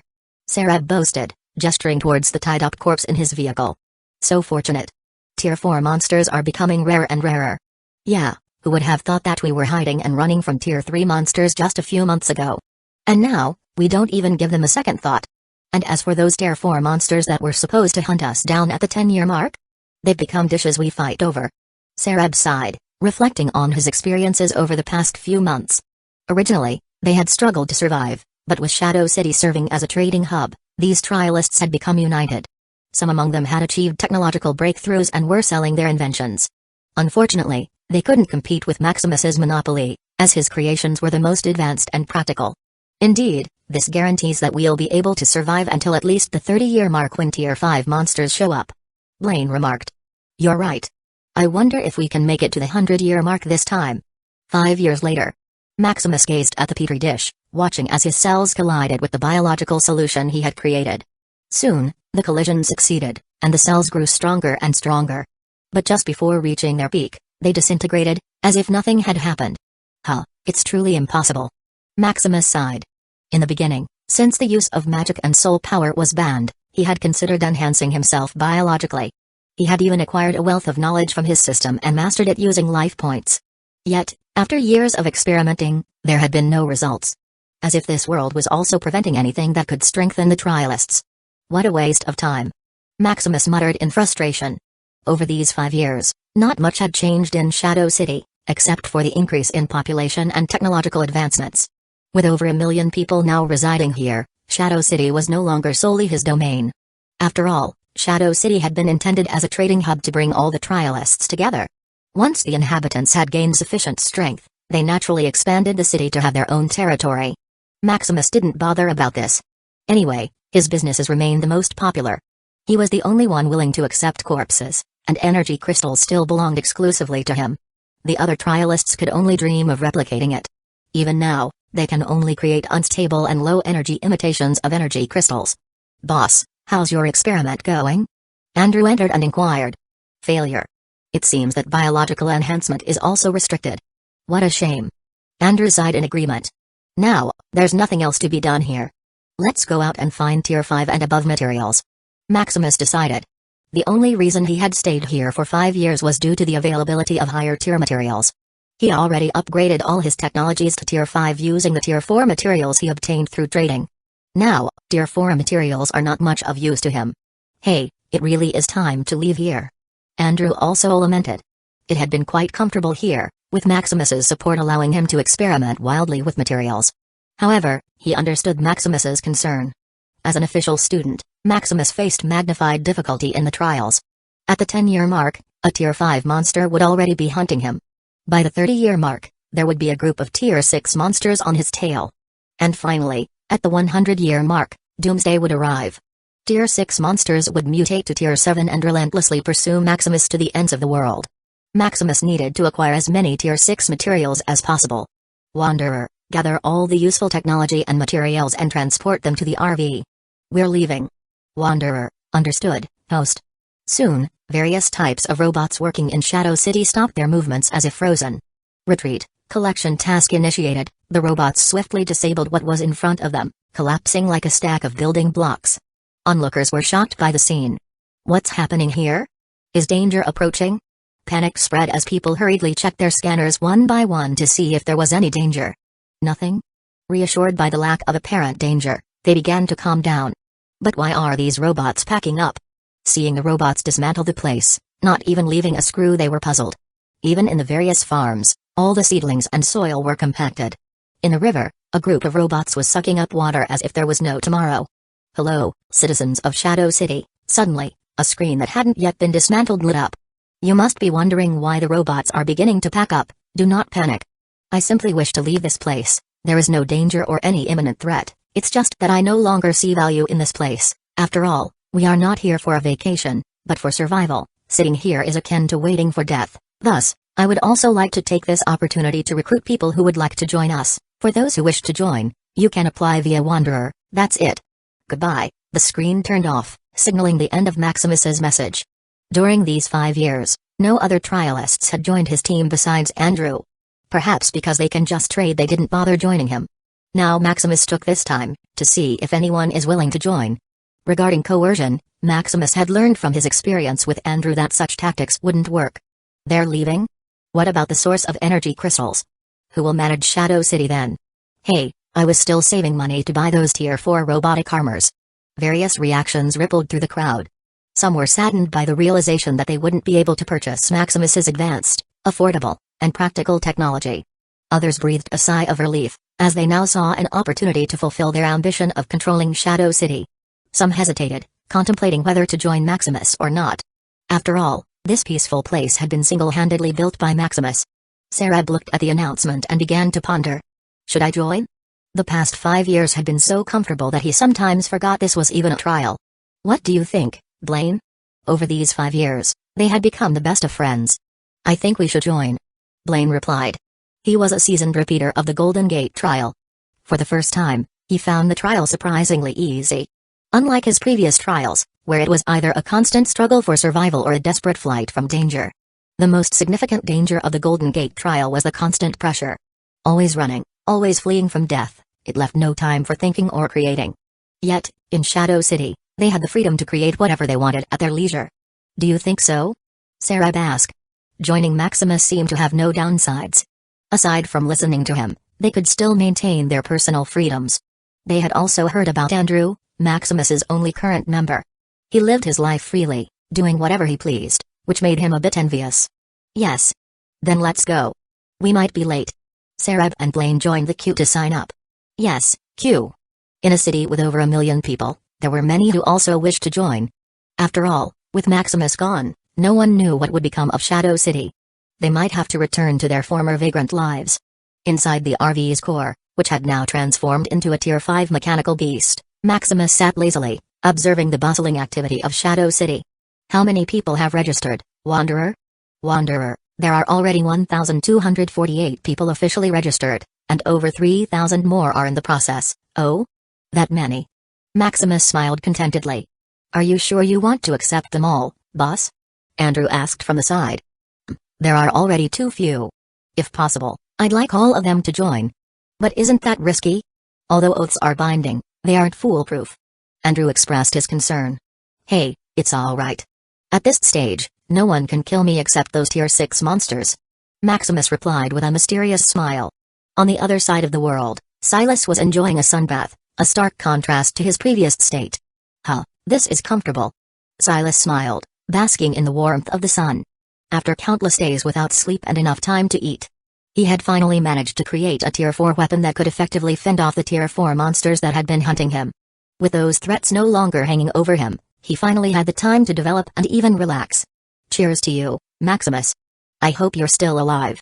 Chapter 122 Shadow Hunters Guild. After a while, more than 4,000 people registered and joined Maximus's group. Wanderer, please proceed to the lobby for an introduction. Let's go, Blaine. Sarah urged his friend. As they walked, they witnessed various robots dismantling buildings, meticulously choosing valuable materials and disregarding the rest. Soon, they arrived at a colossal monster standing about 100 meters tall.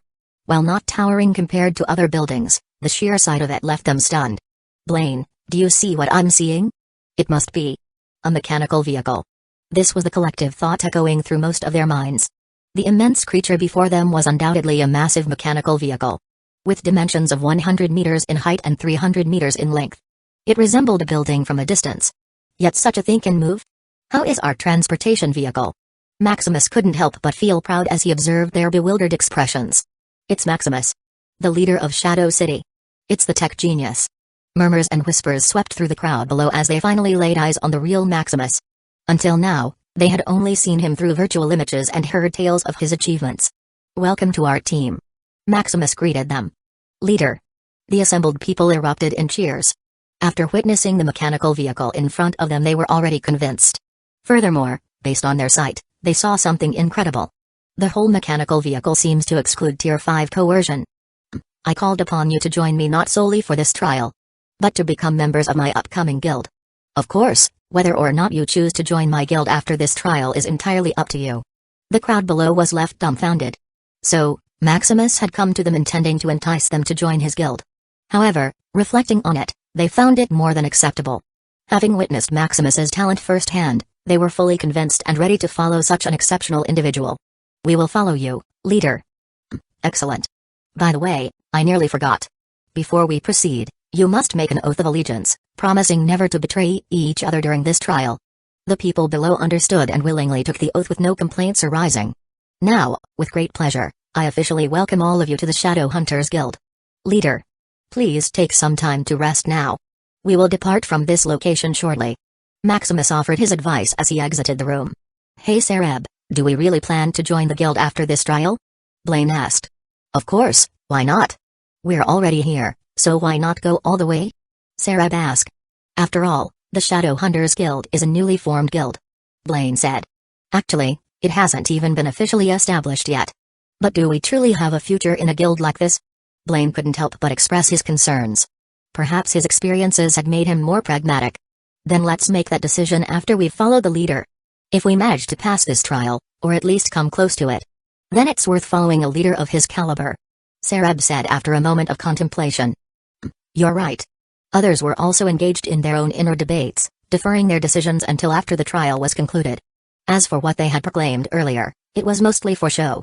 By the way, where are our accommodations? Sareb finally inquired. Considering that robots were dismantling the area, they wondered where they would be able to rest. It should be in that. Blaine pointed toward the colossal mechanical vehicle. Perhaps. Once they arrived at what seemed to be the entrance, a screen lit up. In it was Wanderer, the familiar icon who mostly managed the Shadow City. Wanderer, before entering, please retrieve the mechanical watch from the side, Wanderer instructed, as a compartment extended. What's this? It's an identity watch that also grants access to all the facilities within the vehicle, is that so? The people didn't suspect anything sinister and obediently put on their watches, excitedly proceeding inside. Maximus had refrained from embedding any explosive devices or any form of malicious intent in the watches. He understood that such measures would be unnecessary. After all, he needed a functioning subordinate, not some puppet. Entering the vehicle felt like stepping into another world. Hey, this looks like blue envy iron, a Tier 4 material. Sareb exclaimed as he tapped the wall. But how strange, it has the hardness and density of a Tier 5 material. That's likely the leader's method. Blaine nodded in agreement. As they walk, they look obsessively at the various part of the mechanical vehicle, wishing to study it, here and now. Eventually, they reached their assigned room, guided by Wanderer's instructions. Sareb let out a contented sigh as he sank into the soft bed. Alone in the room, his mind began to wander. He glanced at the identity watch, curious about its functions. Wanderer said it can access the facilities here.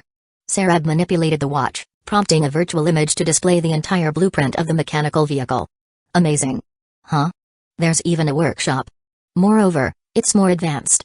Sareb muttered, noticing one of the facilities. I should check that out later. There's also a garden? The leader is quite extravagant, creating a garden within a room made of tier 5 material. But it's a good idea, I can go there to relax sometimes. Laboratory. Material synthesizer. Dining room. Sarab familiarized himself with the layout of the mechanical vehicle. Finally, he arrived at the last section. Shadow Hunter Guild's Guide? What's this? Curious, Sarab clicked on the link. Vision, Missions, Exchange Area. Sarab read through the vision, which outlined the overarching goal of the Shadow Hunters Guild. That is to establish dominance within the chaotic sea, transforming it into their hunting ground. It's quite ambitious but also risky. Sarab sighed. The guide also detailed various short-term goals, such as passing the Golden Gate trial, constructing a world-class warship, a Tier 9 warship. Regarding the missions, there was an array of tasks to choose from to earn points. So many missions, but how are the points distributed? Sarab mumbled. He taps on the exchange area to assess the worth of the points earned.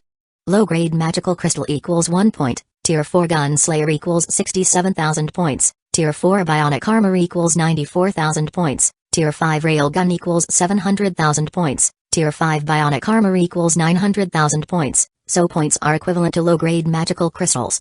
Sarab nodded. What? You can even purchase Tier 5 weapons and armor? Sarab was astonished by the revelation.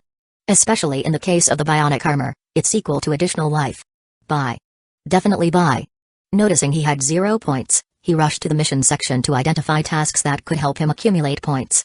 Tier 1 corpse equals 1 point. Tier 2 corpse equals 100 points. Tier 3 corpse equals 1000 points. Tier 4 corpse equals 10,000 points. Tier 5 corpse equals 100,000 points. Upgrade robot equals 10 to 10 million points, that's it. Sarab chose the task of upgrading robots. Given his proficiency in constructing and designing robots, he could accumulate points more rapidly through this path. Although he was eager to start immediately, the ongoing packing process was a hindrance. Unable to do the task, Sarab eventually drifted off to sleep. In the monitoring room, Maximus observed the new members with their varied expressions. With enough members, this trial should be easier. Maximus murmured.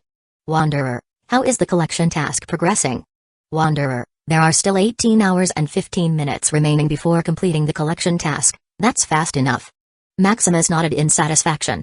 You know, Maximus nearly packed his whole base. Fortunately, he had exchanged some Tier 4 void stone material earlier. With it, he created a void space capable of holding a huge amount of materials.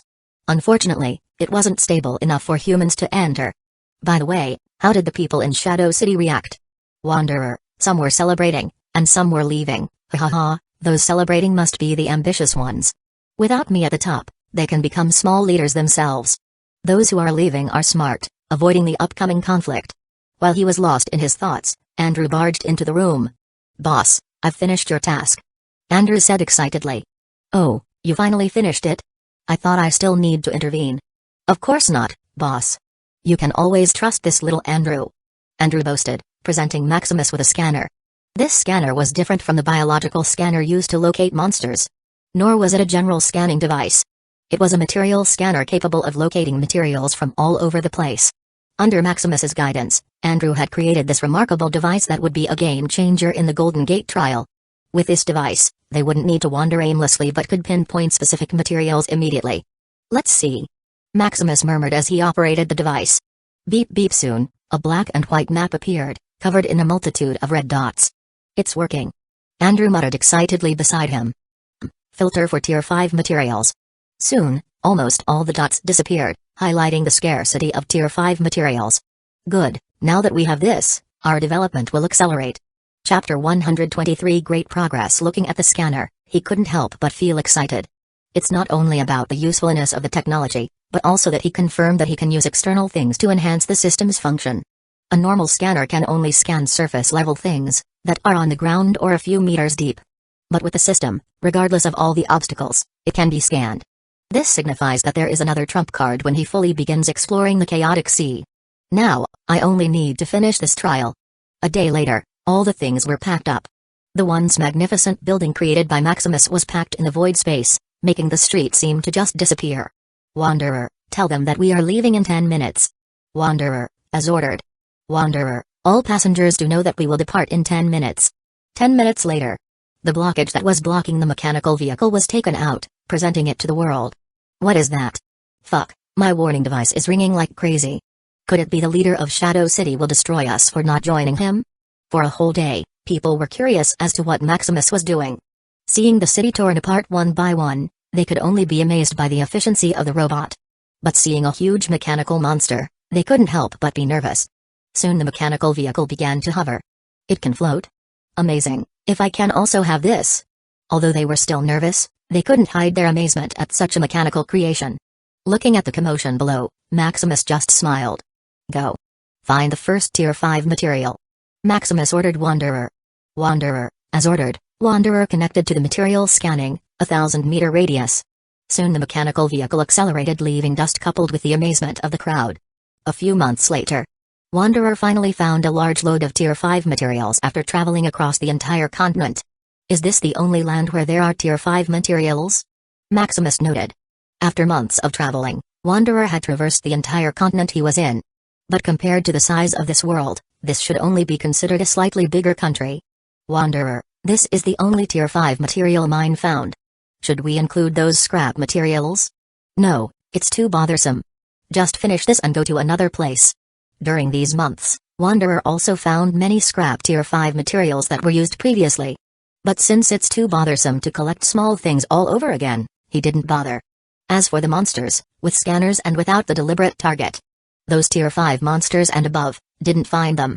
As for the more than 4,000 partial members of the Shadow Hunters Guild, they started to work and earn points.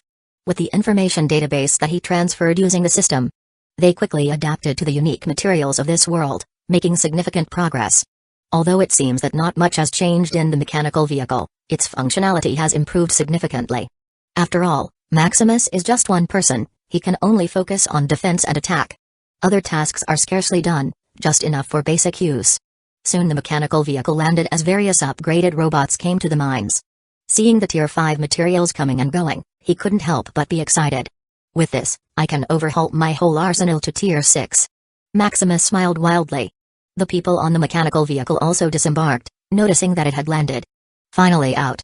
Huff, some fresh air. It's too suffocating living inside. Although living in the mechanical vehicle is comfortable, it's still different outside. Ha ha ha, finally I can try my new weapon. A man laughed proudly, equipped with dazzling gear. SHH, did you buy that thing?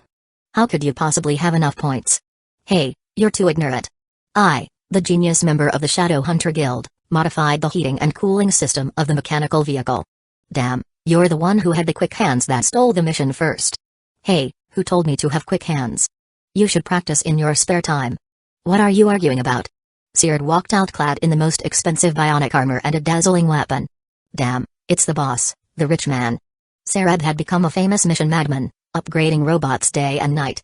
The others followed suit, but because they weren't that proficient, they didn't earn many points. Humphrey, peasants. Let this gentleman test his weapon first. While they were having fun testing their weapons and hunting monsters for points, Maximus was outside relaxing. This food is not bad. I should add a mission to improve food.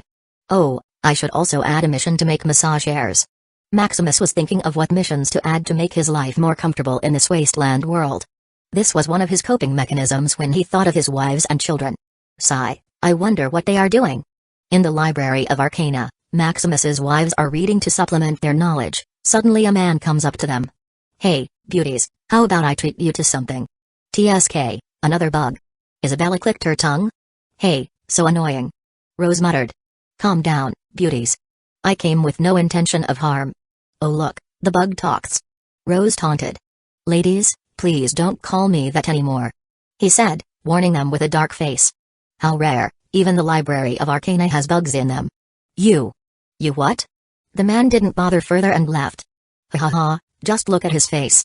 Good, I managed to make one leave. Rose clapped as if she had achieved victory. They didn't know when, but they became quite a talk in the institute. Usually, a beauty of their level is almost everywhere in the institute. So there should not be much commotion.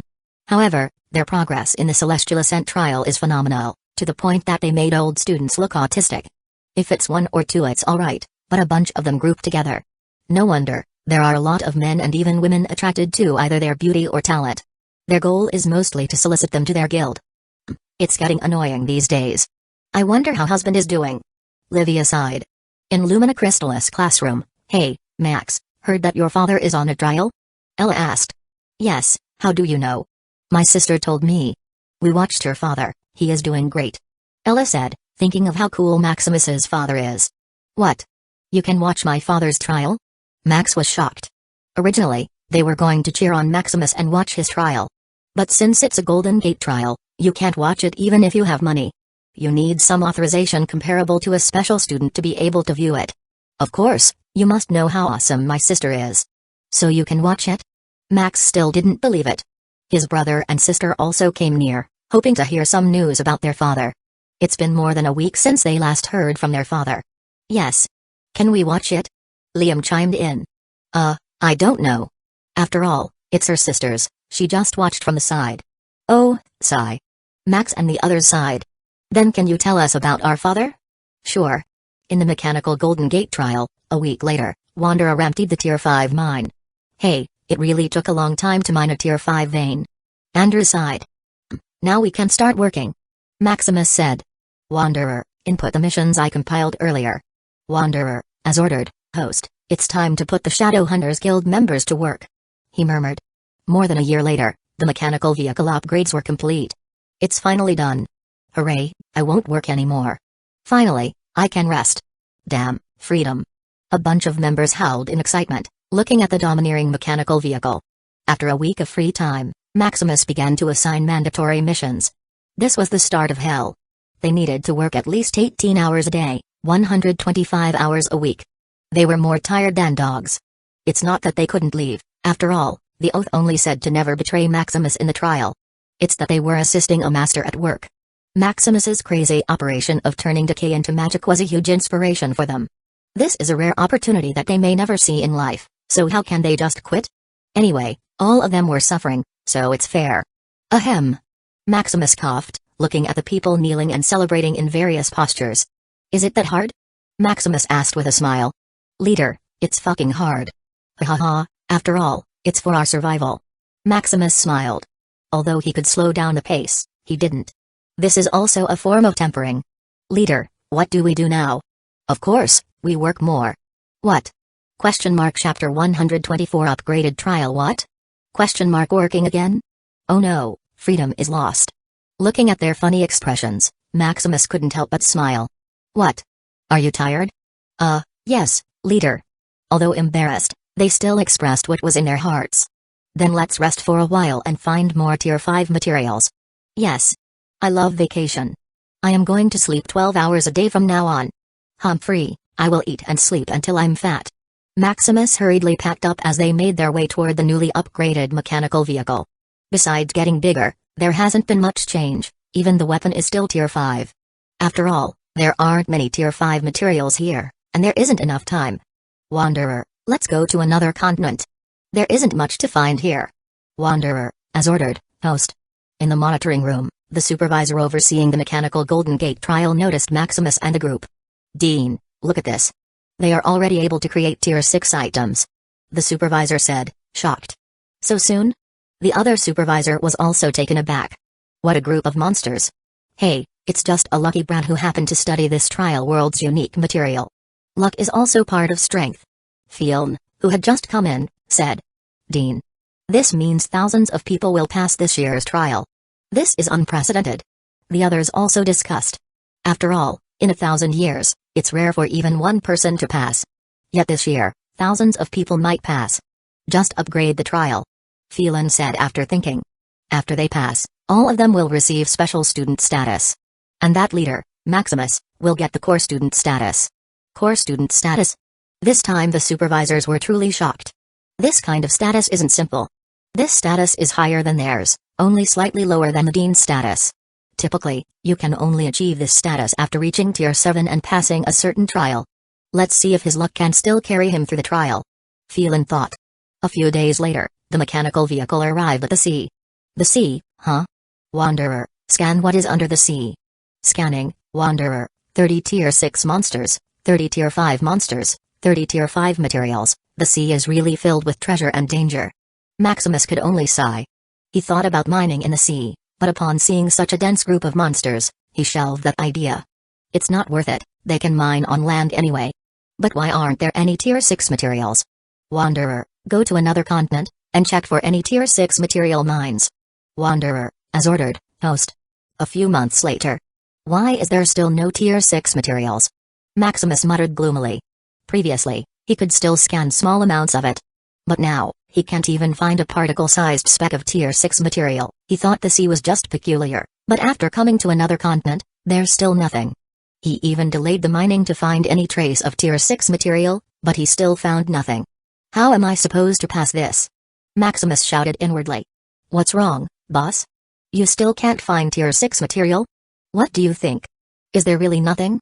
Andrew asked, thinking that Maximus was joking. It's over. Andrew muttered. A few months earlier, Andrew had thought Maximus was joking when he said there was no Tier 6 material. After all, this is a world full of Tier 6 monsters, it should be available. But now, it seems that Tier 6 materials have simply vanished. As for the materials from the corpses, that is useless, as they would turn ordinary when killed. But boss, since you can create Tier 6 materials, it should be alright, right? I hope so, but based on Wanderer's scanning, there are signs of mutation in the Tier 6 monsters. Maximus sighed. He was truly targeted by this world. It's okay, boss. We can try again in 10 years. Andrew comforted. Andrew had already came to terms with the fact that they might not pass this trial. No, it's not over yet. Maximus murmured. What do you mean it's not over yet? Andrew was puzzled. Since there aren't any Tier 7 monsters here yet then. And then? We can just eliminate all the monsters here before they evolve. Maximus smiled confidently. Though it sounds crazy, it's feasible. Is that possible? You won't know until you try. Wanderer, explain our predicament to the others. I'll meet them in the lobby. Wanderer, as ordered, host. In the lobby, various people had downcast expressions. They believed they would surely pass this trial, but now it seemed their advancement was cut short just as it began. But they weren't in despair, not with Maximus as their leader. Even if they couldn't pass the Shear's trial, they were certain they could do it the next time. You all seem quite disheartened. No, leader. No need to deny it. It seems we're losing hope, but I assure you, we're not. Our odds are still high. After all, our enemy is nothing less than the whole world. Maximus teased. The whole world? Is the leader still sane? Hey, maybe the leader is delirious. The people below muttered to themselves. Is it difficult? But it's our only chance. Maximus smiled.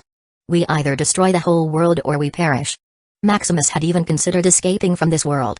But once Tier 7 monsters emerged, distance would be meaningless. His only chance was to reduce this world to dust and then escape.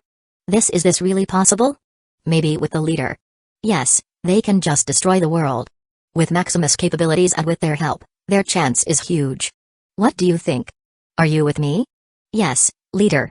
We'll stand with you until the world's end. Good, because you'll need that determination to work. Maximus smiled, already envisioning them begging and laboring in vain. They also had a premonition that hell is about to descend again. 2 years later, the 10-year mark had arrived. The group had undergone an earth-shaking transformation. Now, they resembled a species of panda without fur. See, can you still do it? Blaine nearly staggered as he asked Sereb. Yes, I'm very energetic. Sereb said cheerfully. What a beast. Blaine admired Sereb's tenacious will. Over these 2 years, they had been working non-stop, sometimes even for 20 hours a day. To prevent them from dying, Maximus created a solution to keep his members biologically healthy. As for their psychological state, that was something they had to conquer on their own. Roar, what is it? Blaine muttered as he manipulated his watch to understand the situation. Huh, a beast tide? It should be because it's the 10-year mark. Sereb said. 10 years have passed, huh? I thought we were working here for eternity. Blaine said wearily. Let's go, fight to warm up. Sereb cheered. Killing some monsters had become a hobby that helped them retain their sanity. After all, armed with Tier 6 weapons, they were practically invincible in this world. If it weren't for the monsters evolving to Tier 7, they might even have treated this trial as a vacation. Let's go, I need to release some of my fatigue. Blaine sighed. Soon, a group of people put down their tasks and became crazed fighters on the battlefield. They even laid aside their energy weapons, opting for bionic armor, controlling it to butcher the monsters. Above the mechanical vehicle, Maximus watched as they went wild. It's still not enough. Based on their progress, they couldn't create a bomb capable of destroying the world before Tier 7 creatures appeared. Should I recruit more? Maximus sighed. Wanderer, initiate the recruitment quota. Wanderer, as ordered, host. During this time, the transceiver had been upgraded to cover about half of the world. Thus, this recruitment could reach millions of people at once. In another part of the world, Siller received Maximus's recruitment message. What's this? Recruitment? How audacious. Do they not realize that forming groups can escalate the difficulty of this trial? Silas muttered. Then it dawned on him. He hadn't come across Tier 6 materials recently. Could it be? Silas's expression grew dark. He cursed whoever initiated this grouping using every word he could think of. Damn. This bastard will make me fail this trial. With a grim expression, Siller continued to read the recruitment notice to figure out who was behind this foolishness. Maximus? How could it be him? Silas couldn't believe that Maximus was the one responsible, so he kept reading the article. A few minutes later. So, it is him. Silas sighed. He wasn't sure if he should be angry or impressed with Maximus. He was angry due to the upgraded trial. But he was also impressed that Maximus had managed to influence the trial to the point that it would upgrade. After all, even if you formed groups, without a significant threat, it would be meaningless. Should I join too? Silas mused. With Maximus and my assistance, there might be some chance of passing this trial. Chapter 125. 10 years left. A few months later. Is this Maximus' base? Silas muttered, looking at the place bustling with activity. However, instead of people, there are various robots doing the job. Suddenly, a drone hovered above. Human detected. Warning. Please state your purpose, huh? Such a powerful warning device. Silas thought. You know, he is in a Tier 5 vehicle, and he has all kinds of isolation, yet he was still spotted from far away. I am here due to the recruitment of your base. Please provide your recruitment code, 09843, 14872, 3489108. Scanning complete. Welcome to the Shadow Hunters Guild. The drone flew up and continued patrolling. Silas manipulated his vehicle to come to the core of the base. After a while, he was welcomed by Andrew. Welcome to our guild. Where are the others? They are working. Andrew was embarrassed to say more. Silas was the first to come here. Andrew didn't want Silas to leave after knowing the working conditions of the others. Then where is your leader? He is also working. Do you need something? I am his friend. I want to talk to Maximus. Friend? Are you sure? Just tell him my name is Silas. Alright, you wait in the lobby. I will tell the boss about you. While Andrew was away, Silas began to look around. He scanned various factory buildings, pieces coming in and out, and the materials being used. Silas roughly knew that Maximus was trying to build a massive bomb. A bomb? This is also fine. Silas couldn't help but nod at Maximus' singularity. But to make such a bomb, you need a massive amount of manpower and material. Silas scanned around, thinking about all the pros and cons of Maximus' plan. Silas, you are here. Maximus. Hey, you really are bold. Silas couldn't help but sigh at the problem that Maximus had created. Why? Don't you know that you are the reason this world's danger skyrocketed? Really? Anyway, I'm sure I can pass this trial, so it doesn't matter. Maximus shrugged. That seems to be right. Silas couldn't help but nod. He could see that Maximus didn't seem to have given up and had great confidence in his heart. By the way, what are you doing here? Of course, to help you. Ha ha ha, it seems like my recruitment notice caught a big fish. Oh, don't be too happy. Silas then explained to him that he was already the core of this world. As long as he recruited more people, the mutation of the Tier 7 monster would be shortened. So that's it. No wonder, based on the Wanderer's estimate, there is only about 60 years before the Tier 7 monster appears. Now you know, so stop the recruitment already. Silas persuaded. No, how can I? Anyway, based on estimates, I can recruit up to 10,000 people, and it will only shorten the evolution of the Tier 7 monster to 70 years. This way, I have 20 years more. It should be more than enough. You're crazy. What use can these people be? It will just lower your chances. Silas persuaded. Of course, they will be my future members. Furthermore, after they pass, they will have special student status, which will be a bargain. Seeing that he could not persuade him, Silas sighed. Alright, just be sure to pass this trial. As time passed, various people joined Maximus' guild after noticing that something was wrong in the world. Unfortunately, Maximus' recruitment had become more strict, leaving people in despair. They could only do their best or quit. However, as the Shadow Hunters Guild grew, so did the danger. Initially, only Tier 4 monsters chased them.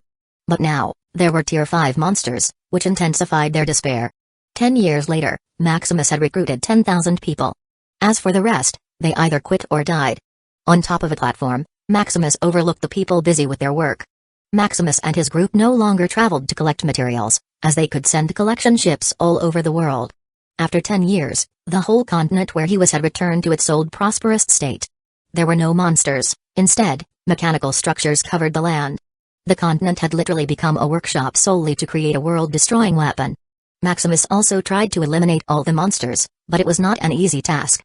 Whether underground or under the ocean, Maximus had no time to eliminate them one by one.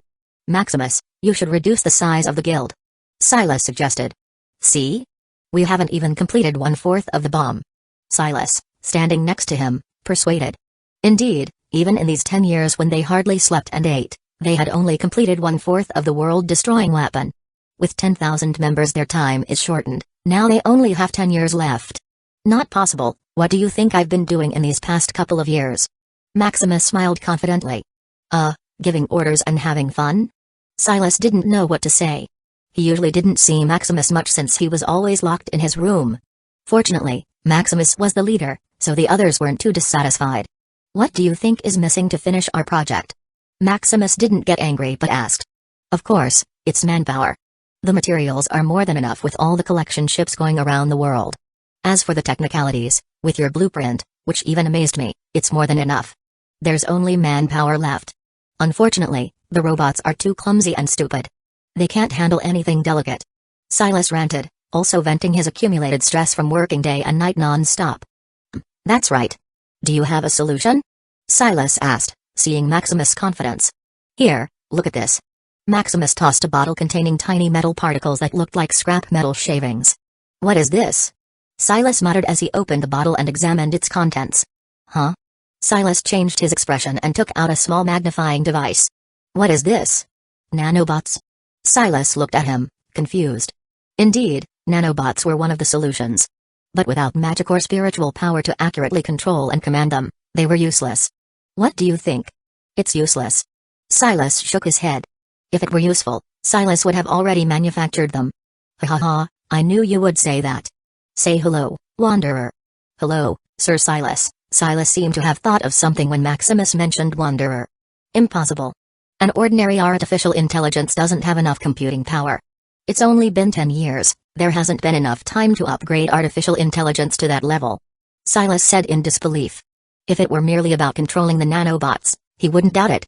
But seeing Maximus' confident smile, he knew it was not simple. What they were creating was a Tier 6 world-destroying bomb made from Tier 5 materials. This was a cross-level task that couldn't be accomplished solely through calculations. Even the other members here barely grasped it, needing Maximus and Silas to intervene from time to time. Of course, I know. Maximus rolled his eyes. Wanderer isn't enough to fill the manpower gap. Well, it's mostly Silas, as Maximus was busy with other things. Silas mastered all the material here through the information in the database. Of course, I know. Maximus rolled his eyes. Wanderer isn't enough to fill the manpower gap. Why do you think we still lack manpower despite having 10,000 people? It's because we're ordinary. Without Mage, Silas seemed to have thought of something. You mean that artificial intelligence of yours can help us control the nanobots? TSK, you really are a genius, you caught on quickly. How did you do that? Silas wondered. Silas didn't know how to connect someone's consciousness to something without using mana or spirit, so he was curious. It's biology. With Wanderer, it can process the minute changes in people's brain waves, allowing them to control these nanobots. With it, we wouldn't have limitations anymore. As long as there are enough nanobots and sufficient brain power, our work will be 100 to 1,000 times faster. Maximus said excitedly. This was what he had been busy with for the past 10 years, almost passing all the work to Silas. Biology? It's indeed possible. Silas was stunned. He hadn't studied much biology. After all, the mechanical profession mainly revolved around magic and mechanical items. Moreover, even if he studied the combination of the two, only mortals could benefit from them. More importantly, despite his millions of years of studying, it still wasn't nearly enough for him to master one type of knowledge. Silas could only blame his lack of preparedness, underestimating the power of biology, in this type of world. Who could have known that this world didn't have mana, nor even spirit power? After all, there were different golden trials every time, there were only a few of them without mana and spirit power. How is it? Phenomenal. With this, passing this trial will be a breeze. Then cheers to our victory in advance. Maximus said, taking out a bottle of wine from a compartment. Silas poured himself a glass and clinked it with Maximus. Cheers. Chapter 126. The final moment. A few days later. Do you know what happened? I don't know. Just like you, I was called here without any information. Maybe there's been a change of plans. Maybe. A group of people talked in murmurs as they waited for Maximus. They had no idea what was in store for them, whether it was good or bad news. Soon, Maximus emerged with Silas and Andrew. Behind them was a massive container carried by robots. I won't waste time with nonsense, as our time is limited. Maximus stated. This is an Etherlink crown. Maximus said as he revealed an exquisite headgear. Etherlink crown? They repeated, having no idea what is it. This Etherlink crown can control these. Maximus didn't explain as he put on the Etherlink crown. Soon, the dark sand within the container floated around. Wow! What is that? Is it magnetic? The group below was astounded to see the dark sand suddenly floating. Maximus manipulated it into various shapes, forming precise pieces. Could it be? They suddenly thought of something. Yes, that's right. These are nanobots. Maximus clarified. The Etherlink crown can control these nanobots just like you control mana. Maximus smiled. Amazing. Won't our work be 100 times easier? I don't know how effective it is.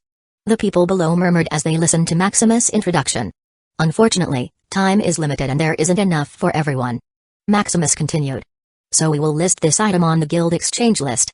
Those with enough contribution points can obtain it. There are only about 100 of them, so the quantity is limited. It's not that there aren't enough Etherlink crowns. But, these nanobots are difficult to manufacture. What, it's limited? I hope it's not too expensive. Hahaha, I have saved up points. It should be enough. They eagerly waited for Maximus to put the product on the guild exchange list. After all, with these Etherlink crowns and nanobots, they could transform from meerkats to a tiger with wings. The listing will start now. Maximus announced. Soon, the people scrambled, opening their mechanical watches and tapping on the exchange list. Seeing the prices, most of them were disheartened that they didn't have enough points. While others were excited as they could afford one. What, no more? Damn, I tapped a little slowly. I didn't get one. Hahaha, I the fast hand god, sealed the deal. TSK, I don't even have enough points. Hey, I should spend less and save points. The people below chattered, envious of those who managed to snag one. Don't worry, the production of these things will be expanded. We will ensure that each one of you can get one within a year. Maximus promised. Yeah. Leader, we love you. Long live the leader. Alright, those who bought the item can collect them immediately and get to work. I expect faster and more efficient work from you. We've only had 10 years. If we don't finish by then, we'll all fail. Yes, leader. In one of the workshops, your Etherlink crown and the accompanying nanobots arrived, the delivery robot announced. Finally delivered. Sarab grinned. You got one? Blaine exclaimed. Hee, I happen to have a lot of points, so I didn't bother to look at the price and just tapped on one. Oh, why didn't I think of that? That's because you don't have enough money. Blaine didn't know what to say. He had spent the rest of his points on various entertainment because he was too tired. With the solution that Maximus had created, they didn't really require sleep. So, during their 4 to 5 hours of free time, he indulged in various extravagant activities. All kinds of crazy activities were open as long as one had enough points. Go, try it immediately. Blaine persuaded. Sure. As Sareb put on the Etherlink crown, a sensation he had felt before appeared. This he felt that every piece of nanobot was his eyes and arms. As he moved his mind, each individual piece moved perfectly according to his will. He felt that these nanobots were like mana that he could control as he desired. Normal people wouldn't have enough brain capacity to do this. But since he was proficient in controlling mana, manipulating these nanobots was like moving his arms. Amazing. It's really easy to control. Let's try. Sarab muttered as he saw the unfinished parts on the table. Soon, the dark sand-like nanobots moved like a liquid, encapsulating various materials. After a few minutes, a finished device landed on the table. This you finished it so quickly? Blaine couldn't believe his eyes. After all, Sarab would normally take a few hours just to finish one item. But just now, it only took a few minutes. Haha, this is truly amazing. Sarab laughed loudly. Now, let's start rolling. 5 years later. Due to the emergence of the nanobots, the progress in creating the world-destroying bomb accelerated. It has reached a point where the materials collected by collection drones from all over the world are insufficient. Despite this, the progress is still remarkable, as they have managed to complete a third of the device. Only 2 to 3 years are needed to complete the rest. Additionally, due to this development, The diligent workers no longer need to exert themselves as much. Instead of working for 20 hours, they now only need to work a minimum of 15 hours. In Maximus' private workshop, Maximus was busy calculating and deducing the effectiveness of the world-destroying bomb. With the approaching deadline, Maximus wanted to ensure that nothing would go wrong, so he had to double-check everything. Wanderer, host, beast tide has emerged from the sea and is attacking our location. So soon? Maximus was aware that this world had been targeting him, so this attack wasn't much of a surprise. It's probably because the bomb is nearly complete. Maximus pondered. What's the extent of the damage?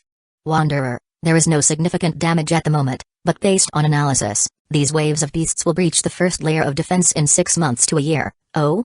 These beasts are truly persistent. Consider that the first layer of defense is densely packed with Tier 6 defense and attack weapons. Yet, the wave of beasts could potentially breach it within a year. Of course, this is a theoretical estimate assuming no interference. Notify some people to be stationed in the first layer of defense. These monsters should serve as a good energy supplement. Monster corpses are the main components required for the energy crystals. The world-destroying bomb requires an enormous amount of energy crystal to complete.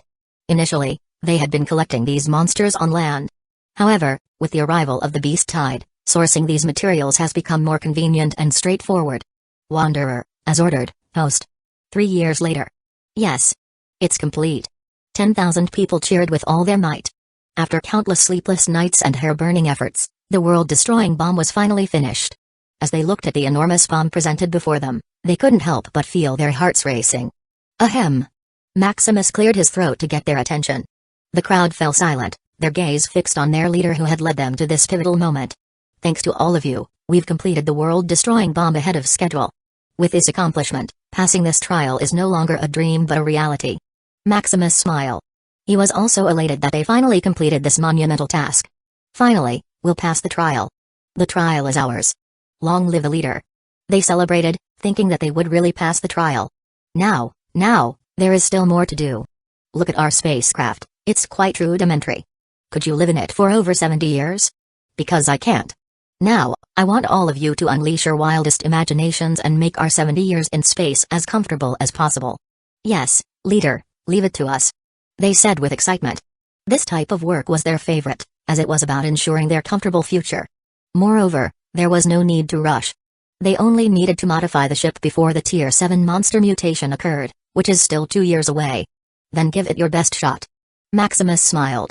Soon, they got back to work, but this time their mindset was different. Various ideas flooded in, transforming the ship into their vision of paradise for the years to come. Meanwhile, Maximus had Wanderer bury the bomb at the core of the world. This task wasn't particularly delicate, it only involved digging and placing the bomb in the designated location. With that done, Maximus helped with upgrading the spaceship. After all, he would be living on it for a very long time, so he needed to ensure its utmost comfort. 2 years later, a few months before the Tier 7 mutation, Maximus controlled a swarm of nanobots to remodel the ship's interior when a warning sound emanated from Wanderer. What's happening? Wanderer, host, the monster mutation has suddenly accelerated. Based on analysis, we have only about 3 hours left. Fortunately, everything is prepared. Maximus sighed in relief. The spaceship's frame had already been completed. Only the finishing touches in the interior were needed. All the supplies were also stowed away, leaving behind only miscellaneous items outside. Tell everyone outside to board the spaceship, they have a quarter of an hour to get on. Maximus was concerned that the mutation might accelerate further, leaving them no time to escape. After all, the world-destroying bomb was not to be taken lightly. Although it couldn't harm any Tier 7 creatures, those below would turn to dust within its range. Wanderer, understood, host. Soon, panic ensued among the people outside as they desperately rushed to their vehicles to return to the base. Due to this urgency, they managed to return in less than 10 minutes instead of the expected 15 minutes. Are they all on board, Wanderer? Wanderer, all of them have boarded the spacecraft, host. Then initiate Plan X. Initiating, the spacecraft soon lifted off, piercing through the atmosphere. After a few minutes of travel, the spaceship accelerated to speeds close to that of light. Back on the planet, the mutation accelerated once again, reducing the previously estimated hours to mere minutes. Fortunately, Wanderer had already activated the bomb. The bomb began to tick, signaling the impending doom of the world.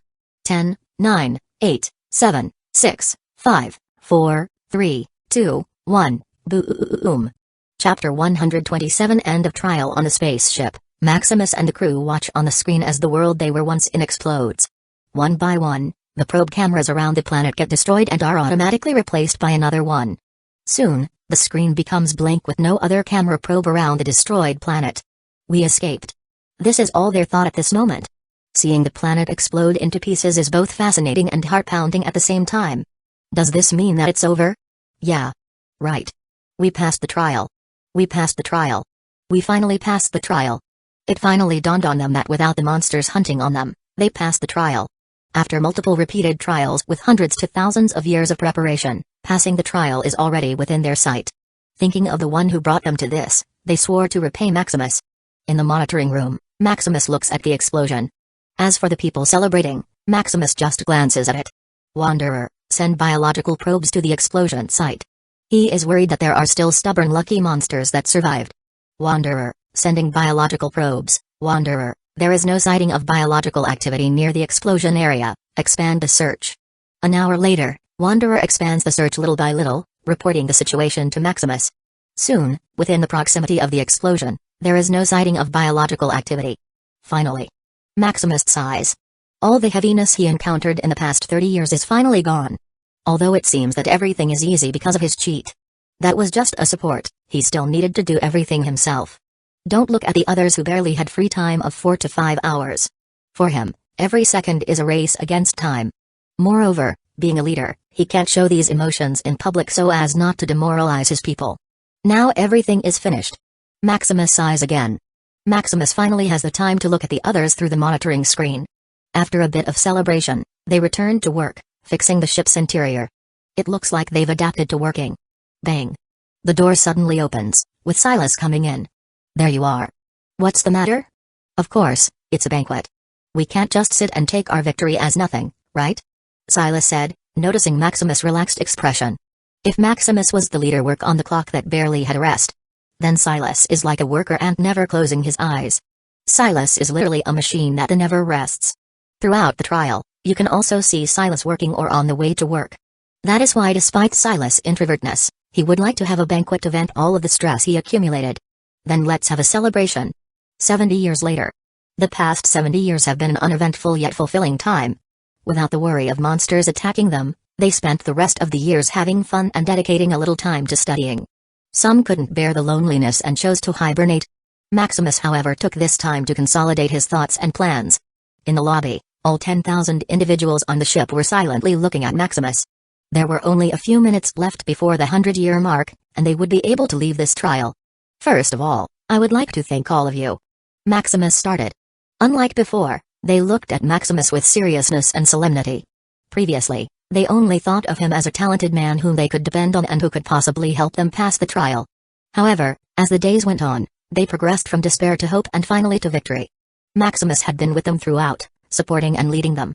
Being thanked by the man they admired was truly heartwarming. Without you, we would not be here. So, I really want to say thank you. This journey of ours is not the end, but the beginning. After this trial, we will regroup and conquer the toughest and richest places in the world. The Chaotic Sea.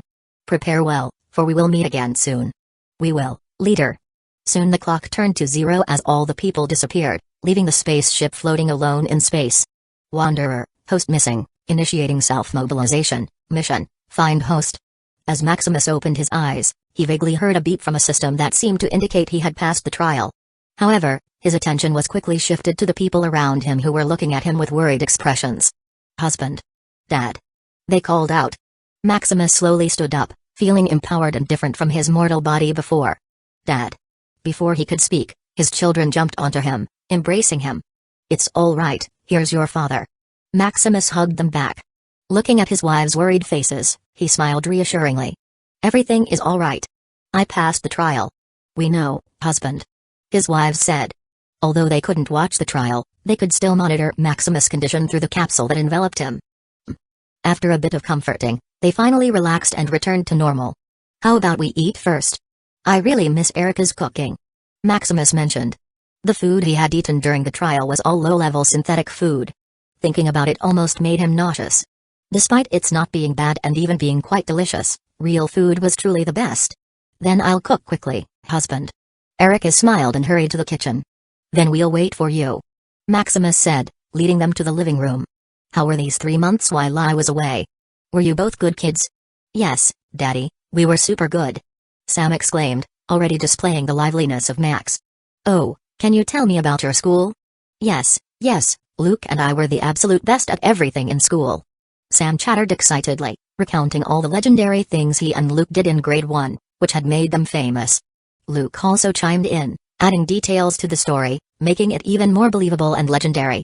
Finally, Syra had had enough and interjected, but the teacher said you two are super annoying duos. What do you know?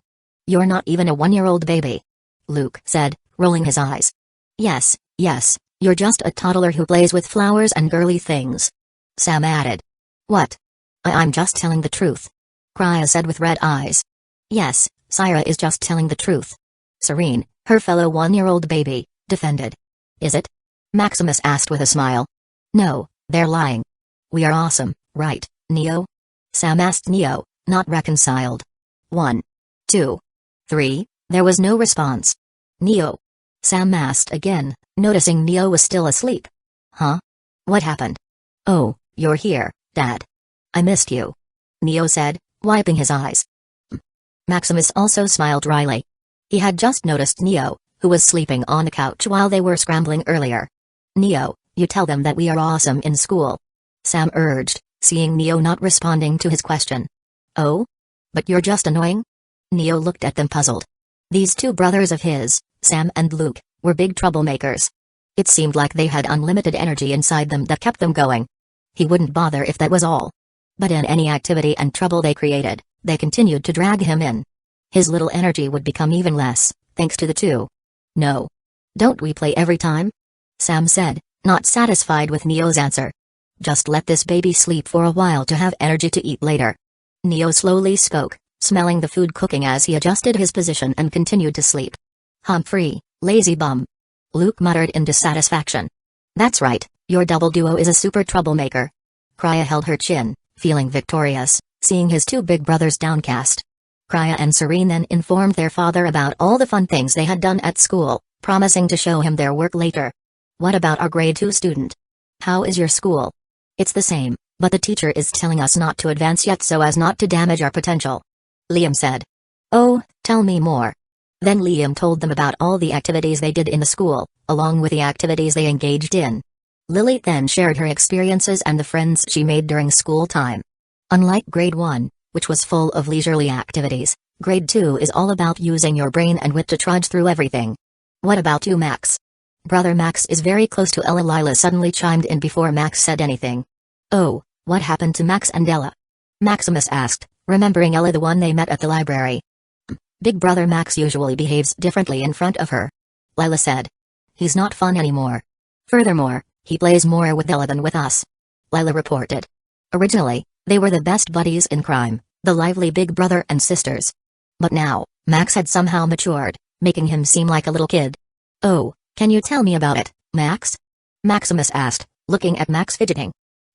It's because of brother Liam. He taught me these things.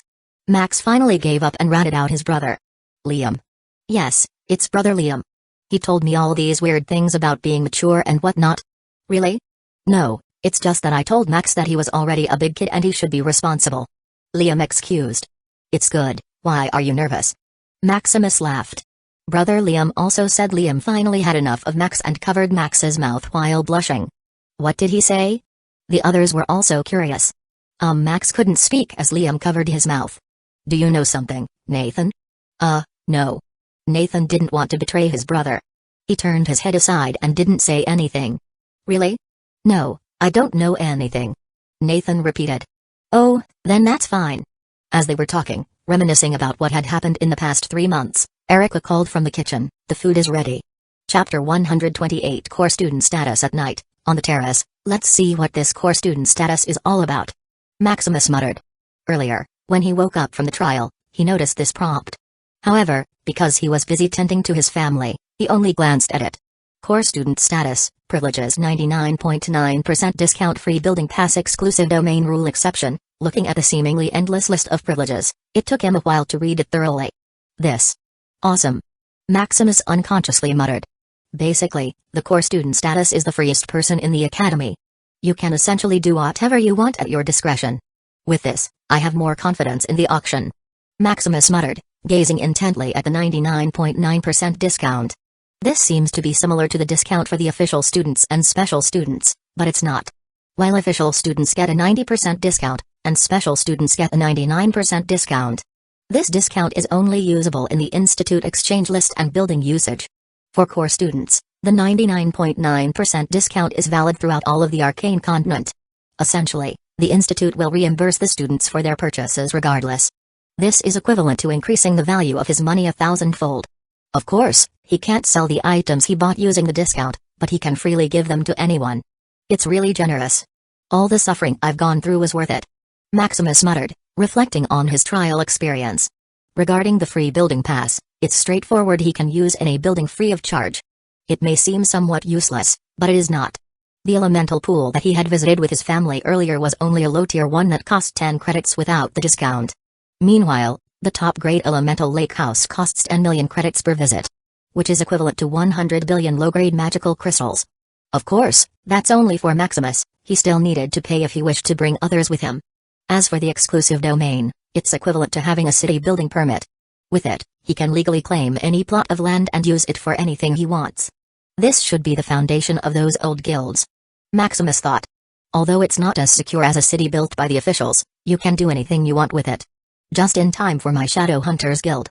As for the rule exception, with his status, he can do whatever he wants regardless of various restrictions. Such as various resources only available to higher tiers, being exempted from mandatory missions, mandatory attendance, etc. Anyway, as long as it does not pertain to life and death, he is free to do whatever he wants. As for the other privileges, they're not as important as the ones mentioned above. Satisfied with the privileges of a core student, he joined his wives in the bedroom. The next day, Maximus woke up feeling refreshed. "Good morning," he greeted. "Good morning, husband." They muttered lazily. Last night was truly wild. If it weren't for his pent-up stress, he wouldn't have won the 8 versus 1 battle. "What's your plan for today? Are you going to the Celestial Ascent path?" "Yes, we want to catch up to you. Husband is so strong, we wouldn't want to be left behind." "You don't have to worry too much. I'm still me regardless." "We know, but we still want to work hard." "Then I'll wait for you to catch up," he said with a smile. After they got ready, his wives headed to their destination, while his children went to school. "Now, what should I do?" Maximus asked himself. "I should apply for my guild first," Maximus thought after some consideration. As for his empire, there wasn't much to do. It was progressing smoothly. The shop in Silverleaf Floating City was running normally, providing him with 500 million crystals monthly. Regarding training, he was too lazy. After all, he had just finished the trial and was still jet-lagged. In the Origin Arcana Institute Tower. Looking at the tallest tower in the city of Arcana or even the world, Maximus couldn't help but sigh. Upon entering, he saw a different world within. "What is this?" Maximus unconsciously muttered. This level of magnificence couldn't be achieved through spatial manipulation alone. "A new student?" a passerby asked. "Yes. You must be surprised by what's inside. Indeed, the interior seems like a whole world." "You're right. Each floor of this tower is a small world." The passerby nodded. "As expected." Maximus nodded in appreciation. "Well, then I'll be off," the passerby said. As he gazed at the entire world contained within, Maximus found himself unsure of where to go for a moment. "So, where do I need to go?" Maximus muttered. However, before anyone could answer his question, the token in his storage suddenly teleported outside. The token suddenly lit up as the surrounding mana enveloped it. This phenomenon also caught the attention of others in the room. "What is that? Could it be the birth of some treasure?" "Idiot, this is the Origin Arcana Tower. How could a treasure be born here?" "It seems like a token upgrade," a professor stated, having observed the situation. "A token upgrade? Isn't a token upgrade just about unlocking some functions?" "No, as you know, the token you're holding is a part of a Tier 9 treasure. As long as you have a special student status, the token will upgrade to Tier 7 treasure. This grants it an automatic protection function and various auxiliary features not available to others. However, the commotion this is causing is quite big. Could it be?" The professor stopped himself before continuing. Based on his guess, this might be a core student token upgrade. This rare event only occurs a few times every million years.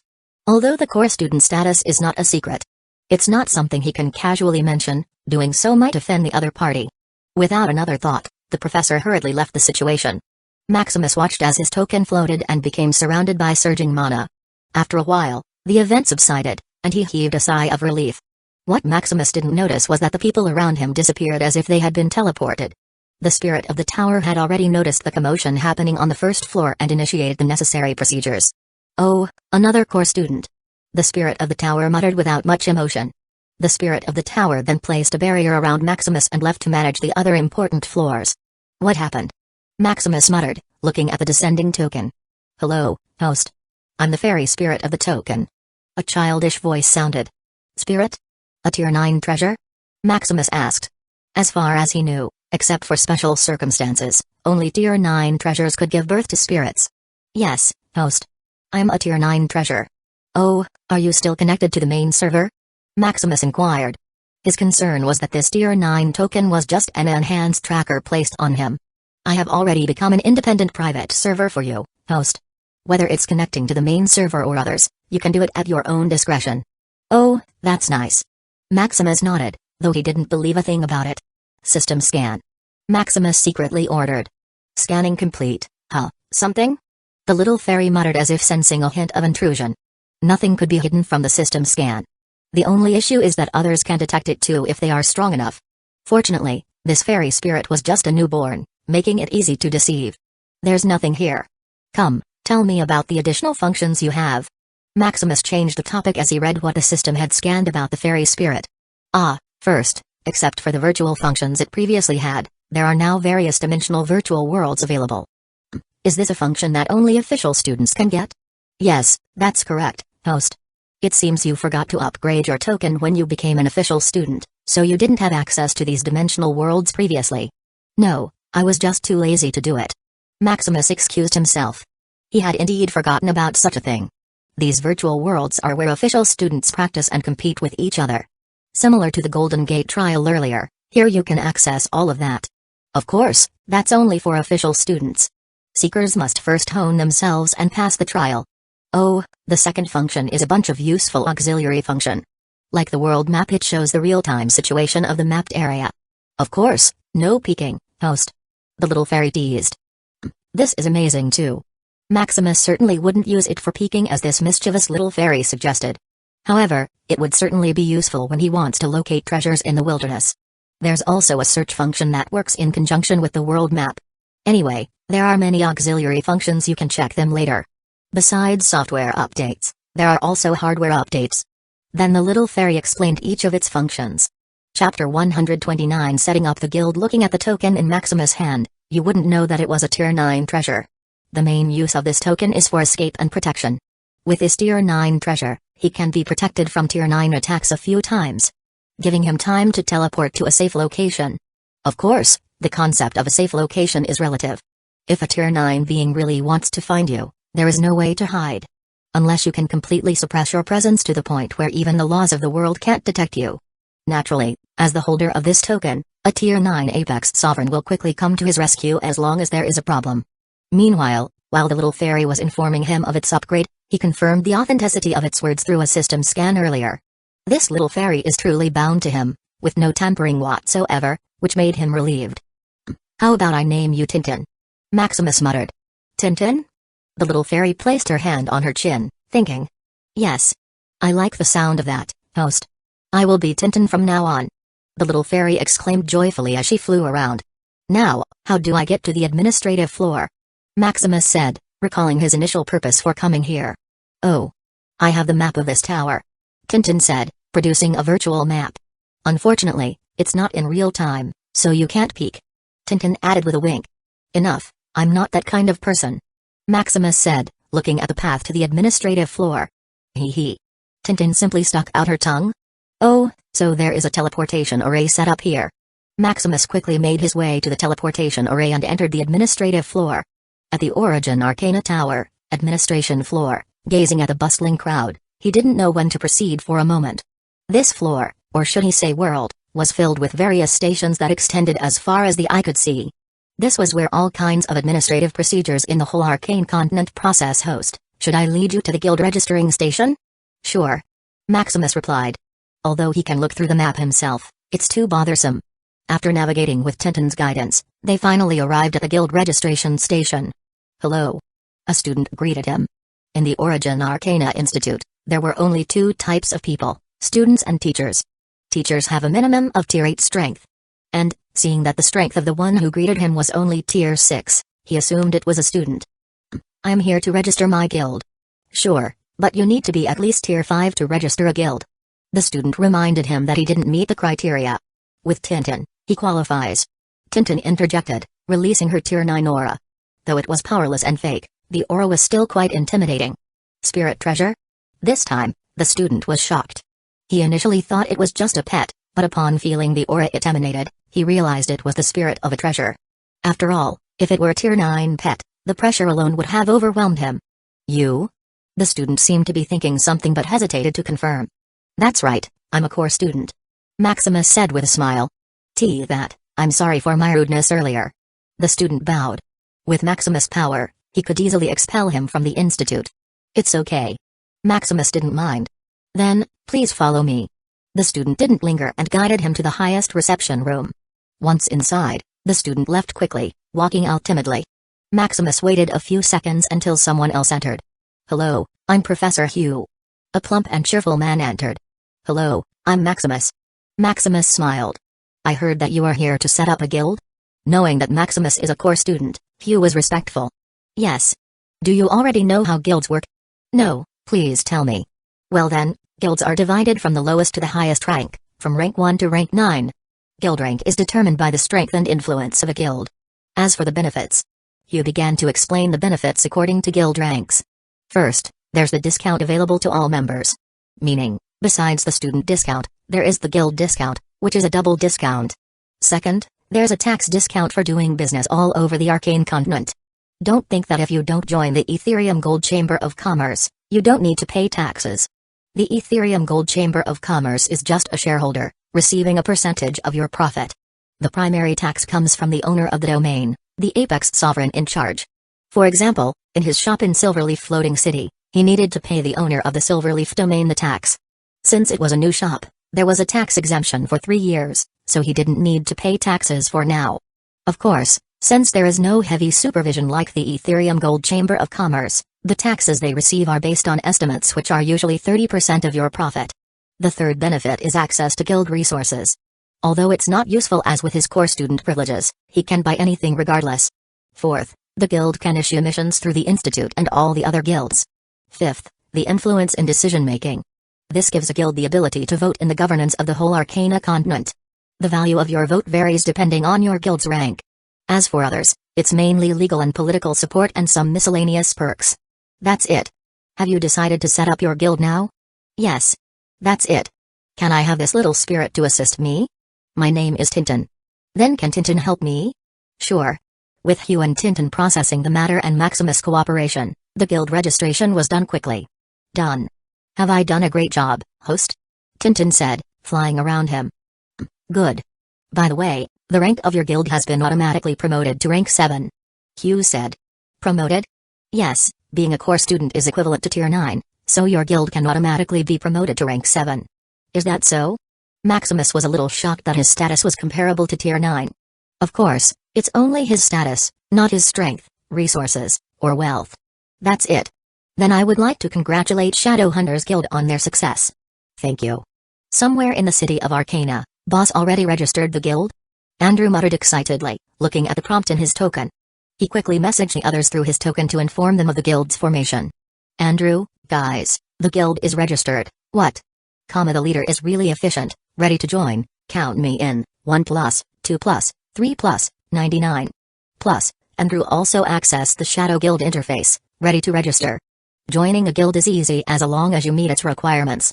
As for those old guilds, their requirements are so demanding that it's better to apply for a review and hope you're lucky enough to pass. Hiss. Andrew was a little shocked seeing the simple yet demanding requirement. Special student? Boss is really Caspricus. Andrew clicked his tongue. He was still thinking about the demanding requirements of those old guilds. But upon seeing his boss's requirements, he could only say, awesome. At least Seeker and official students could join those old guilds if they were lucky. However, the Shadowhunters Guild could only be joined if you were a special student. Boss is probably taking the elite route. Andrew thought. After all, they would be hunters of the chaotic sea. How could they join if they were weak? Soon, he quickly registered. Looking at the ticking number of members, he became nervous for a while. There were 10,000 people in the trial and Andrew wanted everyone to join the guild. They were all his buddies who had faced life and death together, so he didn't want anyone to betray them. Sigh, fortunately. Seeing the exact number 10,000 on the guild members, he heaved a sigh of relief. With Maximus and the others, there were exactly 10,000 people in total.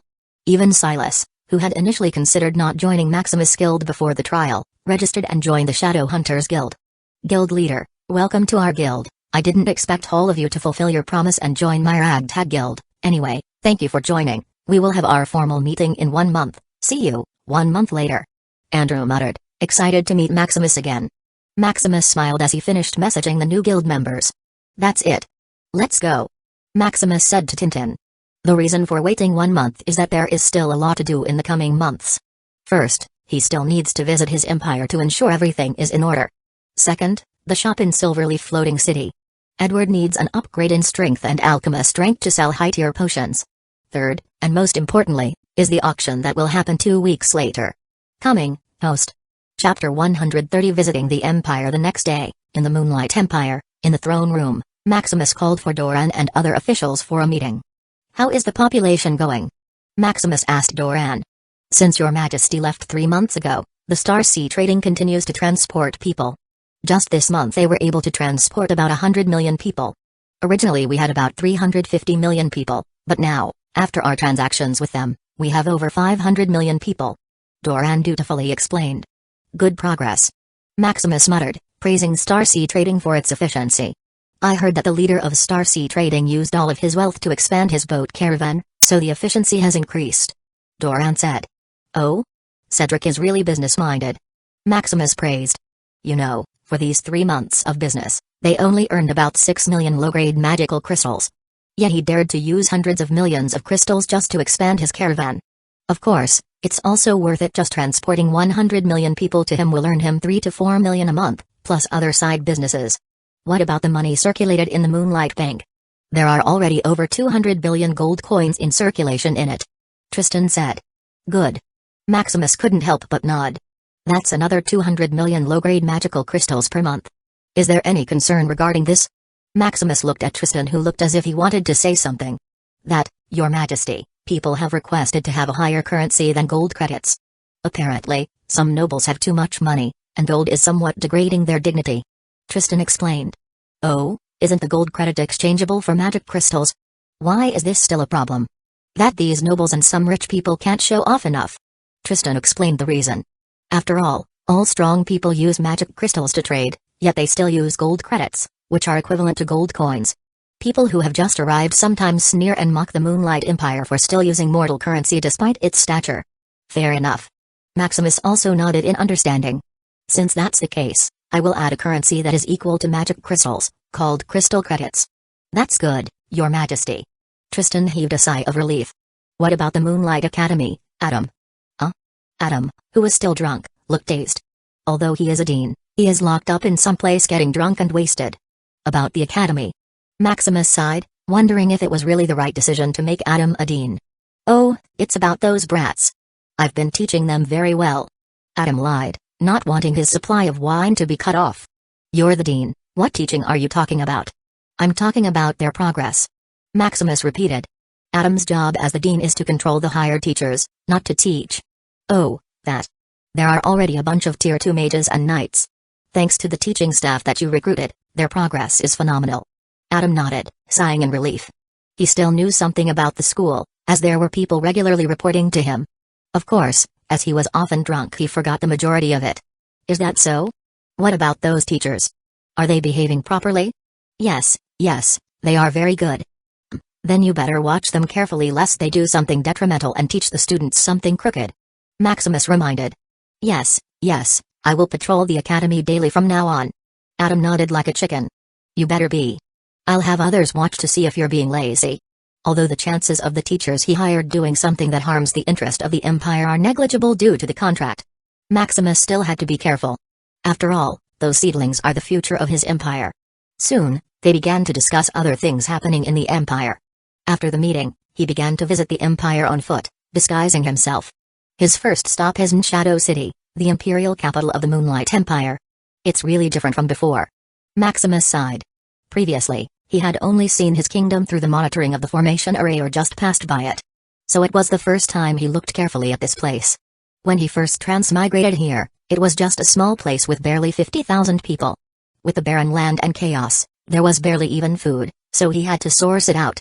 But looking at the liveliness of the ever-expanding Shadow City, he smiled. "Hello, can I get an ice cream?" Maximus walked into one of the ice cream shops. "Sure, what flavor do you want?" "Just the chocolate one."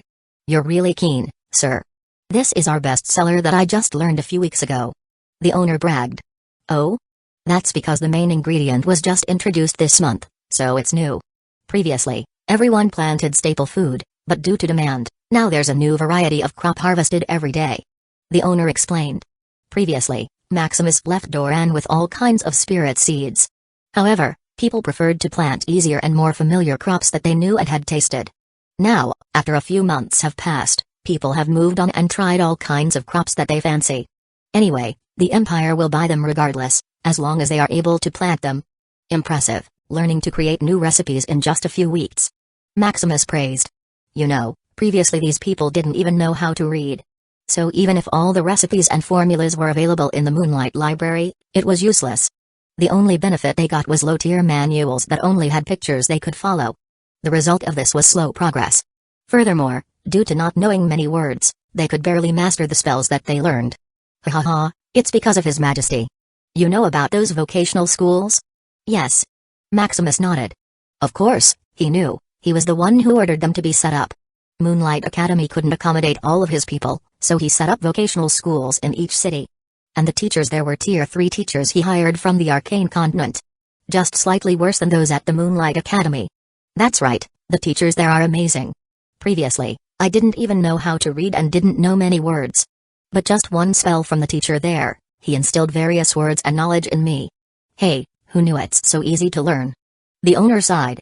Years ago, he was only a farmer, who didn't know how to read or write. He still envied those scholars who could get an official position in the kingdom. But now, with just one spell from the teacher, he seemed to become the most knowledgeable man there is.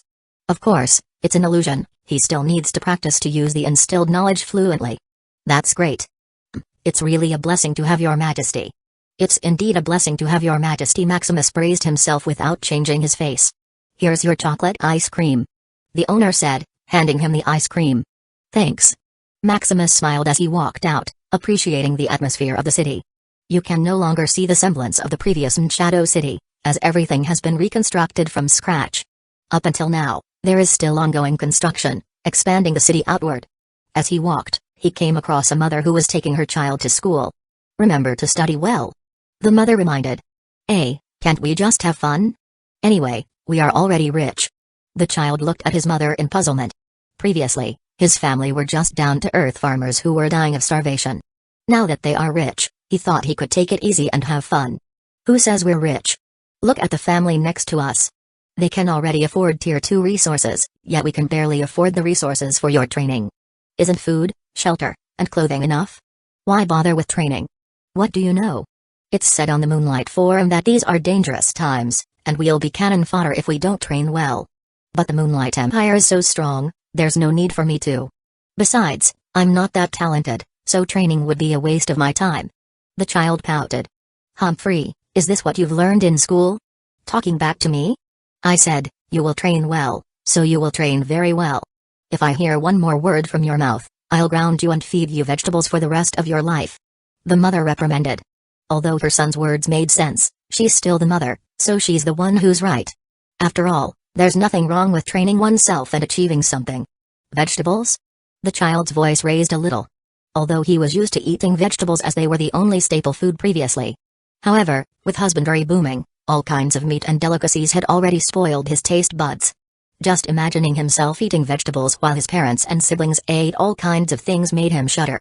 No. Of course, I will train with all my might and make you proud. The child can be taught. Make sure you beat the neighbor's kid on the next test. No problem. The child reluctantly agreed. Haha, good boy, how about I buy you ice cream? Ice cream? Yes, I want ice cream. The child nodded eagerly. Let's go there. I heard there's a new flavor. Watching the mother and child talk was a little interesting. Previously, when Maximus walked around the city, the most common topic of conversation was whether they could eat their next meal. Now, it's still the same, but instead, they're talking about what to eat next. Soon, Maximus roamed around the city, discovering all kinds of changes. Chapter 131 Upgrading Puppet in the Hidden Chamber, Ethercore Room. After wandering around the Empire for an entire week, he returned to the castle. Now, let's add the crystal credits. Maximus manipulated the tiny soul within the Ethercore and entered the code for the new currency. It's easy. Adding a new currency value was not that difficult. Now, reprogram. After the new currency was integrated, he reprogrammed the entire system to align with the overall structure of the banking system. Done. Maximus nodded, satisfied with his work. Looking at the outdated Ethercore, he sighed. I didn't notice that my artificial intelligence program was too weak. Maximus muttered to himself. Considering his experience in creating Wanderer, looking at the artificial intelligence he had made earlier was akin to looking at a child's painting. Even the Colosseum runic program progress is very slow. Previously, it had taken just over a week to create it from scratch, progressing from Tier 1 to Tier 6. Now, over a year had passed, and only Tier 7 was complete. As for Tier 8, even with 10 years given, it might still remain unfinished. Sigh, it's really outdated. Previously, he only had hundreds of millions of low-grade magical crystals. So he can only settle with these Tier 3 items. Even the formation was only Tier 3, not befitting his status as a core student.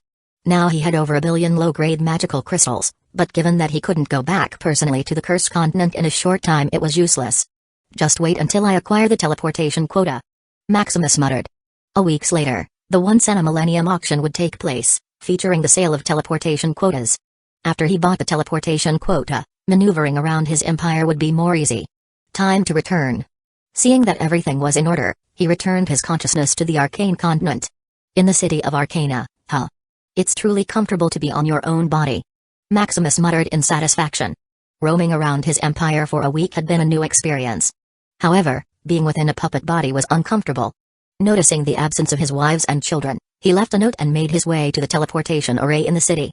Take me to Silverleaf Domain, Silverleaf Floating City. Of course, sir. Please wait a few minutes. The attendant said. After a brief wait, Maximus finally stepped onto the teleportation array and was transported to Silverleaf Floating City. The mana here is quite thin. Disregarding the shift in mana density, he swiftly arrived at his Jewel Crown Pavilion, a shop managed by his puppet/fake teacher, Edward. Good day, host. Edward greeted him. How is the shop? It's running smoothly. With the shop's reputation, as long as the potions were added in inventory, it will be quickly sold out. At present, the shop's profits exceed 500 million low-grade magical crystals, after deducting all the Ethereum Gold Chamber of Commerce taxes and material expenses. Edward explained. Although Maximus purchased the potions through the system, he still needed to disguise their source. For the origin of the materials, he used the Ethereum Gold Chamber of Commerce. As for the source of the potion production, he attributed it to Edward. It's good. Any concerns? Yes, many people are complaining that there are too few options available. Moreover, many individuals are interested in joining the shop. That's the matter. I am here to discuss potion quantities. As for people joining the shop, Maximus paused, pondering for a moment. Why not hire them? However, there's the issue of shop confidentiality. Edward was concerned that this might raise suspicions.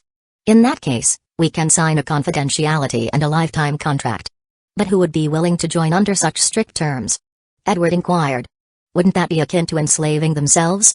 It's good if they join, if not, that's fine too. It's not like we're lacking in personnel. Maximus' intention for hiring these individuals was to avoid wasting the potion materials that were purchased as a disguise. Additionally, it could help train these wild alchemists, forming a team of potion-producing alchemists for the future. As mass-producing potions like in a factory was currently unattainable, it required the cooperation of a Tier 9 entity or a treasure. After all, alchemy involved bending the laws, something low-tier beings couldn't accomplish. Then I will post these requirements and see if anyone joins. That's a good idea. But before that, it's time to upgrade. Upgrade? Me? Edward asked, not expecting Maximus to consider upgrading him. Upgrading a puppet was more expensive than purchasing a new one, so he couldn't help but be touched. Though he was a puppet, he possessed self-awareness akin to a Tier 9 treasure. This is also why his type of puppet was the most expensive in the Myriad World Mall. There was no need to worry about the danger of searching for world coordinates, The gestation of his spirit would occur in the world he was initially bought into, making him more compatible with the world. That's right. Go ahead and transfer me the money you've earned in the past 3 months. Alright. Plus 1,567,234,573 low-grade magical crystals. Seeing the billion crystals transferred to him at once, a smile crept onto his face. System, convert. Low-grade magical crystal points, 2,378,223,950. I'm truly wealthy. Maximus couldn't help but feel a surge of confidence at his wealth. Prior to the trial, he had over 1 billion low-grade magical crystals. Knowledge was inexpensive, so he still had a substantial amount after the trial. Plus the 200 million low-grade magical crystal he just converted in his empire. His wealth reached over 2 billion. Now, let's begin. Maximus muttered. He commenced the process of sifting through various materials required to upgrade a puppet to its utmost potential. Here, give it a try first. Let me know if it ceases to function. Understood, host. Soon, the two of them collaborated, consuming a multitude of heaven-defying resources like it did not cost money. A week had passed. After spending 1 billion low-grade magical crystals and unrelenting effort, Edward was finally upgraded from a Tier 6 puppet to a low Tier 7 puppet. It had only cost 36 million low-grade magical crystals to buy Edward previously. However, upgrading Edward to just low Tier 7 already cost 1 billion. If he wanted to upgrade Edward to top Tier 7 puppet, it would probably cost 3 to 5 billion, but feeling Edward's strength and changes he nodded in satisfaction. How do you feel? I feel omnipotent. Edward struggled to find words to describe his sensation, settling on this one. Tier 7 was a fusion of spirit and body, and as a puppet, he felt like a genuine person, capable of commanding the world. His exceptional control was such that he could maintain this state as if nothing had occurred. Otherwise, his host, Maximus, would have been disintegrated by his mere presence. How omnipotent. It's because of the domain I've gained. What does your domain do? Maximus became curious. Domains came in various types, contingent on one's foundation. Some allowed control over every molecule within the domain, while others enabled the creation of something from nothing. However, standing across from Edward, Maximus felt no alteration, piquing his curiosity. It's an absolute puppet domain. In my domain, nothing can be concealed, your thoughts, your movements, your every blood vest. With all this information, I can manipulate them like puppets, without them even knowing. That's astonishing. They delved further into Edward's changes and even demonstrated a few aspects. Now that your advancement is complete, let's talk about our potion business. Should we begin selling Tier 6 potions? No, it's a bit premature. We need a bit of buffer time. At present, tripling the amount of potion for sale should suffice. Furthermore, we can expand by adding Tier 1 to Tier 4 potions for greater variety. That sounds fine. Edward agreed. Maximus then bought a multitude of potions ranging from Tier 1 to Tier 5, using all 300 million low-grade magical crystals. As for the remaining billion, that will be some use later. Here's the inventory. You can recruit people according to your preferences. Just make sure about their loyalty and the contract. I understand, host. Edward nodded respectfully. Then I entrust everything to you. With reassurance that all was in order, Maximus returned to the Origin Domain. Origin Domain, City of Arcana. As he was already a student of the Institute, he could directly teleport to the City of Arcana. Otherwise, he would have to take another teleportation array. I should make it just in time for the auction. Maximus mused, glancing at the countdown for the auction. Origin Relic Pavilion, Millennium Auction, OOD, 10 hours, 12 meters, I still have time. Maximus breathed a sigh of relief. He hadn't anticipated that Edward's upgrade would take an entire week to complete, nearly causing him to miss the auction. Arriving at the venue, he approached one of the managers. Hello, sir. How can I assist you? A respectable man exuding the strength of a Tier 8 mage greeted him. While others might not have been aware of Maximus' promotion to a core student. But as a top-tier guild, the Origin Relic Pavilion still knew a little. I'd like to participate in the auction. I see, please follow me. The man's eyes brightened with anticipation. After they reached the room, Maximus took out an item he had bought in the system for 1 billion low-grade magical crystals. Here, I would like to auction this. This? Could it be? Chapter 132. Before the auction start the next day, in the City of Arcana, at Maximus Manor, how is my outfit, husband? Isabella asked, twirling to show off her figure. It's beautiful. Maximus smiled wryly. After consigning his item at the Origin Relic Pavilion, he told his wives about the auction. After that, the rest is history, as they walked back and forth, changing their outfits for hours. Anyway, we'll be in a private room, so it doesn't matter what you wear. No, this is for my husband's face. How about this dress? Erica walked in and presented her dress. It's hot and beautiful. How about me? Hazel asked in turn. That's good, beautiful. Anyway, hurry up, there is less than an hour left before the event. Sure, sure. The wives agreed as they hastened their progress in choosing what to wear. While they were busy, the sound of a vehicle stopping came from outside. It should be the kids. Maximus muttered. I'll go get them for a while. After going outside, he saw his children eagerly coming out of the vehicle. Dad. Daddy.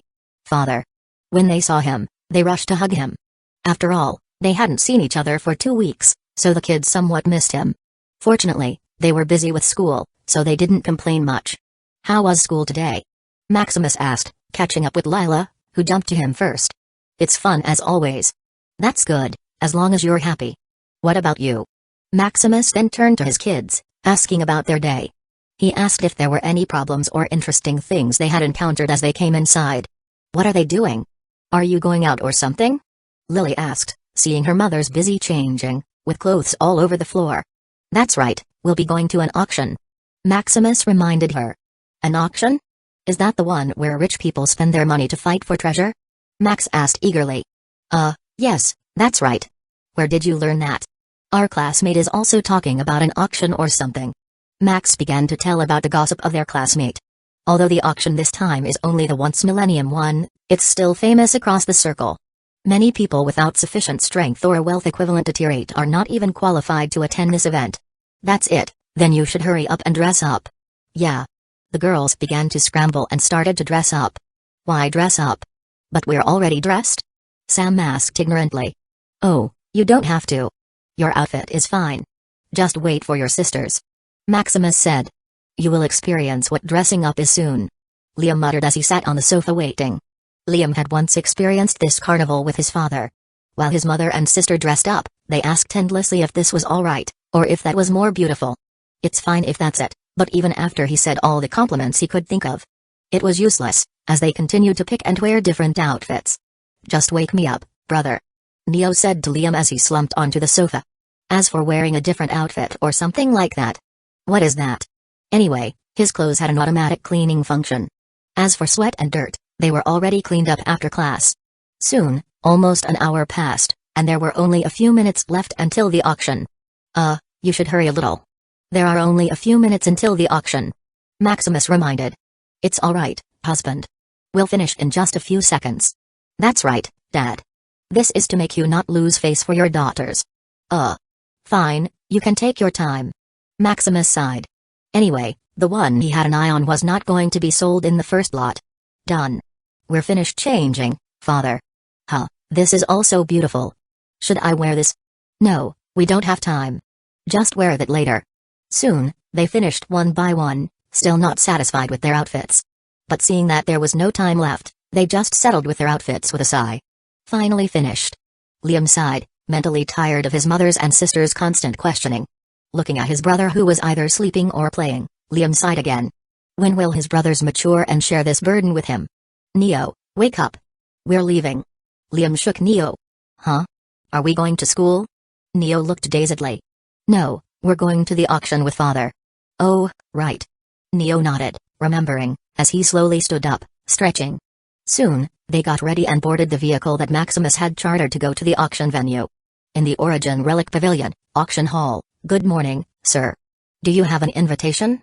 This auction is by invitation only, which is why it is so highly sought after. Yes, here. Maximus took out an invitation token. He had received it earlier when he consigned his item. This?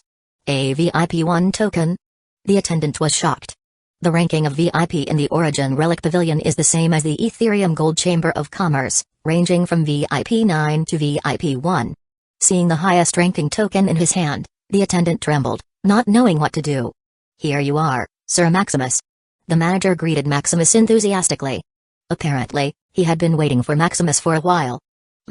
Come. I'll guide you to your room. The manager said respectfully. It was a rare sight to see a Tier 8 powerhouse treat a Tier 4 individual with such respect. Very well. Soon, they arrived at one of the most luxurious private rooms overlooking the entire place. Please let me know if you need anything else. The manager bowed, leaving the family in the room. Wow, We have our own place. Sam exclaimed. Look, there is food over there. Luke said to his brother. Can we eat it, Dad? Sam asked for permission. Yes, yes. You can do whatever you want. Maximus smiled, remembering that they still hadn't eaten. Yay. Come on, Neo, let's eat. Sam and Luke dragged the always lazy Neo. We're really rich. Max's eyes glittered. Previously, Ella had talked a lot about this auction, even suggesting taking him through the auction with her sister. But how could he? According to his brother Liam, this was called being taken care of, and it's not manly and will make him soft. How could he agree to such a thing? So he had refused Ella's invitation that they hadn't talked to this day. But looking at the luxurious room they were in, Max sighed in relief. They were not as poor as he thought. Looking through the glass, Max squinted his eyes to find someone. You can't find Ella below. Liam suddenly appeared behind him. What? Who said I'm looking for that witch? Max blushed, not admitting to anything. Hey, here I was, thinking of telling you where Ella is. Liam sneered at Max. Max's state was familiar to him, after all, he had been there himself. Until now, Amara and he were still chatting through intercontinental tokens. It might seem that they were precocious, as they were still too young for such adult matters. But despite Liam's age of 7, he already looked like a 12-year-old kid. The pure Tier 9 mana in the origin domain was truly nourishing. This phenomenon was not rare in mana-rich areas. Children born here could grow to the size of a 3-year-old child in a few months. As for the sons and daughters of Tier 9 individuals, there was a rumor that they could grow to the size of a 3-year-old in just a few hours. Do you know where Ella is? I thought you weren't interested in finding that witch? I'm just asking. I asked Father, and he said they are in the room next to us. Liam said. Maximus is a core student and his status is comparable to Tier 9, so asking private questions to the manager was not difficult. Really? Yes. Max got excited, thinking about how to get to the room next to them. However, while they were talking, the auctioneer came in. Hello, welcome to the Origin Relic Pavilion. It's Miss Venus. My goddess has appeared. So beautiful. Maximus also noticed the commotion and looked at the auctioneer. It's really beautiful. Maximus unconsciously murmured. Really, husband? Isabella asked, squinting her eyes. Humphrey, a beast who can't be satisfied. Isabella uttered in dissatisfaction. How could I? I still love my most beautiful wives the most. Maximus swore and hugged and kissed them. Humphrey, better finish what's on your plate first. Isabella nodded. It had nearly been a year since they had become husband and wife, but Isabella was still not pregnant. His other wives also hadn't become pregnant for a long time. Maximus was also worried about this. But based on the system scan, everything was fine and there were no problems. I should have them checked by a professional. Maximus thought. Although the system was reliable, it wasn't omnipotent. Maybe there was really a problem, but it wasn't harmful enough to be detected by the system. I'm Venus, the auctioneer for today. Without further ado, let's have the first item. Chapter 133 Auction Start. The first item for this lot is. Venus set the atmosphere as she drew the curtains. This is a looming bird crown, a Tier 9 growth treasure that can complement your realm. It's capable of providing protection against both physical and spiritual attacks. As they gazed at the crown shining within a sealed container, emitting a solemn yet domineering aura, the audience couldn't help but gasp. A Tier 9 growth treasure. What a generous first item. I must obtain this. Treasures are categorized based on their types: normal, growth, true, and initiate. A normal treasure is one that you can utilize according to your tier. For example, if you're at Tier 1, you can only use normal Tier 1 treasures. Growth treasures are items that can evolve alongside your realm's progression, provided you supply the necessary materials for their advancement. True treasures are those that you can use regardless of your tier. For instance, Maximus Core Student Token is a Tier 9 treasure capable of defense, teleportation, and various auxiliary functions. Initiate treasures are naturally born entities that automatically seek out and bond with their hosts. This is also the strongest type of treasure, that can only be sought not found. Regarding the distinction between a Tier 9 growth treasure and an ordinary growth treasure. The former is already at Tier 9, eliminating the need for cumbersome upgrades. While it will adjust in accordance with your tier, it will still possess crushing strength within that tier. The starting price is 1 billion high-grade magical crystals. The bidding begins. Meanwhile, in Maximus' private room, 1 billion high-grade magical crystals. His wives were shocked by such a price. This is equivalent to 10 trillion low-grade magical crystals, a sum they can't even fathom. This Maximus was also taken aback by the price. 1.1 billion. Before he could finish his thought, the first bid was placed. 1.2 billion. 1.3 billion. 1.5 billion. 1.6 billion. 2 billion. Damn. Is this inflating the prices? The people below complained. Although most of the people in the auction were tier 8, they only possessed tens of billions in high-grade magical crystals in assets. Huh? A serene voice sounded as if she had heard someone complain. Nothing. The one who complained immediately apologized. They had just realized that the bidder was in a VIP room. This indicated that the bidder was either incredibly wealthy or supremely powerful. Humphrey. Due to this incident, silence fell and no one made further bids. Is there no one else willing to bid? Venice queried. Going once. Going twice. 2.1 billion. A voice shattered the silence. Who's so bold as to bid against the VIP? The people below whispered. Hey, it's another VIP. 2.5 billion. 3 billion. Wow, they're battling with money, Dad. Lila arrived with food, joining Maximus. It's because they're wealthy. Maximus sighed. Aren't we wealthy too? Lila asked, considering that whatever they desired, their father would buy for them. Yes, we should be. Maximus wasn't entirely sure. Although he had also consigned an item, it was worth only millions of high-grade magical crystals at most. Yet if he utilized his core student privilege, the value would increase 1,000-fold, resulting in billions of high-grade magical crystals in assets. That's great, we're rich. Lila exclaimed joyfully, munching on the snack in her hand. I want that too, Daddy. Lila gazed at him with puppy eyes. How about you choose something else later? Despite affording such items, he needed funds to purchase a teleportation quota later on. Oh, then I'll wait. Lila wasn't discontent, there would still be opportunities later. Soon, the bid surpassed 10 billion. Who's bidding? So wealthy? Maximus mused. Typically, a Tier 9 growth treasure was valued at only 7 to 8 billion high-grade magical crystals. 13.3 billion. The voice rang out. Maximus heard another bid, yet after a few seconds, no additional voice followed. Is there no one else bidding? Going once. Going twice. Sold to VIP 7. Venice proclaimed joyfully. Thank you, dear guest, for enlivening the beginning of the auction. Venice bowed. Now, on to our next item. The subsequent item was a unique treasure, ranked from tier 7 to 8, which didn't capture much of Maximus' interest. However, his wives and children were still excited, watching each of them. This also opened up the world for them, seeing many treasures for sale. Next up is the love-themed dress set by Mr. Lauren. Venice unveiled an entire wardrobe of dresses, with designs suitable for children to adults. It's Mr. Lauren. Lucky, I stumbled upon Mr. Lauren's masterpiece dress set. The people below scrambled as they laid eyes on the rack of dresses. Wow! The girls in Maximus' room also erupted with excitement. There are so many beautiful dresses. Daddy, I want that. Lila declared firmly. Husband. Irene coquettishly added, using their daughter as leverage. Daddy. Syra chimed in, dutifully supporting her mother's request. Mommy, I'd also like that. Serene contributed. Husband, as our daughter said. Angeline looked at him pitifully. His wives knew about one of Maximus' core student privileges, which multiplied his money by 1,000 times. Moreover, their husband was confident about buying teleportation quotas that cost billions of high-grade magical crystals. Certainly, he could afford to indulge them with some dresses worth millions of high-grade magical crystals. Hey, who made me love you? Maximus smiled, agreeing. Yay. I love you, husband. They smiled happily and showered him with compliments. The starting price is 100,000 high-grade magical crystals. Venice announced. 200,000. 250,000. Humphrey. Poor things, 1 million. Hey, don't flaunt your dirty money, 1.5 million. The bidding was more intense than in the first lot. After all, the first item cost billions, which many couldn't afford. 10 million. The VIP 7 who won the first lot said.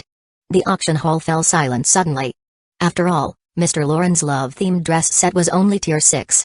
If it weren't for the design and the famous name of Mr. Lauren, it wouldn't even be sold for 10,000 high-grade magical crystals. In other words, the design was so astounding that it propelled the initial bid to 100,000. Crazy. They thought. After all, who in their right mind would spend 10 million on something that costs hundreds of thousands? Is there no one else bidding? Going once. Hurry, Daddy. Someone's about to snatch it away from us. Lila said as she shook him. The other girls also looked at him eagerly. All right. Going twice. 11 million. Maximus placed his bid. Anyway, there's a 99.9% discount. 12 million. The VIP 7 hastily responded. 15 million. Maximus was nonchalant and bid again. 20 million. The VIP-7 seemed hurried as her bid escalated. 30 million. Maximus, no longer holding back, increased it by another 10 million. The individual in VIP-7 clenched her teeth and refrained from bidding further. Who was this person? So insane? She muttered. The individual in VIP-7 was Denise, Ella's aunt, whom Max was searching for earlier. Andy, hurry and bid, they'll steal the dresses from us. Ella urged. No. Your grandfather would scold me if he knew we were spending money indiscriminately on useless things. Denise sighed. What useless things? It's a beautiful things. Ella retorted. But we already bought many things earlier. Denise sighed, realizing their pocket money was running low. I don't care, I want that. Don't you have money? Why don't you bid? No. It's for my dowry. Ella said shyly. What dowry? You're just a kid, what are you thinking? Denise was shocked by Ella's words. Humphrey, I don't care, old hag. Ella was too embarrassed to argue further. Tell me, whose pig are you seeing? Denise didn't mind Ella's words as she questioned her. Humphrey. I won't tell you. While they were arguing, the bidding time finished and Maximus won the dress set. However, even though the bidding had stopped, the shock it caused remained. Crazy. The world is truly crazy, spending 30 million just for some tier 6 dress. Hey, stupid people are really rich. Sigh, I wish I were stupid and rich too. Although they could still afford to bid, spending tens of millions on a dress set worth at most a few million was absurd. Although the dress set was undeniably beautiful, it wasn't worth so much money. Wow. We won. Lila exclaimed. Daddy. I love you so much. Lily also grew affectionate, hugging his arms. While she appeared less active earlier, it was because her eyes couldn't leave the dress set. With over 1,000 dresses in the set, there were more than enough for their mothers and daughters. Daddy. Lydia, who was usually shy, also regarded him with admiration. As for the other two children, Serene and Syra, they were enveloped in their mother's embraces due to their excitement. Seeing all of this, Maximus felt that it was worth it. Anyway, with various discounts, it only cost him 300 million low-grade magical crystals, which was merely half of his monthly income. Unfortunately, the guild discount couldn't be applied. Otherwise, it would have provided an additional 70% discount. Chapter 134 Buying Frenzy. The following auction items were somewhat boring, causing his children to return to their meals. The next item is a piece of abyss stone. Venice said, taking out a tightly sealed stone containing intense dark energy. Abyss stone? Is this still on the auction block? What is abyss stone? Most people here are tier 8 powerhouses that lived for hundreds of millions of years. So they still know the significance of the abyss. It was some type of plane, similar to the Ethereum realm that was encroaching upon them. Abyss stone is a stone that can be found in the abyss. Abyss stone is mainly used to assist in refining your will. Moreover, abyss stone also has many research purposes. Venice explained. Amazing, abyss stone still has this use. It should be the abyssal energy that can refine the will. I must get this. Unfortunately, it's only the size of a fist. It's barely enough. The people below murmured excitedly. You know the celestial ascent path that can temper the will can only work until tier 7. After you pass tier 7 and reach tier 8, you will be on your own. I wonder how much this will be sold for. Maximus thought. This abyss stone is what he had consigned. These abyss stones are tier 8 materials that can only be found in the abyss. He read that because Ethereum realm and abyss are quite close to each other. Some materials sometimes pass through and land on the cursed continent. Of course, he bought the abyss stone in the system mall, which cost 1 billion low-grade magical crystals per fist-sized stone. The first bid is 1 million high-grade magical crystals. Venice said. Normally, tier 8 materials only cost about 10 to 100,000 high-grade magical crystals. But as abyss stone is a rare material that can be used to refine the will, it shot up in value. Almost catching up to a normal tier 8 treasure with just the initial bid. 1.1 million. 1.5 million. 1.8 million. 2 million. Is that the thing you've been telling us about, husband? Erica asked, noticing Maximus smiling each time the price rose. Yes, I found this when I was traveling through the cursed continent a few years ago. Wow, where did you find this, Daddy? Can we find more? Lila asked. No more, I was lucky to even find this. Oh, pity. Lila said with melancholy. She would like her father to have more money to afford more clothes and food for them. Don't worry, after you grow up, you can also find treasures on your own. Maximus patted her head and said. Really? Yes, Lila will become the most powerful treasure hunter. Then Lila will be able to take care of me by then. Maximus smiled. Maximus didn't notice, But Lila had grown to 5 years old, and now she looked like a 10-year-old kid. Time really passes. A few years ago, they were still babies that he could easily carry. Now they've grown up so fast, that he was quite reluctant. I will definitely take care of Daddy, Lila said seriously as she hugged him. Fortunately, they didn't change much, and they are still his lovely little padded jacket. While they were talking, the Abyss Stone reached 30.3 million. 30.4 million. 30.5 million. 30.8 million. 35 million. One of the VIP number 235 finally bid. Oh, all the good things are snapped up by the VIPs. Sigh, it's really nice to have money. The people below had already given up. As soon as one of the VIPs spoke, it was already a sure thing. 40 million. Another VIP, number 823, bid. 45 million. VIP number 235. 50 million. VIP number 823. 60 million. VIP number 235. It's yours. VIP number 823 gave up. For these VIPs, the function of strengthening their will was not as important, as they had many resources for it. However, the research value was somewhat crucial to them. After all, who knows when the Abyss will finally land in the Ethereum realm. Nevertheless, the Abyss Stone is only a Tier 8 material, so bidding more is not worth it. Is there no one else to bid? Going once. Going twice. Sold to VIP number 235.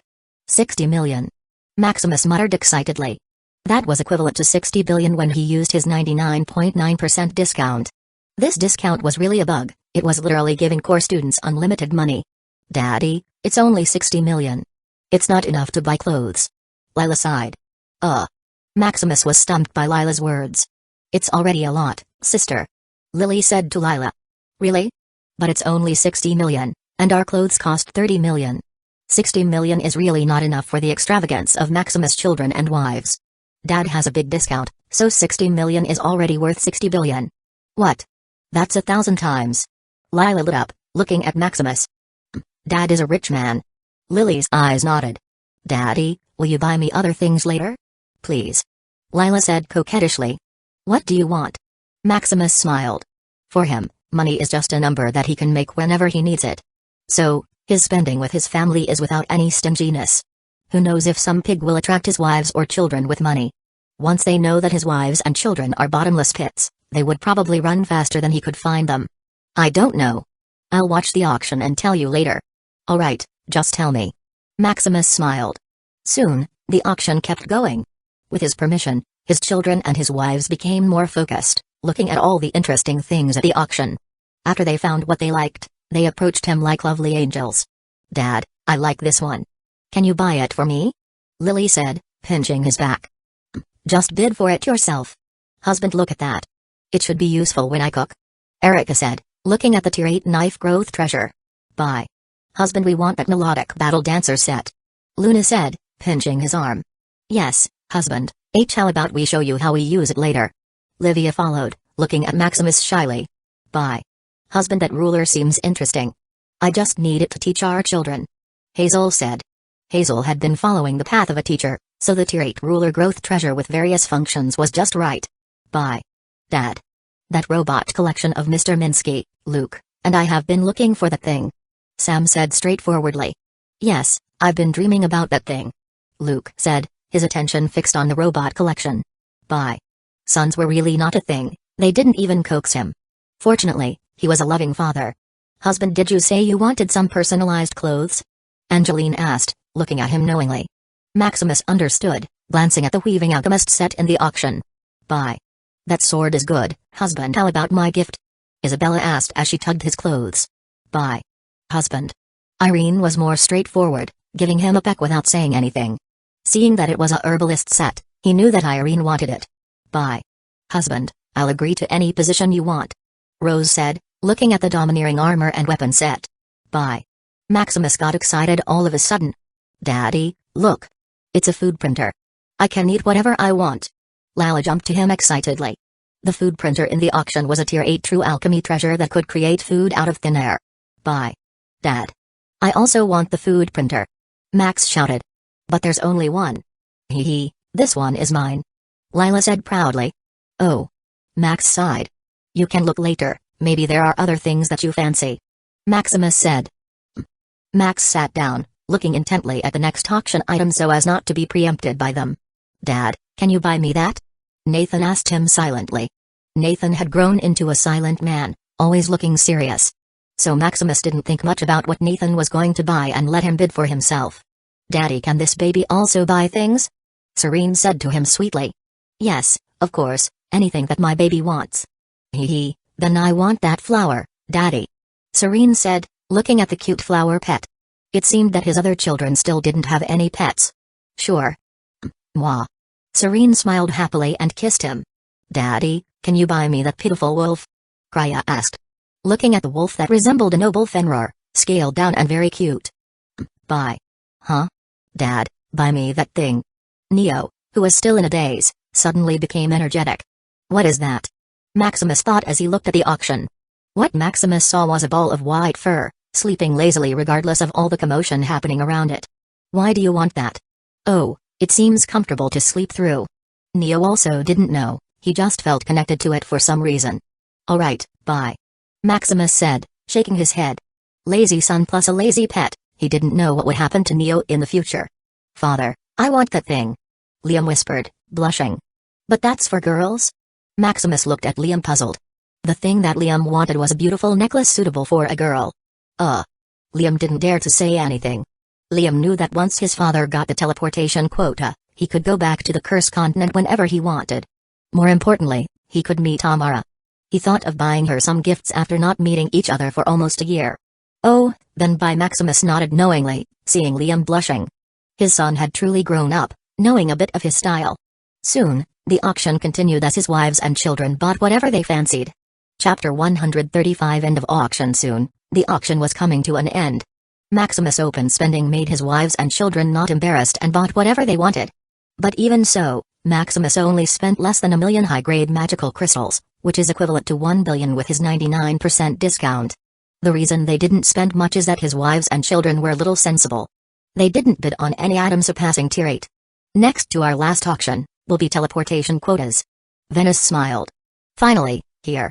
I don't know how many teleportation quotas will be released this time. I must get it to expand the family. I don't know if my money is enough." The crowd below grew excited as they heard Venice's said. Teleportation quota is the way to get rich and independent. As mentioned earlier, everything in the Arcane Continent is basically divided. Unless you are a tier 9, you would need to work your ass off to earn resources.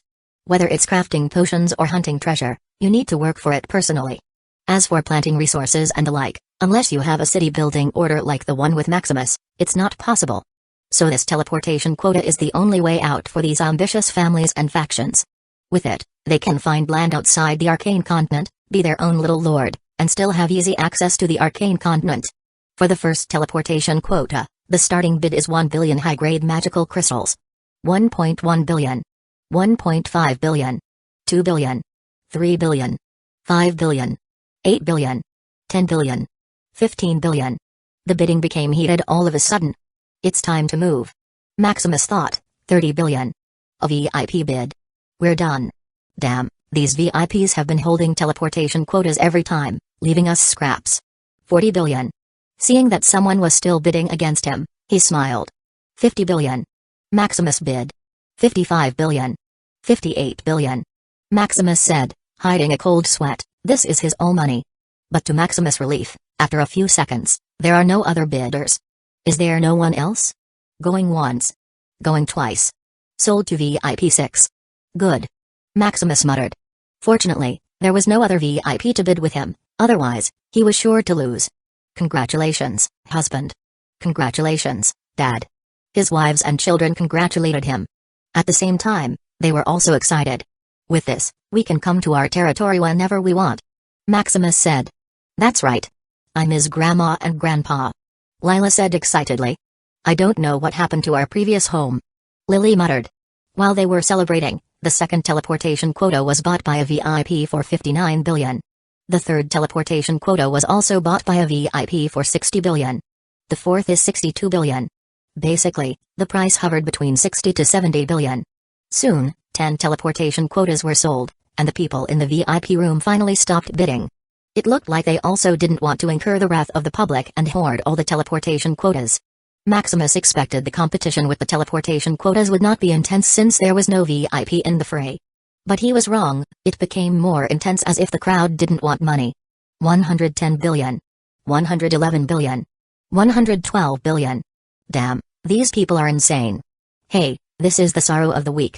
After all, it's our only chance to catch up to those bigwigs. They knew that they didn't stand a chance against the VIPs. So instead of incurring their wrath and bidding with them, they endured. Now that it was finally their turn, they didn't hold back a bit. Gambling all their family property they had saved for countless generations. 114 billion. 115 billion. Is there any more? Going once. Going twice. Sold to number 1234. Looking at the tragic victory below, Maximus sighed. Fortunately, I was a core student. Maximus' status not only brought him monetary benefits but also unparalleled status. Looking at the crowd below, he understood that no matter how much money one had without corresponding strength and status, it would just be a castle in a mirage that could disappear at the slightest touch. Only power is left. Maximus thought as he clenched his fist. Soon, the auction finished with the 100th teleportation quota. It looks like the people in the VIP section really restrained themselves, as they only bought 10. After the auction, the manager from earlier personally brought the items they had won. Here are the items you bought, sir. Thanks. You can just deduct my payment from the item I consigned in the auction. Gladly. The manager smiled and calculated the total, deducting it from the items Maximus had auctioned. This is the remaining magic crystal. The manager said, linking it to the pavilion bank account and transferring the remaining money to Maximus. 13,123,564,238 plus, the high-grade magical crystal was automatically converted to low-grade magical crystal in value. I got it. Then I'll ask, sir, about the teleportation quota. Where would you like us to set up the teleportation array? In my territory, the Curse Continent, Sunburned Plateau. Maximus said. Then we'll quickly install the teleportation array in your territory. It should take a month, and you can use the teleportation array immediately. The manager smiled. Then I look forward to it. The next day, after the auction, their lives returned to normal. His wives went to the Celestial Ascent Path and the Arcana Library to train, while his children dutifully attended school every day. As for Maximus, after he got Doran to cooperate with the people from the Origin Relic Guild, now, he was free and had nothing to do. Thinking of his weak strength, Maximus decided to start training. Tintin, tell me where the top elemental pool is. Maximus urged his token little fairy. He only knew about the low elemental pool that was all over the city of Arcana, surging like a lake. As for the middle, high, and top elemental pools, he had no time to explore. It's in the Tower of Arcana host. Tintin flew out of the token and joyfully said, oh, so that's it. What about the medium and high elemental pools? They're all in the small world in the Tower of Arcana. Low, medium, and high elemental pool is just the residue that came from the elemental pool, Tintin explained. So the low, medium, and high elemental pools are just the wastewater that comes from the elemental pool? Maximus said with a dark face, thinking that he and his family had enjoyed themselves in a wastewater. Yes, he. Tintin laughed. Don't worry, host, it's very clean. It's merely that its sword diminishes, so it teared down. Tintin comforted. So that's it. Maximus also sighed in relief. In the Tower of Arcana, elemental world, with the help of Tintin, he quickly navigated his way and came to this small world. With his core student token, there was no cumbersome process, he was directly teleported here. So this is the elemental world. Maximus muttered. This small world was filled with an endless expanse of pools with different elements. Such a good place. I should bring my family sometime. What element should I focus on first? Maximus is currently in Tier 4, which involves refining his mana pathways to an element. However, while others only required 1 or 2 elements, he needed all of them. As his cultivation manual, Gaia's primal genesis becomes more complete with more elements. I should start with fire first. Maximus muttered. The fire element is his main attack spell, although he rarely uses it. It should also be easier, as it's not a rare type of element like time and space. Walking through the fire elemental pool, he ran through the Gaia's primal genesis. Soon, the liquid fire elements flowed through Maximus, encapsulating him. The fire elemental liquid was like water meeting a super hot substance. As it evaporated, Maximus became extremely focused, forgetting everything as Gaia's primal genesis ran like an instinct. After a day, the first cycle of the training manual was finished, breaking Maximus' concentration. Huh. Maximus breathed with satisfaction. This is what training should feel like. Usually, when he trained, he still needed to sift through the mana he absorbed, purifying it and making it his own. But here, he was just absorbing it like a sponge without doing anything unnecessary. I should completely master the fire element in a year. This Maximus suddenly thought of something. He was not only going to master one element but over 1,000 of them. Will it take 1,000 years before I advance to tier 5? Maximus muttered sadly. What's wrong, host? My training is quite slow. Maximus said with a sigh. Slow? Tintin looked puzzled. He just felt that it would only take about a year for Maximus to fully master the fire element and then advance to tier 5. Was that still slow? I'm practicing Gaia's primal genesis. Gaia's primal genesis? Tintin was shocked. Based on her database, it was an impossible training manual. You should change your training manual quickly, host. Why is that?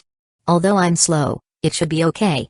You don't know, based on my database, all those who trained with this manual died from life exhaustion.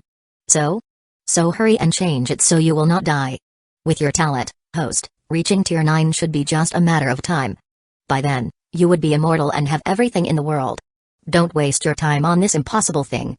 How do you know that I will not succeed? Host, all those who trained with this cultivation manual were once the arrogance of countless epochs. So far, only 3 people who trained with this reached tier 8, but they still died in the end. Hey, not for me. Maximus smiled. Chapter 136 Meeting Guild Members. Host, don't be too arrogant. The previous individual who reached tier 8 was a prodigy born once in a countless epochs. They should have been one of the most powerful apex sovereigns, but they died in the end. Tintin persuaded. I said, that's them. Maximus didn't explain further. Humphrey. Stubborn host. Tintin said and got back to the token. Maximus, on the other hand, looked at his panel. Maximus Shadow Crest, Soul Tier 4, Elemental Mage, Level 1, Body Tier 4, Sky Knight, Level 9, Mana Amplitude, 602, Soul Will, 280, Mana Compatibility, Rank 7 Transcendent, Mechanic Comprehension, Rank 7 Transcendent, Life Points, 3,865,210, Potential Points, 40,774,171, Low-Grade Magical Crystal Points, 12,125,934,234, the potential points should be enough. Maximus thought. Fire Affinity, Rank 4 Legendary, 0 out of 100,000, my talent is really trash. Usually, Mana Compatibility is the same as most of the basic elemental affinity. As he only had trash talent at the beginning, all of his elemental affinities are trash. When he was training spells previously, he upgraded his talent to at least a legendary rank. Upgrade. 11,100,000 potential point plus, Fire Affinity, Rank 7 Transcendent, 0 out of 100 million. Now let's try the speed. With the newfound fire element affinity, he ran through the cultivation manual again. A day later, Maximus opened his eyes. How refreshing. Maximus breathed, as he carefully felt the changes in his soul's mana pathways. It's really different with high talent. Maximus felt that with rank 7 transcendent affinity, it would take him less than a month to master the fire element completely. Huh? What happened to you, host? Tintin also woke up feeling the changes in Maximus. Nothing. Nothing? But your training was very fast just now? Normally, you can't judge a person's affinity and comprehension just based on normal scanning. You need to test it through different methods, and it would still not be accurate.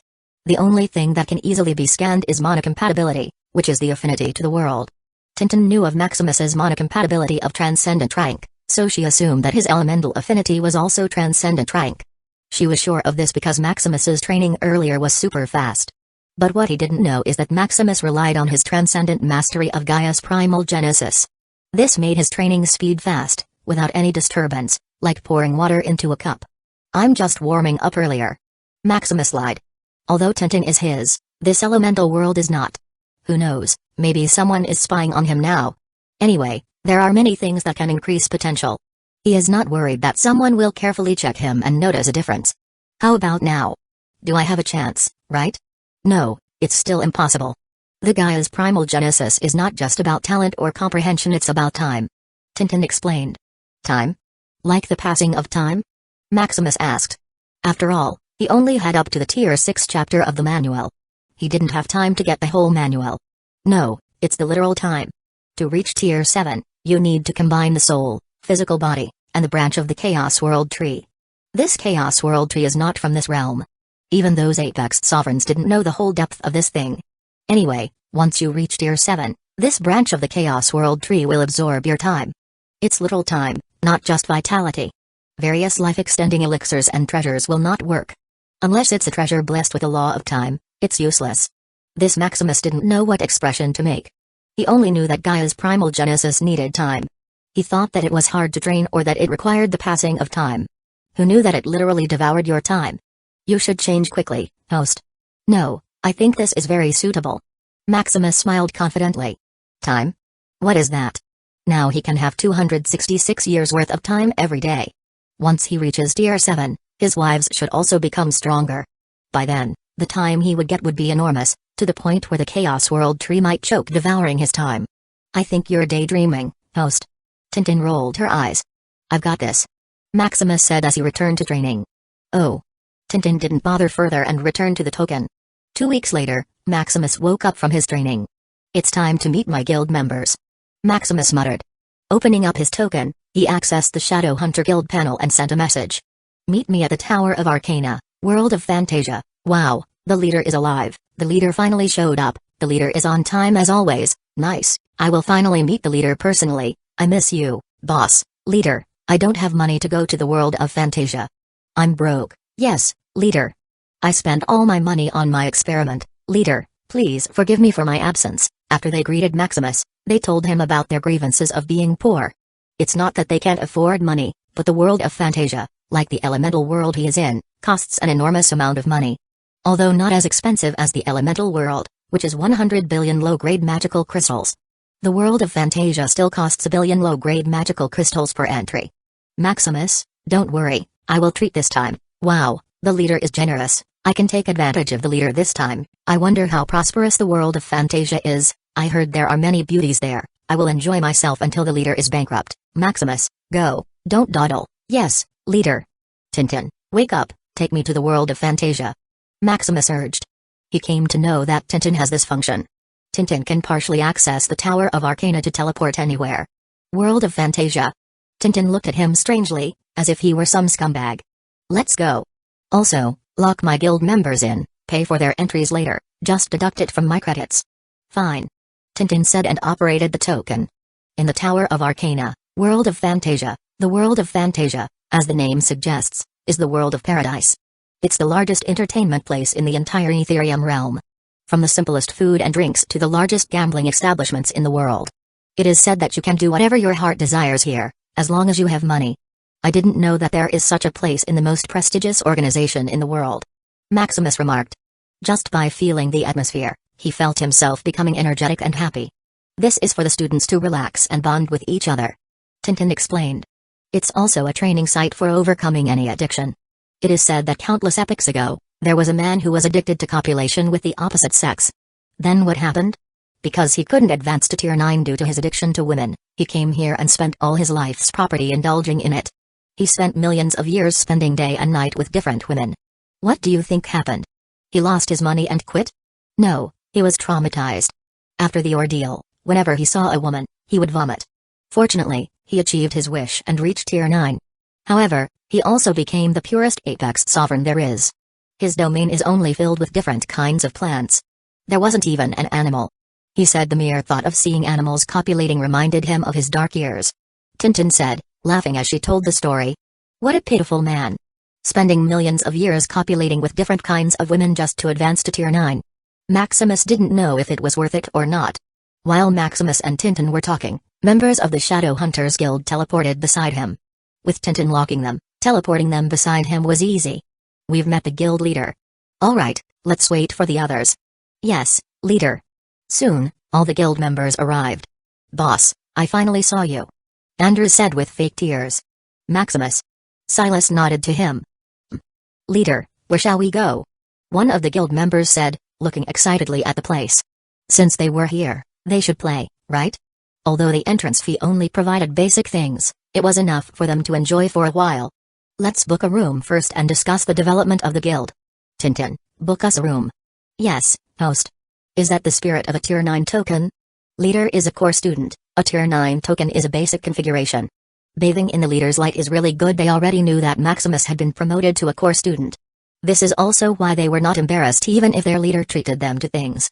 Let's go, All your expenses are on me today. Woohoo! Let's bankrupt the leader today. Chapter 137 Guild Development in the Private Room, World of Fantasia. Leader is really generous. I've never seen such a luxurious array of food spread on the table in my life. Thank you, leader. The guild members celebrated upon seeing a bunch of food and drinks made of tier 8 material. Each one of these plates cost hundreds of millions of low-grade magical crystals. You're welcome. Before you eat, let's talk about the Shadow Hunters Guild's development. There are 3 main things for now. First, we need to develop the plot of land in the Origin Domain. Second, we need to build a ship for our trip to the Chaotic Sea. Third, I need your help to develop my empire. Any questions? Leader, where do we get our materials for this? Don't worry about anything regarding the materials. I'll post each individual mission in our guild with the corresponding material. What about the rewards, leader? Is it still the same as before? Yes, it's still the same as before. You can earn points and exchange them at the corresponding value. For the reward, Maximus can only use his own money, without any discount.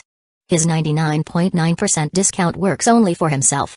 This discount applies to things like training, building territory, or even gifts. But gifts have strict criteria. First, the gift should not be exchanged for anything. You can only give it if there is no exchange involved. Second, the gift will be tracked from time to time. If it's sold by the other party, Maximus will bear its full value and pay for it. Anyway, the 99.9% discount is pretty strict, and you can turn money to use for other things.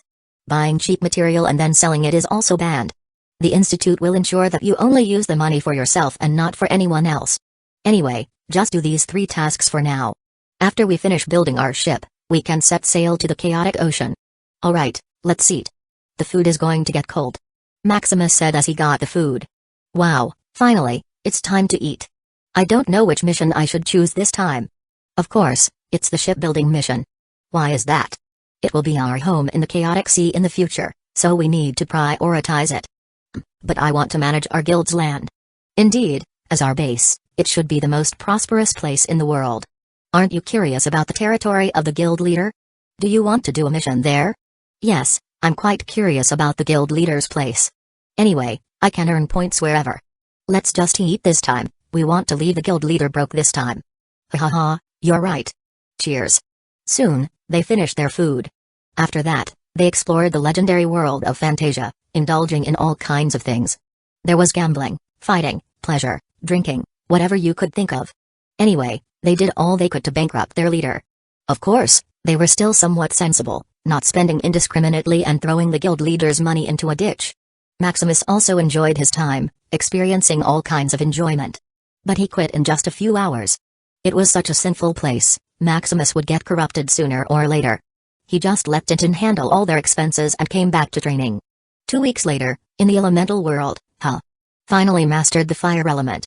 Maximus muttered, feeling the fire element soul path consolidated in his soul. You mastered it very quickly, host. It's easy. It's only one element, there are 1,000 more. Tintin rolled her eyes at Maximus' confidence. By the way, how is the progress of the 3 missions I posted? The city building mission is just starting to build a teleportation array. That's good. The teleportation array isn't that hard to get when you're in the Origin Domain. That's also why all cities here have teleportation arrays. The shipbuilding mission is just starting to conceive the blueprint. Maximus didn't have time to assist them in creating the blueprint, so he let them handle it. Besides, there's Silas, who has spent millions of years studying mechanics. Furthermore, Maximus will have the final say in interpreting the blueprint they create, so he can modify it later. As for assisting you in developing your empire, they are still waiting for the teleportation array to finish. The teleportation array in the Moonlight Empire should be about to finish, right? Yes, host. Based on their progress, it should only take a few more days. That's good. Just in time to take a few days rest and then go to my empire. This month, his training has been almost non-stop. Except for the guild assembly halfway through and coming back to his family for a few hours every week, he has been training continuously. A few days later, in the city of Arcana, Maximus Manor. Dad, are we really going back to the Cursed Continent? Lila asked. Yes, the teleportation array should be finished in a few hours. Yay. I miss Grandpa and Grandma. I don't know what the place looks like now. Max chimed in. It should be more prosperous. I heard from Dad that it has already become an empire. Lily said. I can't wait to see it. I can finally see you. Liam silently thought. Husband, after we get there, you should take us to explore for a few days. Hazel said. Of course. How can I not take you to see the hard work that I've built? But the children still have school. Angeline said. Don't worry, taking a few days off should be fine. Tintin, please notify the Chrysalis Guild that my children will not go to school for a while. Yes, host. Being a core student comes with many privileges. For instance, school has already started, but Maximus hasn't attended a single class. With the system's life points, he can master anything even without guidance. He only came here for resources and access to higher status. Now that he has everything, why would he still go to school and study? Dad, so you can excuse us from school? Sam said with shining eyes. No, it's only temporary. Oh, I thought I could take an absence whenever I want. Sam muttered silently.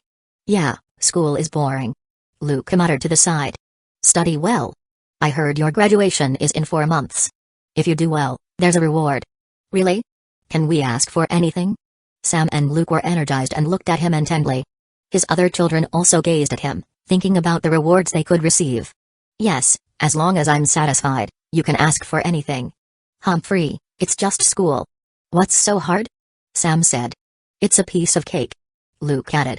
You two are quite ambitious. Max said, looking at his two brothers. It's not like you're not one. Liam muttered, thinking of Max's goal to defeat Ella. After talking and bonding for a few hours, his token vibrated. The Origin Relic Guild sent him notification about the finished teleportation array. The teleportation array is ready. Let's go. In the Curse Continent, Moonlight Empire, it's really uncomfortable. Maximus wrinkled his brows. His children were already down due to dizziness. His wives, on the other hand, managed to stand up crookedly. The longer the distance between each teleportation array, the more space distortion will happen, hence the dizziness. Drink this first, Maximus said, giving them a potion. Huh. They breathed a sigh of relief as they drank the potion. The teleportation array is more uncomfortable than the last time. Max said. The others also sat down, trying to relax and break their stupor. While they were resting, the people from the Origin Relic Guild arrived. Is the teleportation array all right, Lord Maximus? It's fine, but it's uncomfortable. It's all the same, Lord Maximus. The other teleportation arrays outside the Arcane Continent are all like this. Is there any way you can stabilize the space channel? Maximus asked. He really didn't want to experience this thing again. Unfortunately, there is nothing we can do. Is that so? Maximus sighed.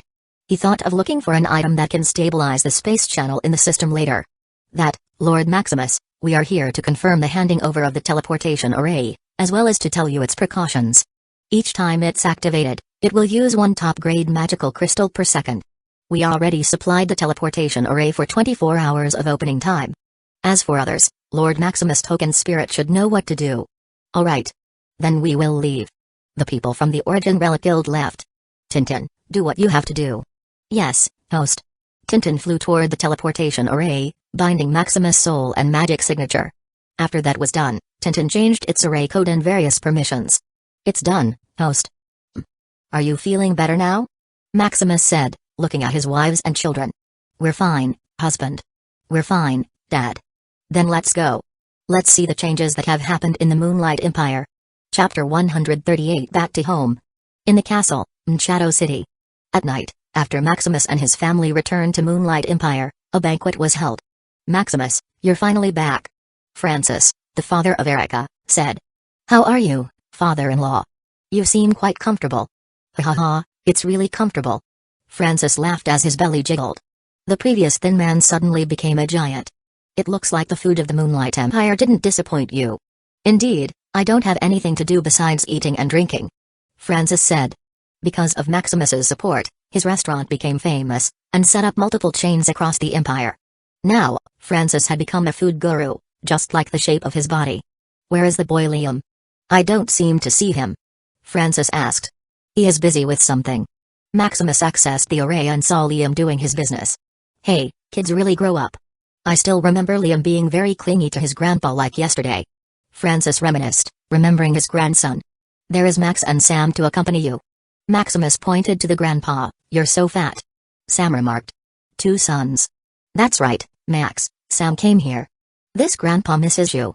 Grandpa. Max exclaimed. Grandpa, you're so fat. Sam remarked. What fat? I've just become overly healthy. Francis said, rubbing their heads. Grandpa, you should diet a little. Look at your belly, it's bigger than me. Max advised. Alright, I'll surely diet. Francis agreed while gobbling a sweet pastry in his mouth. You're still eating, Grandpa, you liar. Sam pointed out. No, I will diet later. This is the celebration of your returning home, so I should celebrate. Francis reasoned. By the way, how is school? I heard from your father that you go to school. Francis shifted the topic. School is great. Max exclaimed. School is boring. Sam sighed. It's for your future, you should study well. Francis said to Sam. Oh. Sam replied. I heard that there is someone you like, Max? And no. Max quickly denied it. Really? Yes, really. Hee, how about I teach you a bit of my style? What style? Sam asked, looking at his grandfather. Don't worry, just listen to me. After this lesson, you will be able to get whomever you want. Huh? Sam still didn't understand. However, Max was quiet, listening intently to his grandfather. First. Lily, you've grown up to be a beautiful lady. Grace, the mother of Hazel, said. You've also become more beautiful, Grandma. Lily shyly replied. The last time I saw you, you were only a little kid. But now, only after a year, you've grown this big. It's because the arcane continent is nourishing. Lily reasoned. By the way, where are Nathan and Luke? Grace asked. They seem to be playing outside the castle. Lily explained. Grandma, did you forget me? Layla jumped in, looking cute. Of course not, how could I forget my beautiful granddaughter? Grace said. And you too, Lydia, you've grown quite beautiful, just like your mother. Grace praised. Thank you, Grandma. Lydia replied. Although they were not blood-related, their relationship was strong. Their mother, Luna, and Livia didn't have any parents, so Grace decided to be the grandma of these two cute little things. By the way, how is your life on the arcane continent? Did anyone bully you? No, Grandma, we're very good. Lila said. With Dad, no one dares to bully us. Lily added. Yes, it's very good. Lydia nodded. That's good. Come, my lovely grandson. Rachel, the mother of Rose, called Neo. Baby, your grandma is calling you. Rose urged Neo, who was sleeping in her embrace. Is it time to eat? Neo murmured with his eyes closed. Sleeping in his mother's embrace is really comfortable. Fortunately, Neo was only like a 3-year-old kid, so he was not heavy. No, it's your grandmother. Grandmother? Neo repeated. He seemed to vaguely remember that he indeed had a grandmother. Because he was just a few months old when they left, but he did remember her quickly. I'm here, baby Neo. Rachel didn't wait and grabbed Neo. Are you my grandma? Neo asked, rubbing his sleepy eyes. So cute. Rachel didn't say anything and kissed Neo all over. Mother, I also want to hug Neo. Vane, the sister of Rose, said. No, baby Neo is mine. Neo, this auntie wants a hug. Vane said pitifully. No, Neo is mine. Neo, your grandma is a bully. No, Neo is mine. Neo had already given up moving, letting them do whatever they wanted. Who are these two beautiful granddaughters? Jonah, Irene's mother, asked when she saw Serene and Syra walking hand in hand. Are you our grandma? Syra asked. Syra? Jonah asked, unsure because she had only seen baby Syra and was not sure. Yes, I'm Syra, and this is my sister, Serene. Syra introduced. Serene's mother, Angeline, didn't have a family, so she was with Syra. Grandma? Serene cutely said. Oh. It's my two cute granddaughters. Jonah quickly gave the two a hug. Where is your mother? They are with Daddy. Serene said. Oh, then you can stay here with your grandma. You're so big now, last year, you were only a baby. Jonah said, pinching the cheeks of the two. Beautiful babies grow fast. Syra reasoned. Yes. I want to grow up quickly and be as beautiful as Mommy. Serene nodded. Don't grow too fast, I still like the cute baby look you have now. Then we'll stay with Grandma for a while. Syra said. Grandma is also cute. Serene complimented. This grandma's granddaughters are indeed sweet cuties. Grandma, tell us stories. Syra asked. Yes, Grandma has a lot of stories. Outside the castle, brother, why are we following Brother Liam? Luke asked impatiently. SHHH, let's see what Brother Liam is trying to do. Nathan, who was usually silent, said. Oh, but why are we hiding? Of course, it's cooler this way. Nathan casually fooled Luke. Really? It seems that it's indeed cooler this way. Luke also believed him, trying his best to hide. In a famous restaurant in Shadow City, Amara received a message from Liam that he had came to Shadow City and wanted to meet her. Where is that guy? Amara sighed as she waited. You're here. A voice from behind said. Who? It's me, Liam. Long time no see. Liam smiled. Amara was stunned, looking at the tall man, who smiled at him. Surprise? Liam smiled. You've grown so much. Amara said in shock. So have you. Liam replied. Liam thought that Amara would still look little, but looking at her now, they seem to have been apart for 5 years. I also don't know how I grew so big. Amara admitted. Amara still didn't have her memories, but with the blessing of her talent and sufficient mana, Amara looked comparable to Liam's blessing in the origin domain. Now they both appeared to be 13 to 15 years old, ready for marriage. It doesn't matter. Liam looked into Amara's eyes. Although they still communicated through the intercontinental token, Liam missed Amara. Liam didn't know what he saw in the little kid Amara in the past. But looking at the beautiful Amara now, he couldn't blame his past self. What are you looking at? Amara blushed as Liam stared at her. I just want to engrave your look into my memory. What are you saying? I'm saying you're beautiful. Why you? You've become more shameless. Amara said in embarrassment. What shameless? I'm just telling the truth. If Maximus saw this, he would give a thumbs up and say, as expected of my son, you have a bit of my style. But outside, 2 eavesdroppers overheard Liam and Amara's conversation. Brother, look, what are they saying? It seems that I understand it, but I don't understand it at the same time. Luke asked Nathan. It's because you're still a kid. Anyway, what are we doing here? I'm getting hungry. Luke complained. It's just that it's boring in the castle. How about we eat here? Nathan suggested. Sure. Luke completely forgot about his dissatisfaction. As for Nathan, he quietly did his duty. Later, he would report to his sister Lily what he found. In the castle, Maximus and his wives were quietly drinking, admiring the city's view. How beautiful. Hazel said, admiring the view. I can't believe it's only been a year since we left here. Erica sighed. Looking at the beautiful lights, like night stars on the ground, they couldn't help but be mesmerized. It's really good to be home. Angeline commented, taking a sip of her drink. It seems that just yesterday we're still living a life of hell. Luna sighed as she reminisced. It's over now, sister. Now we have our husband with us. Livia said, holding her sister's hands. Marrying you, husband, is the best thing in my life. Irene said, hugging Maximus. Marrying all of you is also the best thing that happened to me. How can that be the same? Isabella rolled her eyes. Then every second, every minute, every hour, every time that I'm with you is the best time of my life. Humphrey, I'll only give you 99 points so you will not forget to love us. Isabella said. How can I? I will live for eternity, with you forever in my arms. Chapter 139. Family bonding. The next day, in the castle's hidden basement, while his wives and children were busy traveling and experiencing the changes of the Moonlight Empire, Maximus was at work.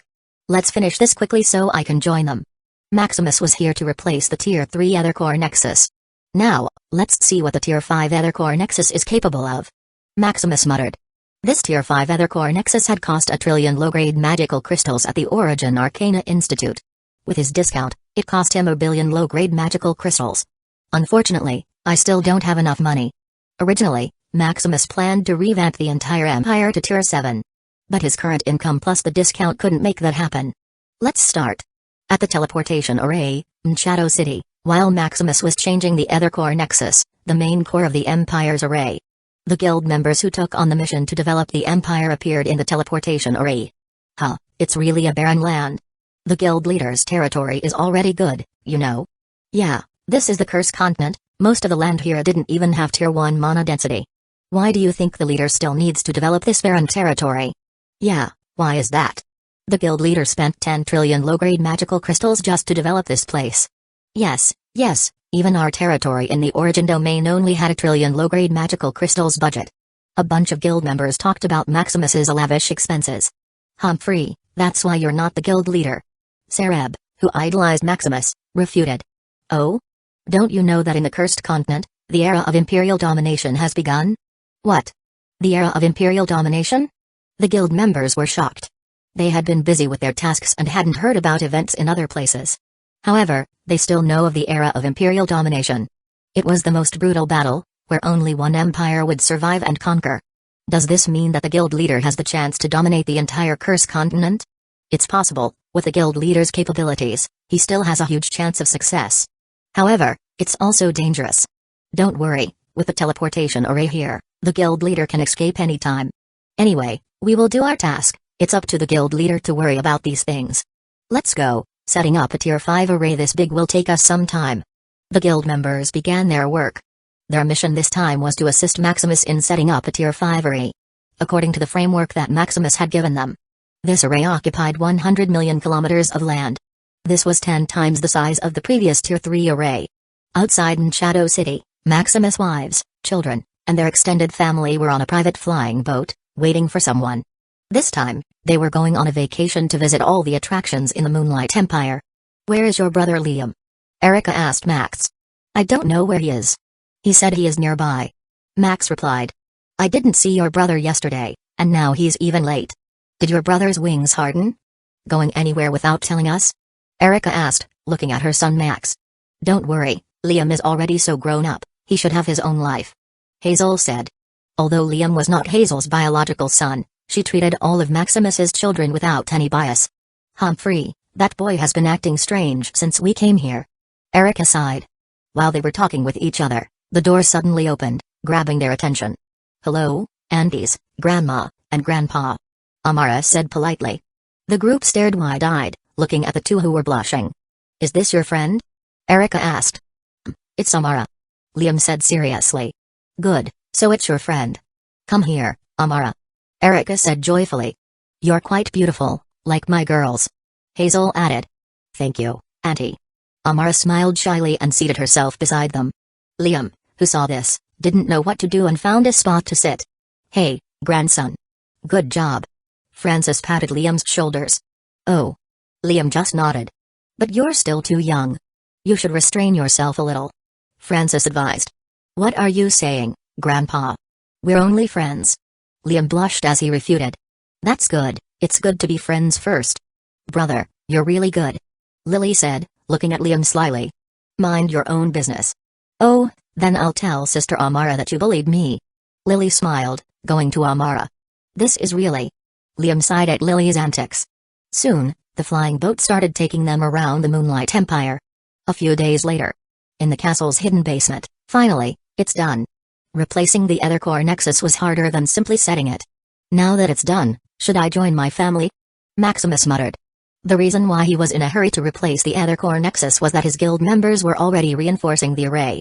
The previous Tier 3 Ether Core Nexus couldn't handle these changes, so he needed to replace it quickly. Now that it was done, he wasn't in a hurry to do other things. Just post a mission for the other tasks. Maximus decided. Tintin, add the task compiled earlier to the guild task list. Alright, host. Originally, Maximus had planned to do this himself, but he thought otherwise. He should prioritize his strength above anything else. Now that he had enough money and status, he could slow down and train diligently. However, for now, he should take his time and bond with his family. Somewhere in the Moonlight Empire, it should be here. Maximus muttered, looking for his family. There. Maximus flew towards his family, who were beside a beautiful lake. Daddy, you're here. Lila's eyes lit up. Husband, you're finally here. I thought you would not join us. Isabella said. Of course not. How could I leave my family alone? Daddy, come look, I caught beautiful shells. Lila didn't wait any longer and dragged him. His family was at Chrome Lake. A lake that had 1,000 beautiful colors changing every moment. Alright. Maximus smiled wryly at Isabella. Go to your clingy daughter. Isabella rolled her eyes. His family was at Chrome Lake. A lake that had 1,000 beautiful colors changing every moment. This was an artificial lake, connected through the Empire's array. It was the breeding ground of aquaculture and also a famous tourist spot in the kingdom. Now, it was reserved for his family, with only them being here. Here is the shell, Daddy. Is it beautiful? Yes, but Lila is more beautiful. Really? I'm more beautiful? Lila is Daddy's treasure, so of course she's more beautiful. Daddy is glib. Lila rolled her eyes but still smiled happily.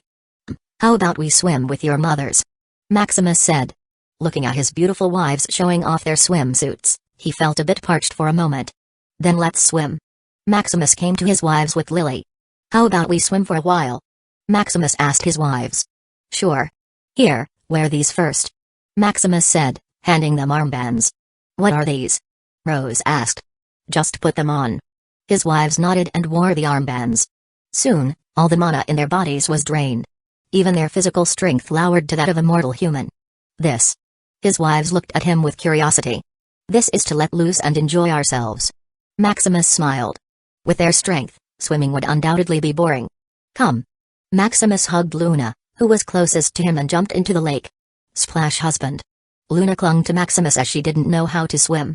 Relax, it's all the same, but instead of using mana, you move your arms. Maximus began to teach Luna how to swim. Splash, husband, save us. Erica shouted. Husband, save me first. Hazel didn't back down. Should we also jump? Angeline nervously asked Rose. Of course, even though we don't know how to swim, we won't drown. Rose said. Although their strength was lowered, their bodies still functioned the same, allowing them to breathe underwater. Splash, Rose and the others also jumped and did their best to swim towards Maximus. After a while, they learned how to swim proficiently, like they were fish. Underwater, Maximus was mesmerized as he was surrounded by his beautiful wives, swimming circles around him. On the lake shore, you have a wonderful family. Amara commented.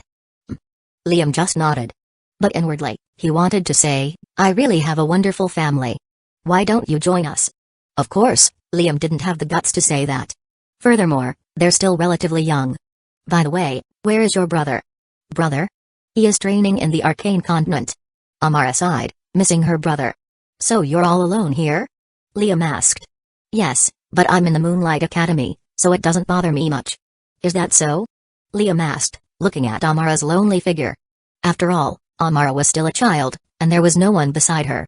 Without parents, even her brother had gone somewhere. Why don't you come with us? Huh?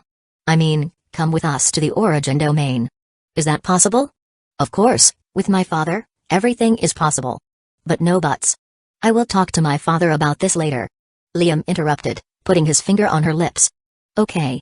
Amara blushed, looking away. That's good. Chapter 140. Having a checkup a week later. Are we going back, Daddy? Lila asked. Yes, you still have your school. Maximus replied. But I want to stay here longer. Don't worry, we can come back if we have time. Maximus explained. The others were also sad that they would leave. Grandson, visit us often. Francis said, patting Liam's shoulder. Don't worry, there is a teleportation array. We can come back at any time. Liam replied. The others also said their goodbyes, telling them to come visit more. Soon, they used the teleportation array, arriving at the Origin Domain, the City of Arcana. City of Arcana, we're back. Sam and Luke exclaimed. This time, there was no dizziness whatsoever. It seems that it's really effective. Maximus thought. Earlier, he had considered buying a space stabilizer. But the cost was costly, he didn't dare to think about it for now. As an alternative, he bought a space distortion potion. The function of this potion is to equalize the distortion in the space and their bodies. The only downside was that they needed to take it every time they teleported. This can be sold. Maximus thought. He didn't know if there were similar products here but thought of selling the potion. Soon they exited the teleportation station and returned to his manor. The next day, his children dressed up, ready for school. Father, what about the thing that I told you? Liam asked him alone. The school for Amara? I already registered her with the Chrysalis Guild. However, there are still 3 months before the next enrollment. Maximus explained. That's good. Liam sighed in relief. Amara was still in the Moonlight Empire and didn't come with them. Now that his father had arranged for Amara to go to school, Liam didn't worry anymore, and can met Amara 3 months later. Remember to train diligently. Maximus sighed and patted Liam. Maximus couldn't agree more about Liam and Amara's relationship. Just thinking of the life points he would get once Liam married Amara, Maximus wished they married sooner. With Amara's rank 9 allet, Maximus could possibly get 100 million life points daily. Unfortunately, there was still a hidden bomb. Once Amara regained her memory, it would be up to his son to subdue this immemorial apex sovereign. After his children went to school, he turned to his wives. Don't train for now, I have made an appointment with a life warden. Is there something wrong? Angeline asked nervously. Hearing that they were going to a life warden made them nervous. Life warden is a profession like mechanics and alchemy. Their main job is to cure anything from the physical body to the soul and will. No, of course not. We're just here to check what's wrong with your bodies that you can't give birth. Maximus explained. That's it? They sighed with relief. They were also puzzled by this thing. Previously, Hazel and Erica could give birth almost every year. But after the birth of their third child, they hadn't been able to give birth for over 5 years. There was also Luna, Leva, Rose, and Angeline, who, after giving birth to one child each, had not experienced further pregnancies. Maximus had decided to take his wives to a professional to see if there was something wrong with them. "Let's go, I've already made an appointment with Tintin," Maximus urged. The one who would see them was a famous Tier 8 life warden. To secure this appointment, he had waited over a month before it was turn. Even with his course student status, he couldn't skip all the lines. After all, the one coming to this famous life warden also had incredible status. In the Tower of Arcana, Life Sanctuary, is this the Life Sanctuary? So much vitality. Maximus muttered. He felt that as long as it wasn't life-threatening, all the injuries here would heal on their own. Soon, with the help of Tintin, they were able to navigate and arrive at the appointed place. "Hello." Maximus bowed in respect to the old woman in the room. "Are you Maximus?" "Yes, that would be me." "Please, have a seat," the old woman said as she put aside what she was doing. "I'm Ancient Taurusur Afina, but you can just call me Hina." The old woman introduced herself. "I see that you came here about childbearing." "Yes, my wives and I have been having trouble giving birth lately." "You seem to already have 11 children. Do you still want more?" Hina asked, looking at the entanglement of will in Maximus's body. Yes." Maximus nodded. "Is there something wrong with us?" his wives nervously asked. "You are mistaken, there is nothing wrong with you. The one in the wrong should be this world. Or should I say it's the rules of this world." "Huh?" "You see, if there were no limits to childbirth, one person could build the world by themselves. Without limits, sooner or later, this world would be flooded." Hina explained. "Indeed." Maximus nodded. "If it's just year 1 to 5, there is no problem. Just a few thousand years can't possibly change the world. But once you reach Tier 6 or Tier 7, with a few million years of lifespan, with enough people, you could probably populate the world with just your children. Here are also those Tier 9 apex sovereigns. If they can give birth without limit, why would they need ordinary people for? I'm afraid just one continent is not enough for a family of Tier 9 to consume. However, is there a solution for this?" Maximus asked. After all, this is his core interest. If he could no longer have children, he could only rely on his children in the future. But even so, there is still a limit. The person with the highest number of children is an apex sovereign, which is 33. "Huh? So little? It's already a lot." Hina rolled her eyes. "Don't compare these 33 children with others. 13 of these children was already an apex sovereign. This is already 1% of the arcane continent, apex sovereigns," Hina said enviously. "So talented?" Maximus was shocked. If there is really no limit to childbearing, there might be only one family to rule the entire Ethereum realm. Due to the rule of the world, there is a limit to childbearing. However, there is also a pro to this. "Indeed it is." Maximus nodded. "You should have noticed that all your children inherited or even surpassed the talent of their parents." "Indeed it is." Maximus nodded. He thought that he was just lucky or that his talent was higher. But all his subsequent children have higher talent than him. Now you know why having 33 children is already a lot. These 33 children all have rank 9 talent, so reaching Tier 9 will be just a matter of time. "Then can I have the method to continue to have children?" "Of course, but it's not for you to do. It's for these ladies." "Oh, then please do," Maximus asked. "Then come here, ladies. As for you, you should just wait." Don't worry, husband, leave it to us," Isabella said excitedly. She was the only one who did not have a child with Maximus, so she was quite excited. "Take care." In the elemental world, after his wives followed Hina, he decided to leave first and train. According to Hina, it would take his wives a few months to a year to master the method. What element to master next? He had already finished with the fire element, so he was contemplating what to pursue next. It's wood element. First, he upgraded his wood affinity. Wood affinity, rank 4 legendary, 0 out of 100,000, 11,100,000 potential point plus. Wood affinity, rank 7 transcendent, 0 out of 100 million. Now let's start. A month later. Wood element complete. Maximus muttered. Feeling the new wood affinity soul path in his soul, he smiled with satisfaction. Next, the water element.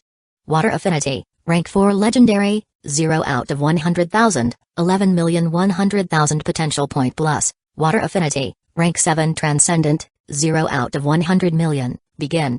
A month later another element down. Maximus muttered excitedly. Moreover, it seems that the progress is speeding up. Maximus felt that the more soul paths he condensed, the faster he could condense a new element. It might seem negligible for now, But with over 1,000 elemental soul paths he needed to condense, Maximus might reach the point where it would only take a few days to condense a new one. Let's train more. During these 2 months, nothing significant happened. His empire was still being developed by his guild members. The territory given to him in the Origin domain was still under construction. As for the ship needed for the trip in the Chaotic Sea, the blueprint was still being conceived. As for his wives, they were still training with Hina. Fortunately, they could come back from time to time. As for his children, they still went to class as usual.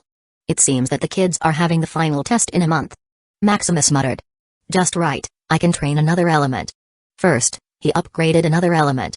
Earth Affinity, rank 4 legendary, 0 out of 100,000, 11,100,000 potential point plus. Earth Affinity, rank 7 transcendent, 0 out of 100 million. It seems that my potential points can't keep up. Maximus muttered, looking at his remaining potential points. Potential points, 20,374,171. Maximus could only gain over 6 million potential points every month. With his training pace of 1 new element per month, potential points were not enough. Now, Maximus has 3 solutions to this problem. First was to have more children, but according to Hina, that wasn't possible for a while. Second was to have his children advance in tier. However, that would damage their foundation for future advancement. Third was to improve their talent. His wives and children already had rank 4 legendary potential. Furthermore, they had been taking Origin potions without interruption.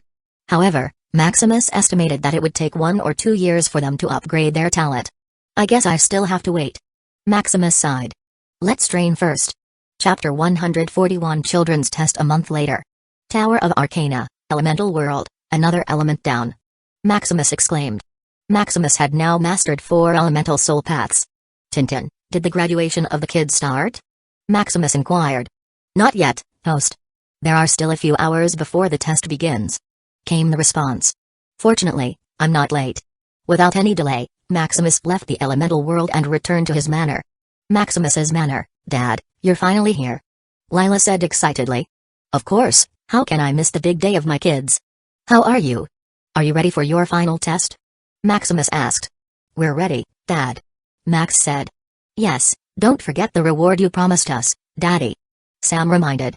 Of course, how can I forget it? Maximus smiled encouragingly. By the way, how is your training with Hina? Maximus asked his wives. It's progressing well. Just a few more months, and we can master the method. Isabella answered excitedly. Then I look forward to it. Soon, Maximus and his family got into the special car that would take them to the test site. Lumina Chrysalis Guild, test site, welcome to Lumina Chrysalis Guild. A steward greeted them. Maximus responded. As Maximus and his family entered, they saw various children playing around with their parents. This test site for kids doubled as a large playground. Max, you're here. Ella ran toward them with her auntie, Denise. Ella. Max greeted nervously. How are your preparations for the test? Are you prepared to be beaten by me? Ella said arrogantly. Humphrey, childish. Max retorted, recalling what he had learned from his sister Lily. If you can't beat them, scold them. What did you say? I'll come here and let me love you. Ella said with a grin, ready to beat him. No, my poor body can't handle it anymore. Max said pitifully, hoping Ella would spare him. Hee hee. Ella didn't respond as she moved closer to him. At least don't embarrass me in front of my family. Oh. Ella then noticed that all the adults were looking at them. Don't mind the child's antics. Denise said. Sure, Max is quite durable. Maximus agreed, not minding Max being teased. Anyway, it seemed they were just playing. Seeing that she had permission, Ella clenched her fist, ready to beat Max.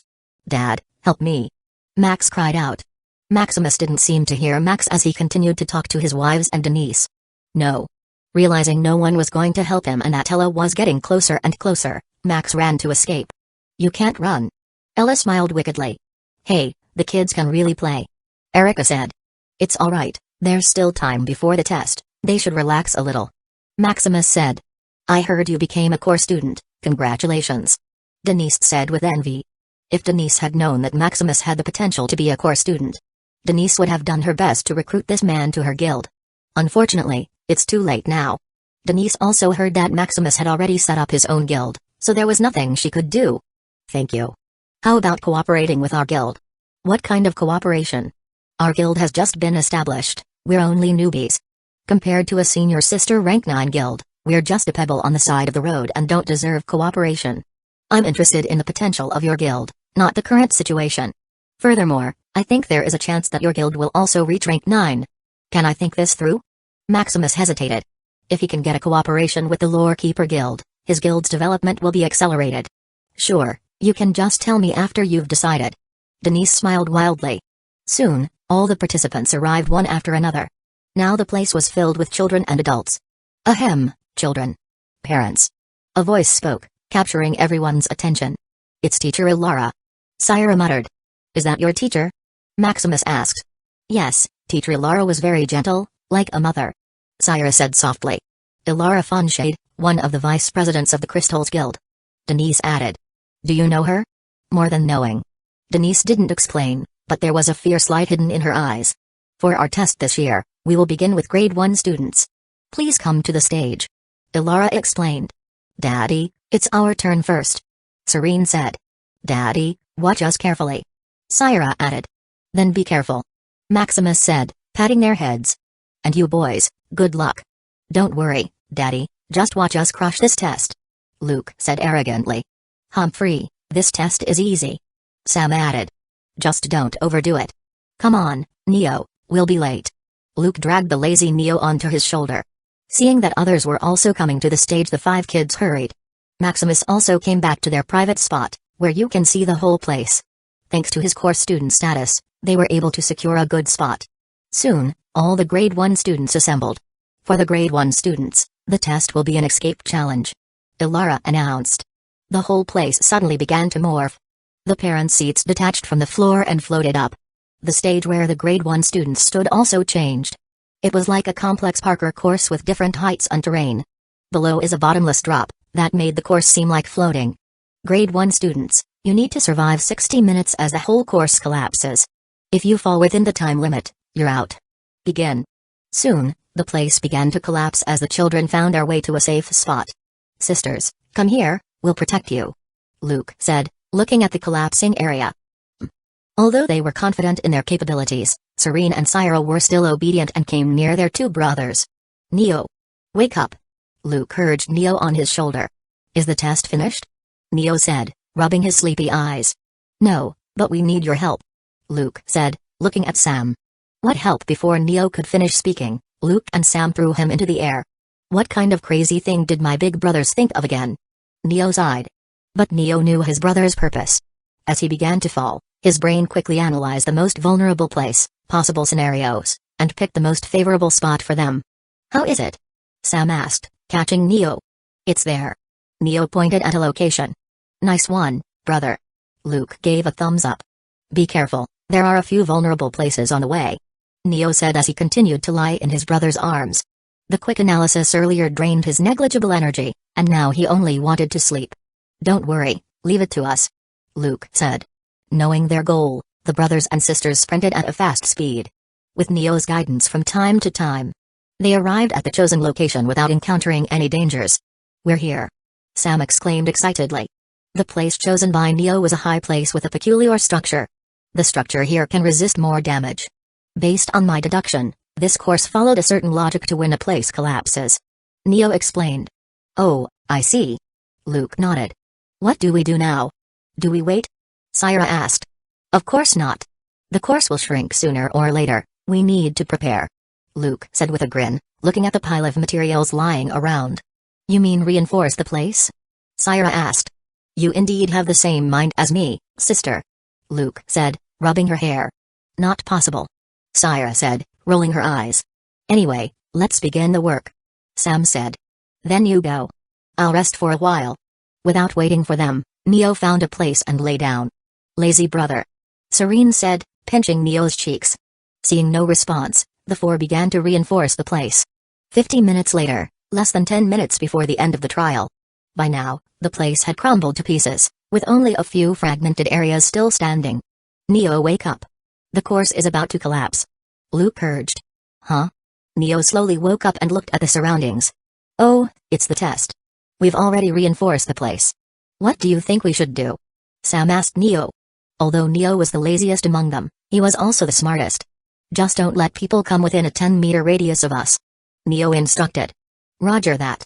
The four quickly worked out, watching if someone came near them. Whoosh, warning shot, please don't cross the line. Luke fired a fortified torrent upon seeing someone approaching. It's you, Luke. A student from the same class as them recognized him. Why can't I cross this line? The student angrily said. Hey, for safety reasons. Luke didn't bother to comment. Humphrey. Unlucky. The student muttered as he looked for another spot. Since he had been running all the time, he didn't have any decent weapons. Seeing that Luke and the group already fortified the place, he retreated quickly. Chapter 142. Teamwork. A few hundreds of meters away from the place where the 5 brothers and sisters were stationed. Damn those Shadow Crest bastards, they didn't let us get near them. Yeah, I don't know how they got lucky and chose the most stable place from the beginning. Now they fortified the place, and we can't even get close. It's hateful. If I fail here and get a lower grade, my parents will get angry. How about we team up? There are only 5 of them. That's right. Once we surround them, it's only a matter of time before we force them out of their place. The group began discussing how they were going to infiltrate the place. It's so tiring, with so many more people coming here. Serene said, massaging her arms. Although they had fortified the place, the torrents still needed ammunition to be loaded, which was tiring. Don't worry, there are only a few minutes left. Luke reassured her. Damn. Look, there are a bunch of them coming at us. Sam alerted as he took his position. Here we go again. Sire sighed. Soon, the 4 of them returned to their positions, while Neo found a place to hide. Neo was mainly responsible for analyzing the possible collapse of the place. After all, they didn't know when the place would suddenly collapse. You're here again. Luke said, noticing it was one of his classmates from earlier. Your place looks safe. Why don't you let us in? Anyway, there's a lot of space. He sneered. Impossible. Luke didn't say anything further and fired the torrent. But this time, he was not merciful and shot him for real. However, this classmate seemed to predict it and managed to dodge. However, the kid behind him was unlucky and got struck. Fortunately, this was just a test, not a life and death battle. As soon as the kid got struck, a bubble appeared, taking him out of the course, meaning he was eliminated. Oh, I'm done. I hope my parents will be a little merciful. Although the eliminated wouldn't be dropped or kept in their grade. Given enough low credits, a student could get demoted by the rank of class, even if they paid enough money. Hee, nice try. The classmate teased Luke and hid behind the ragtag team. Minute by minute, the place collapsed. Due to the large group, the 4 brothers and sisters couldn't keep up and began to retreat. From the original 10-meter radius, they shrank back to 3 meters radius. Hee, where can you hide now? Since you're inside, there's no need to fight, right? Luke reasoned. Humphrey. Too late. The classmate said. After all, who wouldn't get angry when you didn't let them inside? And after they forced their way in, you reason, and it's over? Then let's see if you can take us. Luke didn't say any more, took out a staff, and began to fight with them. Sam, Serene, and Syra also fought, almost overwhelming the group. But after all, 2 hands can't beat 4 hands. Hiss. Sam groaned as he blocked a punch from Serene. Are you alright, brother? Serene asked worriedly. No. These bastards dared to hurt my sister. Sam got angry and jumped into the group. Arg. Ow. Ouch. Ah. I don't want any more. One kid cried and jumped, hoping to get eliminated. Damn ruthless bastards. Another kid jumped out. Sam's unconventional fighting style allowed many to quit voluntarily. Although it's not life-threatening, Sam hit them where it hurt the most. After all, they are still kids and don't like pain. The reason they can trudge through fearlessly is that the torrent is a one-shot kill. As long as they get shot through, a barrier will protect them so it doesn't hurt. Hey, you have a good idea. Luke smiled, following Sam's style. Serene and Syra rolled their eyes at the 2 brothers' fighting style. They didn't even spare a thought and hit the girls without any mercy. As the battle went on, Luke and Sam were already black and blue. As for Serene and Syra, they were just tired, without sustaining any injuries. Luke and Sam ensured to protect them at all times, not letting them get hurt. Seeing that the group can't beat the 2 lunatics, Luke and Sam the group retreated a little. Soon, time ticked by. There was less than a minute left before the end of the trial. But the land they were on was less than 100 square meters. Come, follow me. Neo, who had been hiding earlier, came out. You're finally done. Sam smiled crookedly as his face still hurt. Neo's primary responsibility was to find the last spot that would not collapse, with an error rate of less than a meter. Come, Serene. Syra. Luke urged as they retreated to the place pointed out by Neo. By now, the fight had ended, as the kids stayed alert for the possible collapse of the ground. "Hey, be careful," Sam teased while sitting leisurely. "Bastard, I hope you get eliminated faster," a kid said, remaining alert. "Ha ha ha, you look funny," Sam continued. The other children didn't respond for long, as the seconds ticked by and more land collapsed. Now there were less than 20 people and 10 meters of land. "You look even funnier, brother," Saira said, looking at the various bruises on Sam's face. "This is the sign of a man," Sam bragged. "Oh." Saira rolled her eyes. Soon, there were only less than 10 people and 3 meters of land. "Brother." Sam looked at Luke, as if on signal. "Rush." With the signal, Sam and Luke rushed toward the remaining people, throwing them off the remaining land. "No. Not yet." The last student was not reconciled and managed to drag Sam with him. The world seemed to slow down as Sam watched himself fall. "Hey, I didn't think I would fall," Sam thought. "Not yet." Neo suddenly appeared in Sam's vision, jumping to him. Sam was shocked as Neo jumped so suddenly without any support. "Hey." Luke was quick-minded, seeing Sam fall and Neo jump. He also jumped, catching Neo. Although Serene and Saira were a little slow, they managed to hang on to Luke's 2 feet. "Huh. Close." Sam's heart pounded rapidly at the near fall. "You really are the best little brother." Sam laughed happily, pinching Neo's cheek. "If you don't want to fall, don't distract me," Neo said silently. "Oh, but you're my cute little brother." Sam didn't mind and continued to play with Neo's face. Soon, the 2 little sisters managed to pull them out. "Ah. Safe." Sam smiled widely. "Don't celebrate too early." Luke grabbed him to their earlier spot. Soon, the seconds ticked by. 15s. 13s. 10s. "Come to my shoulder, Sam." Luke hurried. Now there was only less than a meter of land left. "Right up." Without delaying, Sam climbed up onto Luke's shoulder. After that, Neo and the others also climbed up, forming a human tower. "Can you bear us, Luke?" Sam teased, seeing Luke sweating due to their weight. "Shut up," Luke retorted as he carried them. "Oh." Sam covered his mouth but still smiled. Seeing that Luke could speak loudly meant that he still had the spare strength to carry them. 5s. 4s. 3s. 2s. 1s. At the last second, there was only a small piece of land left for Luke to tiptoe on, which caused his face to turn red due to exertion. Test complete. Congratulations to the 382 students who passed. With that, the whole place morphed back to its previous state. Huh. Luke didn't hold on any longer as he lowered the people on his shoulders. "It's fun." Sam somersaulted as he landed. "Brother, catch." Neo didn't bother to spend energy and let Sam catch him. "Easy." Sam was quick and easily caught Neo. Serene and Saira, on the other hand, gracefully landed. "Sister, your landing was much prettier," Serene praised. "Yours too," Saira said. "Girls." Sam rolled his eyes. "Come, we're being called to the stage." Luke patted Sam. "Hey, there are 382 survivors," Sam commented as they walked onto the stage. "It's much less than I thought," Neo muttered. Based on his analysis when he was thrown by his brothers earlier, this course had more than 1,000 spots that would not collapse. Yet there were only less than 400 survivors. "It's already a lot, not everyone is a freak like you," Luke said. "Oh, carry me, brother." Neo didn't comment further as he jumped onto Luke's back. "You should grow up, Neo," Luke advised as he secured Neo on his shoulders. Carrying Neo had been Sam and Luke's job, moving him from place to place. "It's enough for you to grow up, brother," Neo thought as he closed his eyes to recharge his energy. "On Maximus' stand, as expected of my children," Maximus muttered proudly. Seeing that all of his children had managed to pass, how could he not be proud?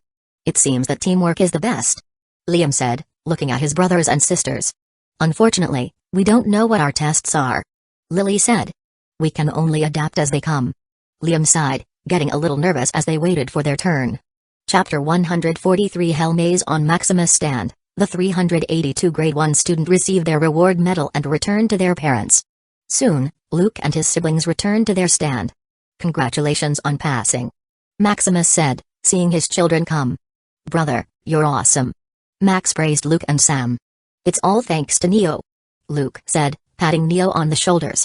While they were talking and praising each other, the Grade 2 test began. "For all the Grade 2 students, please come to the platform," Ilara, the event organizer, announced. "It's our turn," Liam muttered. "Good luck," Maximus cheered. "Brothers, you must win. Sisters, stay safe." The group cheered as Liam, Lily, Max, Nathan, Lila, and Lydia walked out. It's time for the test. Max muttered as he stretched his body. I wonder what kind of test we will take. Lila wondered. It should be fighting, then it would be easy. Max guessed. It's kind of barbaric, it should be like the grade 1 test with some twists. Lily said. I hope it's not too hard. Lydia prayed. While they were talking, the other grade 2 students came to the platform, waiting. For the grade 2 test, it will be a hell maze. As Alar's voice dropped, the place began to morph again.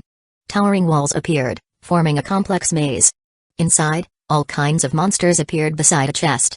For this test, you only need to walk out of the maze before the time limit. However, to leave the maze, you need enough points. You can only get points from monsters. However, you are welcome to steal points from your classmates by defeating them. The test begins. Just as they were about to process what teacher Lara was saying, the students disappeared and randomly teleported into the maze. Huh? Liam muttered as he looked around. It seems that we are separated. Exit maze. Points. Liam pondered as he looked at the huge hologram above. 99 minutes, what about the points? Oh, it's here. Liam saw words on his wrist. Liam shadow pressed, 0 out of 1000, I wonder how points are counted. It seems that I need to fight monsters. Without delaying any further, he walked around towering walls, hoping to find anything. There it is. Liam saw a huge snake hissing. It seems that it's not so hard to find a monster. Snap with a slap of his palm, the snake monster went dizzy for a while and fought back. Huh. Close. Liam hurriedly retreated, seeing the snake monster's attack back. Peak Tier 1? This test is a bit hard. Liam sighed. You know grade 2 students are forced to consolidate themselves. Without advancing to grade 3, you cannot advance to Tier 2. This is done so you can build a solid foundation. With this, passing the Origin Arcana Institute trial before 100 years old is no longer a dream. Time to get serious. Liam muttered. Elemental Endurance. Reflex Boost. Nova Burst. Feral Agility. Liam activated all his Tier 1 boosting spells on his body. Laying the foundation means training both soul and body, so Liam was both a knight and a mage. However, Liam's preferred fighting style is that of a knight. Time to fight. A fist, covered with mana, came through the head of the snake monster as if it had a tracker. Bang! Without letting the snake react, Liam followed through with a barrage of never-ending punches and kicks. Although the snake monster tried to fight back, Liam's overwhelming speed and reflexes prevented the snake monster from even touching his clothes. Thud! The giant snake collapsed as it evaporated, giving Liam 30 points.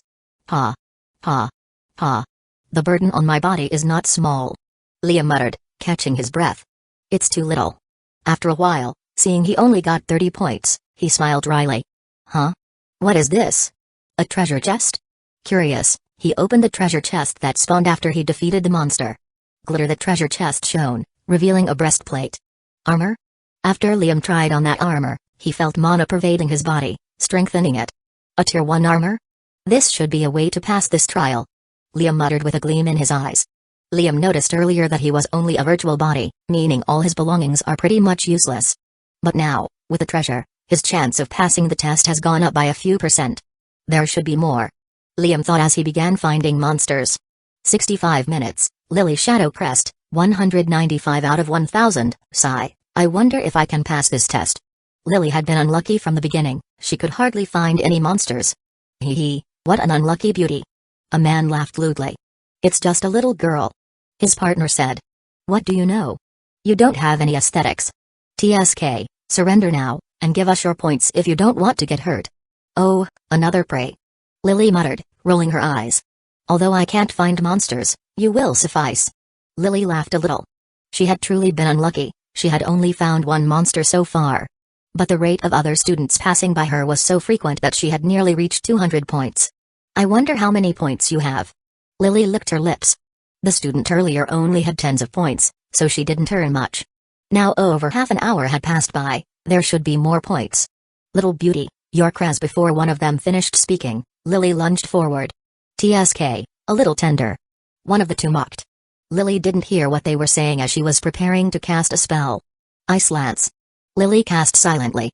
Luckily, the two reacted quickly and dodged the spell. However, this was within Lily's calculation. Now their distance was less than a meter, which was within her range. Snap! A lightning kick covered with thorns snapped toward one of them through the neck. Impossible! The man didn't finish speaking as he disintegrated, being kicked off the platform. Seeing his companion died quickly, He hurriedly retreated, hoping to have a little breathing time. Unfortunately for him, the ice lance that Lily had cast earlier was tied with a metal wire, allowing Lily to control it. Splat! The ice lance turned back, catching him off guard as it pierced through his neck, killing him.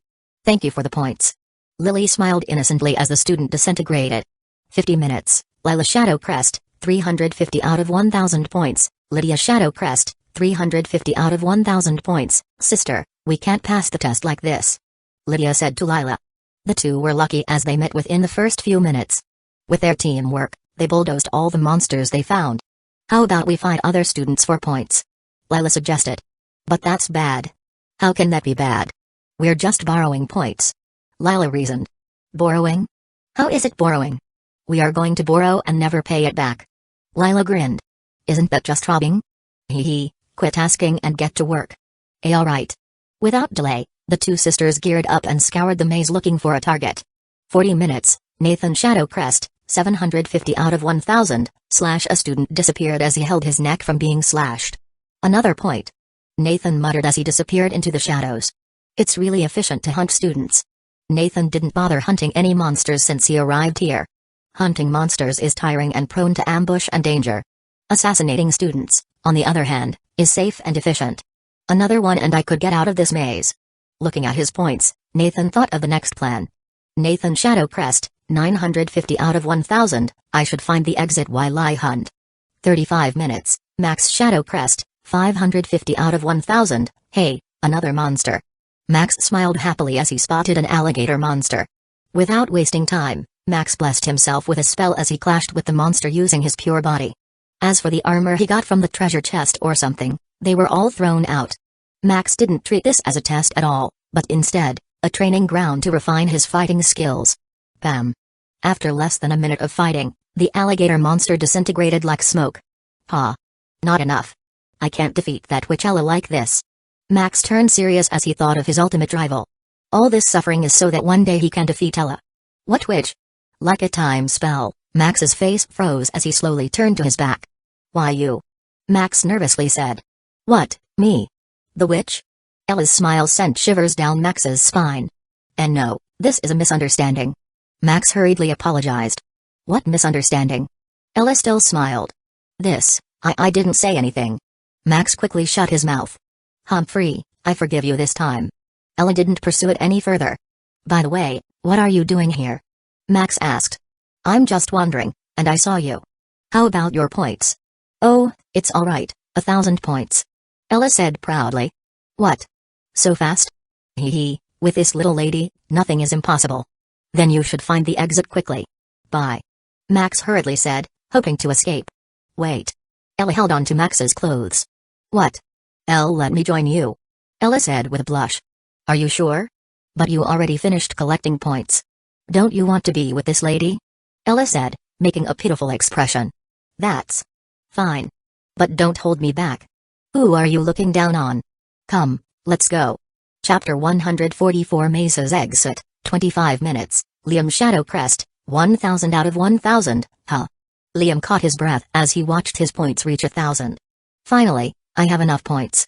25 minutes. I need to find the exit fast. Seeing that there was only a little time left, Liam began to hurry. 18 minutes, Lily. Liam muttered as he saw someone. Liam. Lily responded, looking at the one calling her. It's you, sister. Do you have enough points? Yes, I'm just about to find the exit. Me too. I was just about to find the exit. Then let's go together. Alright.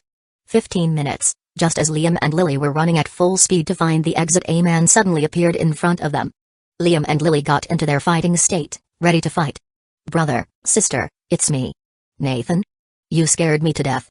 Lily couldn't help but complain. You should be careful in the future. We nearly attacked you. Liam advised. Alright. Are you also finding the exit? Nathan nodded and asked. Yes, have you found it? Lily asked.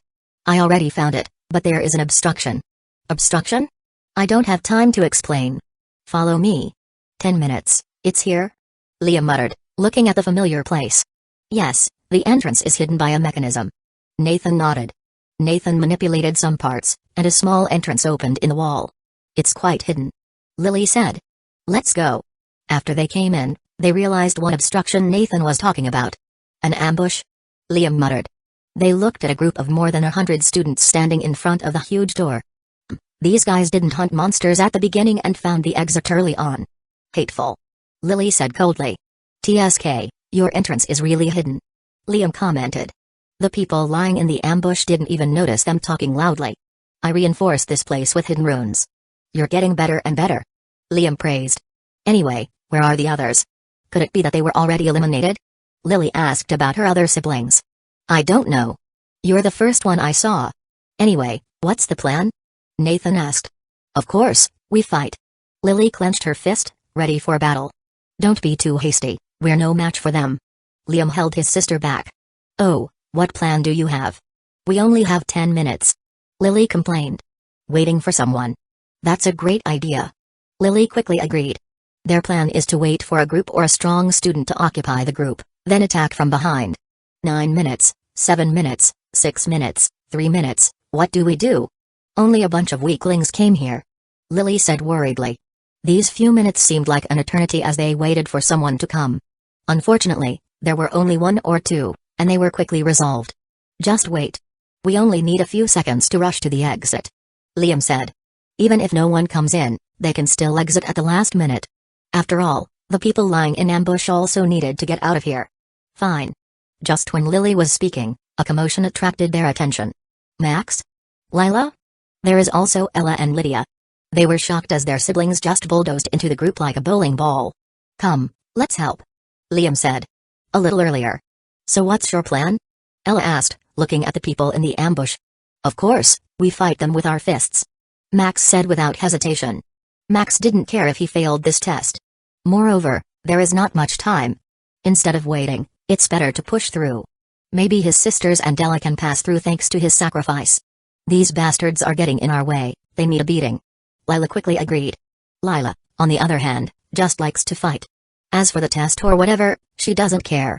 But that's dangerous, there are so many of them. Lydia said nervously. Hey. Just a bunch of trash. Max curled up his lips and said. Let's go. Let them have a taste of my lovely fist. Lila said, crunching her fist. Sigh, a bunch of brutes. Ella sighed, looking at Max and Lila already running over to fight. Will you come? Ella asked Lydia. Of course, I need to help my brother and sister. Lydia said. Although she is nervous, it does not mean that she is a coward. When it comes to her brothers and sisters, she is more violent than anyone else. Hee, then let me help this idiot, Max. Ella said. Ella is not one bit scared of a group fight. Ella was the favorite granddaughter of an apex sovereign. Her resources and foundation are not something that can be defeated by mere numbers. Someone is coming towards us. The group was alerted as they saw Max and Lila. Finally, another points. Make sure to evenly distribute the points, we only have a few minutes before the end of the test. Alright. I'll take the lead, you follow. Max said to Lila as he boosted himself with all kinds of spells. But I want to take the lead. Lila pouted. First come, first served. Max didn't agree as he rushed forward, punching the first one he saw. Smack! Max's punch squarely hit one of the students in the center of his face. After punching another student, he ran through the center of the group. Damn. Crazy. It's a lunatic. After all, most people, after seeing an ambush, would be timid and might not react in time. But Max didn't stop. As for the punches, kicks, and spells that hit him, Max didn't even change his expression. Although his whole body was bleeding, as long as it didn't hinder his fighting, it didn't matter. Another Amazonian. They thought that Max was the only one crazy, but another crazy little girl was in front of them. By now, Lila was already in tatters, but instead of feeling pain, she felt an adrenaline rush as she smiled wildly. She looked like a demon in hell, with blood and wounds all over her body. A while later, Max had only eliminated about 20 students, as his body couldn't move. Pity, I'm a little short. Max sighed, waiting for his demise. Max had thought that he could eliminate at least half of the students. He didn't expect it to be not even 1/5. I hope you can damage them a little, sister. Max thought, looking at Lila, who was still energetic. It's time to end you, lunatic. One of the students shouted as he brandished his sword. Hey. Max just grinned as he closed his eyes. Only I can bully Max. Suddenly, Max heard a voice as he felt the temperature go up all of a sudden. Opening his eyes, he saw a pillar of fire disintegrating the student in front of him. Yalla. Max was dumbfounded as if he had seen a goddess of fire. Humphrey. Just rest. I'll finish the rest. Ella turned her attention with eyes full of fury. How dare you damage my toy? Ella muttered. Who's your toy? Max got annoyed, dispelling the image of the goddess in his heart. Little sister, are you alright? Lydia asked as he hurriedly healed Lila. Hee, with your healing, I think I can fight 10 more. Lila said, despite feeling weak all over. No, you should rest. Lydia said, dragging his sister out of the field using a wooden spell. No. I still want to fight. Lila struggled as she tried to break free from the binding. Unfortunately, Lila's crazy fighting style depleted her mana. It was already a miracle that she was still struggling now. No. Lydia didn't compromise and put Lila to sleep. How dare you hurt my sister? Lydia said coldly. With a green light in her eyes, a field of flowers suddenly appeared, mesmerizing other students. However, students outside Lydia's range were horrified as they saw others being turned into mummies as if being sucked dry. A witch. Damn, where did this group come from? The group was becoming worried. With Ella and Lydia on a rampage, a quarter of their group was eliminated. Just as they were about to retreat to minimize the losses, a white light suddenly appeared, blinding them momentarily. Brother Liam. Sister Lily. Lydia, who was still angry, suddenly became ecstatic as she saw Liam and Lily. Let us help. Liam said, charging into the fight. Liam's fighting style was a bit similar to Max's, using his body and spells as support. However, if Max's fighting style was bloodthirsty and heart-pounding, then Liam's fighting style was like a performance as if everything was under control. You're quite good. Lily praised Lydia. As for Lila, she was already unconscious due to Lydia's spell. Go, sister. Lydia smiled as she cheered for Lily. Lily's fighting style was what you would call elegant. Lily was like a noble simply here to walk and dance. The blood and gore became merely a background that added beauty to her fighting style. Various spells came out of her hands as if they were never ending, while her body moved with the flow, like a current carrying a boat. While the others were fighting brightly like fireworks. Hidden in the shadows was Nathan, slicing through the necks of unsuspecting students. Nathan's fighting style was bland and boring as if he were merely chopping vegetables one by one. But with a broader view of the field, you could see that all those killed by Nathan were like nodes that prevented his siblings from being harmed. Nathan was like the oil in the machine, making the battle easier. Chapter 145 Children Rewards. A while later, the battle had came to an end. TSK, there are a few who escaped. Lily complained. We are here to explore the maze, not to fight. Liam said. Who cares? I just want to eliminate all those hateful bastards. Lily said. That's right. How dare these bastards ambush us? Max agreed, eager for more battle. By now, he had already been healed by Lydia. You're just a weakling, you should stay put. Ella said, forcefully patting Max on the back. Ella's impressive battle prowess took down almost half of the group without much of a scratch. Humphrey, you don't know how strong I am. Max exclaimed, looking into Ella's eyes intently. Fine, you're a little strong. Ella couldn't handle Max's intense staring, so she just agreed. I'm glad you know. Max smiled. Let's go, we only have a few seconds left. Nathan said quietly. You're here, brother. You're quite cool earlier. Max praised. Thanks. Nathan nodded as he walked through the exit. Sister, it's time to leave. Lydia shook Lila, who was still sleeping. Huh? Did the test end? Lila asked. No, sister, we won. Now we need to leave here. Won? Leave? Lila repeated, looking at her surroundings. Brothers? Sister? Lila muttered, processing what happened. Let's go, sister. Lydia dragged Lila to the exit. Oh. Right. Soon before the time ran out, they managed to walk out of the exit. There were also others who were hiding, and they luckily managed to get out. Test complete. Congratulations to the 152 students who passed. After the announcement, the whole place morphed back to its previous state. 152? It's a little small. Liam commented as they came back to their father's stand. It's because of those hateful bastards. Max replied, eager for another battle. I wonder what gift Dad will give us. Lila muttered. As for the trial or whatever it was, it had long been forgotten. That's right. Max and the others suddenly became excited, wondering what kind of gift it would be. Gift? Your father is giving you a gift for passing this test? Ella asked curiously. That's right. You don't have any reward? Max asked, arrogantly. No. Ella replied sadly. This. Don't worry, I'll share whatever gift I have with you. Max comforted. Ella said, but she was already thinking of asking for a reward later. Maximus's stand, here are our top achievers. Erica said, looking at the brothers and sisters who had just arrived. Congratulations on passing the test. Hazel added. You're good kids. You've impressed Mommy. Luna said, hugging Lila and Lydia. While they were celebrating, Ella came over to her auntie Denise. Congratulations, little Ella. Denise said, rubbing her head. It was easy. Anyway, you're quite brave on the battlefield. How about the reward, Auntie? I heard that Max and his siblings can get rewards. Ella said with a pout. Reward? Denise repeated, catching everyone's attention. That's right. The reward. Maximus's children remembered that their father had promised them a reward. What kind of reward do you want? Denise asked. Ella could get anything she wanted just by opening her mouth. So what kind of reward was still needed? I want to live next to Max's house. Ella said without thinking. Huh? There was a moment of silence as Ella's words sank in. Max? Denise muttered, looking at the bewildered Max. Earlier, she had thought that Max was merely a friend of Ella's. But now, looking at Ella's blush, there might be something different. Are you? Denise looked at Ella with questioning eyes. Max is only a friend. I figured that by staying next to his house, we could play more. Ella hurriedly explained. Is that so?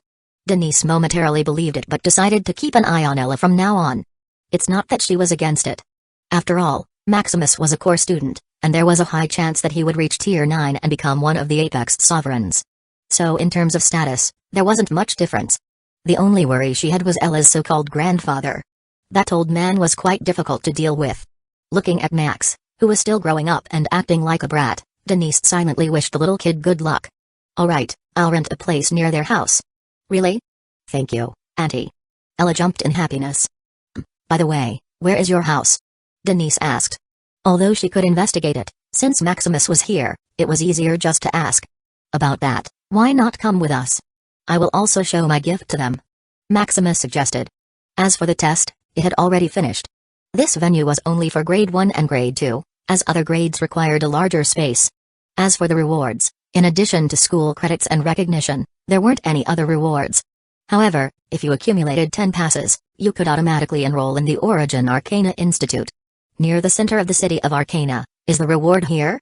Lila asked, looking around. It's inside. Inside? Lila asked, puzzled. They couldn't see what was inside because a hidden array was activated.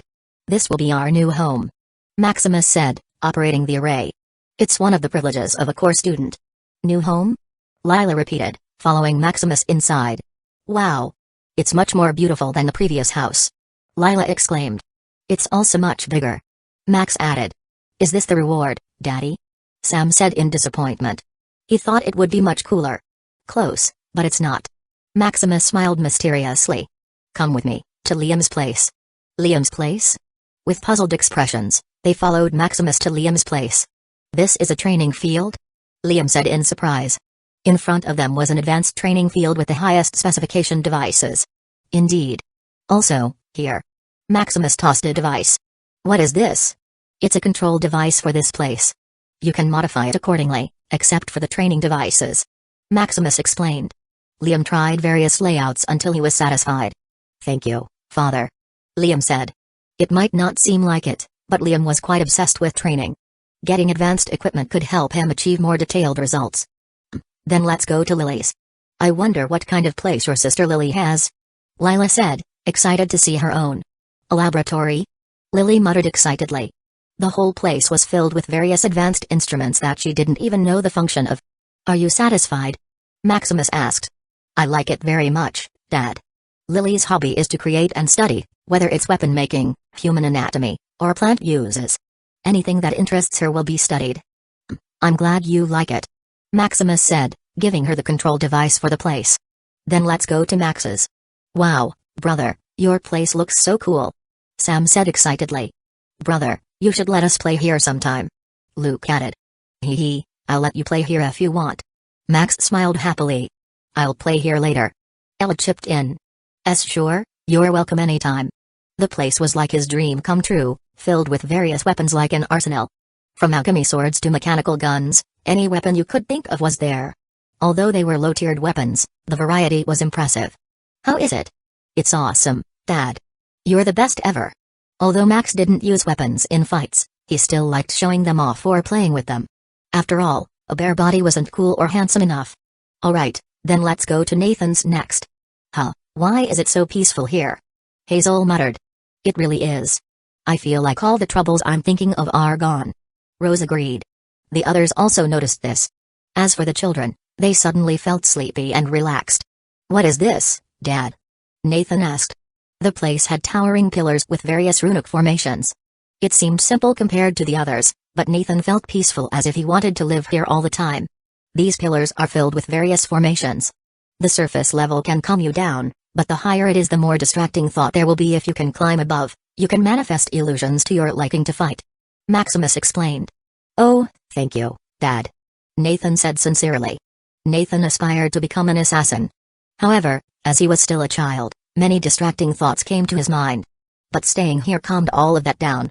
Furthermore, he could train his mental fortitude the higher he climbed. This was truly a training paradise for him. Now let's go to Lila's and Lydia's. Wow, what is this fairy-like garden forest? Lila's eyes lit up as she looked around. Even the usually silent Lydia smiled widely as she looked at the place. The place was twice the size of the previous ones and filled with various higher-tiered plants. It offered various plants, trees, and flowers from eating and drinking to ornamental and medicinal. This is a combined garden for you too. I've turned this place into a paradise and a treasure hunting place at the same time. Treasure? Lila repeated. She had been obsessed with treasure lately, not in buying them, but in finding them. Yes, from time to time, this place will generate hidden treasures for you to find. Of course, it's also filled with challenges so you will not be bored. Amazing. Thank you, Daddy. As for Lydia, this place also has the most diverse and beautiful species of plants. Thank you, Daddy. Lydia muttered as she couldn't take her eyes off the place. She had a soft spot for beautiful things, especially plants. Seeing the place was like a dream come true. It's beautiful here, sister. Syria said to Lydia while looking at the bright flowers. Can we play here sometime, sister? Syra asked, holding Lydia's hand. As for Lila, she was already off to find the hidden treasure. Chapter 146 Token Virtual Apps. Soon, all of Maximus' children received their own rewards. Sam and Luke received a whole collection of robots, along with advanced facilities for modifying and creating them. For Serene, she received a little palace made of clouds. For Syra, it was also a little floating palace with a stellar theme. Although this might seem redundant, as they already had a house. The little girls really liked having their own palace. For Neo, it was a small library without any specific topic. Apparently, Neo liked the atmosphere of the library as it provided him with the most optimal sleep. At night, the family gathered for dinner. What are your plans for the vacation? Maximus asked.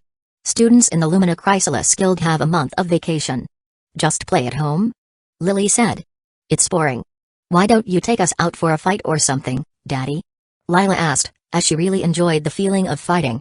That's right, I still want to fight. Max agreed, expressing his desire to engage in combat.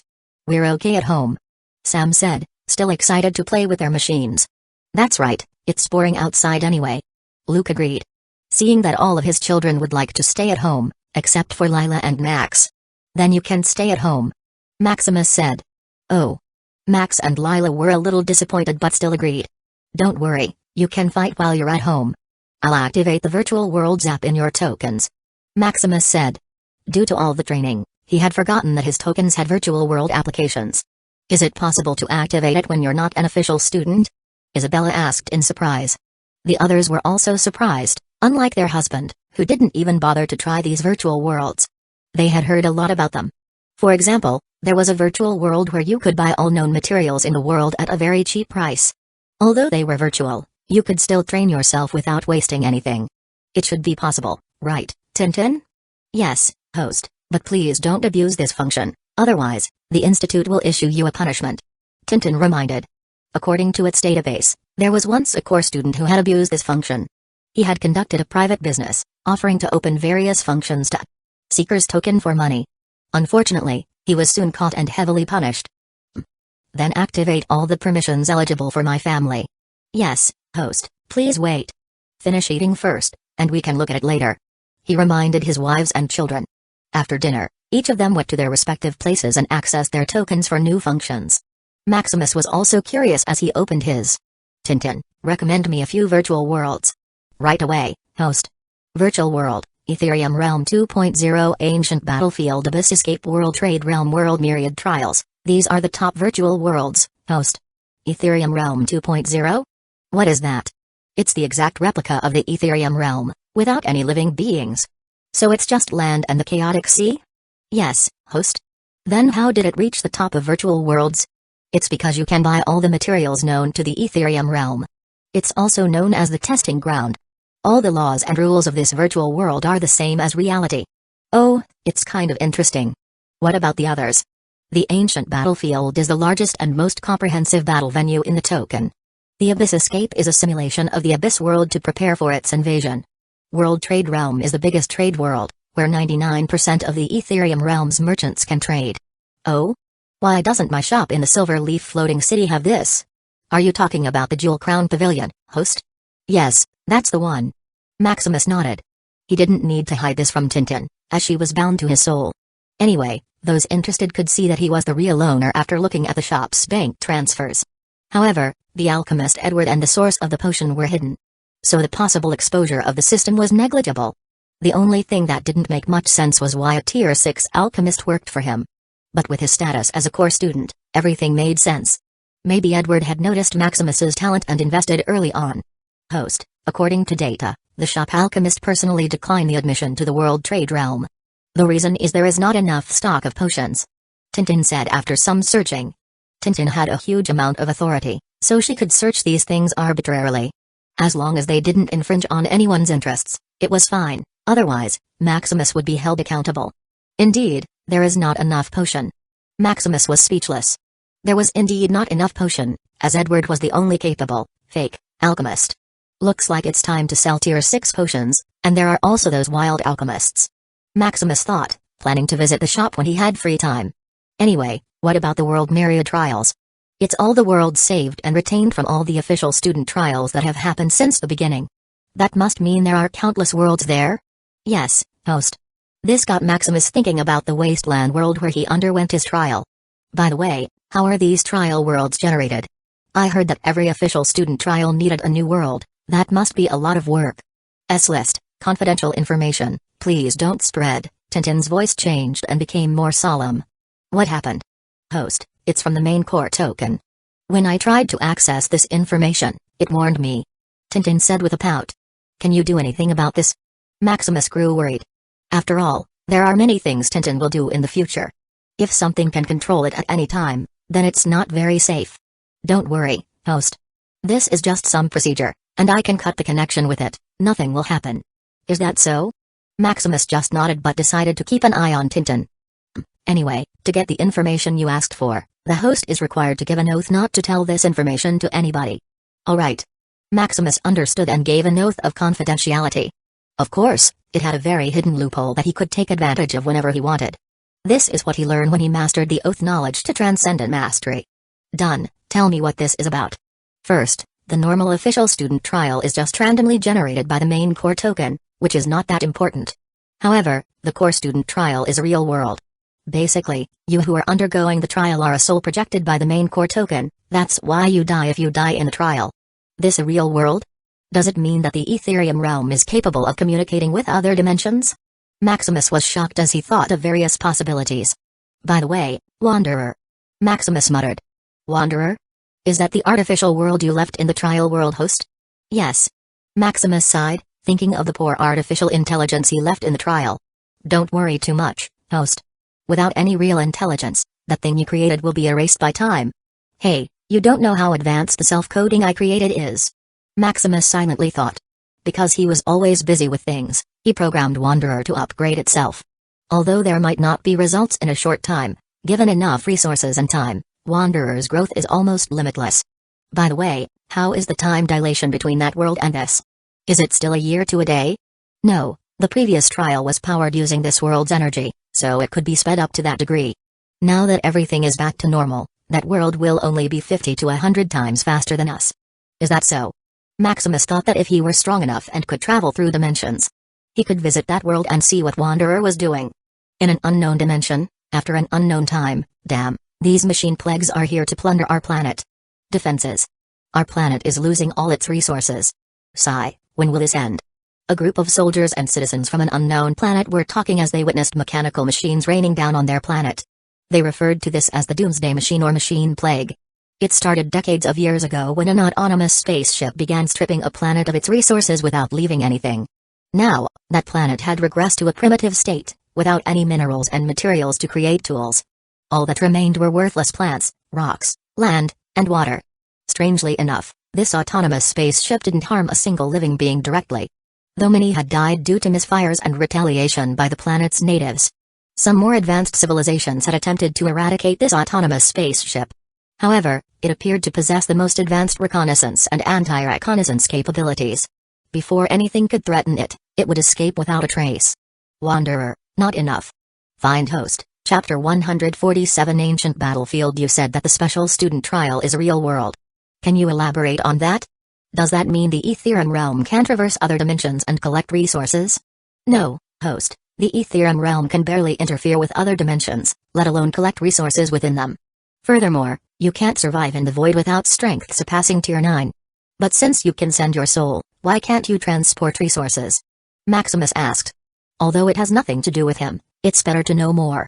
Furthermore, with the Abyss realm fast approaching, he didn't know if the Ethereum realm could survive. The unique property of the soul makes it possible to travel through different dimensions. But even then, you need to transform the soul into its absolute state to be able to travel. If you want to collect resources from other dimensions, unless you have some special treasure surpassing the world, it's not possible. Tintin explained. This got Maximus thinking about his transmigration. Indeed, he was in an absolute soul state, so he was able to come here. But a special treasure surpassing the world? Isn't that just his system? That's fair enough. Maximus didn't dwell on the topic any longer. What virtual world do you think I should try first? You should try the ancient battlefield. Firstly, it can train your battle intelligence. Secondly, and most importantly, it can boost your strength without any complications. Boost strength? Isn't it just a virtual world? Maximus asked. It's like the virtual celestial ascent path when you first came here. Although the blessing to the soul will is not comparable to the real thing, it's sufficient. Speaking of this, how is that possible if it's only a virtual world? It's because of the amazing rules of this world. Like the celestial ascent path. The creator of its virtual world managed to link it to the real thing, so it can have a slight effect of the real thing. As for the ancient battlefield, being one at the top means that it has something special. That is its link to the Ethereum realm world origin. Tintin explained excitedly. Ethereum realm world origin? This time, Maximus was shocked.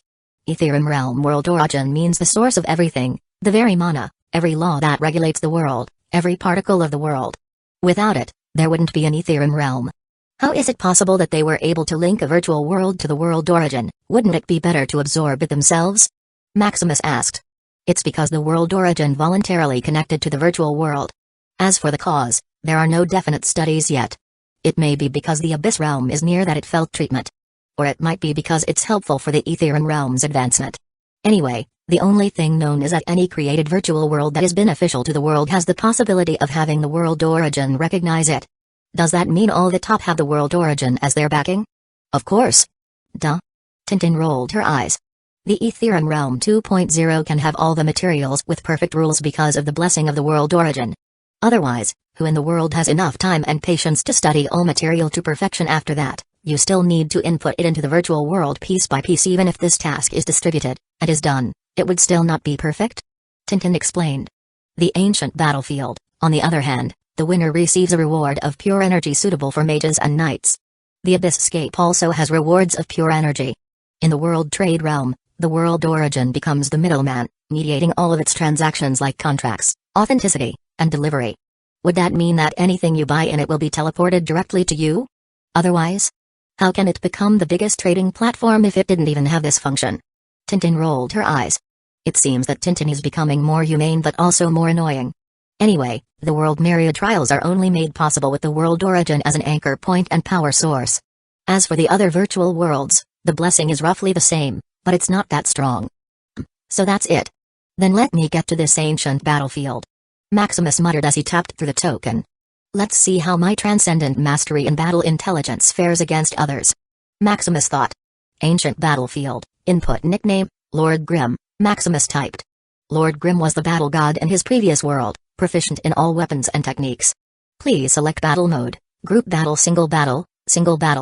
Loading profile, Lord Grim, unranked, battles, 0, wins, 0, losses, 0, ties, 0, battle power, Unranked, please test to determine rank and battle power, confirm or decline. It seems simple. Maximus muttered, clicking confirm. Ancient battlefield, battle trial, so, my opponent starts from tier 1. Maximus muttered. He was also tiered down. Furthermore, he felt his soul amplitude and soul will brought down to the tier 1 limit, which is 10. Round 1, fight begins. Without waiting for his virtual opponent to get close, Maximus bombarded it with an over-the-limit tier 1 spell. Boom basic.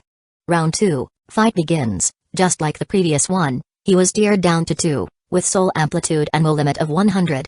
Without any effort, he blasted his virtual opponent into smithereens. That's it? Maximus smiled arrogantly. But suddenly, he seemed to think of something. Round 3, fight begins. I'm doomed. He just remembered that the tier 3 soul and mana amplitude limit is 1000. Meanwhile, he only had about 600 soul amplitude and less than 300 soul will. A sword with a different magnitude of speed nearly slashed his head. If it were not for anticipating the movement of his virtual opponent, he would be gone by now. Damn. Let's just fight and see where I rank. Maximus gritted his teeth as he fought. Of course, he was barely dodging, as once he was hit, he was done for. Fortunately, it's a knight, so there are no large-scale spells, but the speed is insane. Due to his transcendent mastery towards many battle experiences, his battle intelligence is top-notch. With this, he was able to barely manipulate his virtual opponent to his bidding. Step by step, Maximus lured his opponent while placing a conjunction trap array. It seemed that Maximus was winning, but in reality, he was dancing on the edge of the Devil's Blade. One wrong move, and he would be finished. Fortunately, soul amplitude didn't directly enhance battle power to a horrifying degree. In battle, soul amplitude can multiply spells, skills, and mana recovery.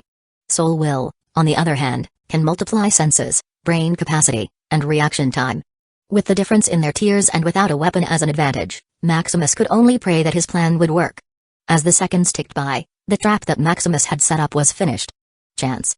Maximus conjured a multi-layered conjoined spell and blasted it toward his opponent. Boom. Just as he was about to see what was happening, a sword flashed, severing his head.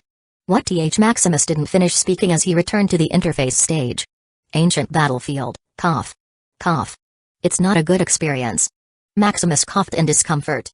Besides not dying, everything in the virtual world is 100% real. You're just too weak, host. You only know how to bully the weak. Tintin mocked from the side.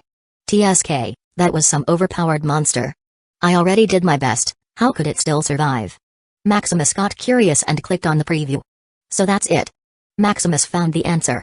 His opponent was indeed trapped for a moment and was hit by his spell. But with overwhelming soul amplitude, the mana barrier that it propped up managed to nullify almost all of the damage. The result was that although the opponent was injured, it was not enough. Furthermore, to make the trap work and execute the finishing move, almost all his mana was depleted, giving him no time to react. TSK, what a cheater. Maximus muttered. By the way, the evaluation. Lord Grimm, rank 3 iron battles, 0 wins, 0 losses, 0 tie, 0 battle power, 8,329. The ranks are bronze, copper, iron, silver, gold, platinum, diamond, legendary, and battle god. The rank merely indicates the highest tier he can compete in. If he likes, he can compete in rank 1 bronze, but the energy rewards are also comparable to tier 1. Should I fight now? You better fight quickly. So you can prove that you are indeed trash. Tintin mocked, eager to see Maximus being beaten. Impossible. The test trial opponent was simply a monster. The one I will match should also have the same battle power as me. Maximus was confident in beating anyone of the same strength. Let me start the first real fight. Chapter 148 Lack of Points Ancient Battlefield, Iron Rank Division, Opponent Match, 60 seconds before the fight, a stone dune. Maximus scanned the place already formulating possible scenarios. I wonder if I can see the stats of the opponent. Maxius muttered, looking at his opponent on the opposite side. Suddenly a virtual screen pops up. Bengo, rank 3 iron battles, 1,232,573 wins, 314,124 losses, 729,937 ties, 188,512 battle power, 8,329, a veteran. Seeing that his opponent had over 1,000,000 battles to his name, he became serious. As the seconds ticked by before the battle began, his opponent, Bengo, stepped forward. A rookie, huh? It's kind of impressive that you got here in your first fight. You must be from some powerful family, right? Hee, It would be my honor to teach you a lesson. Bengo said, talking endlessly as if his mouth were a machine gun. Did you get your wins by drowning your opponents in your nonsense? Maximus said, picking up a sword. In the preparation round, you can choose all kinds of weapons. There are also armors, robots, mechanical weapons, anything you can think of. However, it's all limited to the same tier as the match. TSK, such a sharp mouth for a newbie. Seeing that he couldn't provoke Maximus, Bengo didn't waste any more of his saliva. Fight begins. Bengo didn't speak any nonsense, he immediately attacked Maximus with a magic spell. Seeing that Maximus chose a sword as a weapon, Bengo hoped to kite Maximus. About an 800 mana amplitude. Maximus murmured as he calmly dodged the spell. There was only about a 200 mana amplitude difference between them, so he wasn't in a hurry. A few minutes passed by. As Maximus continued to dodge all around the place, Bengo became impatient. What's wrong, newbie? Is that all you can do? Maximus didn't reply but continued dodging. What Bengo didn't know was that all over the place were concealed delay spells. He had already learned this during a previous match. Sometimes, the difference in mana amplitude is like heaven and hell. Without sufficient firepower, all kinds of strategies are useless. Looking at the impatient Bengo, Maximus smiled. What's wrong? I can still do this for a few hours. Don't tell me you're already done. Maximus teased. That won't work, newbie. Bengo sneered. In over a million battles, what kind of opponent hadn't he faced? A few more minutes. Looks like your soul will isn't that strong. Maximus said mysteriously. What do you mean? Bengo shuddered as he felt like he was about to die. Goodbye. Boom. The concealed delay spell formed an array, attacking the unprepared Bengo. If Bengo had a little more soul will, he would have detected the delayed spell long ago. Moreover, Bengo had underestimated him too much. Bengo had let him run around the place for a few minutes without becoming suspicious. I guess that's why his winning rate is less than half. Maximus thought. Victory. Ancient battlefield, easy. Maximus bragged, looking at Tintin's disappointed face. TSK, what a weakling. Tintin complained. Ha ha ha, it should be beginner's luck. Maximus shadow crest, rank 3 iron battles, 1 wins, 1 losses, 0 ties, 0 battle power, 8,330 reward, 1 day energy equivalent. What does this mean? Maximus asked, looking at his reward. It literally means that the world origin will give you energy according to your 1-day training. Tintin explained. How about the resources and environment? Does it affect anything? No, this kind of energy is on par with the top elemental pool. So the only restriction is your aptitude. So smart? Maximus was amazed at such a convenient thing. You know, it only took a few minutes to earn this thing.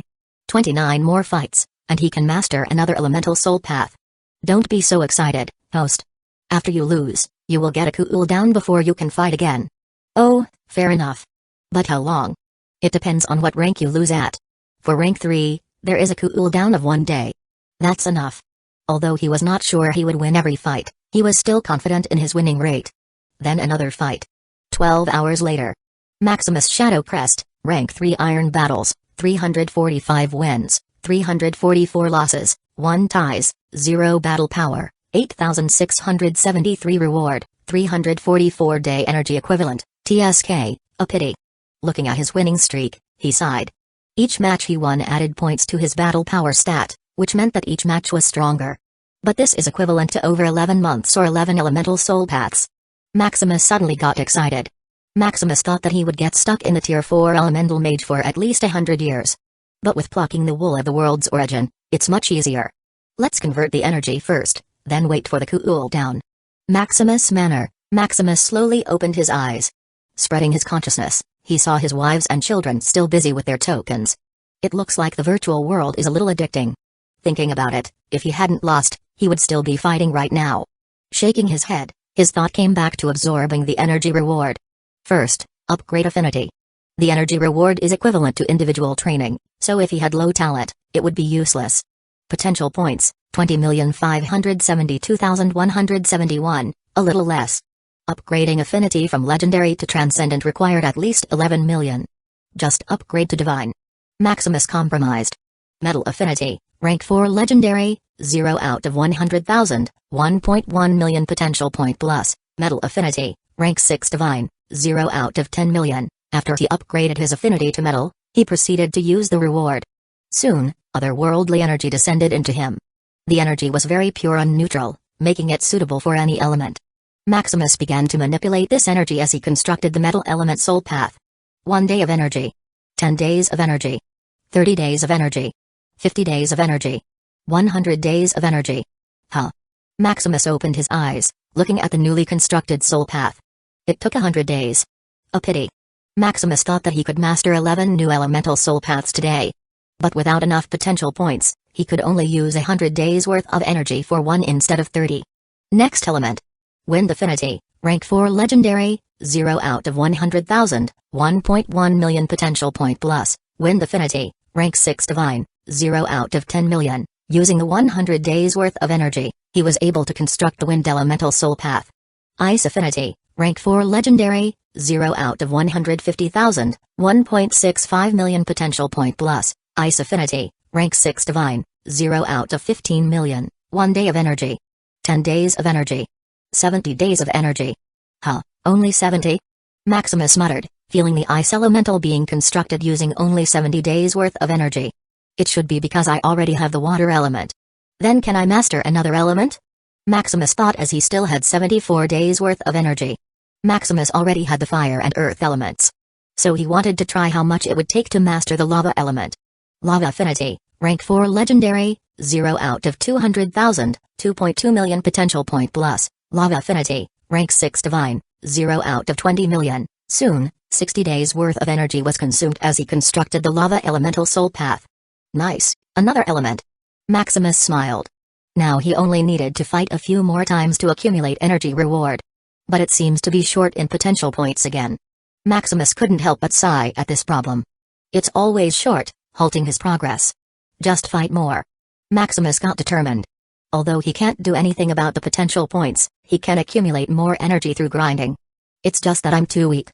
Maximus Shadow Crest, Soul Tier 4, Elemental Mage, Level 1, Body Tier 4, Sky Knight, Level 9, Soul Amplitude, 605, Soul Will, 281, Life Points, 16,517,110, Potential Points, 14,522,171, Low-Grade Magical Crystal Points, 3,125,934,234. I'm about to become a Tier 5 Lunar Knight. But it's still useless. In the ancient battlefield, your tier will be forcefully tiered down to match the rank division. To upgrade soul aptitude, I need to study. But what to learn? I should go back to my plan earlier. In the beginning, Maximus was full of ambition, hoping to fully master and be able to create all elements. However, due to the lack of life points, he shelved that idea. Now he didn't have much use for the life points and needed to upgrade his soul amplitude. Just right. 1,118 types of Tier 0 spells, initial, 5 million out of 112 million, it seems that the other spells I mastered didn't add up. Maximus wondered. Maximus manipulated the system to see what happened. After a while, he found the answer. I see. The previously mastered spell did add up, but it added in each individual mastery. By the way, the Arcana library seems to boost my comprehension when I add points. He remembered that when he added life points to his cultivation manual, the points he got were double than normal. Just right, I also need to get the complete Gaia's Primal Genesis manual.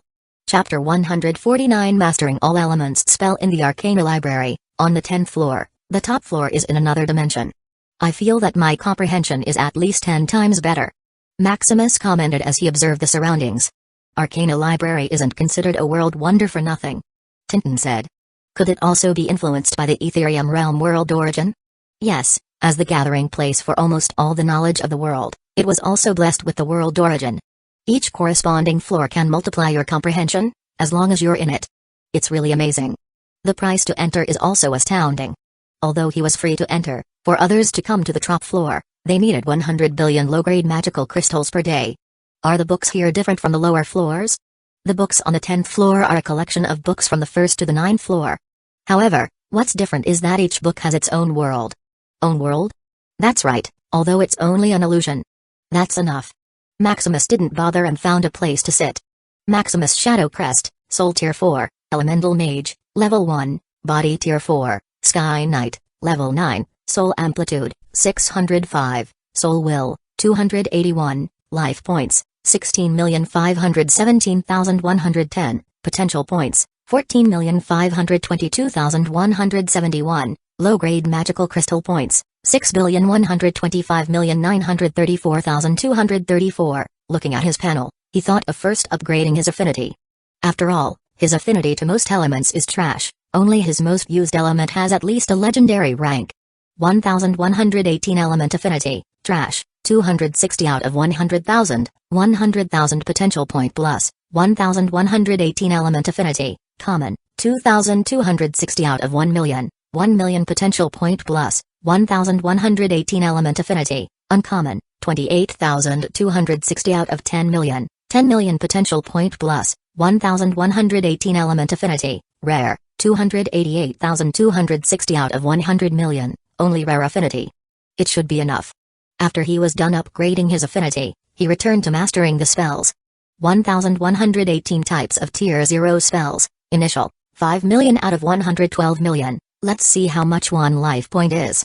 Maximus thought as he tried to add 1 life points equals 10,000 system points, 1118 types of Tier 0 spells, initial, 5.001 million out of 112 million, only 10,000? Maximus sighed. But thinking about it, initially when he used life points to master spells, it was only equivalent to 1 mastery point. Let's begin. Without hesitation, he added life points.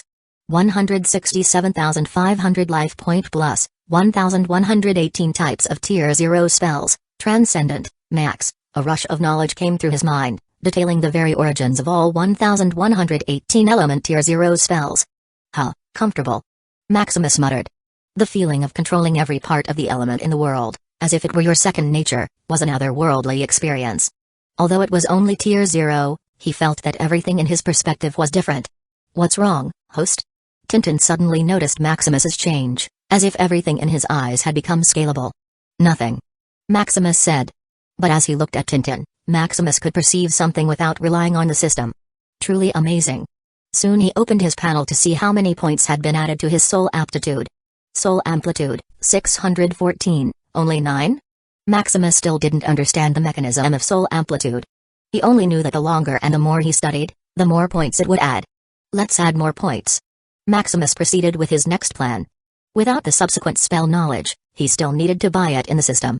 But before that, he stood up to look through the spell knowledge in the Arcana library. Tintin, can I have permission to do a quick scan of the books here? Maximus asked. It's only for Tier 0 to 6, there's a restriction for Tier 7 and above. Can you remove it? What do you know? Tintin rolled her eyes, annoyed by Maximus's lack of knowledge. From Tier 7 and above, transferring knowledge isn't just writing it in a book. Each of them is carved using a rune system, with a soul signature of the creator. Just scanning it with consciousness won't work. You need to read it one by one, resonating it with your own soul signature. Tintin explained. Oh? Maximus was a little embarrassed due to his lack of knowledge. He thought the restriction was some kind of formation to prevent it from being stolen. Maximus also checked through the system to see if it was different. But to his disappointment, it was all the same. It seems that I can't take shortcuts. Maximus sighed. Then, can you get me all the spell books from Tier 1 to 6? With his status, all knowledge in the Arcana library was open to him. If it weren't for this, he wouldn't be so unscrupulous. What element? All of them. Are you crazy? What are you going to do with them? To study, of course. TSK, what an ambitious host. Tintin didn't bother to remind her thick-headed host anymore. Using her authority, books all over the 10th floor floated toward Maximus like a tide. What happened? TSK, another greedy junior. Another one of those lunatics, huh? A group of individuals muttered, seeing a sea of books floating in one direction. After a glance of attention, they continued to study. These are all the spell books you want. Maximus began to scan all the spell books with his consciousness. 1,118 types of Tier 1 to 6 spells, initial, 17,134 out of 9.7 trillion, so much. Maximus was a little overwhelmed by the amount of points he needed. Plus, this is not yet complete, as other spells only have hundreds of them, not enough to completely study the origin of that spell. It's time to buy from the system. Maximus tapped on the World Myriad Mall and found the shop where he had bought the spell knowledge earlier. Hexen Library, 5 stars, Fire Spell Volume, Earth Spells Volume, Water Spells Volume, Space Spells Volume, Time Spells Volume, Light Spells Volume, System, scan all the non-repeated spells from Tier 1 to 6. Maximus commanded. Soon the system sifted through the shop, presenting him with hundreds of billions of books. 2,895,372,593 low-grade magical crystals. Buy, accept or decline? Buy. Maximus clicked without hesitation. His income was already close to 2 billion low-grade magical crystals per month, so it wasn't a concern for him. Looking at the books that had nearly formed a continent by itself in the system's storage, Maximus sighed at the vastness of knowledge. The Tier 1 to 6 books in the Arcana Library were compact and could merge if they contained progressive information, so they didn't bring much shock. But the books from the system were separated, numbering in the hundreds of billions. It looks like it will take a long time. Even with the use of his consciousness, it's not something that can be done in a short while. A day later, Maximus opened his eyes. It's not easy. Maximus thought, exhausted. If it were not for the blessing of the Arcana Library eliminating his fatigue, it would have taken him much longer to scan the spell books he bought. 1,118 types of Tier 1 to 6 spells, initial, 17,134 out of 38.6 trillion. I wonder when I will finish mastering all of this. First, he had the system divide the spells by tier. 1,118 types of Tier 1 spells, initial, 163 out of 3.4 billion. 1,118 types of Tier 2 spells, initial, 2,353 out of 24 billion. 1,118 types of Tier 3 spells, initial, 14,618 out of 165 billion. Tier 1 first. Maximus thought and added life points. 5,160,000 life points. 1,118 types of Tier 1 spells, transcendent, max, Maximus's bearing became more solemn as his control over all elements strengthened. Is there really nothing happening to you, host? Tintin asked. His host was really weird. Just opening and closing his eyes made him become more and more different. Although she was not sure, Tintin felt Maximus had become stronger. Nothing. Maximus just smiled and continued to upgrade. Next tier. 1,118 types of Tier 2 spells, initial, 2,353 out of 24 billion. 11,285,609 life point plus. Adding all his points, Maximus felt some heartache. Soon, knowledge came like a torrent, smashing his reluctance. 1,118 types of Tier 2 spells, expert, 40,856,092,353 out of 72 billion. Satisfied, he looked at his panel. Maximus Shadow Crest, Soul Tier 4, Elemental Mage, Level 1, Body Tier 4, Sky Knight, Level 9. Soul Amplitude, 1,522, Soul Will, 281, Life Points, 0, Potential Points, 3,622,171, Low-Grade Magical Crystal Points, 3,230,561,641, finally passed the 1,000 mark. Maximus thought in excitement as he looked at his soul amplitude. In the ancient battlefield, he only had 8,673 battle power. If each fight added 1 point to his battle power, that meant he could fight and win 1,327 matches before proceeding to the silver rank. The reward is equal to at least 13 new elemental soul paths. I only hope there is no cheating mechanism. Maximus sighed. Right, I should get the entire book of Gaia's Primal Genesis. Maximus thought and informed Tintin. All right. Tintin lazily answered and got him the book. Here. Tintin said, coming back to the token. It's a little different. Maximus muttered, looking at the book. Opening it, he couldn't understand a word even with his rune system knowledge. It seemed that all the words were garbled, without any context. Just match the soul's signature frequency. Maximus thought of Tintin's advice. I can understand it now. However, I should fight first. Maximus decided, seeing the cooldown in the Battle of Ancient had ended. Chapter 150. A billion population 2 weeks later. Maximus took a break from the ancient battlefield. During these 2 weeks, he was either fighting or on his way to battle. With the significant increase in his soul amplitude, he had never experienced a loss, so there wasn't any cooldown. Now, as he looked at his winning streak, he couldn't help but smile. Maximus Shadow Crest, rank 4 silver battles, 2,351 wins, 2,350 losses, 1 ties, 0 battle power, 10,689 reward, 8,231 day energy equivalent. So much energy. After reaching silver rank, the reward was equivalent to 10 days worth of energy. Now, with this amount of energy, he could master at least 82 new elemental soul paths. I wish. Maximus sighed. Now, he had all the energy he needed but not enough potential points. While he was deep in thought, resting before the next battle, something suddenly descended upon him. What happened? Maximus was shocked as he tried to block the unknown energy that descended upon him. Host? Tintin was also shocked. The protective barrier that came with the token didn't even block their strange energy. That could only mean two things: it was either unfathomable or beneficial. Maximus didn't bother Tintin as he had the system scan the energy. Scanning, analyzing, detected a heterogeneous mixture of will energy. Warning: excessive consumption of such energy will corrode the host's consciousness, turning them into a puppet of the heterogeneous will. Maximus was puzzled. What happened? While he was shocked and contemplating what to do with such a harmful mass of energy, his token vibrated. Doran? Maximus muttered. Doran, Your Majesty, something has happened in the Empire. Maximus, what happened? Doran, based on the information I've read about the era of imperial domination, Doran, the phenomenon occurring in the Empire right now is called amalgamation of will. Doran, I'm just not sure if it really is. Maximus, alright, I'll come right away. Tintin, who was in a panic, also calmed down after reading the message. Your subordinate's guess should be correct, Tintin said. Do you know what it is? This kind of amalgamation of will is equivalent to the world's origin. They both can strengthen the host tier quickly. Tintin explained.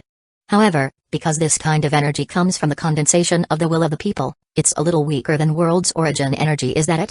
Is there no danger to using this energy? Maximus asked.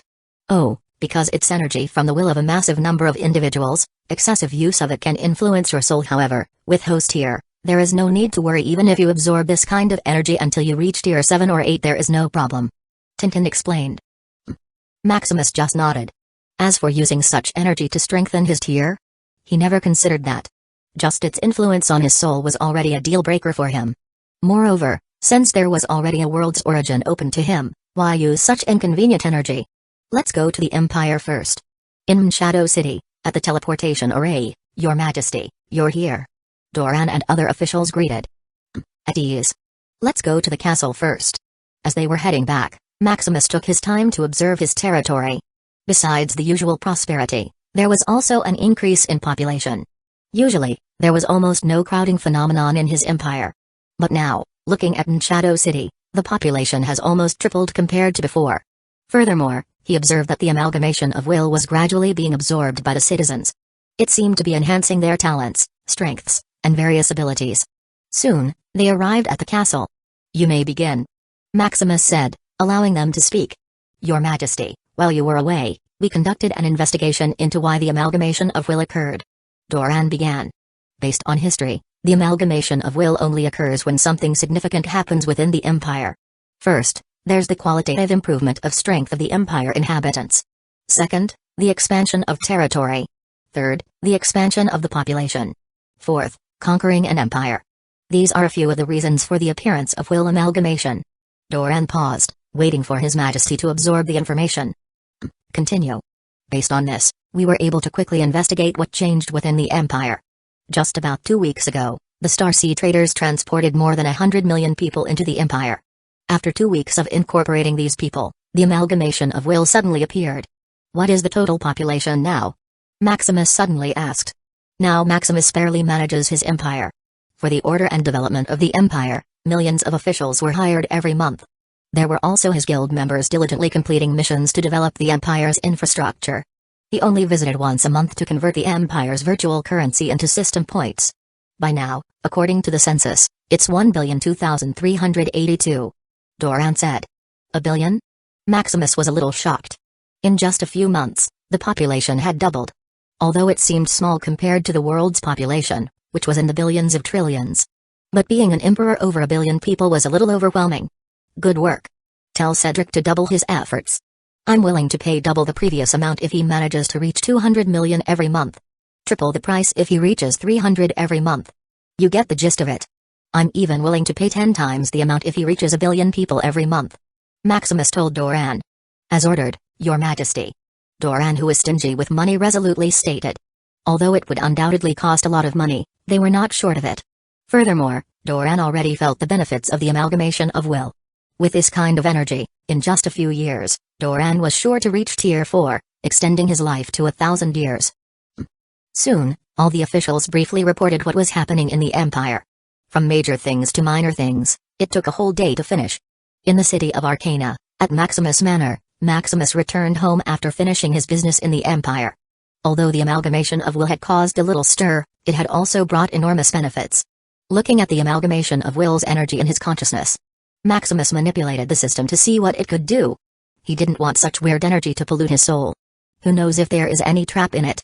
Detected energy, whether to absorb? Huh? It can really absorb energy. Maximus became excited. He figured that since the system could absorb time energy and potential energy, it should be able to absorb other kinds of energy.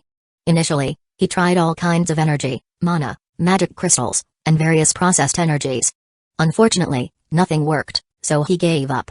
Now, seeing that it could absorb this amalgamation of will, he became excited. Does that mean it can only absorb high-end energy? Maximus also tried to see if World Origin's energy could be absorbed. Detected energy, whether to absorb? It's really possible. Maximus smiled wildly. This meant that he would have another source of system points from now on. Convert the amalgamation of will first. Maximus muttered. Whether to convert to life points or potential points? Maximus tapped potential points, as he was short of them. Plus 1 million potential points, so much. Seeing the massive amount of potential points, he couldn't help but smile. Furthermore, he felt the amalgamation of will was coming at a constant rate. Which meant that tomorrow he'd have another million points. TSK, it's really worth it to set up an empire.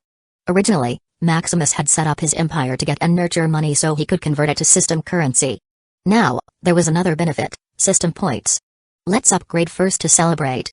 Maximus Shadow Crest, Soul Tier 4, Elemental Mage, Level 1, Body Tier 4, Sky Knight, Level 9, Soul Amplitude, 1522, Soul Will, 281, Life Points, 1,440,000, Potential Points, 7,722,331, Low-Grade Magical Crystal Points, 230,561,641. These 2 weeks, he didn't spend points, he was accumulating them. Now, with enough points and world energy, he could start to upgrade again. Gold Affinity, Legendary 0 out of 150,000, plus 1.65 million System Point, Gold Affinity, Divine 0 out of 15 million. Iron Affinity, Divine 0 out of 15 million. Bronze Affinity, Divine 0 out of 15 million. Silver Affinity, Divine 0 out of 15 million. Seeing that there were not enough potential points, Maximus began consuming the World Origin's energy to condense an elemental soul path. First, the Golden Elemental Soul Path. Because it's part of the metal element, he only consumed 70 days worth of energy. Next, the Iron Elemental Soul Path. The Bronze Elemental Soul Path. The Silver Elemental Soul Path. Huh. It's really satisfying to progress at lightning speed. Maximus muttered. Based on his progress and the generation of potential points, Maximus only needed a maximum of 5 years to condense all elemental soul paths and advance to Tier 5. Now, let's fight again. Satisfied, he began to grind in the ancient battlefield once again. Chapter 151. Back to school in the city of Arcana, at Maximus Manor, 2 weeks later. Maximus took a break from his battles because today his children were going back to school. Are you having problems living here, Amara? A week ago, Maximus had invited Amara to live here to get used to it. Living in another place was just too expensive. Of course, the real reason was for his son Liam and Amara to get closer. There's nothing wrong, Uncle, it's so homey here. Amara said sincerely. Here, Amara felt like she was at home again. She had Lilia and the girls to talk to about everything. There was also the shameless Liam who always made her laugh. Since moving here, Amara found herself smiling more and more. That's good. I've already registered you in the Lumina Crystallis Guild. Just follow Liam and the others, they're your classmates. Thank you, Uncle. Amara said, truly grateful towards Uncle Maximus for all the things he had done. She vowed to someday repay Uncle Maximus, whatever it takes. If Maximus knew her thoughts, he would probably just say, why don't you give me 1 or 2 grandchildren? It's nothing, alright, here is your ride. Maximus said, hearing the autonomous vehicle parking. Goodbye, children, be good at school. Don't worry, Daddy. We're already used to school. Lila said. We're always good. Serene and Syra pouted. The others also commented, saying their goodbyes. Study hard, Liam. Maximus said meaningfully patting him. Of course, father. Liam said, blushing. Good. Although he would like for the two to get married quickly and give him some grandchildren. They were still kids and should focus on what's important. Seeing them leave, he sighed. His wives were still training with Hina and were barely at home.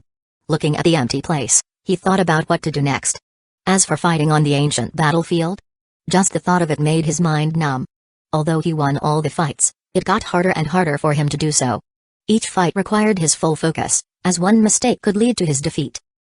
How about I visit Edward? Just right, it's also time to sell tier 6 potions. In the Silver Leaf floating city, at the Jewel Crown Pavilion, welcome, host. Edward bowed. The shop has changed so much. It's only been a few months, and the shop has become several times bigger. It's for the wild alchemists who joined the pavilion. Oh, how are they now? I have recruited more than 1,000 tier 1 alchemists, 300 tier 2 alchemists, 57 tier 3 alchemists, and 3 tier 4 alchemists. There are no tier 5 alchemists? It's too difficult to hire. Furthermore, our contracts are so strict. Edward expressed his difficulties. After all, the alchemists joining the Jewel Crown Pavilion basically committed themselves to a lifetime contract. Don't worry about that, take your time. Maximus didn't really care about the lack of alchemists. The main source of potions is still his system. Then let's see how these wild alchemists are doing now. Right away, host. Edward led the way around the shop, reaching the alchemist workshop. Here, a line of alchemists was concentrating on alchemy, trying over and over again.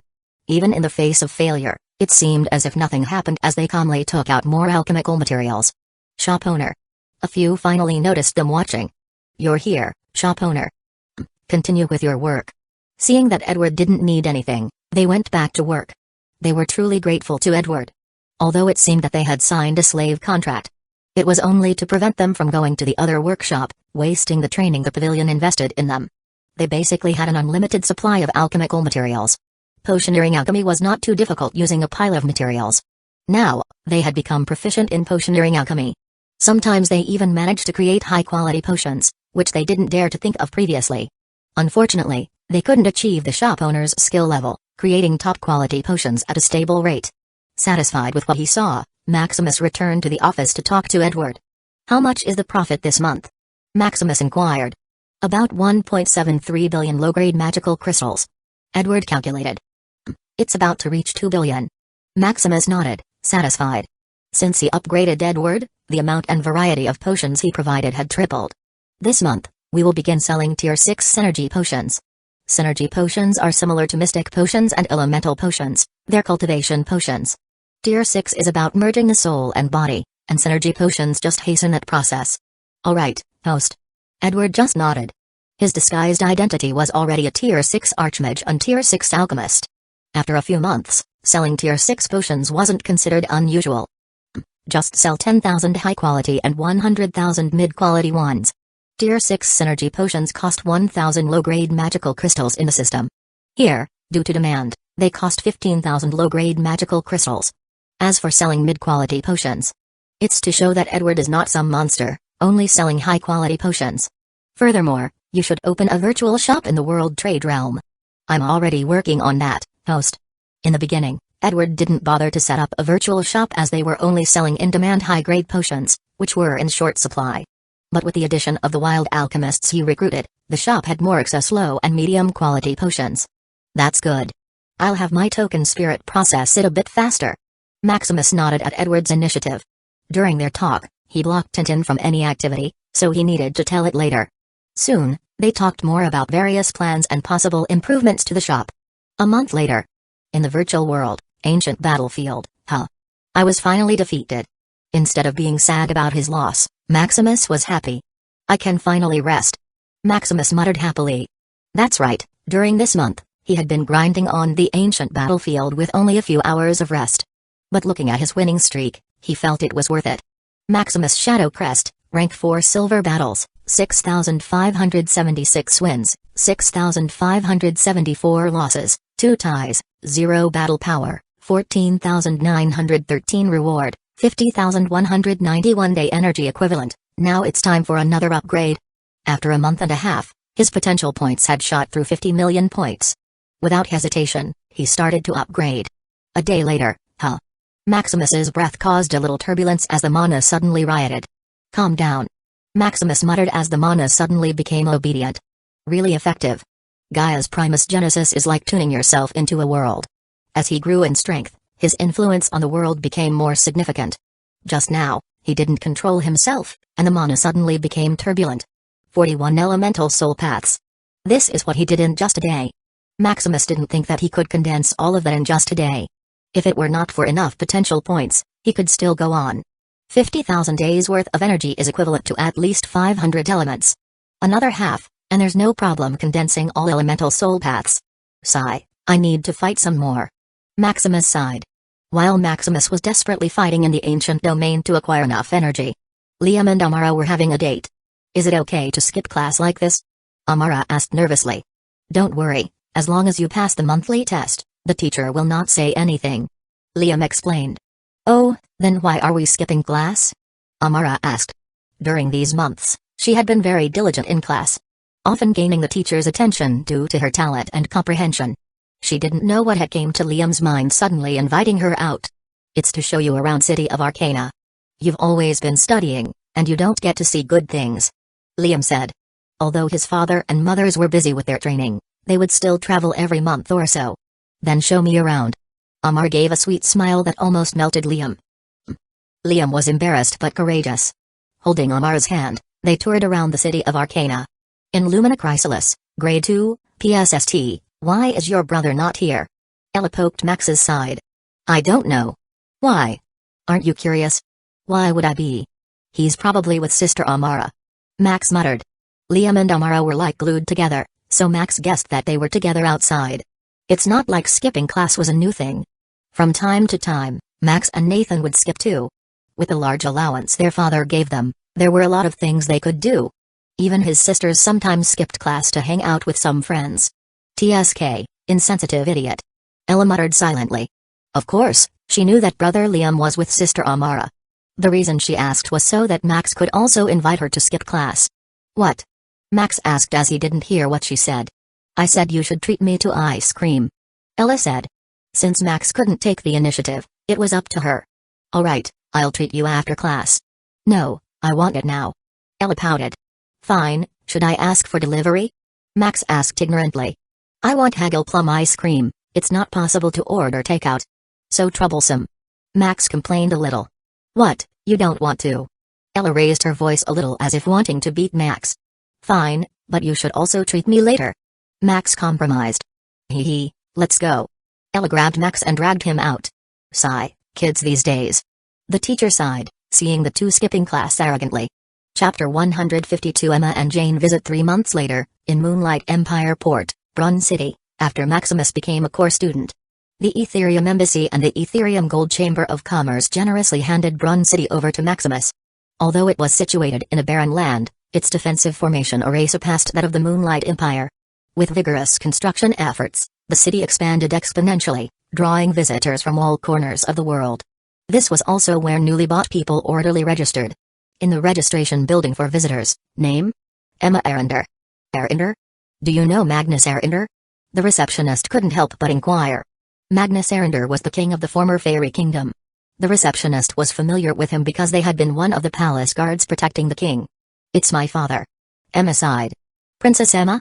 The receptionist finally recollected. Princess Emma had been a highly talented princess back then. The king, Magnus, frequently took Emma and Francis, the two most gifted children, on his outings. Princess? I'm no longer worthy of such a title. Emma said sadly. Originally, during her escape, she had planned to go to the Arcane Continent to pursue her training. Unfortunately, her family background, the Arender family, had proven to be more complicated than she had thought. The Arender family is one of the ancient ruling families that governed a vast empire in the Cursed Continent. When she was on Elner Island, about to journey to the Arcane Continent with her friend Jane, the Arender family, stationed on the island, detected her bloodline. Curious, they inquired about her origin and various details. Emma thought nothing of it and briefly shared her background. Little did she know that upon hearing her father's name, they reacted strongly, especially regarding his death. Magnus had originally been a young prince of the Arender family. However, due to complications, he escaped and reached the Arcane Continent. The Arender family had assumed that Magnus was merely going through a rebellious stage. To their dismay, he had not returned even after hundreds of years. They had even mobilized their manpower in the Arcane Continent in search of him, but Magnus remained elusive. They had believed Magnus to be long dead, unaware that he had settled in the Cursed Continent. Upon hearing Emma's itinerary about the life of their young prince, and the news of his passing, they reacted strongly. Emma. Jane shook her out of stupor. Oh, I'm fine. Seeing that something was amiss, The guard didn't dare to delay any longer and proceeded to register them. What is the purpose of your visit and how long? Tourists. 3 months. Soon, the temporary identification token was finished. Welcome to Moonlight Empire. The receptionist smiled. Emma remained noncommittal, apparently lost in thought. Let's go. Just take this as a vacation. Jane said, dragging her. You're right. Emma suddenly became energetic. As the port of the Empire, Brun City was comparable to the most prosperous cities in the Moonlight Empire. Emma and Jane walked around the city as real tourists, taking in the welcoming atmosphere. Seeing the vibrant sights and the lively atmosphere, Emma and Jane couldn't help but smile. This place is really fun and full of life. Emma commented. The Arender territory, although more prosperous, was fraught with oppression from within. Here, it seemed to radiate hope and life. Genuine smiles were on display everywhere, whether from the rich or the poor, the powerful or the less fortunate. Even the people brought by Starsea traders were welcomed warmly. It would be wonderful if we could stay here. Jane muttered. I really hope. Emma sighed. The reason they had come here was due to the recent amalgamation of wills. In the Cursed Continent, there were fewer than 1,000 empires that are currently experiencing this phenomenon. As one of the top rulers in the Cursed Continent, they needed to keep an eye on all powerful and potential enemies. Moonlight Empire had been one to start the era of imperial domination. Now, it could even produce the phenomenon of amalgamation of will quickly. Many empires, especially the top ones, had already sent various spies to infiltrate Moonlight Empire. Emma and Jane had been sent here because they were more familiar with the land. Don't worry too much, maybe if we bring important information, we'll get sent back here. Jane cheered. I hope so. Emma didn't really want to go back to the Arender territory. As the daughter of the deceased young Prince Magnus, Emma held a high status. She had everything she needed, from training resources to her environment. However, all of this came at a price. Emma had to become a puppet, from her very thoughts to all her actions, she had no say. Although she felt like she was not a living being, she could still manage. However, the turning point in all of this was the arranged marriage with the Wessel family. It wasn't that she was delicate and couldn't handle such an arranged marriage, but the man she was to marry was a monster. Due to his cultivation, her supposed fiancé had become physically deformed. Besides that, he also had a violent and perverted temperament. By now, he had already killed and tortured countless women who married him. Knowing all this, the Arender family didn't care. The marriage between two trop empires was too significant to worry about these little details. Besides, there would be a contract, so even if Emma died, their alliance would not be affected. A few days later, Emma and Jane arrived in the capital of the empire, Shadow City. It has changed so much. Emma muttered. Yeah, I remember when we passed by here, it was only a tiny city. Jane replied. I wonder who the ruler of this empire is. Jane wondered. That's why we came here, to investigate. Emma whispered. While they were walking, they sensed a group of Tier 5 powerhouses in the sky. What is that? Emma couldn't help but mutter. Tier 5. I thought that Tier 4 was already the strongest here? Jane was also puzzled. These days, they had basically confirmed that the strongest in Moonlight Empire were Tier 4 individuals, such as the teachers and visitors. Tier 5 individuals were not allowed inside because the Empire's formation array wasn't finished yet. But now, they saw tens of Tier 5 individuals flying leisurely around them. What's all the fuss about? A passerby muttered upon seeing their reaction. What do you mean? Aren't you concerned? Jane asked. Concerned about what? They are His Majesty's subordinates, why would I be worried? Huh, subordinates? Wasn't the King of Moonlight Empire supposed to have no background? The only known information was that he was a student at Origin Arcana Institute. Even so, it wasn't enough to recruit Tier 5 individuals as subordinates to this barren continent. Unless the ruler of the Moonlight Empire possessed enough strength, he couldn't control such powerful subordinates. What an ignorant tourist. The passerby muttered and left. It seems that there is more to this empire's ruler than meets the eye. Emma muttered curiously. In the city of Arcana, at Maximus Manor, Maximus reclined, basking in the sun, with his wives beside him. His wives had already mastered the consummation technique that Hina had taught them. So today, they decided to take their time and relax. As for Maximus, he had nothing to do. With the energy bestowed upon him by the world origin, he didn't need to train. His only task was to wait for his potential points to accumulate and condense an elemental soul path accordingly. By now, he had already condensed 127 soul paths out of the 1118 elements. Husband, how about you try my new trick? Isabel said seductively.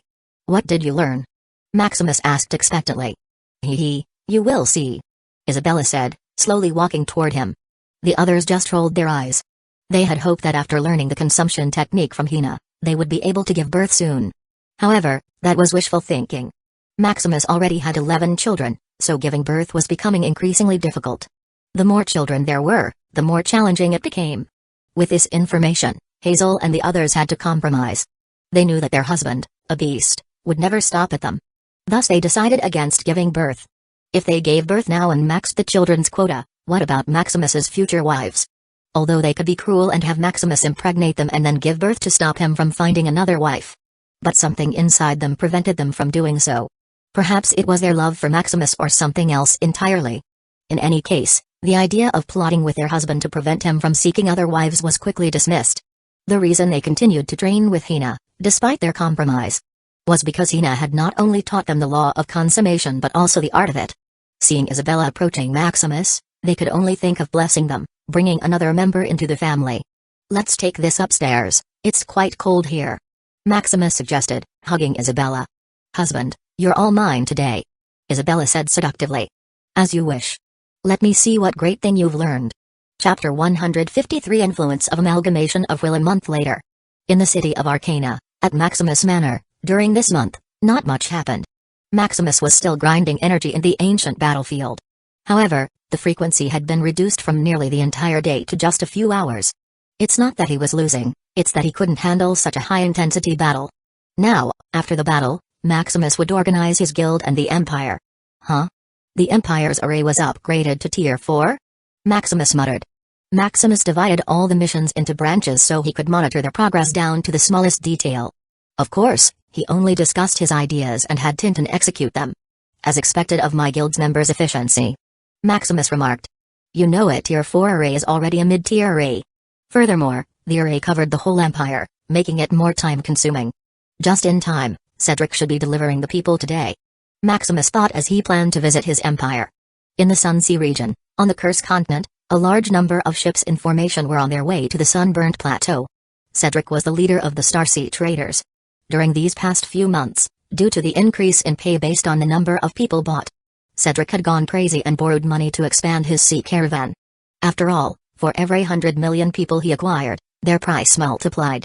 The fewer people Cedric bought, the higher his losses would be.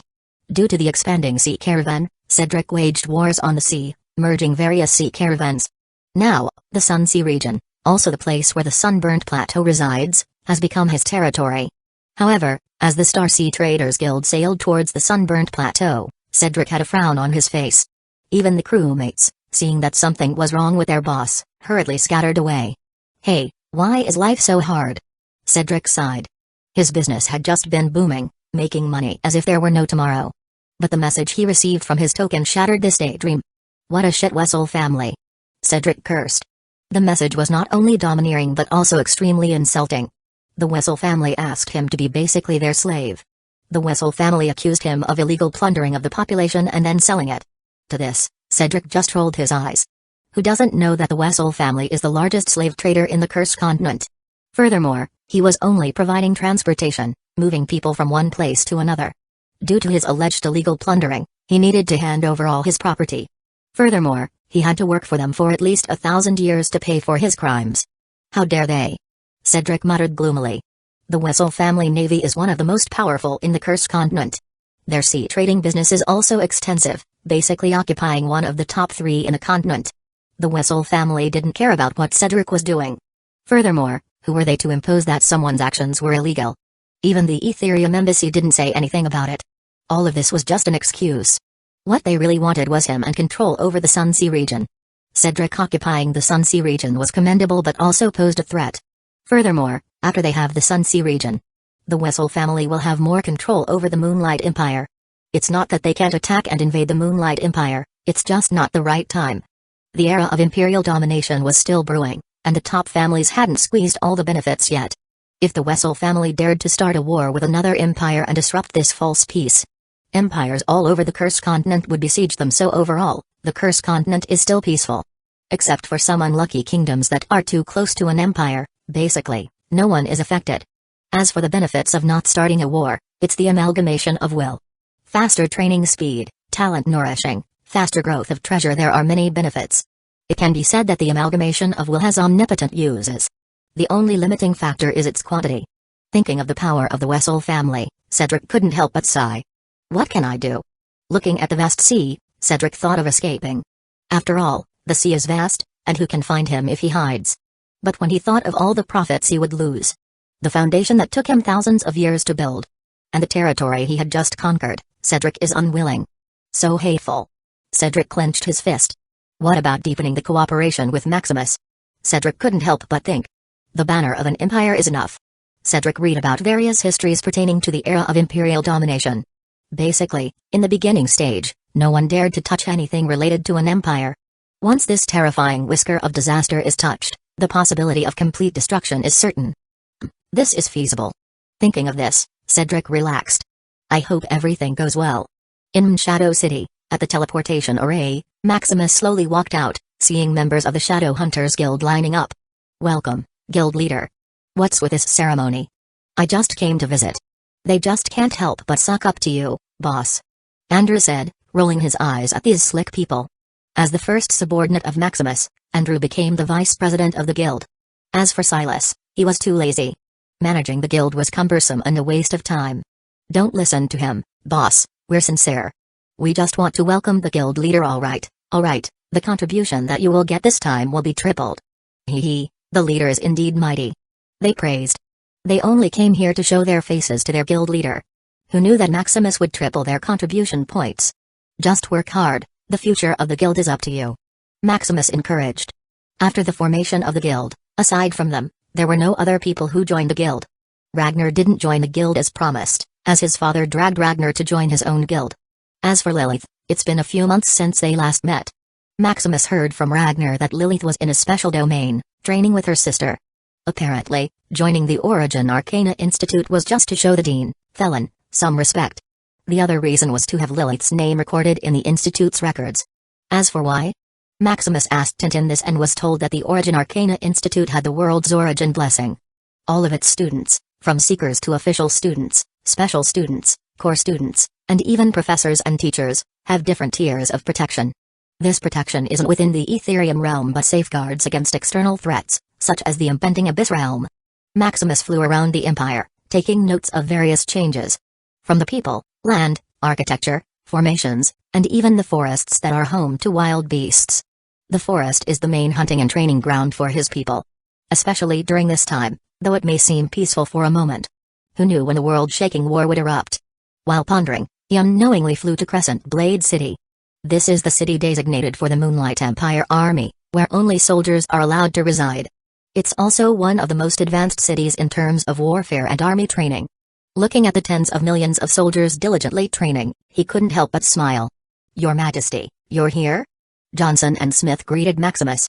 I was just wandering around. Johnson and Smith, the slaves he bought from the beginning, had already become mighty generals. These two were the pillars of the empire, holding the military power of the empire. With unlimited training resources, the two had already reached Tier 5, far surpassing him. Of course, that's just their tier. In terms of strength, they're not even comparable to Maximus's finger. Don't be fooled by him losing in the ancient battlefield from time to time. The opponents he faces there have millions of battles under their belts. Furthermore, their life experiences are no joke. They've lived for thousands to tens of thousands of years. Sometimes even Maximus is fooled into making some mistakes. How is the state of the army, by the way? Maximus asked. It's been a few months since he heard the report from the army, so he inquired. It's great, Your Majesty. Due to the amalgamation of will, the army's training has become faster and smoother. By now, there are already hundreds at Tier 4 and tens of thousands at Tier 3. As for the rest, they are basically at Tier 2 and Tier 1. They reported. It seems that the amalgamation of will is especially concentrated here. Maximus muttered. Maximus let go of his consciousness as he felt a dense amalgamation of will doing their work. During the formation training of a group of soldiers, this energy would transform into ropes, tying the group together like puppets. If a soldier was going to make a breakthrough, the energy would transform into a gentle force, assisting in the breakthrough. If a soldier was studying a technique, the energy would enlighten the soldier, making training easier. Maximus was amazed by the various miraculous uses of the amalgamation of will. Unfortunately, he couldn't master it now. As for why, just looking at the required points made him sigh. Amalgamation of will, initial, 1 out of 100 quadrillion. The terrifying part wasn't just the quantity. It was that, No matter what he did, the life points he added only increased his mastery by 1 point. It seems that the amalgamation of will is a unique energy in this world. Even when he allowed the system to filter through the world myriad mole, all that popped up was related to the study of spirits and wills. Furthermore, when he attempted to study it, it was of no use and did not contribute to his mastery points for the amalgamation of will. The only solution was to use life points directly to upgrade his mastery in the amalgamation of will. However, with his current daily acquisition of life points, it would take billions of years. For Tier 9 individuals who lived for countless epochs, it was just a blink of an eye. But for him, who hadn't even lived for 100 years, that amount was unimaginable. You go on with your work, Maximus said as he continued to wander around the Empire. Chapter 154 Sun Heart Tree. Maximus continued to wander within the Empire. The range of the Empire's territory was 100 times larger than in the past. This expansion was essential to accommodate all future residents who would come to the Moonlight Empire. It seems that it's time to introduce a mapping function in the token, Maximus thought. After the Moonlight Forum, Library, Bank, and Battle Coliseum, it had been a few years since a new app was introduced. Just add it to the guild mission, Maximus thought, adding it to the guild mission panel. It's really good to have capable subordinates. Besides providing resources, Maximus had little to worry about. All the cumbersome tasks were solved by his guild members. Apart from Maximus, there was probably no one else who would utilize talented people like these. All of his guild members were special students with status and enough talent, usually treasures of some guild. Yet here, they were engaged in mundane tasks. As Maximus was about to return to his castle, he came across Lunar Garden City. It was the largest agricultural city in the entire Moonlight Empire and housed the most precious and challenging to grow plants and animals. Huh? Your Majesty? Robert, who was still instructing his subordinates, spotted Maximus. Your Majesty, it's really you. Robert exclaimed excitedly. At ease. I'm just looking around. Since your Majesty is already here, why not try out the newly developed fruit? Then let's see what the crop seed research group has produced this time. Ha, I've made sure this is the most delicious fruit your Majesty ever tasted. Robert laughed confidently as he led Maximus. Robert was truly thankful to Maximus. Initially, Robert had only dreamed of feeding all of the people and never let anyone die of hunger ever again. However, as Shadow City evolved into the Moonlight Kingdom and then into an empire, Robert's goal shifted. Merely satisfying hunger was no longer enough. His new pursuit was to create the most delicious food for everyone to enjoy. Robert had originally been in charge of the agricultural aspect of the empire, but due to his ambition, he relinquished these various miscellaneous responsibilities. With Maximus's assistance, Robert established a research group dedicated to creating the most delicious crops. Perhaps due to his talents, Robert and his research group managed to create various delectable crops. These crops had now become the primary resources traded and exported by the empire. Of course, Maximus could have easily acquired more advanced seedlings through his system. However, he refrained from doing so for several reasons. First, he aimed to minimize the existence of his system. Maximus only dared to buy seeds, plants, and animals native to the Ethereum realm. Second, it was not a necessity as it wasn't his primary source of income. Third, it served as a means to train his people.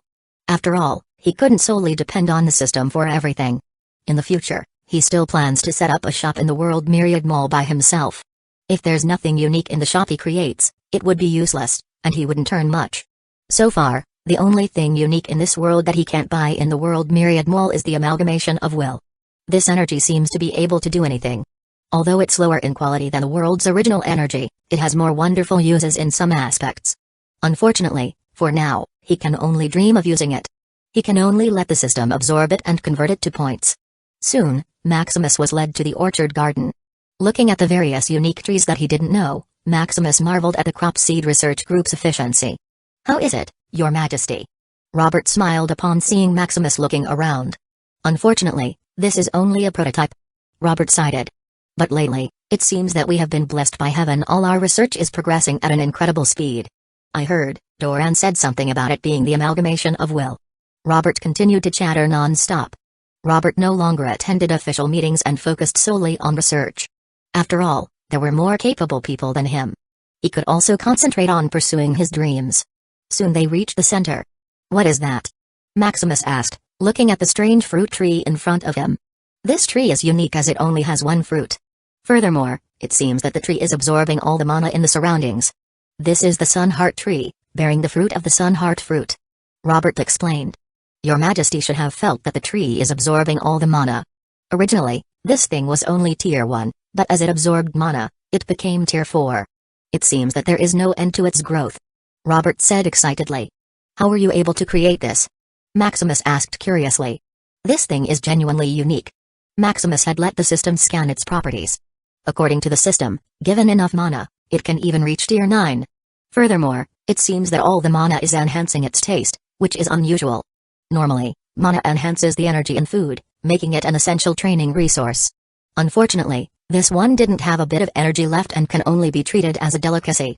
Otherwise, he could mass-produce tier 9 fruit and sell it for a fortune. This is an accidental product, Your Majesty. While we were modifying a plant a few months ago, the amalgamation of will seemed to have appeared and mutated this tree. Until now, we have not created a second tree. Maximus just nodded and plucked the sunheart fruit. This tree is genuinely unique. After I plucked the fruit, another one popped up. Robert muttered as he saw another fruit appearing. Looking at the fruit in his hand, Maximus bit into it. This. Maximus was shocked. Although it was only tier 4, the taste surpassed that of tier 7 food. How is it, Your Majesty? Robert asked excitedly. Robert still remembered when he tried the fruit, it seemed to be engraved in his taste buds. Not bad, you've done a good job this time. Maximus nodded in approval. Although it didn't have energy and only had taste, it was enough to sell for a huge profit. Maybe even more, as he still didn't try the taste of a tier 9 fruit. Maximus also tested it. Given enough mana concentration, it could bear a tier 9 fruit per year. I'll reward you greatly this time. As for this tree, I'll take it with me. You will not be stingy, are you? Maximus teased. No, it's my honor, Your Majesty. Robert said excitedly. How could Robert be stingy? Creating delicious crops was his dream, and having Maximus's approval was a huge step toward his goal. Ha ha ha, then I'm welcome. Maximus said, uprooting the tree and putting it in his storage ring. Maximus planned to put it in his manor in the city of Arcana. Do you want to try other things, Your Majesty? No, this is enough. Then take care, Your Majesty. Robert sighed, hoping to show off other things he had created. Just continue to do a good job, the Empire's food is up to you. Maximus patted Robert. I will do my best, Your Majesty. In Shadow City, Maximus headed straight to his castle upon hearing that Cedric, the leader of Starsea Trading, was already in the Sunburnt Plateau. Apparently, Cedric wanted to discuss something with him. Coincidentally, Maximus also wanted to talk about some things with Cedric. Just as he was about to fly through the castle, he suddenly felt an inquiring gaze.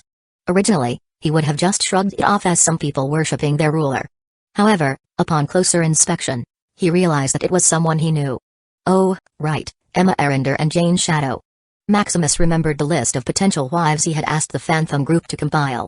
The only ones he found on the list to be one of his wives were Angeline and Rose. As for the others, they were either not in the Sunburnt Plateau or didn't meet the system's fit criteria. It seems that I was lucky to find Angeline and Rose. I wonder how their fit values are.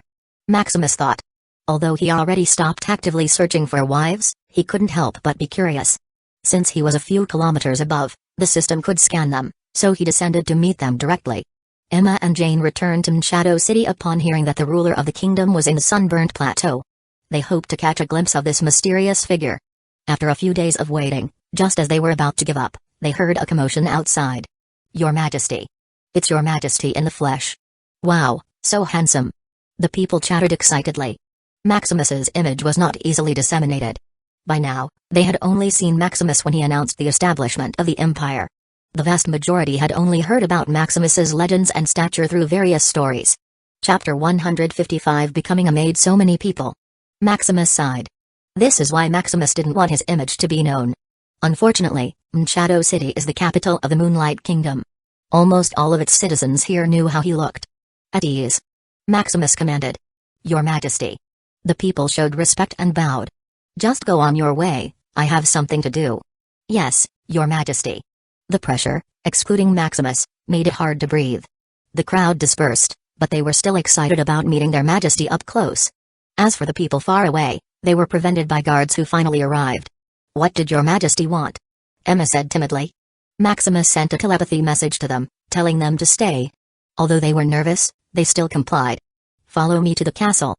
Maximus commanded. What? Emma and Jane didn't know what to do. Maximus looked back as if to see who dared to question him. We will go, Your Majesty. Jane said, gritting her teeth. The pressure Maximus emitted was so strong. They had only felt such pressure toward the Tier 7 ancestor of the Ender family. Each ancient family on the Cursed Continent had at least one or two Tier 7 ancestors on standby, protecting them.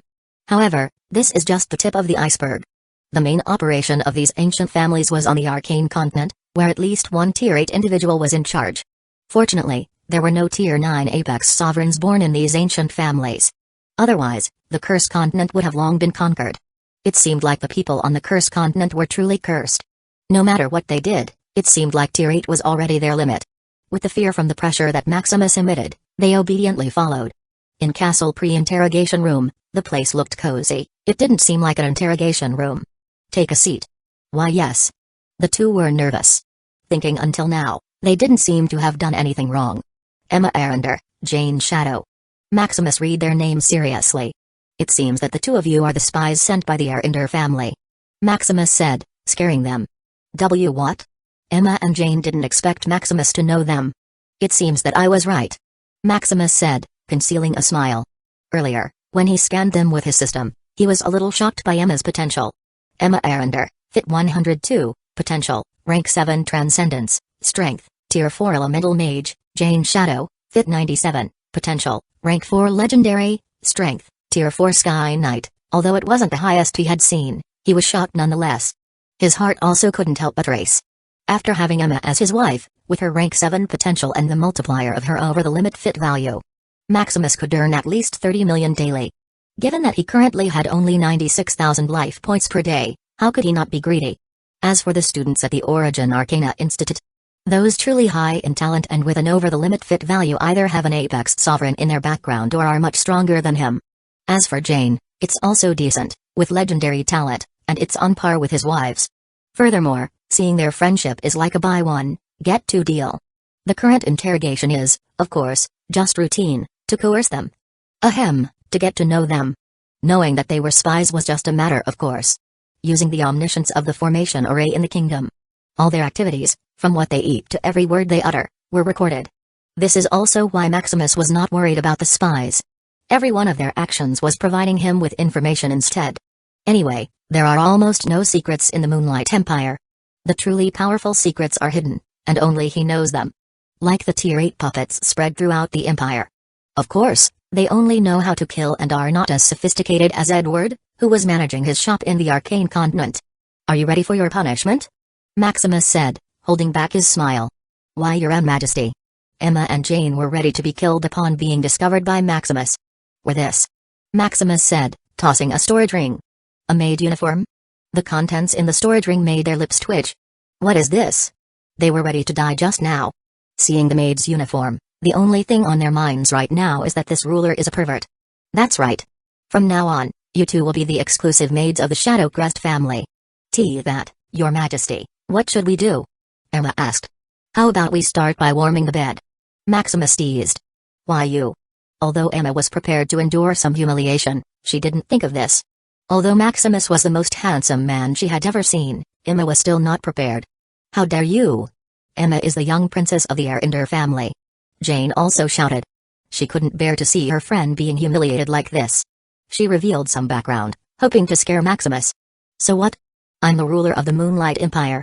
You should be honored. And you too, you will join her. What? Jane was shocked and somewhat angry. Seeing that Jane was about to attack Maximus, Emma held her friend back. Don't. This scumbag is going to humiliate us. Let me go. Jane muttered. But Emma didn't know what to say. Although she was shocked at the beginning, she didn't have much reluctance. Anyway, it's better than being married to some monster who can kill her based on his mood. Alright, I'm just joking. Maximus smiled. What are you? I'm just a little bored. Maximus teased. You. Jane was already prepared and Emma and herself to not suffer this humiliation, yet it was just a joke? However, being a maid is true. Maximus added. If not for this, how could he quickly conquer these two little fairies? Come, your first task is to massage me. Maximus motioned for them as he lay on his stomach with a bare upper body. Here is the massage oil, miss. Gerald came in a timely manner and handed them essential oil. Until now, Gerald was still the butler of the Shadow Crest family. Although Maximus and his family were not here most of the time, Gerald still did his job conscientiously, ensuring that when his master came back, Everything was orderly and neat. Massage oil. Emma muttered, looking blankly at the bottle in her hand. Let me do it, I've seen others use it before. Jane said, grabbing the bottle. Let me help you. Emma gritted her teeth and said. Soon, the two came near. Looking at the back of Maximus that was sculpted like a god, they couldn't help but swallow. Why are you taking so long? Maximus complained, seeing that they still hadn't started. Alright. They blushed as they slowly massaged Maximus's back, unconsciously feeling its texture. Emma and Jane looked at each other. Seeing the blush on each other's faces, they couldn't help but feel embarrassed. What's wrong? Do you not know how to massage? Maximus complained again. Alright, your Majesty just needs to relax. Jane said perfunctorily. Maximus seemed perfect everywhere, his status, power, appearance, and wealth. But as soon as he opened his mouth, it shattered their fantasy. That's right. Maximus exhaled, satisfiedly.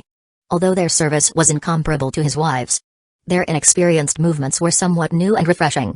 By the way, it seems that you're from here. How did you become a part of some family? Maximus asked. That. With a little reluctance, Emma and Jane began to tell their stories. Listening to their hardships, he didn't know if they had bad luck or good luck. Your road has been quite bumpy. Emma and Jane sighed. Don't worry, you're now mine.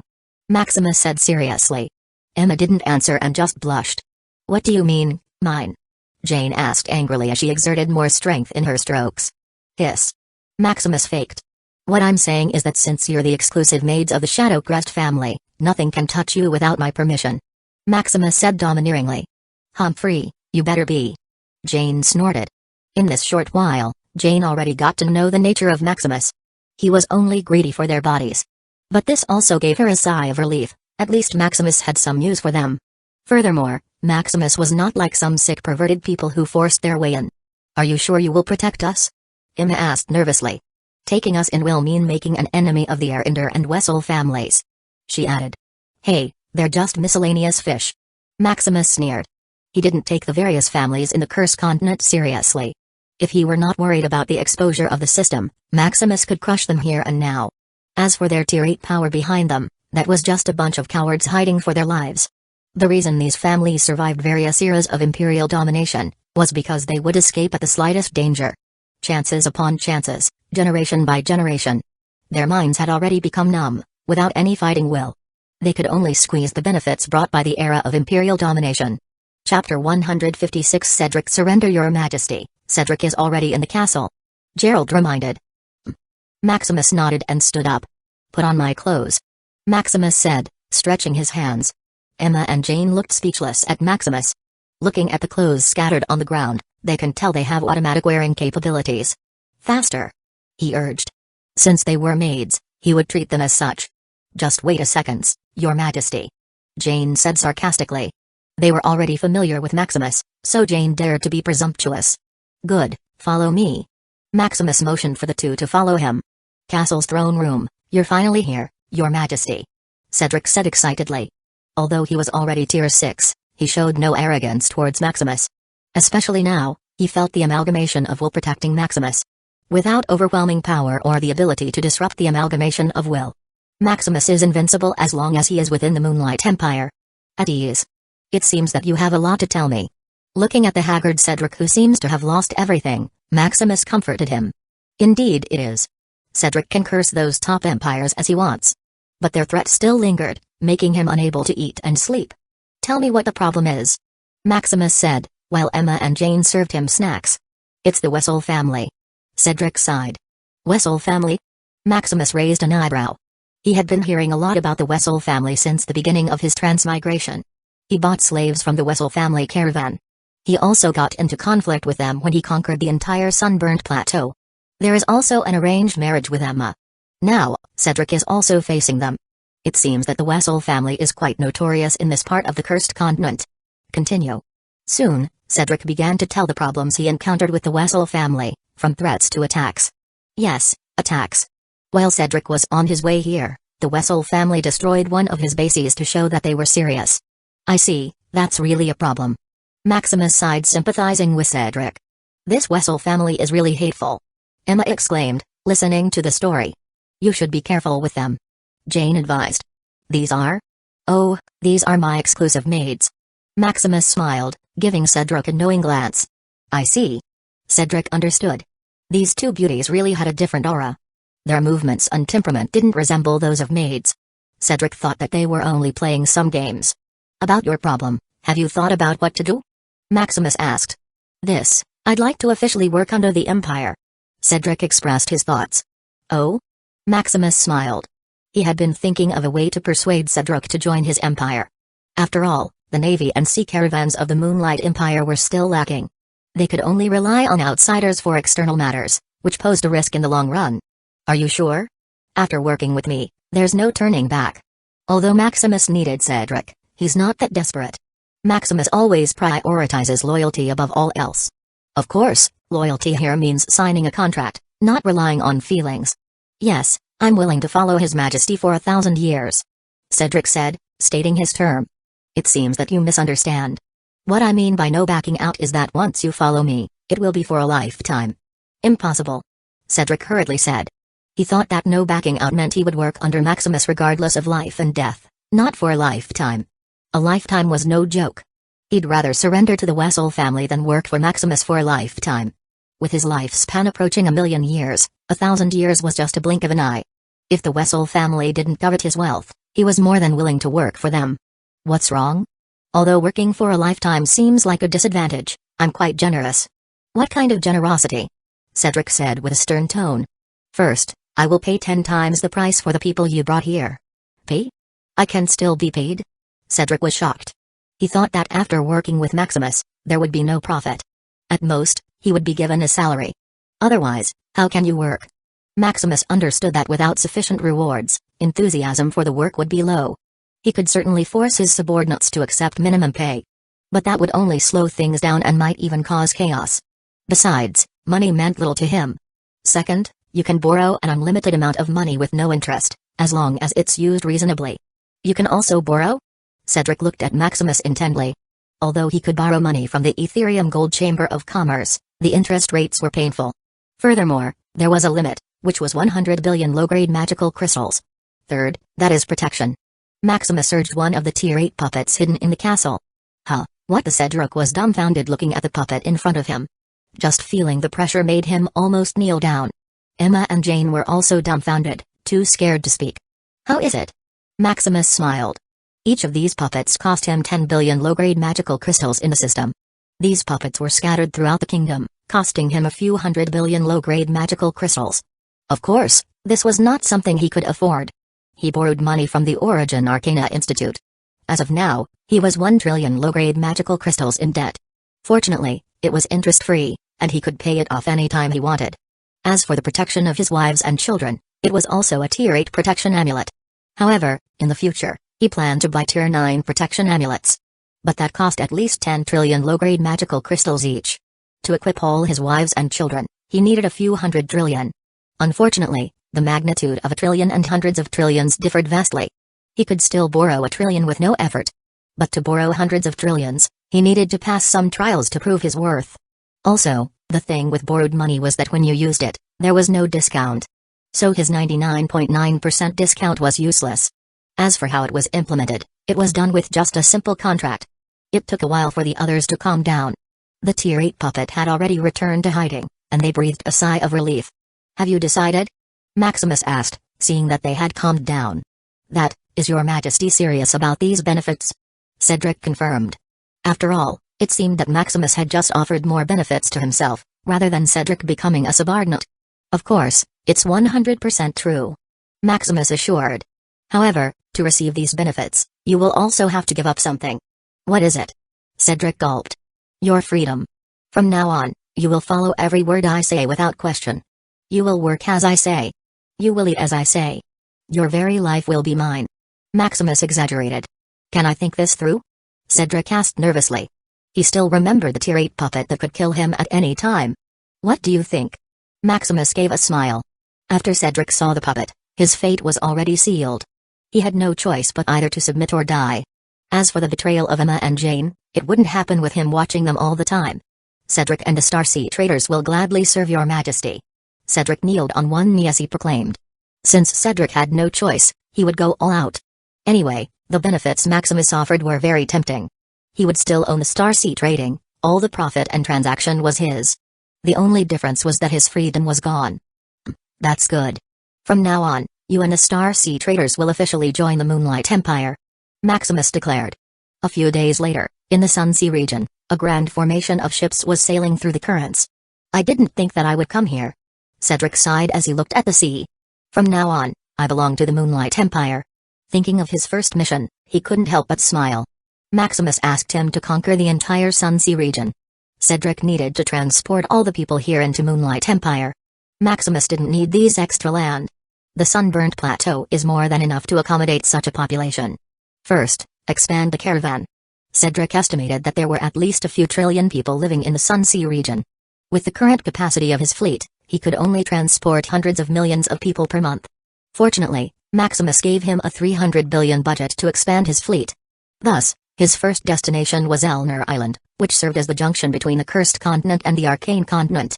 Cedric needed to buy ships there. Maximus had already ordered ships from the Arcane Continent, which would be delivered to Elner Island. As for transporting directly through the Moonlight Empire, it was troublesome. Furthermore, Cedric also needed to hire sailors, so getting the ships in Elner Island was more efficient. After all, it was the biggest hub where adventurers from all over the world gathered. I hope everything will be alright. Chapter 157 New Mommy City of Arcana, Teleportation Array. After finishing his business with Cedric, he returned with Emma and Jane. Is this the Arcane Continent? Emma whispered longingly. The energy here is so pure and dense. Jane added. They had never felt such an overwhelming amount of mana in their lives. If it were not for Maximus urging them, they would have stopped and trained on the spot. This is the center of the Arcane Continent, so it naturally has the most abundant mana. Oh, will we really live here? Emma asked to confirm if she was dreaming. You're here to serve me, not to have fun. TSK, no fun. Jane complained at such a killjoy. Let's go, there's still a lot for you to do. Yes, master. They said sarcastically. Maximus Manor, wow, is this your home? Emma asked, amazed. You're quite rich to afford this place. Jane muttered. Although they didn't know much about the Arcane Continent. But, since this place was the center of the continent, the land price would surely skyrocket. It's free. Maximus replied as he entered inside. Free? Is this the benefit of being a student in the most prestigious establishment in the Arcane Continent? No, it's a privilege of a core student. Maximus said as he sat down. Core student? They still didn't understand the ranking system of the Origin Arcana Institute.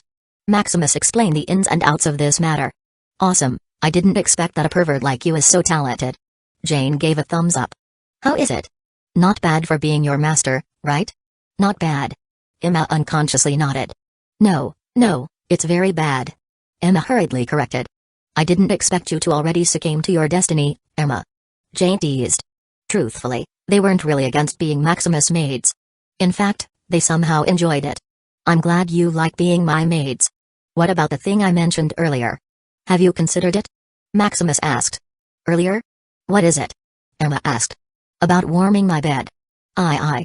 Emma didn't know whether to agree or not. Don't be fooled by him, we will not warm your bed. Jane refuted. Oh, but it's the main responsibility of a maid. At least let us prepare. Jane compromised. They had no other choice, they were captives now. They didn't know when Maximus would lose patience and force them. Ha, I'm joking. Take your time, I'm not in a hurry. So you still want us to warm your bed? Jane rolled her eyes. While Maximus, Emma, and Jane were filtering, the door opened. Husband. His wives greeted him as they pounced on him. Welcome home. Looking at the sweet interaction between them, Emma and Jane grew somewhat jealous. But they quickly buried their feelings, reminding themselves that they were now maids. Who are these two, husband? It's my exclusive maids. Maximus said, winking at them. Oh, maids, huh? They just rolled their eyes at their husband's antics. What maids? Everything in this house is fully automated, from the simplest cleaning to all-around services. It can be said that this place is autonomous. Hello, nice to meet you, I'm Emma. I'm Jane. Hello, feel yourself at home. Erica said. Yes, don't listen to our husband, he talks a lot of nonsense. Hazel added. The others also greeted. After Maximus brought them here, they were already sure that they would become one of their sisters. Even Denise, who often came here with Emma, was the same. He only question was time, after all, without enough strength, it would just be a dream. A while later, while they were talking and laughing with each other, As the other prepared dinner, the kids came home. Dad. We're here. Lila yelled. Mommy, you're also here. Serene said. The others also greeted them as they sat down, waiting for food. Are you our new mommies? Syra asked sweetly. And no, we're not. Emma said, blushing. You're cute. Jane didn't reply as she hugged Syra. Mommy? Syra asked again. I'll be your mommy from now on. Jane couldn't help but say. Mommy. Syra said, kissing her. Jane? Humphrey, I'll be the mommy of this baby, not the wife of that scumbag. Jane explained. Mommy, I'm Syra, and Daddy is not a scumbag. Syra pouted as she defended. Oh, so it's baby Syra. Don't worry, your father is not a scumbag. Jane said softly. Syra smiled and kissed her again. Maximus, who saw this, smiled strangely. It seems cute children's offense is effective. He thought. Amara, who was watching from the side, unconsciously pinched Liam. What? Oh, nothing. I just thought of pinching you. Amara rolled her eyes. Weird woman. Liam thought, not understanding Amara's action. Soon, the food was ready. It's time to eat. Erica said in the kitchen. A month later, in the Wessel Empire, how is the sea caravan I told you about? Emperor Khan asked. He is the ruler of the Wessel Empire, a tier 6 individual. A month ago, he asked his subordinates to conquer the Sun Sea region. Coincidentally, the Starsea traders had already conquered the place, which made it easier. Negative, Your Majesty. The people we sent didn't come back. The advisor said. They didn't come back? Khan frowned. It seems that the Sun Sea region is more chaotic than I thought. Khan sighed. He thought that other empires also had their hands on the Sun Sea region. After all, it's where the initiator of the era of imperial domination resided. Based on the records. Although all those who started the era of imperial domination died in the end. More or less they had something unique that could trigger the start of war. Also, it seems that the leader of the sea caravan, Cedric, joined the Moonlight Empire. The advisor said. It's as expected. Khan said calmly. Originally, he thought that with the power and reputation of the Wessel family, he could recruit Cedric. It seems like the Emperor of the Moonlight Empire had something more to offer. Your Majesty, this is the message sent by Prince Ivan when recruiting Cedric. The advisor said, showing the message. The advisor knew that this was the reason why they failed to hire Cedric. Khan raised an eyebrow as he read the message. It seems that the royal family needs some cleaning. Khan frowned. Usually, he didn't care about the corruption in his empire as long as everything ran smoothly. But at an important junction, a prince from who knows where dared to be greedy. Elder Vince, I will leave it to you. Khan motioned to the man standing beside him. Yes, Your Majesty. Vince bowed. Although Vince was tier 7, he had no slightest air of pride about him. Being the emperor of a big family where tier 8 individuals resided was not simple. Overwhelming talent was just the bare minimum. Especially now, due to the amalgamation of wills, Khan was invincible. Unless it was another emperor or at least a tier 8 individual, nothing could hurt him. Don't let me down. Khan said, nodding. Allocate more resources toward the Sun Sea region. Make sure not to engage in a fight. Kill whoever disobeys. Khan ordered his advisor. Yes, Your Majesty. 3 months later, Shadowhunter City, the teleportation array is finally finished. Maximus muttered as he exited the portal. It's more troublesome to set up a teleportation array in the origin domain, boss. Andrew, the vice guild leader, explained. Anyhow, we're here. Let's see how the city is being developed. Maximus said. This is the free land given to him by the Origin Arcana Institute. Although the teleportation array was not finished during these past couple of months. His guild members traveled physically and helped build the foundation here. Maximus walked as Andrew introduced him to the place. Boss, this is the Origin Converter, our base's main energy supply. Although the Origin domain had the densest mana, it could only be used in training. To use it for other things, it needed to be converted. Of course, you could also use crystallized mana, like magic crystals. This is the universal processor, the building block of all materials. Unfortunately, it's only tier 6. Andrew said, hoping Maximus would allocate more budget. The universal processor, as mentioned, is an automatic processor that can turn raw materials into any building block ready for use. I don't have any more money. Maximus sighed. The trillion he borrowed was mostly used for the development of his empire. Currently, he only had a few billion on hand, which was reserved for emergencies. Sigh. We can only wait until we earn income. Andrew sighed. He understood that the guild was still not making profits. All the expenses are covered by their guild leader. They were even amazed that Maximus was able to pay them. Boss, This is the integrated workshop facility. Unfortunately, it's not yet finished, otherwise, we could make something to sell. This is the shipbuilding facility, boss. After the ship's blueprint is finished, we can instantly start to work. This is the integrated compound for all the people who will come to Shadowhunter City. This is Chapter 158 Tier 5 Lunar Night. After Andrew introduced all the facilities, they came outside to visit the city resources. Setting up a city is not just about settling in but also about the resources it offers. Otherwise, why bother setting up a city? Currently, we already reinforced thousands of Tier 1 to 4 resource points. There are also hundreds of Tier 5 resource points. As for Tier 6 resource points, we have only reinforced less than 10. For Tier 7 and above, we are too weak to have access. It's good enough. Maximus praised lightly. These resource points serve as land reserves for training people, much like a copy in a game. Each resource point corresponds to various dangers and benefits. This is where all the resources have come from. From the most common Tier 0 material to the highest Tier 9 materials. Maximus didn't own these resource points, he only had the right to manage them. Each resource point had corresponding protection from the continental array. Getting resources out of your tier is not possible. For example, in Tier 1 resource point, as he was already Tier 4, he was not eligible to enter unobtained resources. He needed to challenge Tier 4 resource points to reap any rewards. As for the reinforcement that Andrew mentioned, it involves placing various teleportation pockets inside the resource points. These teleportation pockets can directly connect to the city's teleportation array.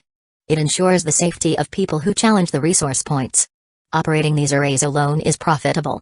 Although people do not need to pay to enter these resource points. If they are in danger and need to use these teleportation pockets, they need to pay a large sum of money. This is where the main income comes from. Now that the teleportation array is finished, you can start advertising the city. Right away, boss. 3 months later, Maximus opened his eyes as he stopped training. During these months, nothing noteworthy had happened, and all things were proceeding in an orderly fashion. Shadowhunter City had begun its operation, with people from all over the origin domain coming to the city. While people were free to go to any resource points, most of them prioritized safety and convenience. Currently, Shadowhunter City has at least hundreds of thousands of people coming and going everywhere. This led to the city's revenue skyrocketing from negative figures to hundreds of millions of low-grade magical crystals per day. All of which were used for the city's construction. Let's see the result of my training. Maximus muttered as he opened his panel. Maximus Shadow Crest, Soul Tier 4, Elemental Mage, Level 1, Body Tier 5, Lunar Night, Level 1, Soul Amplitude, 3474, Soul Will, 381, Life Points, 16,517, Potential Points, 14,522, Condensed Soul Path, 425 Elements, 1,118 Types of Tier 3 Spells, Initial, 113 billion out of 165 billion, just a few more months or a year, and I'll reach Tier 5. Maximus exclaimed in excitement. Reacher Tier 5 Lunar Night didn't provide much help, besides strengthening his foundation. With his current 425 elemental soul path, crushing an ordinary Tier 6 was no problem. The reason for his rapid progress was the amalgamation of will. As his empire's population became stronger and larger, when he converted the daily amalgamation he received, it was only about 1 million points. Amalgamation of will became more potent. Initially, when he converted the daily amalgamation he received, it was only about 1 million points. Now, after a little less than a year, it had reached 2 million points. This increase was due to the Moonlight Empire's population, which had doubled to over 2 billion in just a year. Unfortunately, during the past 3 months, Cedric hadn't transported any population. He was still organizing the Starsea traders and recruiting sailors. Maximus expected that after the reorganization, Cedric could deliver 1 billion people per month. The Moonlight Empire officials were also preparing for this endeavor. After all, settling 1 billion population per month was not an easy task. If it weren't for this problem, Maximus would dare to upscale the budget, hoping to transport at least 10 billion population per month. A month later, good news arrived. "Husband, I have the baby," Isabella said excitedly. "Really? Ha ha ha, feel the life force, husband." Isabella laughed as she placed her husband's hand on her belly. "It really is." Maximus smiled in relief. It had been more than 8 months since they had tried the conception method. Maximus had even bought all kinds of supplements to hasten the child's conception. "It's not easy." He sighed. It was only their 12th child, but it was already this hard. What more for the subsequent ones? But it's kind of weird, it seems that various laws are intertwining with the baby. Maximus muttered. Condensing hundreds of elemental soul paths had made him sensitive to all kinds of energy. It should be the methods taught by Madame Hina. Indeed. Maximus didn't see anything wrong with these energies.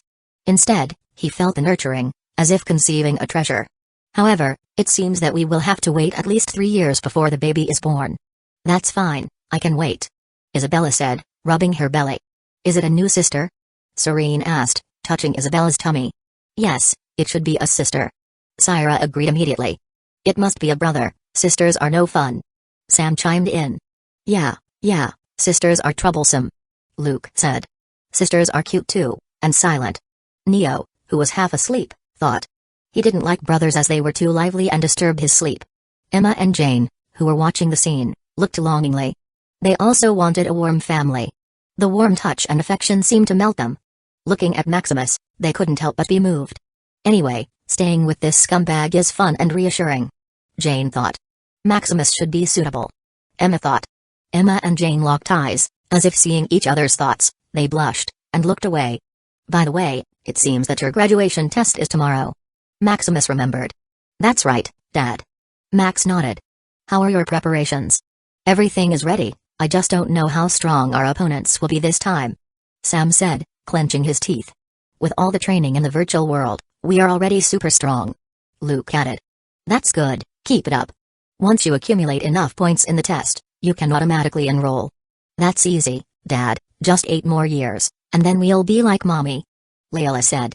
With 10 passes, they could automatically enroll in the Origin Arcana Institute without any trials and become Seekers. Oh, how time flies. Liam thought as he listened to their words. It had been a year since Amara had been living with them. Looking at Amara, Liam couldn't help but reach out for her hand. What do you want? Amara whispered, embarrassed that others might see her. Nothing, your hand is just too comfortable to hold. Cheeky mouth. Amara muttered to herself and pinched Liam. Do you think you can pass the test? Liam asked as he pretended to get hurt. Hey, don't underestimate this girl. Amara said proudly. With her talent, she had already surpassed Liam by miles. However, she often held back to avoid hurting Liam's feelings. There was even one time in a combat exercise when she faked an accident, hoping to have Liam save her. Thinking about it made her blush harder. Alright, as long as you're careful, leave everything to me. Maximus, seeing all this interaction, smiled a little. He couldn't help but wish they could get married immediately, but unfortunately, they were still too young. A few more years. In the fringe of the arcane continent, close. Alistair breathed heavily as he nearly died. Alistair was the brother of Amara, who had left to pursue his training. This should be enough to exchange for training materials. Without any backing, Alistair had to do everything himself. Fortunately, with his memory and talent, it was quite easy. I wonder how my sister is doing. Alistair thought of Amara. After receiving his epic of memories, he didn't really have any affection towards some brat. He only thought of repaying this little sister of his sometime in the future. In Curse Continent, Erinder Empire, how is the news about Emma? Emperor Akash asked. Emma was an important piece in their alliance with the Wessel family. However, months had passed. Yet, there was still no news about their return, so he couldn't help but be worried. Your Majesty, it seems that the ruler of Moonlight Empire took a liking to Princess Emma and kidnapped her. The advisor said. What? Akash was a little shocked, not expecting such a turn of events. Who knew that a ruler of an empire would engage in such activities as kidnapping? With their stature, what women could they not get? It seems that this emperor is a bit of a womanizer. Akash thought as he tapped his chair. Nothing could happen to Emma, as she was a bargaining chip for the family alliance. Go send an envoy to negotiate terms. You have to get Emma at all costs. Akash ordered. As ordered, Your Majesty. Chapter 159 Love Development. The next day, at the Lumina Chrysalis Guild Testing Center, good luck on your test. Maximus said before the Grade 1 test started. Don't worry, Dad. This is nothing. Luke comforted. I hope they're ready for our new combined technique. Sam bragged, patting Neo. What about me? Don't bother me with your crazy styles. Neo said tiredly. His brothers, Sam and Luke, had been developing some crazy styles that made his heart tired. Just be careful. Maximus patted Serene and Syra. A while later, the test began. Death Race, mission, reach the end of the track before the time limit. Preparation time, 3 hours time, 30 minutes, oh, it's a racing game. Sam exclaimed while reading about the test. This is fun. Luke added, looking at all kinds of materials laid on the floor. Running alone wouldn't be enough to reach the end of the track. They needed to create something, whether it's an alchemy device or a mechanical one. What should we create? I like wings. Serene said. I prefer a cloud nimbus. Syra countered. But wings are more beautiful. Then you make your own, I like mine. Syra said, turning her back. Fine, I will prove that wings are more beautiful. They completely forgot that it was a free-for-all race with the sole goal of reaching the finish line before time ran out. Brother, let's see who can create a more powerful machine. Sam challenged Luke. Hey, then let me show you why they call me Mr. Machinist. Luke bragged. Isn't that what you just called yourself? Sam rolled his eyes. Whatever. Luke said as he started to work. Neo, who was still sleepy, looked around, thinking of what to create. This is too troublesome. Neo's brain began to scan and process all kinds of materials lying around. After a few minutes, his brain started to hurt. This was an ability acquired by Neo. It seemed that as long as he liked, he could overdrive his brain to process all kinds of information quickly and efficiently. I got it. Neo muttered and lazily started to work. 3 hours later, death race. 1, 2, 3. Start, let's go. The brothers and sisters got on their created vehicle and started to race. Ha ha ha, this is fun. Sam laughed loudly as he accelerated without care. Watch out. Luke warned as he fired an anti-interference strike. Damn, so hateful. Why can't we just race? Sam muttered as he was almost struck just now. Sisters, you should come behind us. Luke said to Serene and Syra. As for Neo, he was still leisurely, as if not seeing the attack. As minutes passed, various attacks came from different directions. The people at the back didn't even bother to aim and just fired at whoever was in front. This resulted in various damage to their vehicles. Even their sisters on the back almost got hit. Sam, it's time. Soon, the two machines combined, encapsulating both of them. Sisters, come inside. Sam urged. All right. Serene and Syra didn't waste time, quickly getting inside the combined vehicle. Neo, what are you doing? It's time. Don't tell me you didn't add this module. Fine. Just wait. Neo replied lazily. Neo's vehicle combined and formed like a backpack turbo for the machine. Hee hee, the fun begins. Luke and Sam looked at each other and pressed the red button. Fire behind. The combined vehicle spouted out a blazing fire. It disintegrated all that was behind them and boosted the vehicle to a new speed. Passed the test. Grade 2 test, tag team, win 10 consecutive times time limit, 1 hour, it looks like it's a 2-person team. Lily muttered. Let's team up, big sister. Lila said. Alright. Max, let's team up. Nathan asked. He's mine today. Ella grabbed Max's shoulder before he could respond. It looks like it's just the two of us, brother Liam. Nathan turned to Liam. This Liam, what are you dawdling about? We don't have all day. Amar nagged. Brother, good luck. Liam patted his shoulder and got out. Brother, there's still me. Lydia grabbed Nathan's hand, just like a life-saving straw. Little sister. You don't like little sister, brother? No, how can I hate my cute sister? Nathan smiled. Then let's go. Lydia dragged Nathan to look for an opponent. Lily and Lila tag team, big sister, let's fight those big-looking guys. You're into big guys, huh? No, I just like the way it sounds when I hit them with a punch. Lila waved her little fist. Oh. The two walked toward their opponents, challenging them. Hey, dare to fight, big guys? Lily invited. Huh? Two little missies? Ha ha ha, the first victory is here. Come, the stage is just here. The two mocked Lily and Lila while showing off their muscles. They didn't know the notoriety of the two, so they dared to be presumptuous. Look, bro, they're trembling. You'd better surrender quickly, little missy, so as not to get hurt. The one who was trembling was Lila, due to excitement.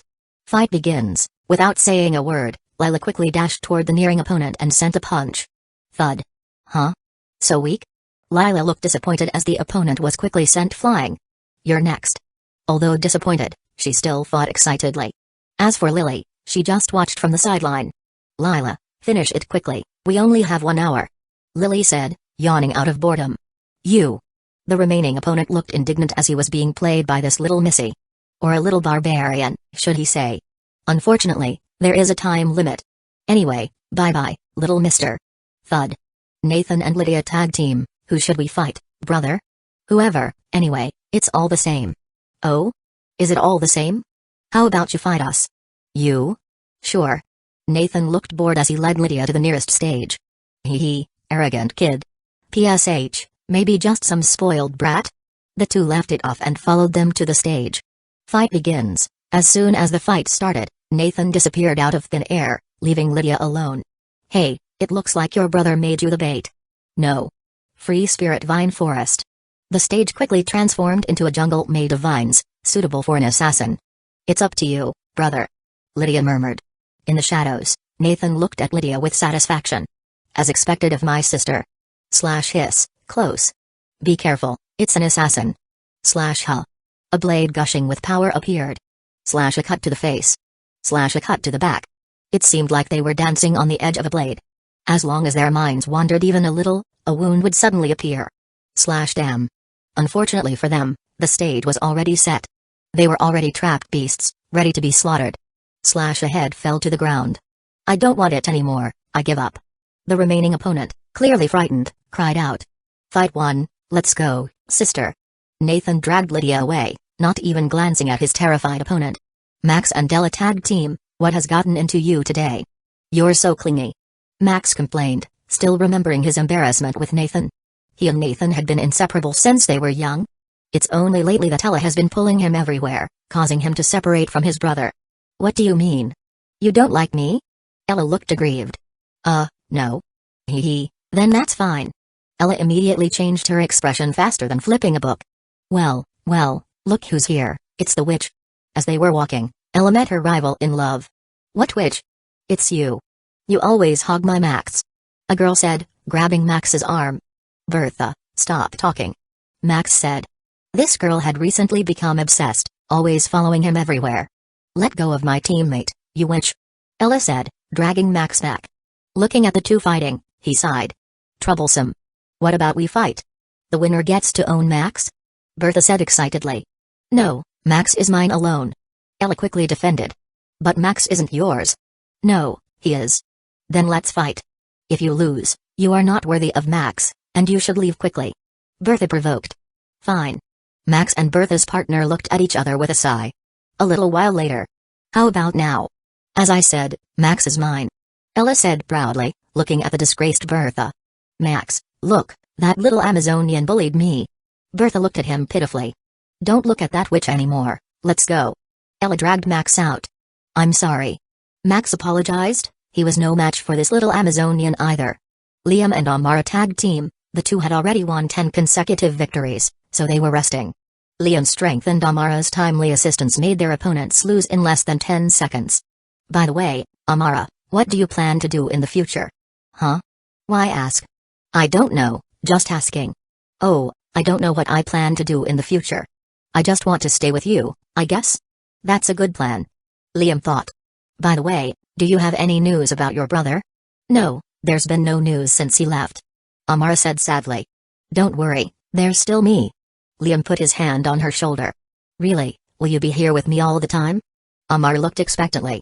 As long as you don't push me away, I'll always be here. Chapter 160 Food Heaven City. A month later, in the Shadow City, send the envoy in. Yes, Your Majesty. Maximus was here because the envoy of the Air Empire had came to him. It seems that they put more importance on Emma than I thought. Soon the envoy came in. I bring greetings and respects from the esteemed ruler of the Air Empire to Your Majesty. Tell me why you have come here. It's about Princess Emma, Your Majesty. My empire needs Princess Emma for a greater cause. Your Majesty is welcome to give any conditions. The envoy said respectfully. Oh? Anything? How about your empire becoming my subordinate? Maximus teased. You're kidding, Your Majesty. The envoy seemed to not hear the joke and asked again. There is no need to negotiate about Emma, I'll never give her back to you. Maximus said seriously. Can you think about it again, Your Majesty? The envoy said with a hint of threat. No, my decision is final. Instead, let's talk about cooperation. Cooperation? Yes, that's right. I heard the Air Empire is short of money. This. Indeed, the Air Empire was short of money, a lot of it. Otherwise, why would they ally themselves with the notorious Wessel family? Wasn't it just for money? I just need population, and the money is yours. For every tier 1 individual you bring, I can pay 100 magic crystals. For tier 2, 1,000, for tier 3, 10,000, and for tier 4, 1,000,000. Of course, they will not be slaves. My empire doesn't need slaves, they just need to live here for 100 years, and they are free to go. This. The offer Maximus made was very tempting. Normally, A Tier 1 slave only costs 1 low-grade magical crystal, but Maximus multiplied it by 100. Furthermore, they wouldn't be slaves, so they wouldn't bear the notorious reputation. I will faithfully pass this to my esteemed ruler. The envoy said. He couldn't decide on these matters, otherwise, he would be betraying his empire. Then you may go. Maximus didn't hold him any longer. He had gotten to know about the Arinder Empire through Emma. The reason why the empire was in decline was because of a lack of money. As one of the top empires, a shortage of funds should be a non-existent problem. However, their main business, the money-making cornucopia of the Arinder family in the Arcane Continent, had been suppressed. Emma had said that their Tier 8 ancestors seemed to have offended someone. Now their territory in the Cursed Continent could barely support itself due to the lack of money. If it were not for the era of imperial domination, they would have already left this money-losing empire. After all, the benefits of an empire in the Cursed Continent were not that significant. Furthermore, they could just establish an empire again after stabilizing their business in the Arcane Continent. As for helping them, it was just a matter of convenience. He needed high-quality people at the moment. After all, high-quality individuals would strengthen the amalgamation of willpower without adding a burden to the empire. Furthermore, he can't just rely on Cedric, as it would be limiting. A month later, at the Sunburnt Plateau, in Brun City, tens of thousands of gigantic ships lay across the ocean, a marvel to the people in the port. Good job, Cedric. I didn't think you could settle the sea caravan so fast. Maximus praised. It's because of your support, Your Majesty. Cedric didn't dare to take the credit. It's good enough.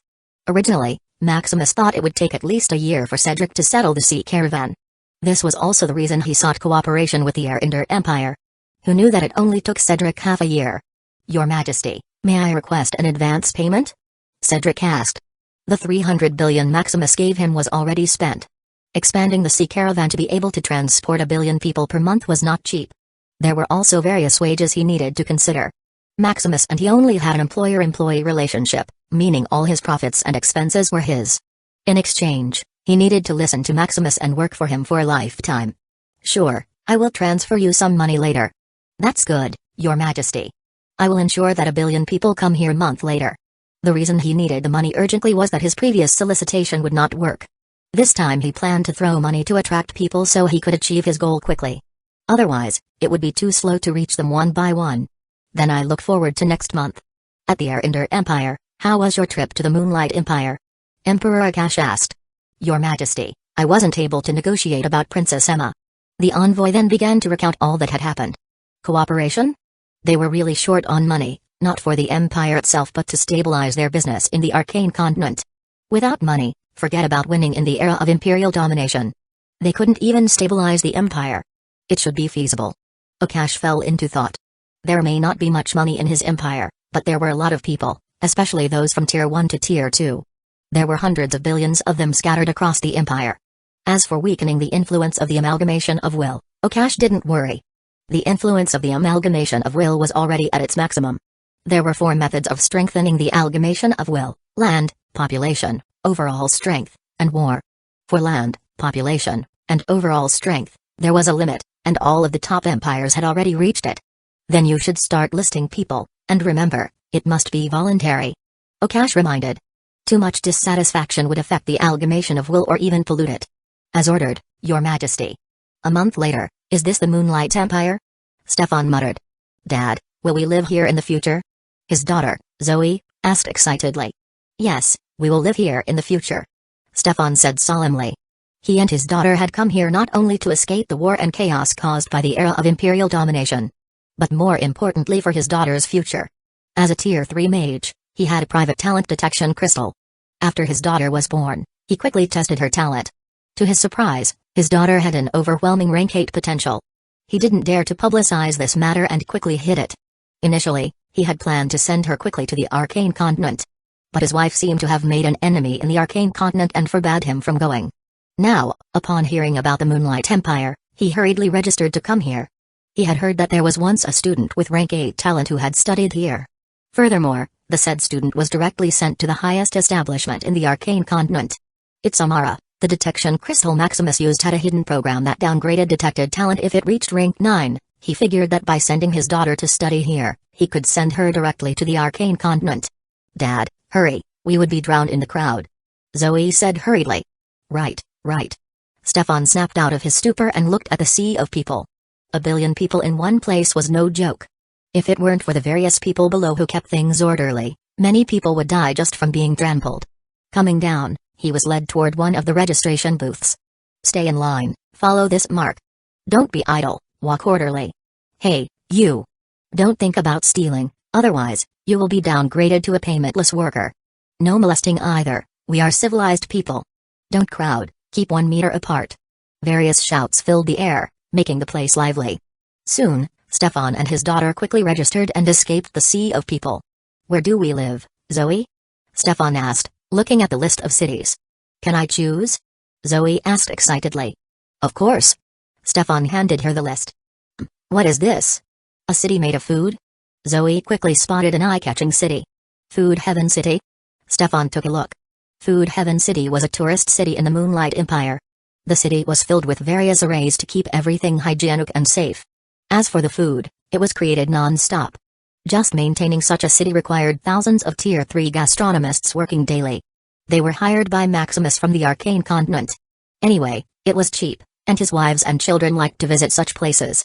Dad, look, it's so yummy just looking at those buildings.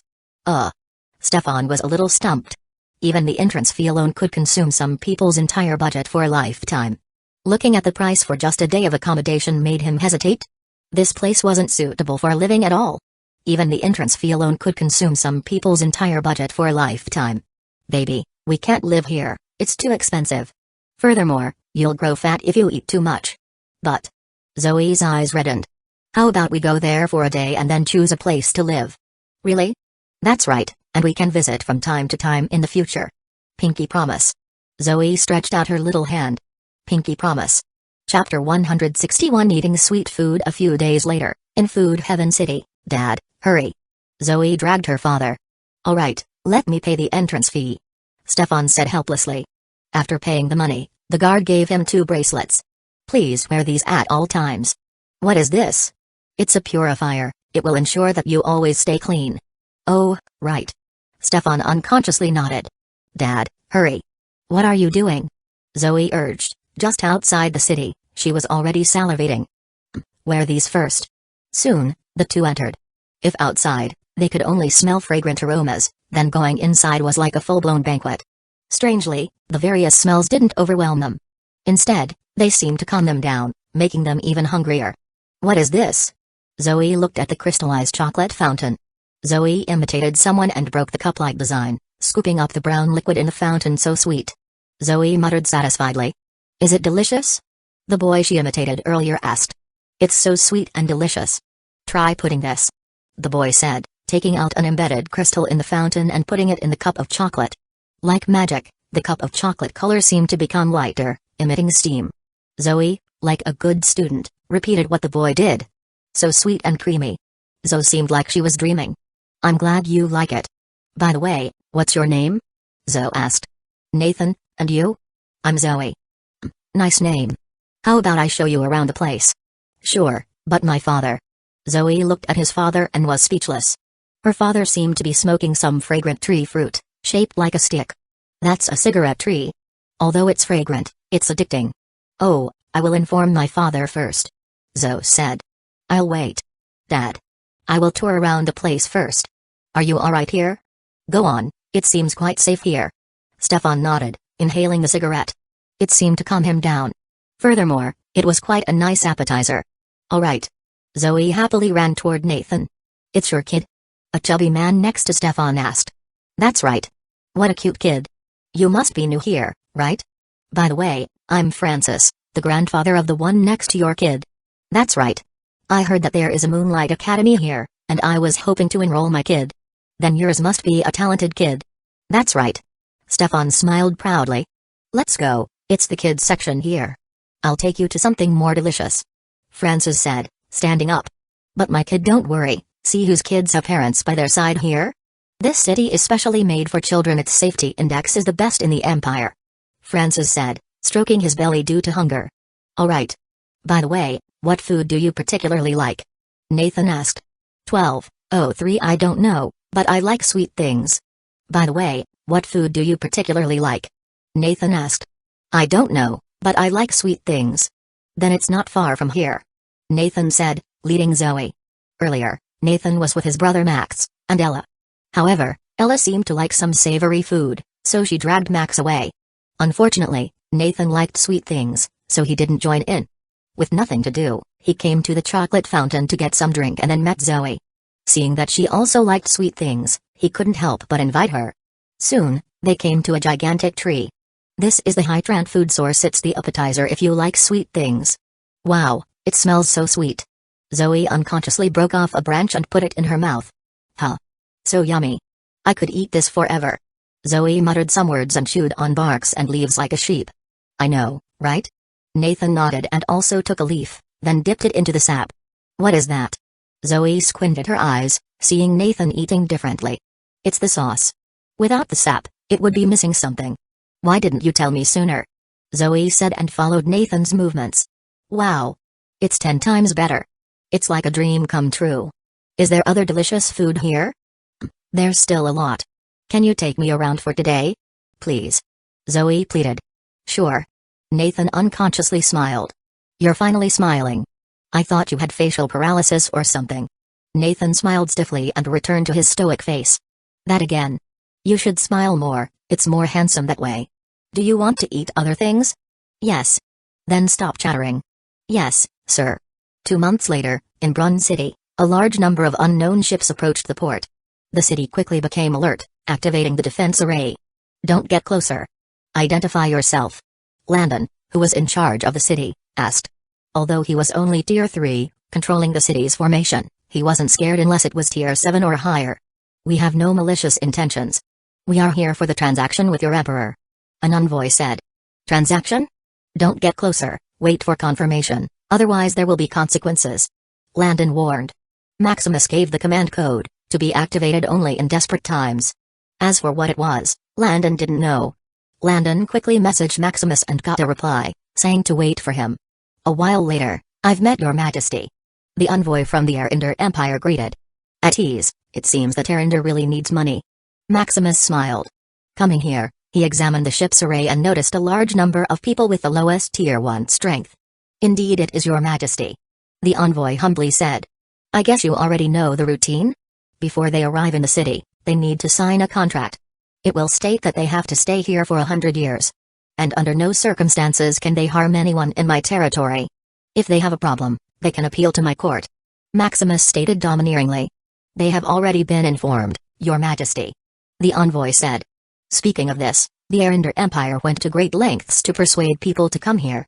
The greatest incentive, of course, is money. They paid them 10% of what Maximus would pay them. It might seem like a scam, but just 10% of the money paid by Maximus could already buy 10 of them. The reason why Maximus needed such a middleman instead of paying the money himself is that he can't. Openly soliciting people from other empires might trigger a war. As for people from various kingdoms who have no strength to fight, it's inefficient. Anyway, it's not the main defense, it's the Tier 8 puppet hidden in 1209 the dark. The transportation alone is already an issue. Cedric is already occupied transporting people from the Sun Sea region alone. As for consigning to other sea caravans, either they are owned by other empires or are too weak. Since they're already informed, then it's fine. Maximus smiled and had Landon lower the defense array. Anyway, it's not the main defense, it's the Tier 8 puppet hidden in the dark. Once these people from the Arinder Empire do anything funny, he will let them know why flowers are red. Soon, about 100 million people lined up to register and sign a contract. The foundation of the Moonlight Empire is indeed shallow. Maximus sighed as he observed. Just the number of ships transporting the people from the Arinder Empire could already overwhelm the Moonlight Empire. Cedric was able to transport 1 billion people at one time because of the proximity of the Sun Sea region to his territory. Otherwise, if it's farther away, he may not even transport 100 million people. A day later, with the efficiency of his subordinates, they registered all the people. How is it? There are 95 million Tier 1, 3 million Tier 2, 10,000 Tier 3, and 25 Tier 4. Landon reported. The envoy by the side listened and nodded, confirming the numbers. That will be about 12.6 billion. Maximus gave a smile and happily transferred the money. This was nothing to him now. His shop in the Arcan continent could earn about 3 billion per month. His empire could generate more than 2 billion when he converted the virtual money to system points. There were also no other expenses except for the array in the empire. A Shadow Hunter city was already generating revenue for its construction. The only pity was that he couldn't use the Origin Arana Institute 99.9% here. Thank you for your patronage, Your Majesty. The envoy said excitedly, examining the payment. Although it wasn't much, it was a start. It could be said that this amount was more than their monthly income in the Arcane Continent in the past.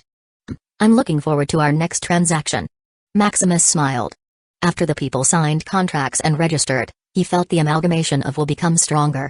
The enhancement was 3 times stronger than when Cedric brought a billion population. Then I will see Your Majesty again 3 months later. The envoy hurriedly left, hoping to report to his emperor as quickly as possible. Meanwhile, Maximus was notified that the map application he had instructed more than half a year ago was finished. The map is finished? Chapter 162 Tier 5 Mystic Mage. The map is finished? Maximus quickly returned to Shadow City. You finished the application quickly. Maximus praised. This is because of the ingenious rune inscribing artificial intelligence you created, leader. Sareb said excitedly. In the official student trial in the Wasteland world, Sareb was mainly in charge of various robots and their programs. Seeing the rune inscribing artificial intelligence his leader created, gave him some wonderful ideas. It's also your credits. I'll triple your credit reward this time. Leader, can I instead study here? Sareb pleaded. You want to study this thing? Sareb hurriedly nodded. Then you can upgrade it as well. This is the program system I compiled. Maximus said, tossing him a book. Thank you, leader. Maximus just nodded and activated the map application.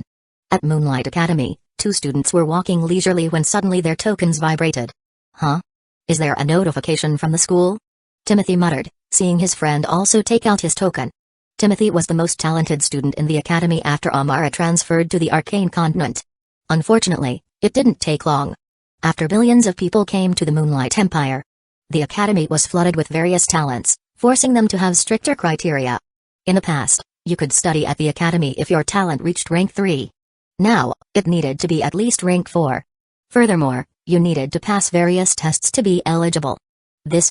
An application update? Timothy said loudly, breaking the stupor of the other students. I can't believe that there will be a new application even after all these years. I thought, Your Majesty became lazy. Hey, it must be that it's hard to create a new application. Timothy continued to chatter, not noticing the students looking at him gloomily. They couldn't bear anyone insulting their majesty. Pack. Xavier, his friend, patted him heavily, breaking his chattering. Huh? Seeing Xavier look at him meaningfully, he looked around. I didn't mean to criticize His Majesty. Timothy quickly apologized. In truth, he was a self-proclaimed #1 fan of the Emperor. He was just excited, don't mind. Xavier helped smooth things out.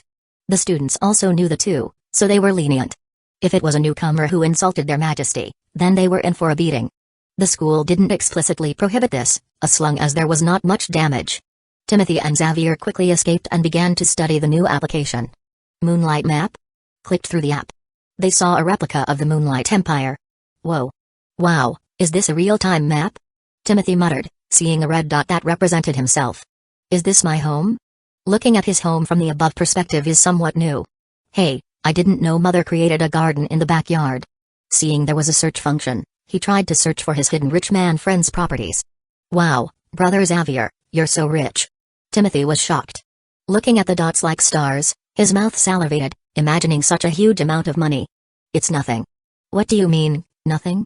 Looking at your property, you must be the richest in the Moonlight Empire. Indeed, I am. Xavier admitted. With his genius mind and the Empire's perfect rules for business, he became a millionaire unknowingly. This is in crystal credits, equivalent to magic crystal.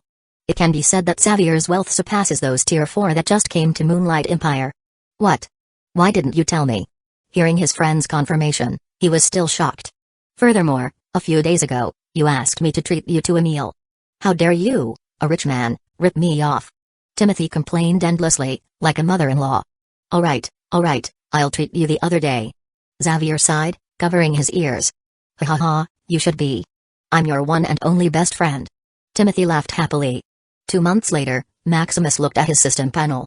Maximus Shadow Crest, Soul Tier 4, Elemental Mage, Level 1 Body Tier 5, Lunar Knight, Level 1 Soul Amplitude, 4,755 Soul Will, 417 Life Points, 151 Potential Points, 14,522,167 Condensed Soul Path, 1115 elements, 1118 types of Tier 3 spells, proficient, 178.4 billion out of 330 billion, only 3 more elements. Maximus muttered. With the amalgamation of will that he could convert every day, worth millions of system points, his progress in training was enormous. Chaos, creation, and fate. While one could practice time or space with only 575 11 complementary elements. These elements were the 3 supreme elements that surpassed even the time and space elements. While one could practice time or space with only 575 complementary elements. Mastering the supreme elements required mastering all the basic elements that made up the world. Chaos affinity, rank 0 trash, 0 out of 10 million. Creation affinity, rank 0 trash, 0 out of 10 million. Fate affinity, rank 0 trash, 0 out of 10 million, so many. Maximus was overwhelmed. It should be noted that other basic elements only required at least 10 points, with the highest being in thousands, to upgrade to rank 1 common affinity. Now I can have 200,000 potential points daily. Plus about 10.5 million points I can convert with the amalgamation of will. Maximus calculated the points he needed to upgrade these 3 supreme elements affinity. 1 month. I just need a month to become Tier 5. Maximus grew excited. In just 2.5 years, he could upgrade from Tier 4 to Tier 5. Furthermore, it's condensing all elemental soul paths, not just advancing with 2 or 3 elements. I need to accumulate origin energy, just in case. Maximus thought. Hopping into grind on the ancient battlefield non-stop. A month later, potential points, 335,173,237, world's origin energy, 160,827, Maximus opened his eyes, having finally accumulated enough potential points. Fighting is really exhausting. Maximus had grown numb to the endless fights. It had come to the point where his fighting had become instinctive. If in the past he had to think carefully, now his body automatically moved to the optimal position. This can also be regarded as training. Maximus sighed. After all, even with his transcendent mastery in fighting,